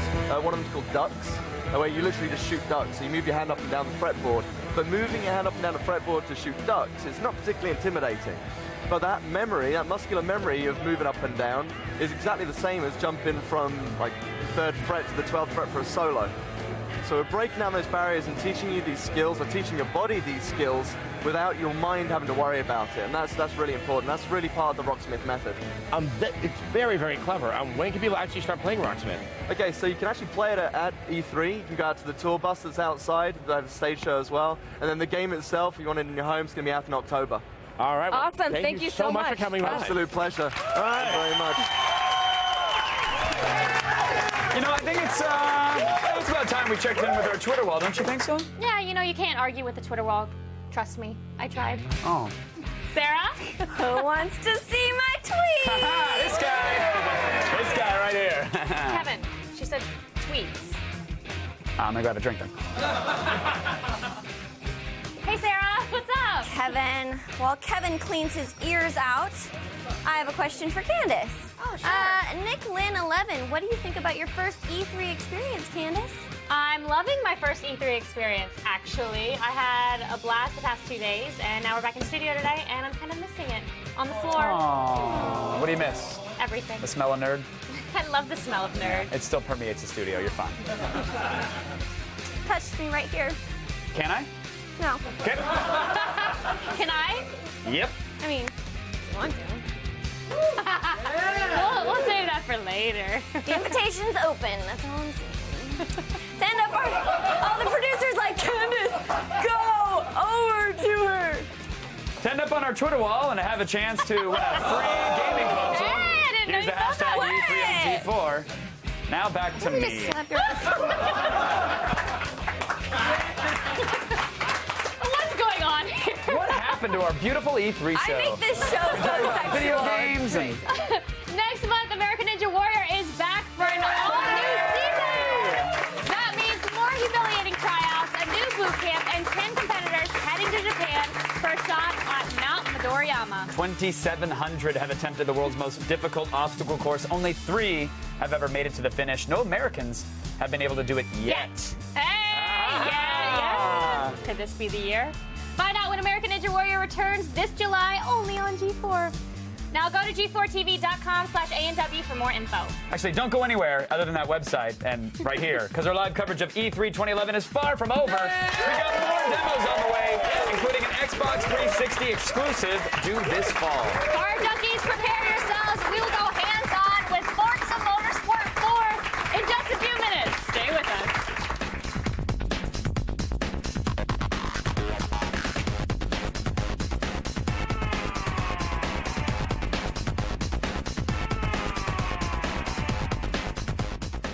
G4's live coverage of E3 2011 is brought to you by Hanes. Look great, feel great in a Hanes undershirt with the lay flat collar. Oh,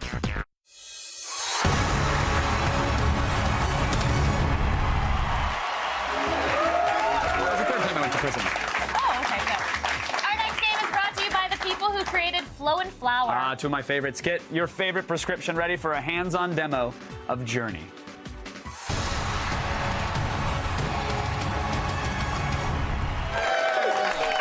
Please welcome Kelly Santiago, co-founder of That Game Company. Yes, That Game Company. How are you, Kelly? That's right. Good. You know, it was about 5.5 years ago I realized that you first showed Cloud on Attack of the Show. Yeah. Yeah, and that's what kind of got us on the map and led us to the 3-game deal with Sony Santa Monica. So I'm so stoked to be here. I think that means, if I may, I think that means our 10% is long overdue. So if you want to cut a check after this, that would be awesome. Yeah. You're such a jerk. Totally a jerk. I'm a huge fan. Flower is one of those games that I load up for people that come over.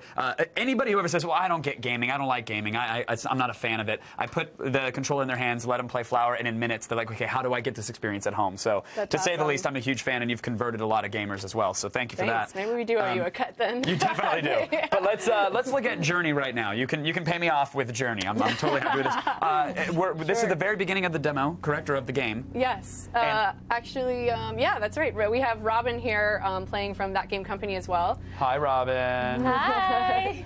So here we are. We're just over the initial hill in the game. You can see the mountain in the background there. And that's the goal of the game, is to reach the mountaintop. To reach the mountain. Yeah. Does the game explicitly tell you that? Like, hey, get to the top of that thing? Or, I mean, because I know nothing about the story, the world, the character. Is that by design?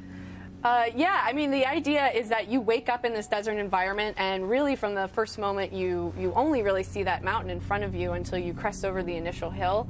And the experience of the game is about discovering what's happened in this world and who you are and what your purpose is. Will we know by the end of the game? I think so. That's our goal. Because I always love these games where it's like, hey, you're going to figure out exactly. Figure out your purpose. No, you're not. You're going to make it to the hill, but I hope you have an idea. So. Oh yeah, no, I mean definitely there's more of a story in Journey than there was in Flower or Flow. We've kind of said if Flower was a poem, Journey's like a parable, but we still tell the story through visuals. There's no dialogue, there's no voiceover, so it's open to interpretation in hopes that anyone, no matter of their age or gender or cultural background, can derive some personal meaning out of the experience. That's cool. Very cool. So how do you move around the desert? Yeah, so one of the key qualities of this world is the cloth. It's kind of the only living thing. You're made of it, and then you can see these cloth strands floating around. They have a kind of life energy to them that you can borrow. You can see when she gets close to the cloth strands there, then it'll come down and make her scarf start glowing, and then she can then jump and fly and soar longer distances. As you go, you have opportunities to increase the length of your cloth as well. Oh, really? Will that increase the flying time then, or increase other abilities? In addition, you'll encounter more evolved creatures of cloth, which we'll see in a bit. Actually, why don't we go ahead and skip forward to the third level. Okay. In which we'll have the opportunity. The first level is a solo experience, getting into the world, kind of getting a feel for what's going on there. And then after that point, you are open to be connected to another player. And this is not like, oh, I'm going to send a friend invite and they're going to hop in my game. This is like a random connection with someone else who's in the same level as us? Yeah, that's right. So where are we now? So now we've gone through that initial setting, and we're into really the wide expanse of desert. There's our mountain calling to us. Each level So we similar. have to get there. Exactly. Okay. And each level, similar to Flow and Flower, has its own quality and color palette and tenor through the music and the actions that you're taking. After this, you also traverse through ruins and really get down into the ancient civilization. And then as you're making your way up to the mountaintop, you'll get to the snow-capped mountain. So there are different environments as well. Now, what is the character? I'm seeing like these little bubbles forming around the character, and there's a sound cue. What's happening? Is she calling out for a multiplayer partner, or is That's right. So yeah, the other action that you have in addition to jumping is Oh, there's somebody. And they found each other. And so this could be somebody at your office right now. This could be a 12-year-old at E3 who's very confused. That's right. This could be, we don't really know. This could be anybody. We don't know. That could be anybody. And the important part is that it's just a human, but that we know it's Right. a player. If you encounter another rogue figure that looks pretty much like you, then you know that That's that's a human another being. person. And they could be man or woman or of any age, and you're not sure. And can they hinder your experience? Is it purely co-op? How do you communicate and work together? You can't voice chat, right? Right. I mean, what we've seen is players sort of develop their own vocabulary for every situation, and depending who the personality are, between using the calls and jumping around and trying to indicate maybe which direction they want to go in or what they want to do next. We've been saying it's not really a co-op experience. It's not a competitive experience. It's just an online experience, and players could decide to be competitive and race against each other, Right. or work together to unlock cloth or achieve some of the goals in each level. Just as you become lighter when you're around other pieces of cloth, because you two are both made of cloth as well, you become light when you're near each other. So you there is can't a help each bonus to other. being near each other then. Yeah. Now, what inspired the desert location?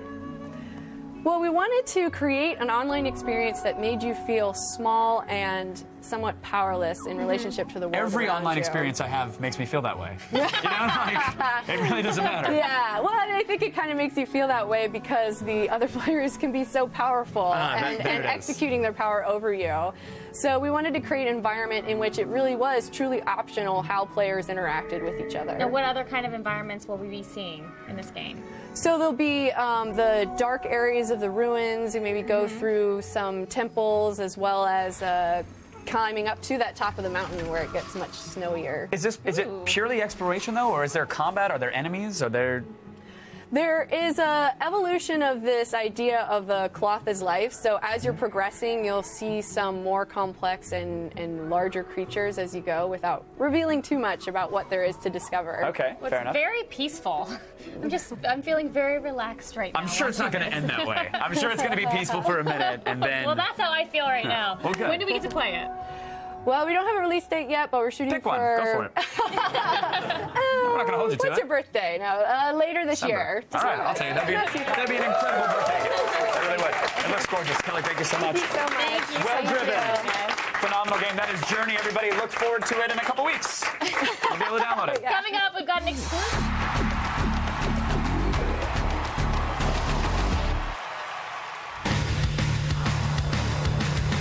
So, you escape going to prison because of a freak road accident. You think you'd be home free, right? Wrong. That's when the horror truly begins with Konami's Silent Hill Downpour. I'm here with Tom. Let's talk a little Silent Hill Downpour. Now, this looks like The Fugitive mixed with My Worst Nightmare. What the hell is going on? Well, the best Silent Hill games have really simple but intriguing premises. We really wanted to harken back to that, and what we came up with was you're a prison convict on a transport bus. It gets wrecked right outside Silent Hill, so gamers know what might be awaiting for him inside, but he has no idea. First-time visitor, huh? Now, this is the 8th Silent Hill game. How is this one gonna live up to its legacy? We really tried to figure out the basics of Silent Hill and then bring those into the modern gaming. So you don't have clunky controls like you used to, but you should still feel disempowered, like you're in danger at all times. And we've also gotten, obviously, some cool new special effects with the modern consoles. So we've really used those to bring out the nightmarish qualities of the other world, so players won't know what to expect around the next corner. All right, I need to know, when is this coming out? That's coming out this winter on PlayStation 3 and Xbox 360. Coming up, we've got an exclusive demo that you cannot miss. I mean, you could, but No, you can't. your life would suck. Won't do it. We're going to go hands-on with the epic action RPG Kingdoms of Amalur Reckoning. 38 Studios' Kurt Schilling will bring the game to our stage right after this short break. Color me excited.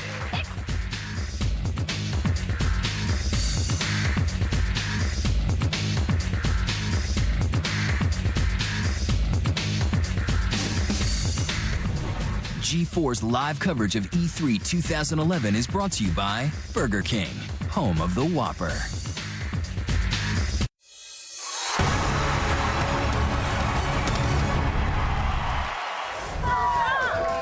Yeah!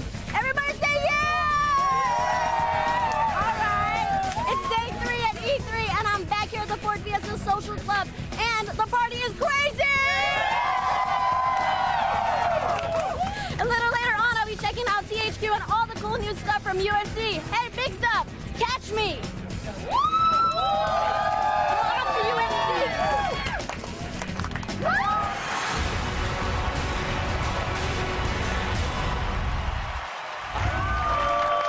Kingdoms of Amalur Reckoning is the first game from 38 Studios. It is a huge RPG, and no intro could probably do it justice.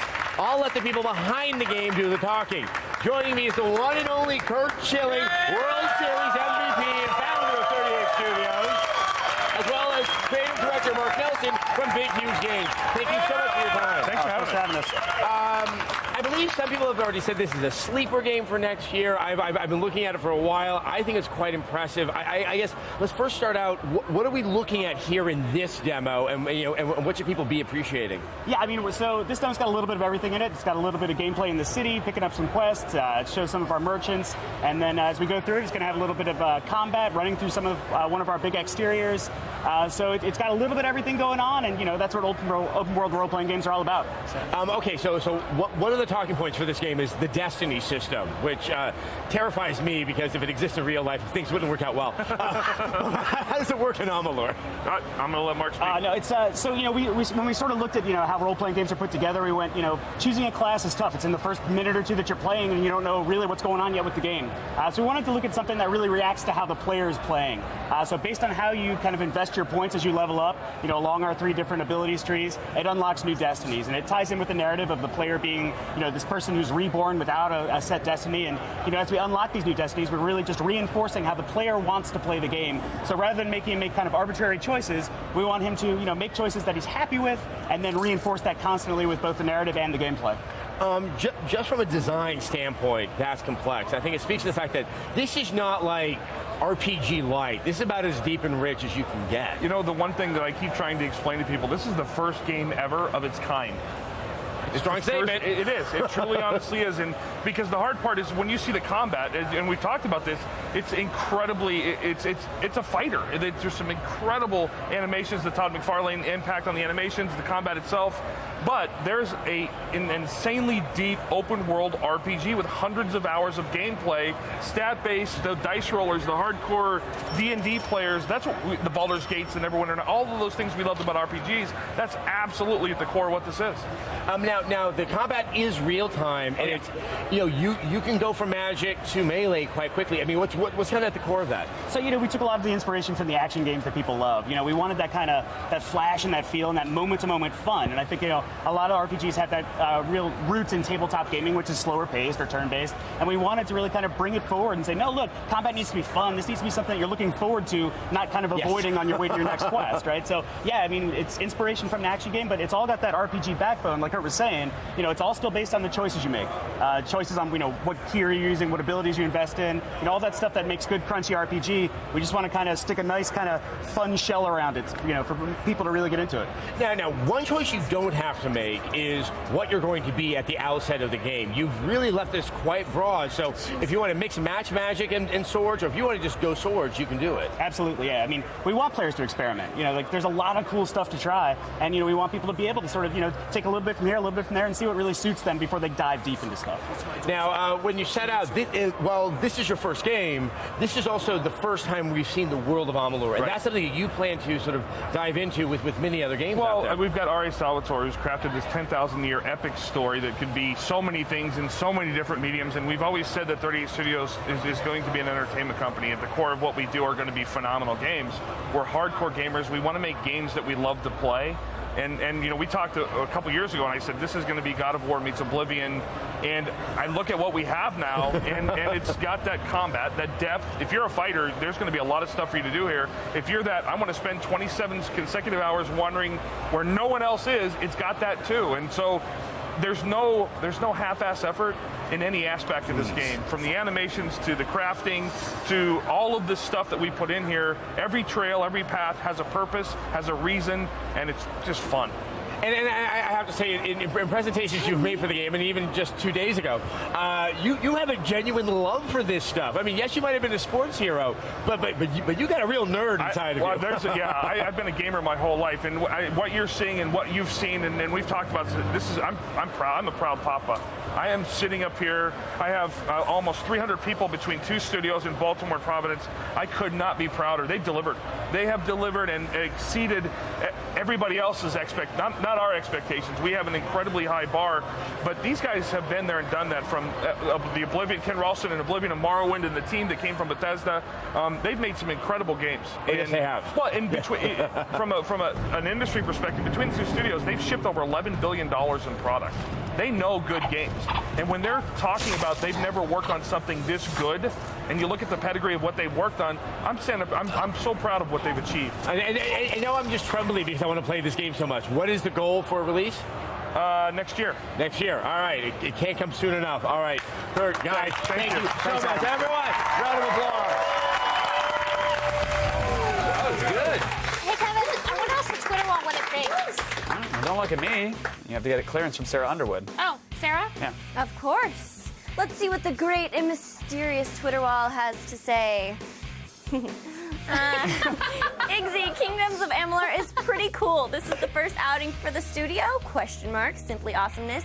Yes, Igzy, it is. Nikon1121 says, God, I need Kingdoms of Amalur Reckoning. I need a new game to spend hundreds of hours on and actually have fun. And Just Follow 61 says, Kingdoms of Amalur could be my new Final Fantasy. Whoa. Thanks, G4TV, for the awesome coverage and Fighting previews words. of games I want. Well, you are welcome. And for that tweet, you have just won a Nintendo 3DS. Yes! I love giving away free stuff. I feel like I'm making people's day. You are, Sarah. Good. Congratulations. For complete rules, go to g4tv.com/win. And, All right. That's it.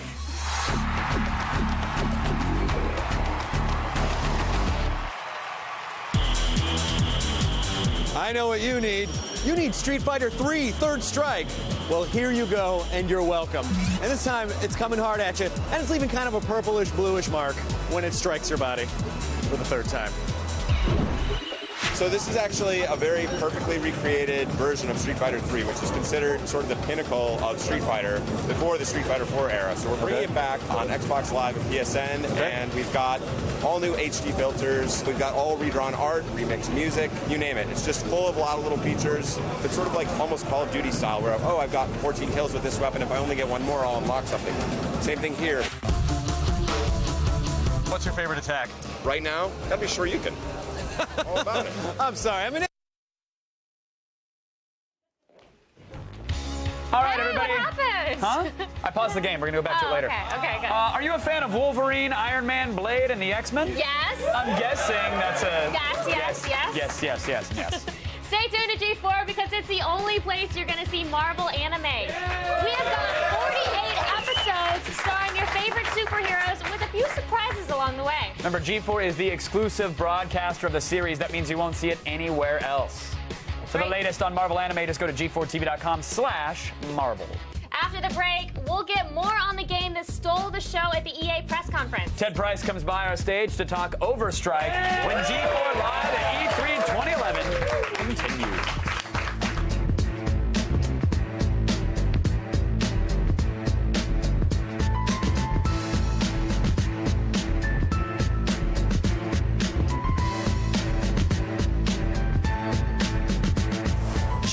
G4's live coverage of E3 2011 is brought to you by the 2011 Ford Fiesta. Drive one.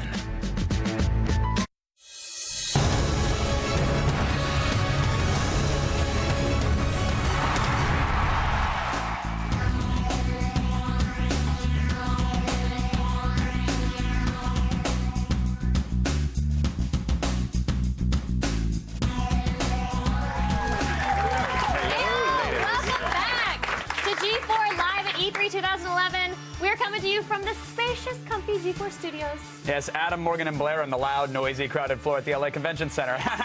Suckers. It's fun there, actually. But they have all the biggest games, so I'm a little jealous. But that's not the only place to see hands-on demos. That's true. Coming up in the next hour, we'll demo Hawken live in our studio.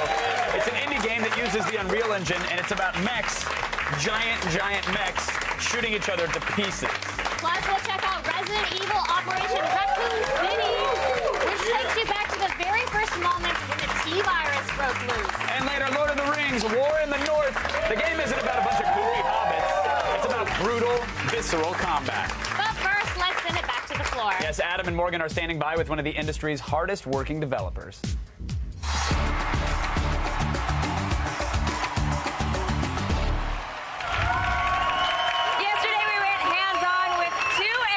Games, and can you believe we're about to talk about a third? Here to tell us more about four-player co-op action in the game Overstrike is the president and CEO and friend of X-Players, Ken Price of Insomniac Games. So good to see you again. It's great to be back.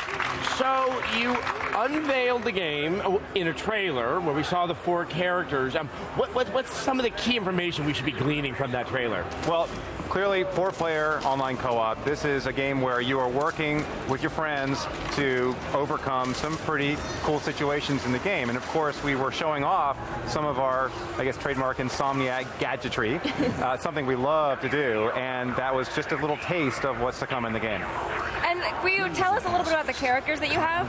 So we're featuring four. We featured four in the trailer, and they are all part of a team called Overstrike 9. We've got a reformed mercenary, we've got thief, we've got a brilliant whiz kid, we've got a ex-cop who's got a little bit of a problem with his temper. And the whole point of this group is that they're very different and they have some real issues with each other. And it creates a lot of tension for the story, but also gives players some really unique play styles as they're going through the game. I think one look at the trailer, some of the funny asides sounded like the writer TJ Fixman, who works on the Ratchet & Clank games, but it really does seem to have a lot of that Insomniac quality, even though it's something brand new. Well, actually, our creative director on the project, Brian Allgeier, has been leading the charge with the team and was adamant about drawing from the Insomniac DNA. You know, what do we do at Insomniac? Well, we love weapons and gadgets, really cool weapons and gadgets. We love humor in our games, even though maybe one of our games doesn't have as much humor as the other. And we love characters and we love story, and we're really pushing that heavily in this game. It has a very interesting art style. It's this kind of blend of comic book, but also realism. How did that originate? Well, our goal with this game was to create something that's stylized, something that stands out from your standard third-person action game. And you see so many today that are super realistic, and that's really cool. But at Insomniac, we love to push it a little bit further in terms of stylization. You're not a Me Too group of guys. Well, you certainly try not to be, yeah. Also, this is a brand new piece of technology that you're using. Like, what's it allowing you to do? Well, we are, as you know, going cross-platform right now. So we have been moving on to the Xbox 360, and for us, what's really cool is being able to reach out to a much broader audience. I mean, we love our PlayStation 3 fans, and we expect to deliver the same high quality to them, but at the same time, having Xbox 360 players experience our games is something we've been looking forward to for a long time. All right, so what stage of development? I mean, we're not expecting this game soon, are we? Well, yeah, we've been working on it for a while, okay, and we're excited to reveal more soon. Awesome. Well, we can't wait. Thank you so much for coming by and showing it to us. Thank you so much. Good to see you.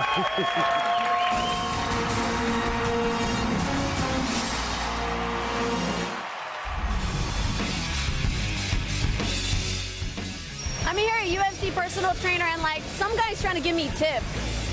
Oh, hey, How you doing? Great. Can you hold this for me? I think I want to work on this here. Well, if you go through these workouts, it will put you through a real workout, and you will get in shape if you do it enough. Is this a good stance? Well, you want to be more of a fight stance. You don't want to have it offset, so you do a lot. Okay. Up here. This? Now you're ready. So now that's straight, right? Uh-huh. Now hook. Now hook the other way. Knee. Oh, that, oh. You're also here promoting UFC Undisputed 3, right? So tell me a little bit about that game. It's pretty cool. I mean, it's got some new stuff. They got that new, when you're new to the game, it's got like an amateur version of using the controls, which I need. I'm horrible. My son beats me all the time. But also they got the pride game in there. They allow knees to head on the ground, which I wish they'd put back in fighting too. See, I'm going like on a rampage here at E3, and I need to know how to kick some butt. Well, if it's a finishing move, the finishing move for me is going to be an overhand right. So okay. It's just an overhand. It's just, you're like throwing a baseball. Make a fist, and like throwing a baseball. We're gonna. All right, back here.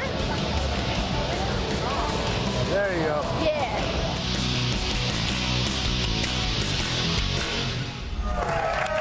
You can see the fear in Liddell's eyes. Yeah, big time.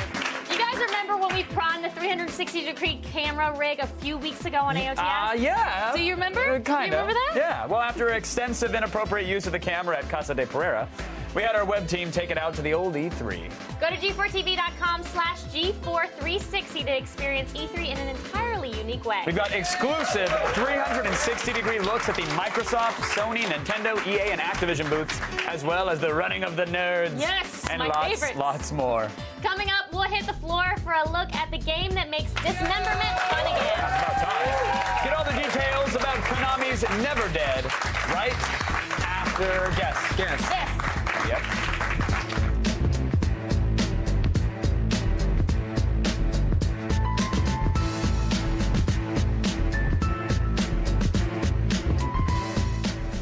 G4's live coverage of E3 2011 is brought to you by Kit Kat Bars. Break time, anytime.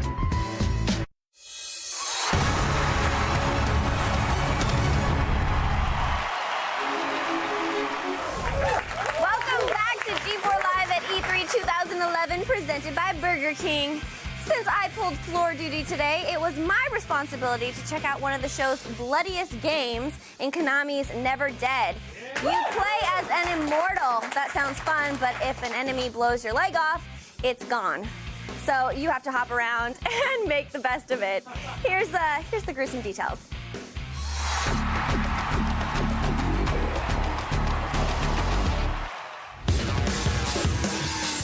So, you want to be immortal. Sounds cool, right? Well, then Never Dead is the game for you. Just, try not to lose your head. I'm here with Shinda. Let's talk Never Dead. So, we all know in games, when you die, you just start over. But this guy literally cannot die, right? Yes, it might be a little sick, but I was thinking about an immortal character. Now, having his body dismembered and being able to recover from that would be interesting. You're gonna be an immortal and keep your beauty forever. Yeah. Yes. I like that. Yes, I will provide this game. If you enter fire, your body will ignite. And what will happen is you'll be able to shoot fire bullets. Never Dead will be coming to you this winter on the PlayStation 3 and the Xbox 360. Demonic plagues, dismembered limbs, and a bonfire. I mean, it sounds like a perfect night to me, but I was raised by witches and wolves, so what do I know?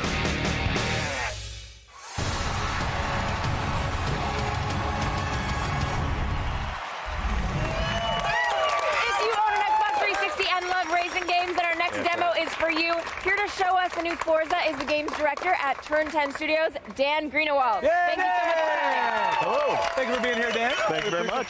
So, Dan, first thing I gotta tell you, I was raised to never touch nice cars. That is true. Whatever you do, Blair, don't put your hands on these things. We cannot afford them if you break something. You're allowing me to do that. Here in this game, you got a feature called Auto Vista, and I can touch anything I want. Absolutely. You know, our vision for this actually was to get people to get off their couch and want to touch the cars. So the cars look amazing. We've done new rendering techniques to make them just look soft and perfect, but still have great shine. And then you can walk around the car, see it from every angle. But of course, not only that, you can open it up. Yeah. So I can go click on the trunk. Let's see the spacious trunk these cars are known for. And then it can lean in and get some really good detail in the trunk. Nice. Of course, in a car like this, that's where the engine is. Here's where all the magic is in a Ferrari 458.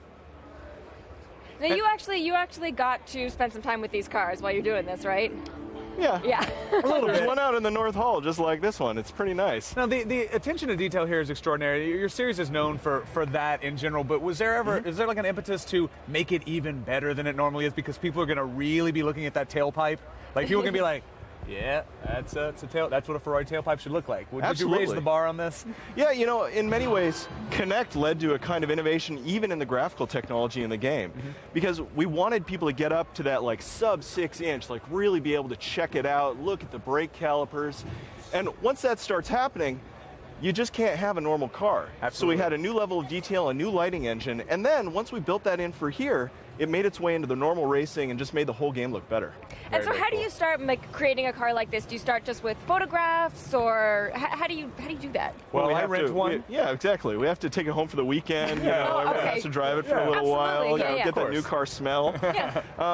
Well, actually, we take thousands of videos or thousands of screenshots of the car, as well as, you know, we do a lot of video of the car.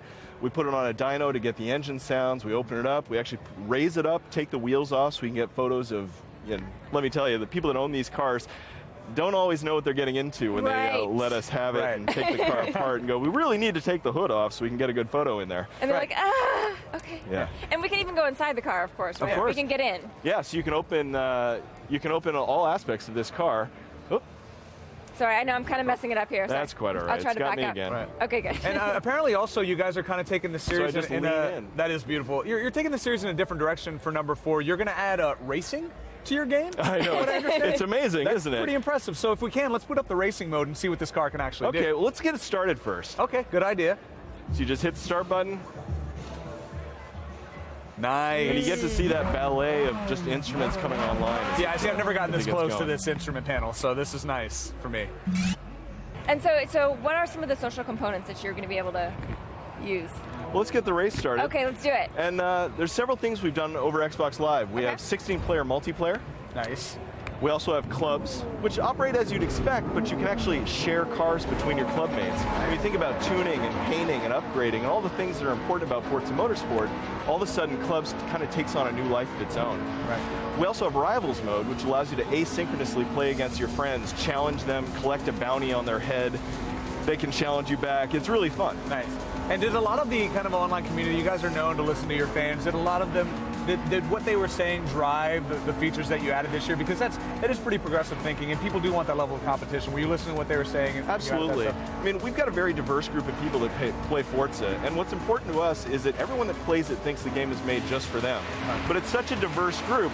There's people that will play in the hardcore racing, and they're like, I don't even know why they did that stuff. That's not for me. And I'm like, that's cool, because we have people that are saying, I don't even know why they did all this simulation. What I really want is just to have fun and smash up cars.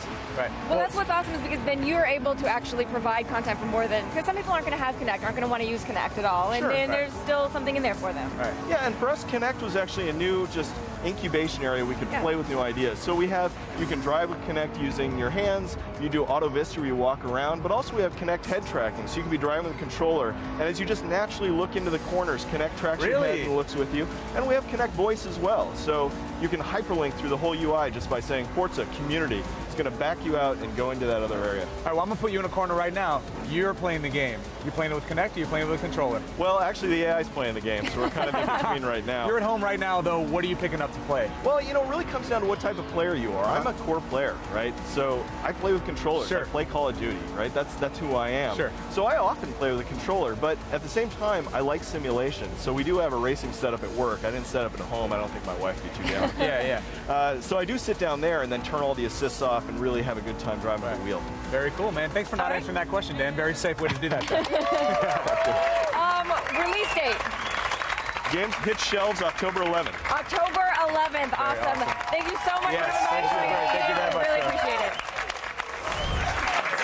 Get all your up-to-the-second E3 2011 news, exclusive HD videos, trailers, interviews, and more on our website. There's more? There's more, Kevin.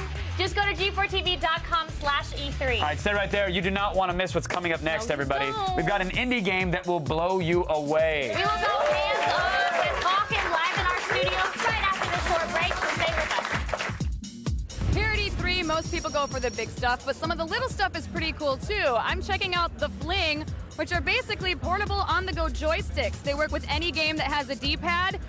They're great for gamers on the go. They're available at Apple right now. Just plop them on and you're all set. G4's live coverage of E3 2011 is brought to you by Burger King, home of the Whopper.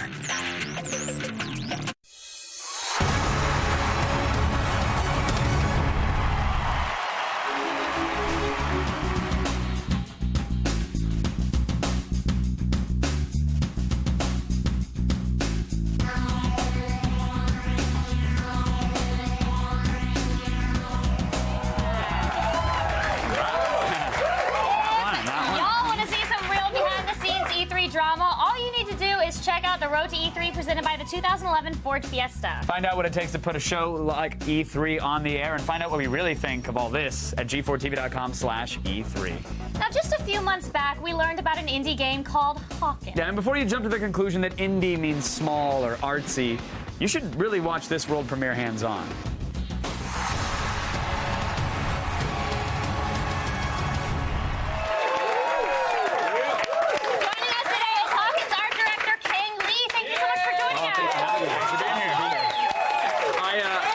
I first saw the preview gameplay for this, I tweeted it out immediately and said, this is amazing, it's incredible, and I imagined that there was a team of like 600 people behind the scenes working on this engine.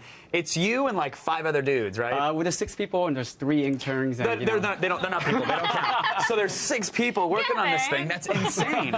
Well, congratulations on having a game that has captured the imagination of so many people. It looks just phenomenal. So let's hop into it. Hawken, it's a multiplayer mech combat game, right? How is it different from traditional mech games like a Mech Assault, Mech Warrior, or any other game with the name mech in it? Well, it's different in a way where it's not as simulated as the game you mentioned. They're much somewhere between Halo and Mech Warrior, I would say. So it's a bit more casual than the the very simulated games that mech. We're not going to be going in and configuring heat sinks and worrying about all that crap. It's not that crazy, but at the same time, it's not just like an FPS shooter with the mech. With the mech skin around it. So we try to have a balance between the two, definitely. Now, what game mode are we seeing right now, and what's the objective? So this is a siege mode, and it's very much a team-based kind of multiplayer mode where you have two bases, and you're going around and collecting resources, bring back to your base, and once you have enough, it will launch a big battleship.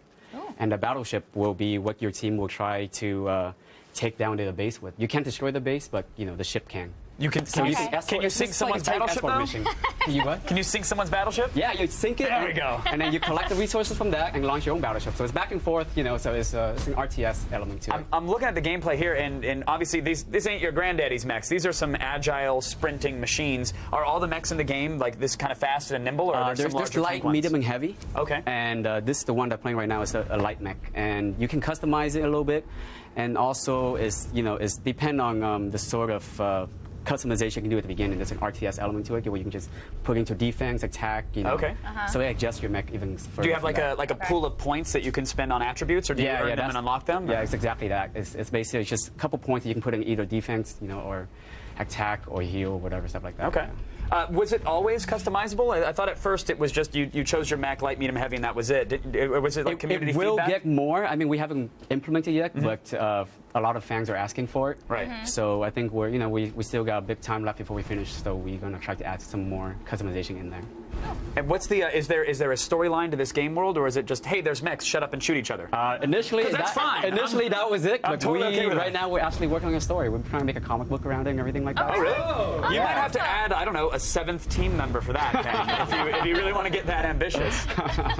How challenging is it to balance like the quick action and the strategy elements?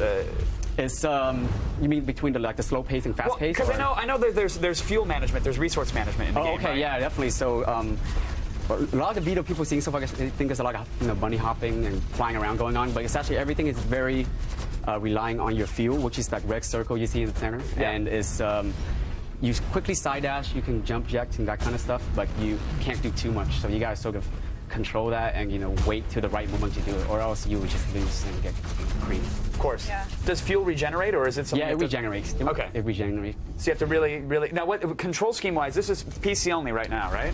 Right now it's running on PC, but we're looking to get on multiple platforms. But what do you mean looking to get? Guys have got it. Obviously, they've knocked on your door by now with this gameplay, right? Yeah, there has been a lot of options, and we're just waiting out and see what's the best option. Gold-plated Hummers? What do you want? What is it? That'd be nice, actually. You guys want to see it on 360 and yeah, we definitely want to see it on all platforms. So I'm assuming the controls. Then you've had to keep that in mind that you can't require too many buttons, too many things going on. Yeah, right? it's been definitely built around that. So we've been playing on the keyboard and on the controllers. Now, you got to be a major reason the game looks as stunning as it is. I mean, I look down, and the title is art director. But you guys have to wear like 20 different hats with the team that's everybody small, right? does. I mean, 6 people? We're like the janitor, we're like everything. And we're all hats now. So tell me, in terms of art direction, what is it that you're doing? Like, how do you approach this to get a game like this looking so good with so few people and so many? How do you do that? So we use a very sort of modular system, similar to the old sci-fi movies, where you just have a few pieces and you just put it together in interesting ways, and because of that, I mean, it lessens the amount of texture memories, and there's no map in most of the game, so we're just making sure the overall looks good and not so much the zoom up details, and so. Who cares about the fidelity of a rose petal? You want the overall I think most of the time people look at the overall pictures. Yeah. So now, obviously, we got 3 different types of mechs. What are the different weapon types, map types, game modes? Give us the There's deets. 7 maps, 5 distinctly different looking ones, so we're not just getting the same, props and relaying it for the... Desert 1 and Desert 2, man. Those are... So this is the second map that I think it's the first time we're showing it. The last one that people been seeing was the city one. Yeah. Oh, okay. And we got 5 more, and there's 7 right-hand weapons right now and 3 left-hand weapons, and they play very differently, but we can always add more. And the game is very focused on items, which certain type of light, medium, and heavy mechs can carry different items. And that's something you customize before you get into your match? Or is that something you find it's what in the you game can actually pick up during the match. So, okay. Yeah, there's the station where you use the sort of resource you collect to pick up the items. And what are those items? Like, are they power-ups? Are they different weapons? They're different weapons. Sometimes they're power-up to give you perks. Sometimes, we love all of the old Duke Nukem stuff. Yeah. Holograms and tripwires and that kind of stuff. So we're looking to add a lot of different items. Is there a mech shrink ray in there, or like an Ed? That'd be awesome. Is there an Ed 209 mode where you just fall down a flight of stairs and your toe starts ticking? We're looking to that. All right, throw that in there. Yeah, just get that in there for me. Now, when can we get our hands on Hawken? When it's done, but definitely sometime early. Well, when might that be? Next year or the mid. So definitely sometime early or mid next year. We'll keep an eye for it. Good to see what you guys do with it. Yeah, thank you. Thanks for having us. Yeah. Thanks for coming by. Appreciate it. If you want to leave the coffee here, that'd be great. Okay. Appreciate it. Give me some money. If you love paradoxes and there you are. And really, I thought that was a paradox right there. I'm like, what? Then you definitely want to check out Spider-Man: Edge of Time. Okay, so this game, Peter Parker and Spider-Man 2099 have to work together using the time-space continuum. And guess what? What? Chris Hardwick has all the details you Oh, want. that Chris Hardwick.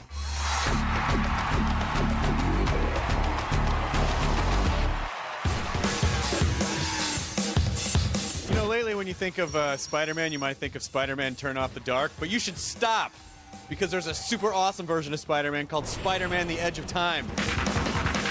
We wanted to create the best Spider-Man story ever told in a video game. If you don't get that I can't turn my back on danger, then you got no business calling yourself Spider-Man. We hired Peter David, the co-creator of Spider-Man 2099, to do an incredible story where both The Amazing Spider-Man and Spider-Man 2099 must work across time together in order to prevent a catastrophic event, the death of The Amazing Spider-Man. We've added tons of stuff in the game to support that story. So we have those cause and effect moments in the game where the action of one Spider-Man has an impact on the world of the other Spider-Man. Parker, it's another time distortion blocking my way. Can you tell us about different characters you can play within the game? You can play Amazing Spider-Man and 2099, but you're going to be facing tons of villains. For the first time in a video game, we're bringing Anti-Venom. He's been controlled by an evil scientist called Walker Sloan. You're being controlled. Fight it. Good luck with that. This isn't really just a video game. This is like an epic adventure. Exactly. We wanted to shoot for the best Spider-Man story ever told, and I think the fans will really enjoy that. When can I have this? The game is going to be released in fall 2011 for Nintendo Wii, PlayStation 3, Xbox 360, Nintendo DS, and 3DS. Thank you so much. I'm super looking forward. Spider-Man: Edge of Time, Beenox Studios. Let's all just wait until the fall, until it comes out. Ready? 1, 2, 3. Wait. My Twitter sense is tingling. Oh, is that time of month? No. I think we ought to check out Sarah with the Twitter wall. Let's do that.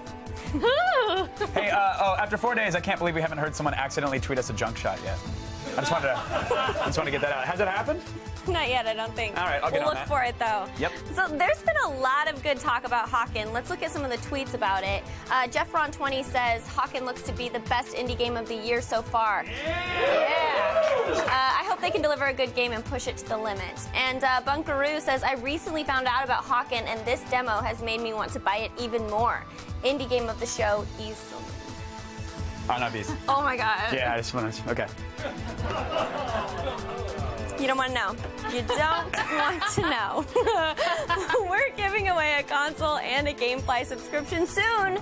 So if you want a chance to win, tweet about E3 and use the hashtag E3 on G4. Back to Candace and Kevin. Thanks, Sarah. In G4's new original series, Proving Ground, hosts Jessica Chobot and Ryan Dunn live out the dream. Use someone else's money to create video games and insane movie moments in real life. That's right.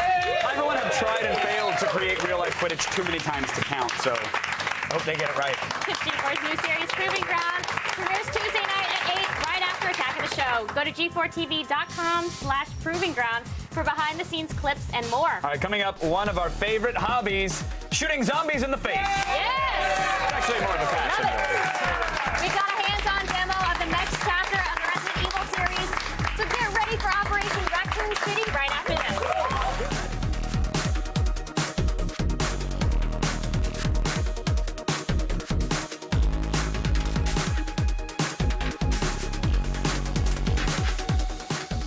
G4's live coverage of E3 2011 is brought to you by the 2011 Ford Fiesta.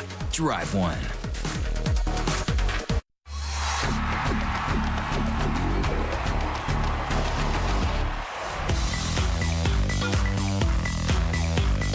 After 3 vodka Red Bulls, there's no better game on the globe than Dance Dance Revolution, and Konami has found a way to make it even more awesomely awkward. What is so new about DDR? This year, Dance Dance Revolution 2 is back, but we've incorporated some new features. We brought back the double play feature, so you can play with multiple mats, which a lot of the hardcore fans want. New avatars, new music, updated track lists, workout mode, the whole nine. So a lot of the stuff that you're used to, plus a lot of new stuff for the hardcore fans. How many songs can fans expect on this version? Over 30 licensed songs, as well as over 30 tracks from our team in Japan. Talk to me about how the Xbox Live Vision cameras work. So as you're playing, you can not only see different visualize, you can see yourself, and then you can save some of that and put it up for your friends to see on Xbox Live Arcade. What are some of the new modes that fans can expect on DDR2? And the big one is the double play mode, so it allows up to 4 people to play on mats. All right, well, I think we need to get our DDR battle on. Are you ready for this? Yeah, absolutely not.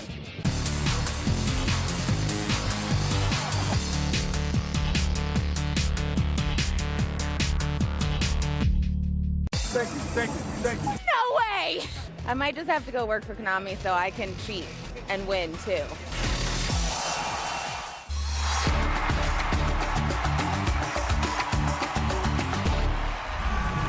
Resident Evil Operation Raccoon City drops players into a pivotal moment in Capcom's survival horror series, and you see it through a whole new perspective. Here to walk us through the game is Mike Jones, assistant producer.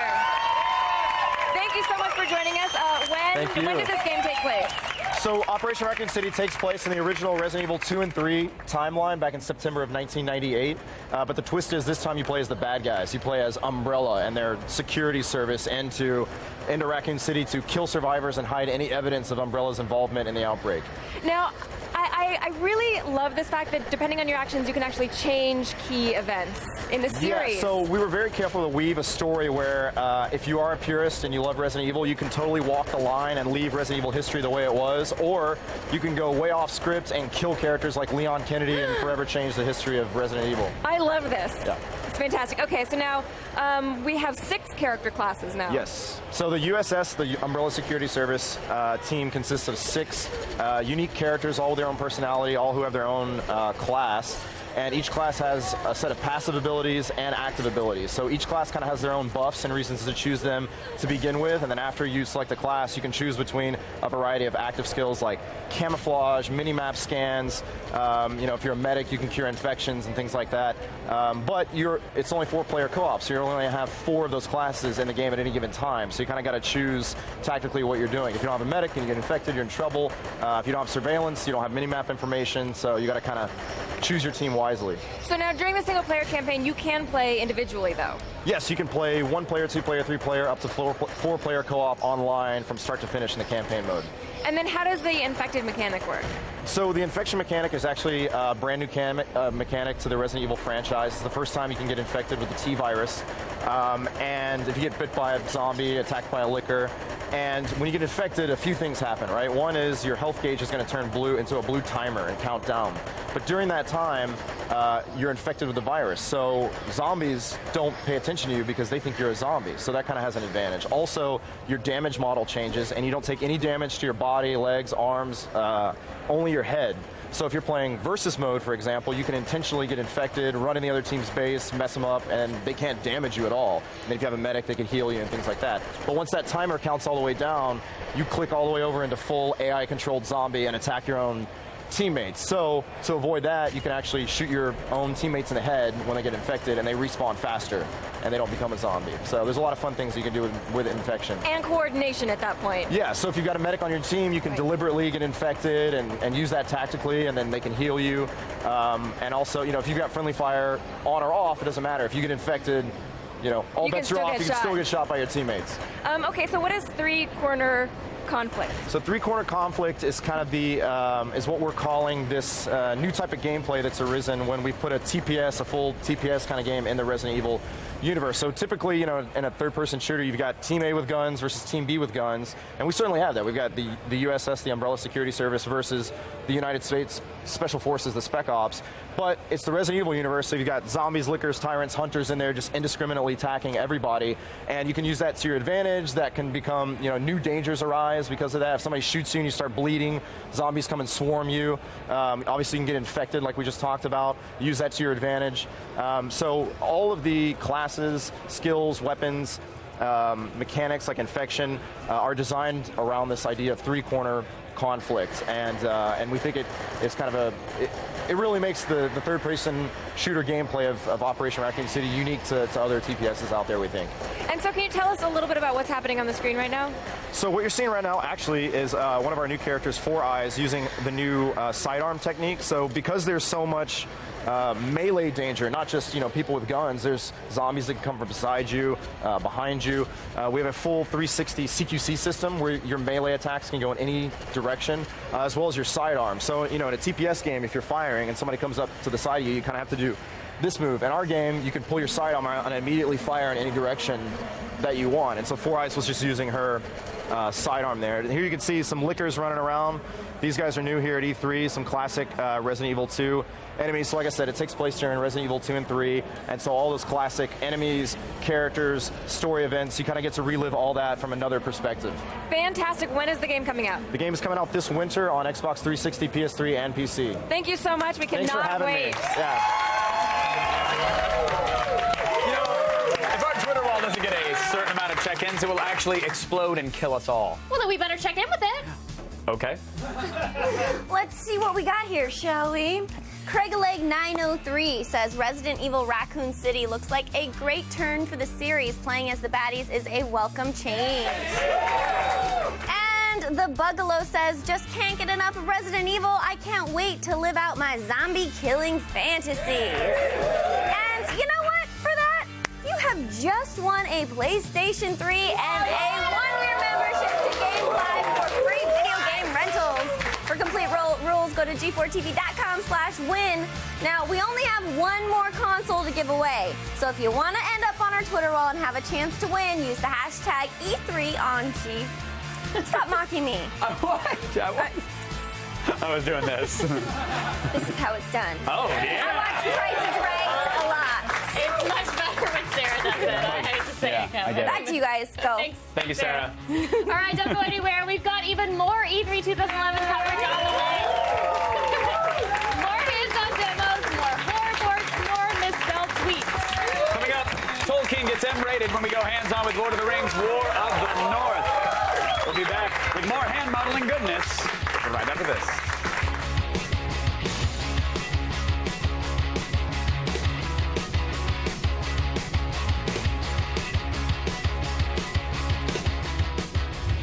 G4's live coverage of E3 2011 is brought to you by GameFly, video game rentals delivered to your door.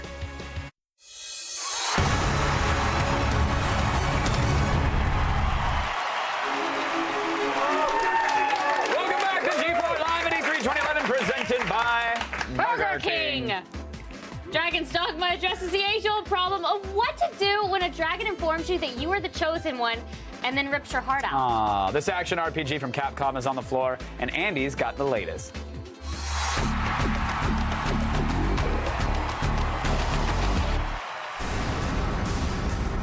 Fantasies, dragons, Capcom. Mike, what is this? This is Dragon's Dogma. This is a brand new action title from Capcom we're really excited about. It's coming from some of the teams that produce some of our most kind of stylized action products like Devil May Cry 4, Resident Evil 4. It's their take on this kind of fantasy setting, and we're really excited about it. Single-player adventure, but we've got something called a pawn system. So as you go on your quests, you'll have a companion pawn who you train throughout the game, and depending on the situation that you're in, you'll be able to round out your team with a couple of additional pawns as well. So you always have a team of 4 when you're out on your quests. Okay, what's the story behind Dragon's Dogma? Well, in a nutshell, you play a character whose heart has been stolen by a dragon. And you kind of start off the adventure trying to find out why, trying to get your heart back. And since it's a huge open world adventure, you're going to encounter tons of different characters along the way, as you go on your quest. When does this game come out? It comes out in early 2012, and we're on the Xbox 360 and PlayStation 3.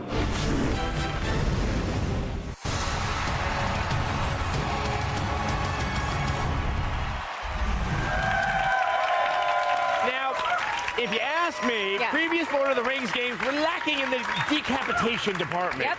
But that's about to change with The War in the North. Here to walk us through this M-rated adventure is producer Ruth Tomendal. What exactly is War in the North? How does it fit into the Middle-earth world?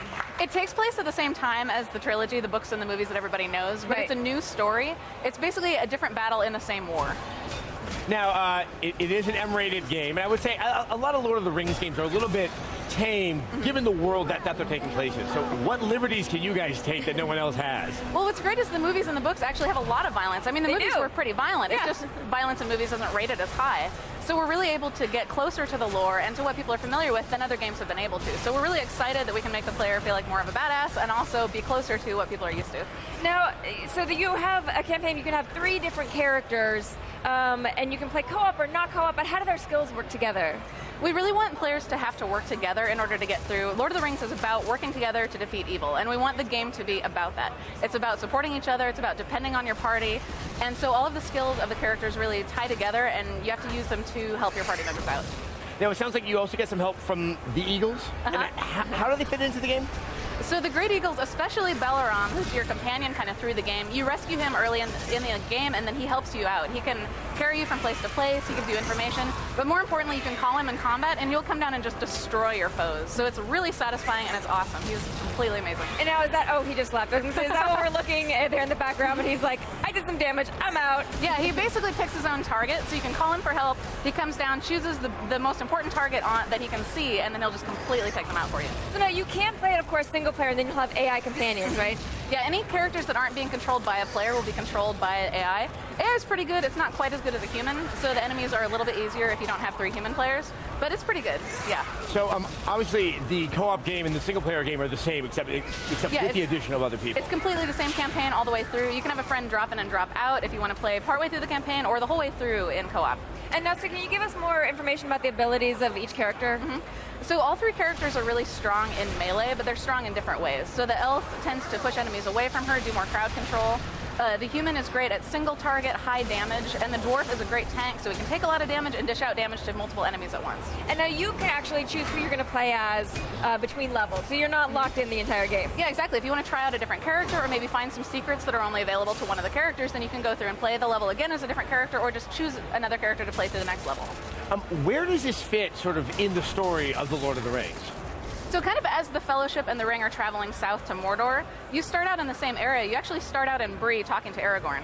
And then as the game progresses, you travel farther and farther north as the Ring is traveling south, because there's basically 2 armies kind of trying to squish Middle-earth between 2 forces of evil. And your job is to find and disrupt the forces in the north. So then we will see some familiar faces, but you've also created some new characters for people to... Yeah, it's great because we can draw from the films, from the books, and create new characters, so it's really the best of all possible worlds for us.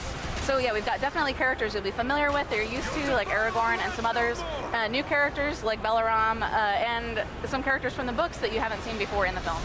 I like this. I like the M rating. When do we get to play it?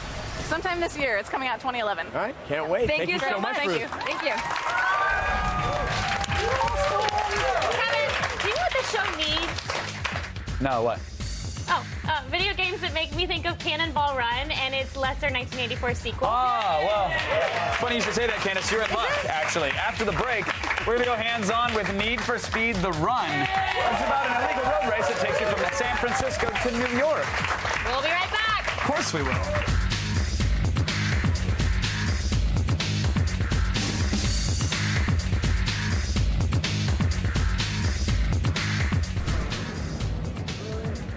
Playing video games isn't just about sitting on the couch, eating potato chips, and being a big turd. You can get interactive and get your booty in shape. Yeah, like this.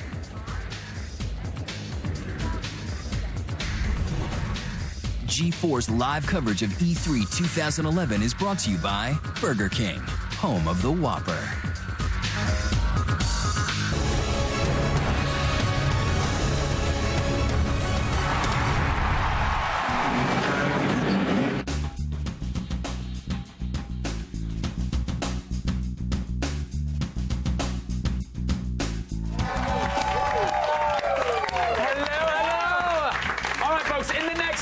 We're going to take you to the floor of the Los Angeles Convention Center for even more hands-on demos of the show's biggest games, including a look at the just-announced Far Cry 3. Plus, we've got a demo of Madden NFL 12. Find out what's new in this year's edition.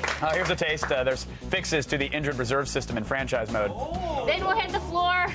Is that a joke? I don't know. Then we'll hit the floor for a look at one of Capcom's new titles, the over-the-top action game Asura's Wrath.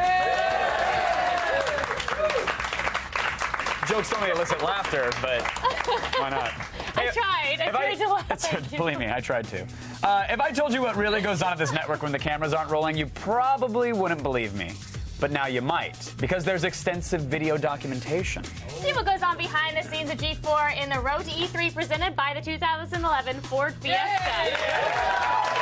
Choose to be revealed at G4TV.com/Road to E3. All right, enough yapping. Let's get to our next hands-on.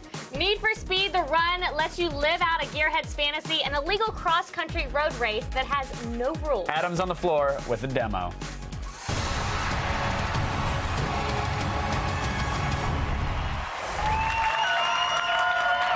Joining me today is executive producer from Black Box Studios, Jason DeLong. Thank you so much for your time. Thanks for being here. I'm glad to be here. Thank you. I have to say, the word around here is this is one hell of a game. So. Yeah, we're really excited about it.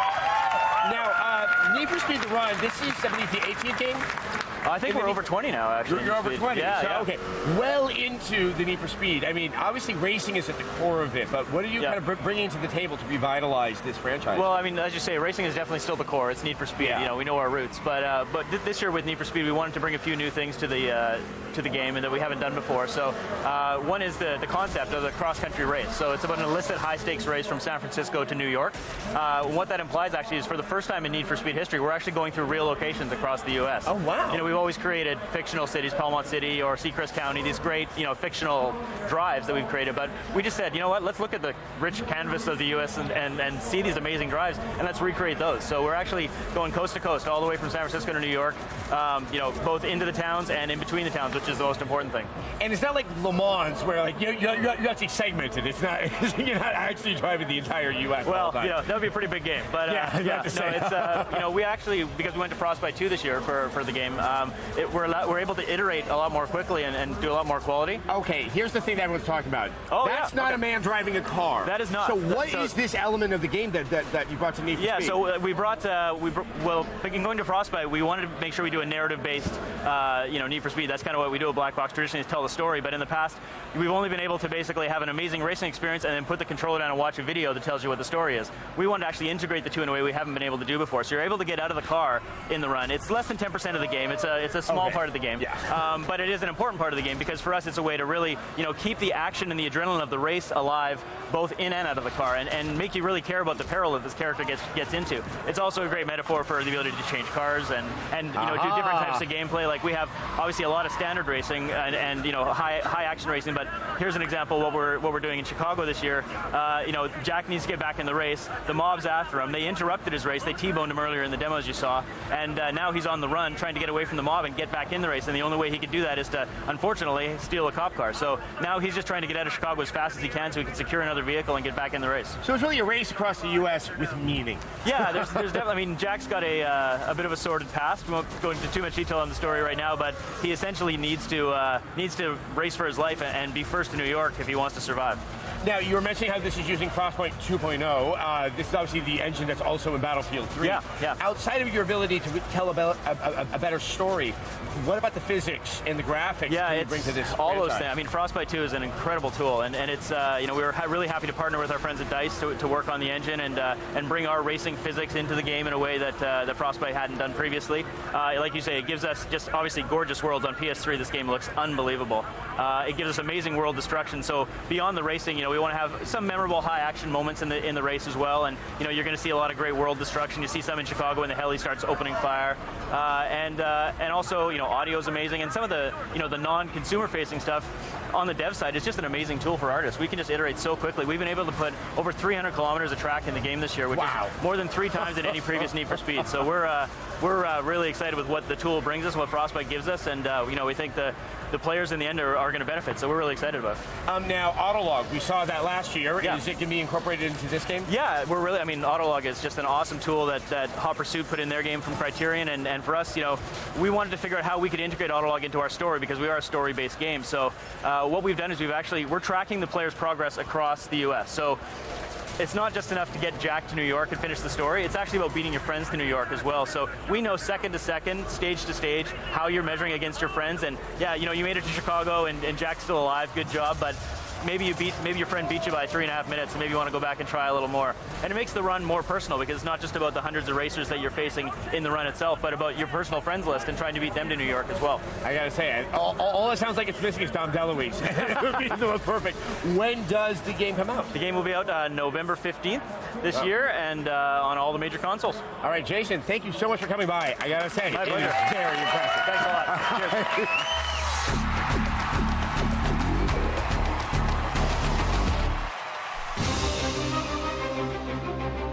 Professor X has a bunch of new mutants here in X-Men Destiny, and it's right behind here, right? So instead of telling you about it, we could actually just play with it. Crazy! All right, let's talk about X-Men Destiny. Okay. Why is it so awesome? Well, X-Men Destiny is a brand new third-person action RPG game set in the X-Men world, of course. And this time, instead of playing as, you know, the characters you've known from that universe, we're actually introducing 3 brand new mutant characters for the very first time. You arrive in San Francisco at the start of the game, and there's this peace rally going on. And, you know, suddenly, of course, as most peace rallies do, it ends in disaster. Of course. And this moment of disaster actually triggers your X gene for the very first time. And when that happens, the game kind of freezes, and it gives you a list of options. And you can pick a core power for your character. as an action RPG? Are there side tasks? I mean, what's the... Oh, there's lots of side tasks. You know, all throughout the game, of course, you meet all your favorite X-Men characters from the universe, and as you meet and interact with them, they're going to offer you opportunity to, collect different side missions and side quests, and that's all part of the experience. So platforms, when's it coming out? It's coming out this fall on the Xbox 360, PlayStation 3, and Nintendo Wii and DS systems. Excellent.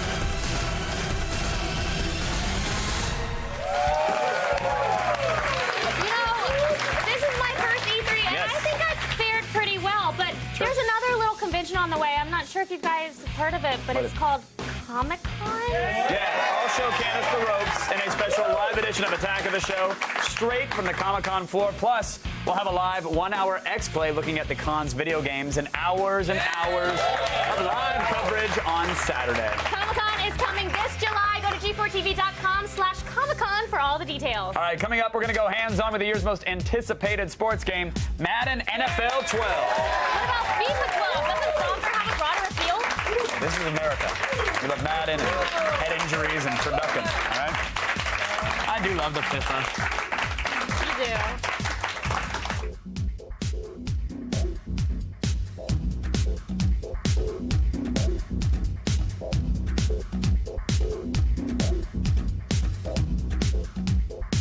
G4's live coverage of E3 2011 is brought to you by the 2011 Ford Fiesta. For more on the road to E3, visit g4tv.com/road to E3.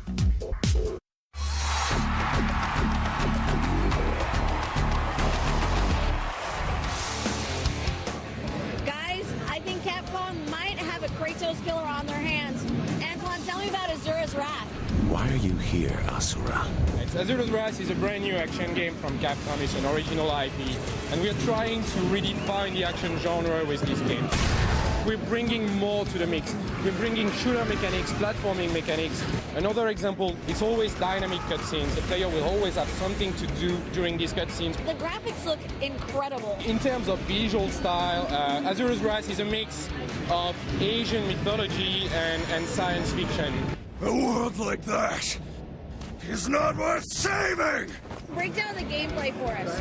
So in Azura's Wrath, you've got what we call traditional combat. So melee moves, can obviously jump, run, etc. And you've got this special burst gauge that Azura's feel. The more he fights, the more he's going to feel enraged and he's going to feel the rage. And when this gauge is full, you can trigger like some really special move. I'm not done yet. Yasha! This is insane. The game itself is insane. It's very over the top, and at the end of this demo today here at E3, he's fighting like a planet-sized Buddha. And what kind of platforms is this game going to be available on? So the game will be available on PS3 and X360 in 2012, and it's a single-player game. Oh, hey, thanks so much, Antoine. Thank you. Watch your back, Kratos.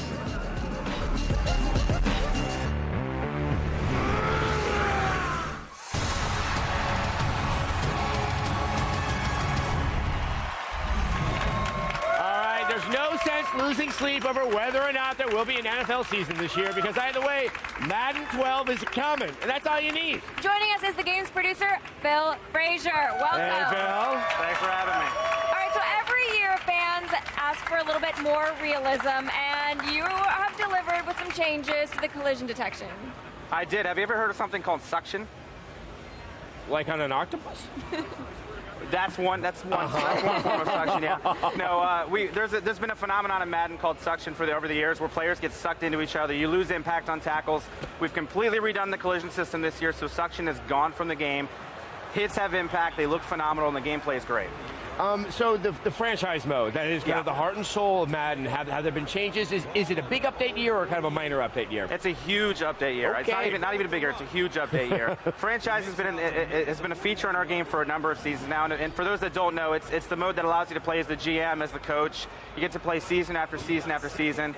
And if I'm going to be honest with the Madden fans out there, we've let them down over the years. We haven't put a lot of attention on that mode, and our fans want us to. So we've got over 100 new features and enhancements this year, from authentic ways to do cut days in the preseason with expanded rosters. We've got great new features in the offseason with a new scouting system. Features that I'm sure are boring Morgan, but I'm with you. Actually, want to know something? She likes football even more than me. What's your team? The Raiders. There you go. That's not bad. They're great in Madden. They always draft speed, so they're fantastic at Madden each year. Okay, so now you've added something called dynamic player performance. What is that? Well, dynamic player performance allows us to capture the essence and the heart of an NFL player like never before. We've always rated players. You always hear players complain that they're not fast enough in the game or that their hands aren't good enough. But what we don't capture are the intangibles. Things like, does a quarterback sense pressure well in the pocket? Does he tuck the ball and run with it instead of taking a sack? We've captured all those things thanks to about 18 new dynamic tendencies and traits that change throughout the game. So as you're playing the game of Madden, those traits are changing and really fundamentally changing the AI of the game as well. So the players will play much more like their real-life counterparts. And how do you program for that? You watch a lot of game film. we have a guy on our team who watches every single game on Sunday. He just studies the players. He's watching combine footage. I mean, he's an expert on all things NFL. Now, while a quarterback who can sense things sounds challenging to program, I mean, the defensive line strikes me as a really tough one because they have to anticipate what the other part of the computer's doing. It is.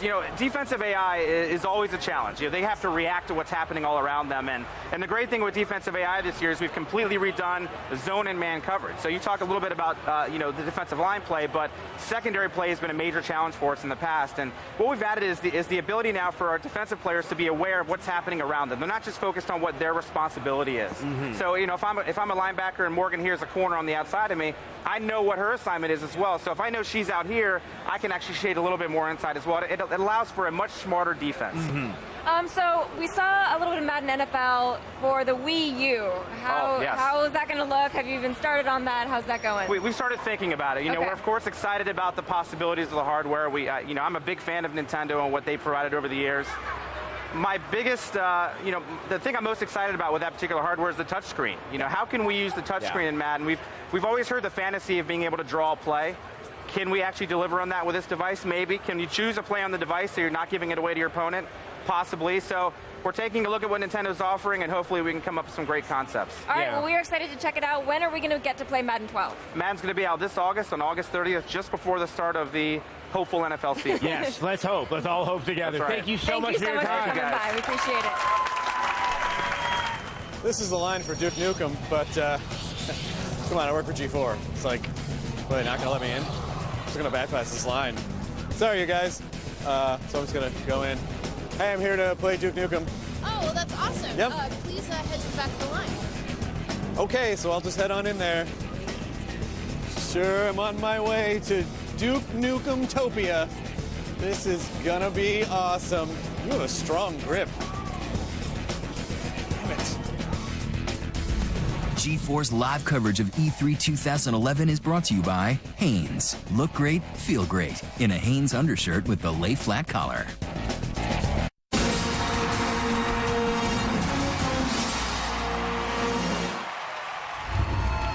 All right, one of the biggest surprises at the Ubisoft press conference was the reveal of Far Cry 3.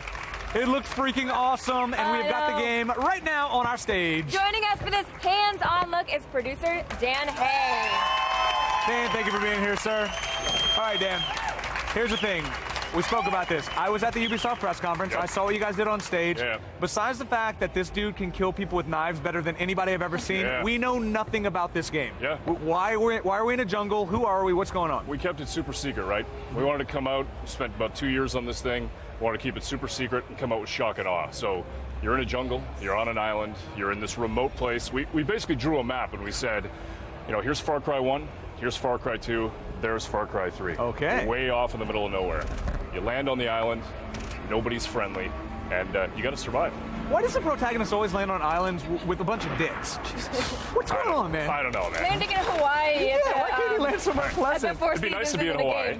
But this is not Hawaii, trust me. There's nothing about Hawaii like this now. All right, and how does it follow up, though, to the story in Far Cry 2? Honestly, we made it completely separate. For us, Far Cry 3 is completely autonomous. It's over here. We built off of the brand, and we built off of the really good stuff. We took the best parts of Far Cry 1, took the best parts of Far Cry 2, and we said we wanted to be separate. And our focus has been on characters.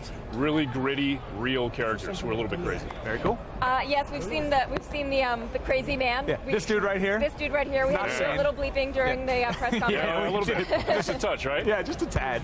So, of course, we've seen the lush jungle setting. I mean, is this kind of going to be the overarching theme of the game, or are we going to see kind of different kinds of settings? No, I mean, the island's decent-sized island, right? Yeah. It's Far Cry. It's open world.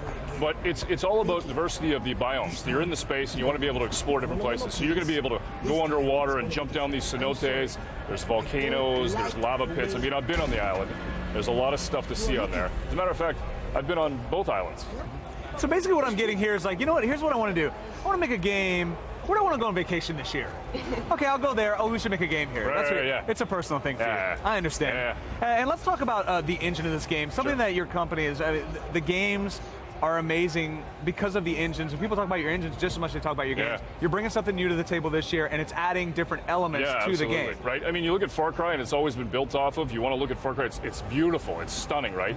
So we took it up a notch, and we wanted to make sure that this open world space still looked fantastic. So Dunya has got a ton of great water features to it, and that's a big focus for the game. Right. It's got beautiful looking vegetation, lush jungles, and a ton of variety.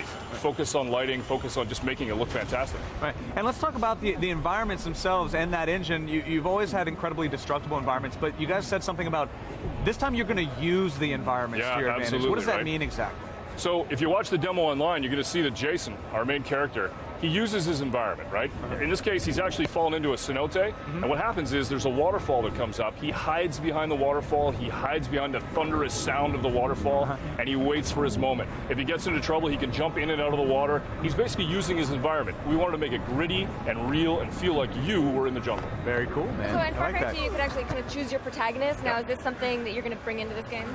A few things that I don't want to talk about just yet, but Jason, our single player guy, he's pretty tough, right? I mean, he starts off, honestly, he gets on the island and he's a little cocky, but then he grows, he realizes this place has got a lot of crazy people on it, and I'm going to have to learn some skills in order to survive. It's pretty cool. And when he learns those skills, we obviously saw at the press conference his knife work. Oh, yeah. He doesn't need to work on that. Pretty good with the knives. What other weapons we're going to use? And then another hallmark of the series, a lot of Jeeps in your games. We're going to see some more vehicles? Oh, yeah. I mean, if you played Far Cry 2 and you saw the vehicles in there, you're going to like it, right? I've been on the island. I've driven across the island. I've flown over the island. It's pretty cool, right? And it wouldn't be Far Cry without a sniper rifle. Right? Very true. So you got the AK-47. We even have a little, if you can find the silencer, it's a lot of fun to use in the jungle. Obviously. And so are we looking at genetic mutations, enemies, or who are we looking at? Our focus for this game was about making it real. We're not really afraid of the monster underneath the bed or the monster in the closet. What we're afraid of is the guy who breaks into your house at 3 o'clock in the morning and he's got a knife. So you're afraid of me? Yeah. Yeah, good. A little too much information, but that's all right. Whatever. This isn't a lot. Oh. Never mind. That's awkward. All right. So we're obviously all very excited about it. When we spoke, this is really one of the talks of the show. A big hit here. It was a big secret. Now everybody knows about it. When can we get our hands on this thing? 2012. 2012. Got it. You want to give me a month? Because that's a really broad. That's a I'm big gonna hold year. it back for now, right? I'm just going to hold it back. Fair I'll tell you what. I'll tell you after. Sounds good to me. Well, Dan, thank you so much for coming by, Thanks a lot, man. guys. We really appreciate it. The game looks amazing. All right, well, now that the Uncharted movie died, we can finally get back to talking about what's important. Uncharted 3, Drake's Deception. PlayStation 3 exclusive is in stores this November, and here's a look at the game's new trailer.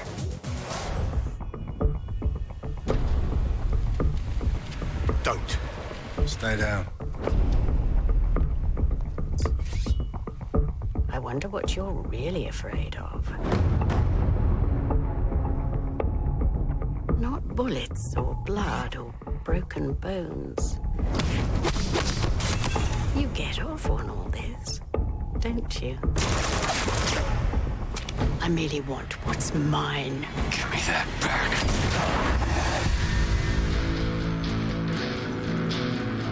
The map proves it.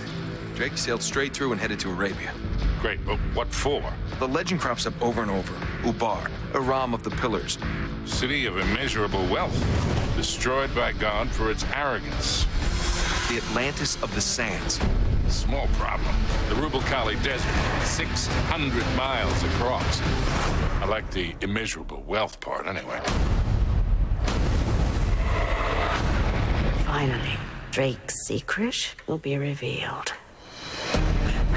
Don't trust Drake. What are you trying to prove? Not trying to prove anything. I just want to make sure we're doing this for the right reasons. Quit acting like you're ready to lay down and die. You're getting reckless. I taught you better than that. Drop your weapons. I don't think so. You son of a bitch. Gotta pull the trigger. Keep it steady.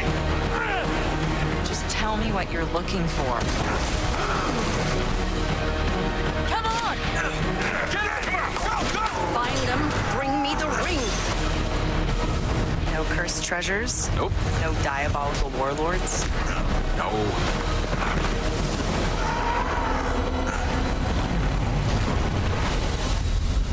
Not going down there without some hardware. Go talk to that rug merchant we just passed. No, guns, weapons. He's not really a rug merchant. Oh.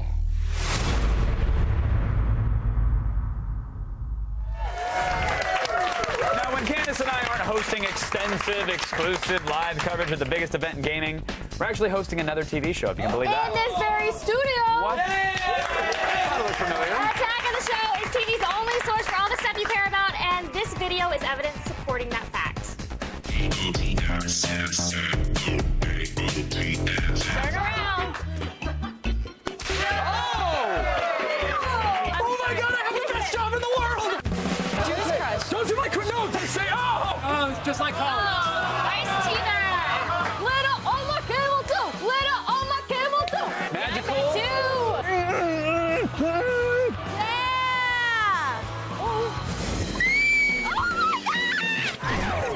Glitter on his steering wheel. Glitter on his steering wheel. Ladies and gentlemen, James Cameron is here. Oh, Jamie Alexander. Jack Black, everybody. Jason Biggs. Danny McBride is here. Mark Ruffalo. Carl Urban. Morgan Spurlock. Zack Snyder. Rainn Wilson. Michelle Rodriguez. Bye, Kevin. That's pretty awesome, right? I feel like a monkey penis right now. Isn't this fantastic? Monkey I could do this penis. all day. Monkey penis. Monkey penis. Monkey penis. Monkey penis. Stick around, we got more from the floor of E3 on the way, including a look at Sony's new handheld, the PlayStation Vita. Specifically, what games to wear by at launch.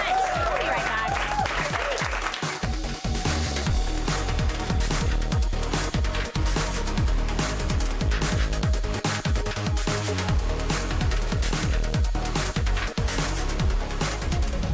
G4's live coverage of E3 2011 is brought to you by Kit Kat Bars. Break time, anytime.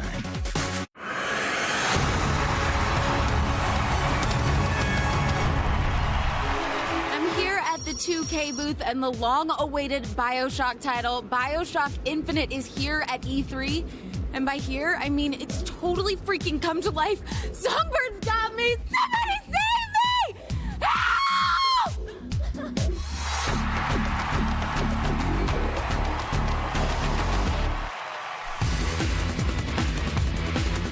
Is that a PlayStation Vita in your pocket, or are you just happy to see me? That's right, it's the most powerful handheld system ever, and it's got some pretty cool games to boot. Now we're having fun. Sound Shapes looks adorable. Tell me a little bit about it. The Sound Shapes allows people to build their own levels with a custom creation tool, and it's a side-scrolling platformer, but we call it a music platformer because you're going to pick up items throughout the world that unlock different notes, and so as you unlock these notes, it creates your own unique composition, and this music will play throughout. Ruin is a little different. Tell me about its connectivity with the PS3. Ruin is not your typical role-playing game. With Ruin on PlayStation Vita, you can save your game progress and go over to your PlayStation 3 later on and load that exact same game right where you left off and play seamlessly. Now let's talk about Uncharted, which is something that everybody loves, and now it's available on the PlayStation Vita. Uncharted Golden Abyss starts before the first Uncharted titles. Where'd you learn that? Girl Scouts? It's very exciting. It's being developed by the Sony Bend studio. They've got a great history of creating fantastic portable gaming.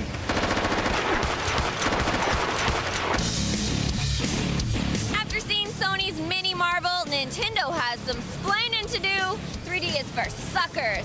All hail Sony.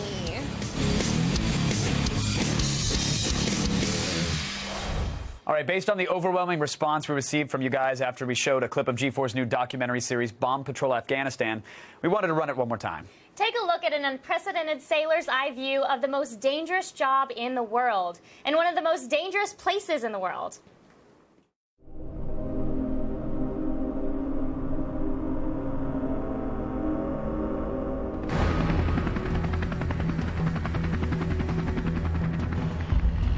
Right now our situation is we're on Shock Road.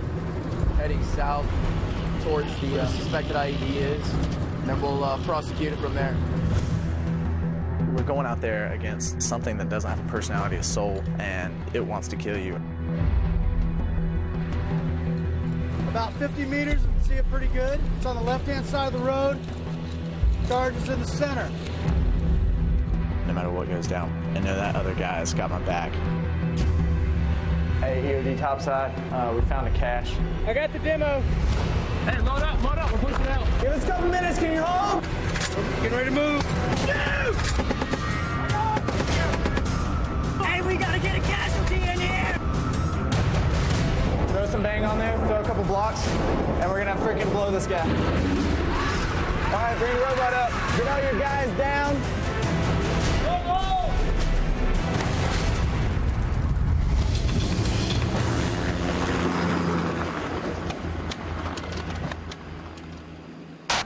Who loves her job? Bomb Patrol Afghanistan premieres this fall only on G4. Go to g4tv.com/Bomb Patrol for more. All right, believe it or not, there's still more show left. We're not done with E3 2011 just yet. After the break, we've got one last console giveaway, so keep tweeting. Okay. Plus, we got a picture of the best of E3. We're going to break hearts and enrage the internet. It'll be so much fun. You love making that internet mad, don't you? Stay tuned. Why do you hate them so much?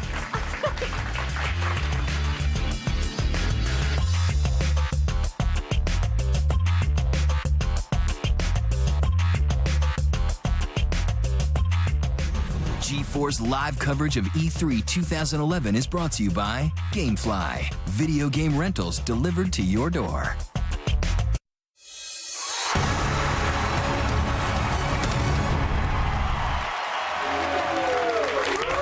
Welcome back to G4 Live at E3 2011. After 4 days, a ridiculous amount of live coverage, and over 750 demos, this thing is finally coming to a close. I'm exhausted.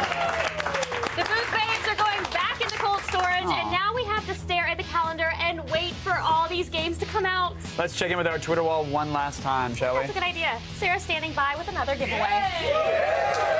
Before we do the giveaway, can we just point out that we have over 4.9 million E3 tweets.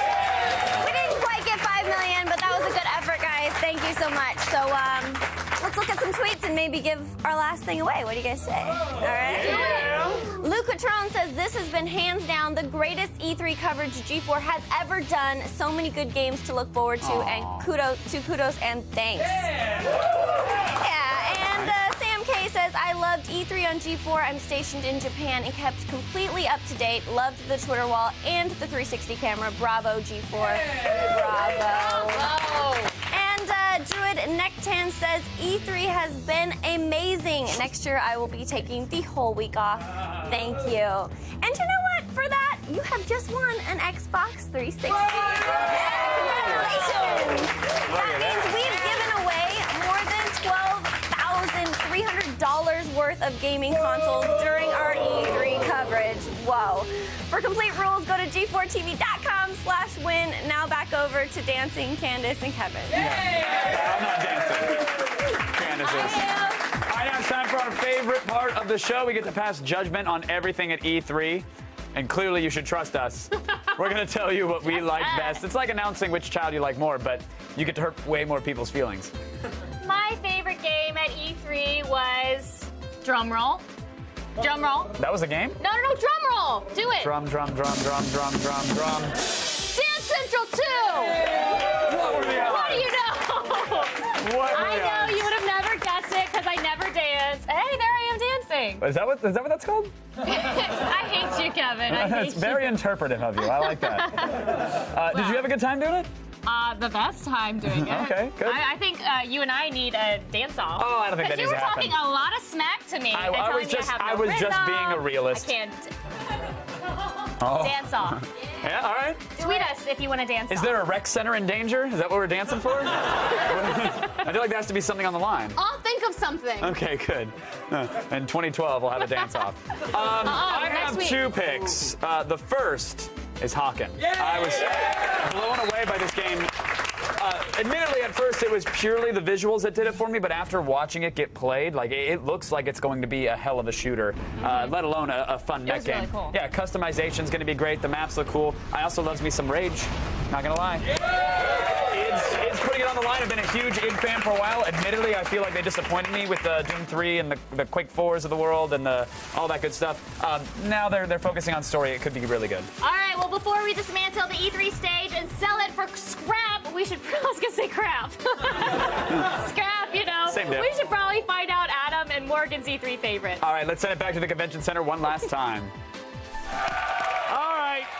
It goes without saying that there were a lot of great games this week, and I hate to have to pick one for my favorite, but, you know, I'm going to. Okay, so one of the showstoppers this week, of course, was Skyrim. The Dragons, the way it looked. This is going to be a huge game. Showstopper, everyone's going to be talking about it. Yeah, and I'm going to do the same thing and kind of split my decision. Okay. You pick Skyrim. I really like Kingdoms of Amalur Reckoning. Yeah. It also is a fantasy RPG, but there's something very fresh in taking a format that I love, which is more the third-person combat, and giving it a deep richness. But the other game I got to point out is Rayman Origins. That is colorful, that is fresh. It just... I need more games that make me just plain smile, and that one has it in spades. And that's something I want to mention. There were very few surprises at this year's E3. We kind of do the rundown. There wasn't a lot of new IP, but we saw Overstrike, which was new IP from Insomniac. Yeah. We had to give them a lot of credit for that, and then we also saw fan service with Sly 4, another great surprise. Yeah.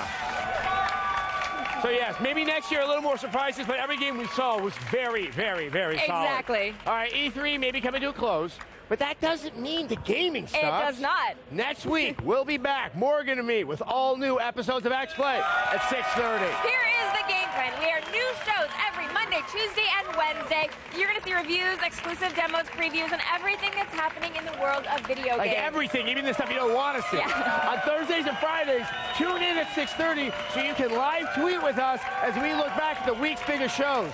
We're actually tweeting ourselves. No foolsies, I can spell. That wraps it up for us here in the Los Angeles Convention Center. Let's send it back to Kevin and Candace. Can you believe it? E3 2011 is over. I can't believe it. Thank you so much for watching. It has been Something's a down real here. joy. What's What up? is that?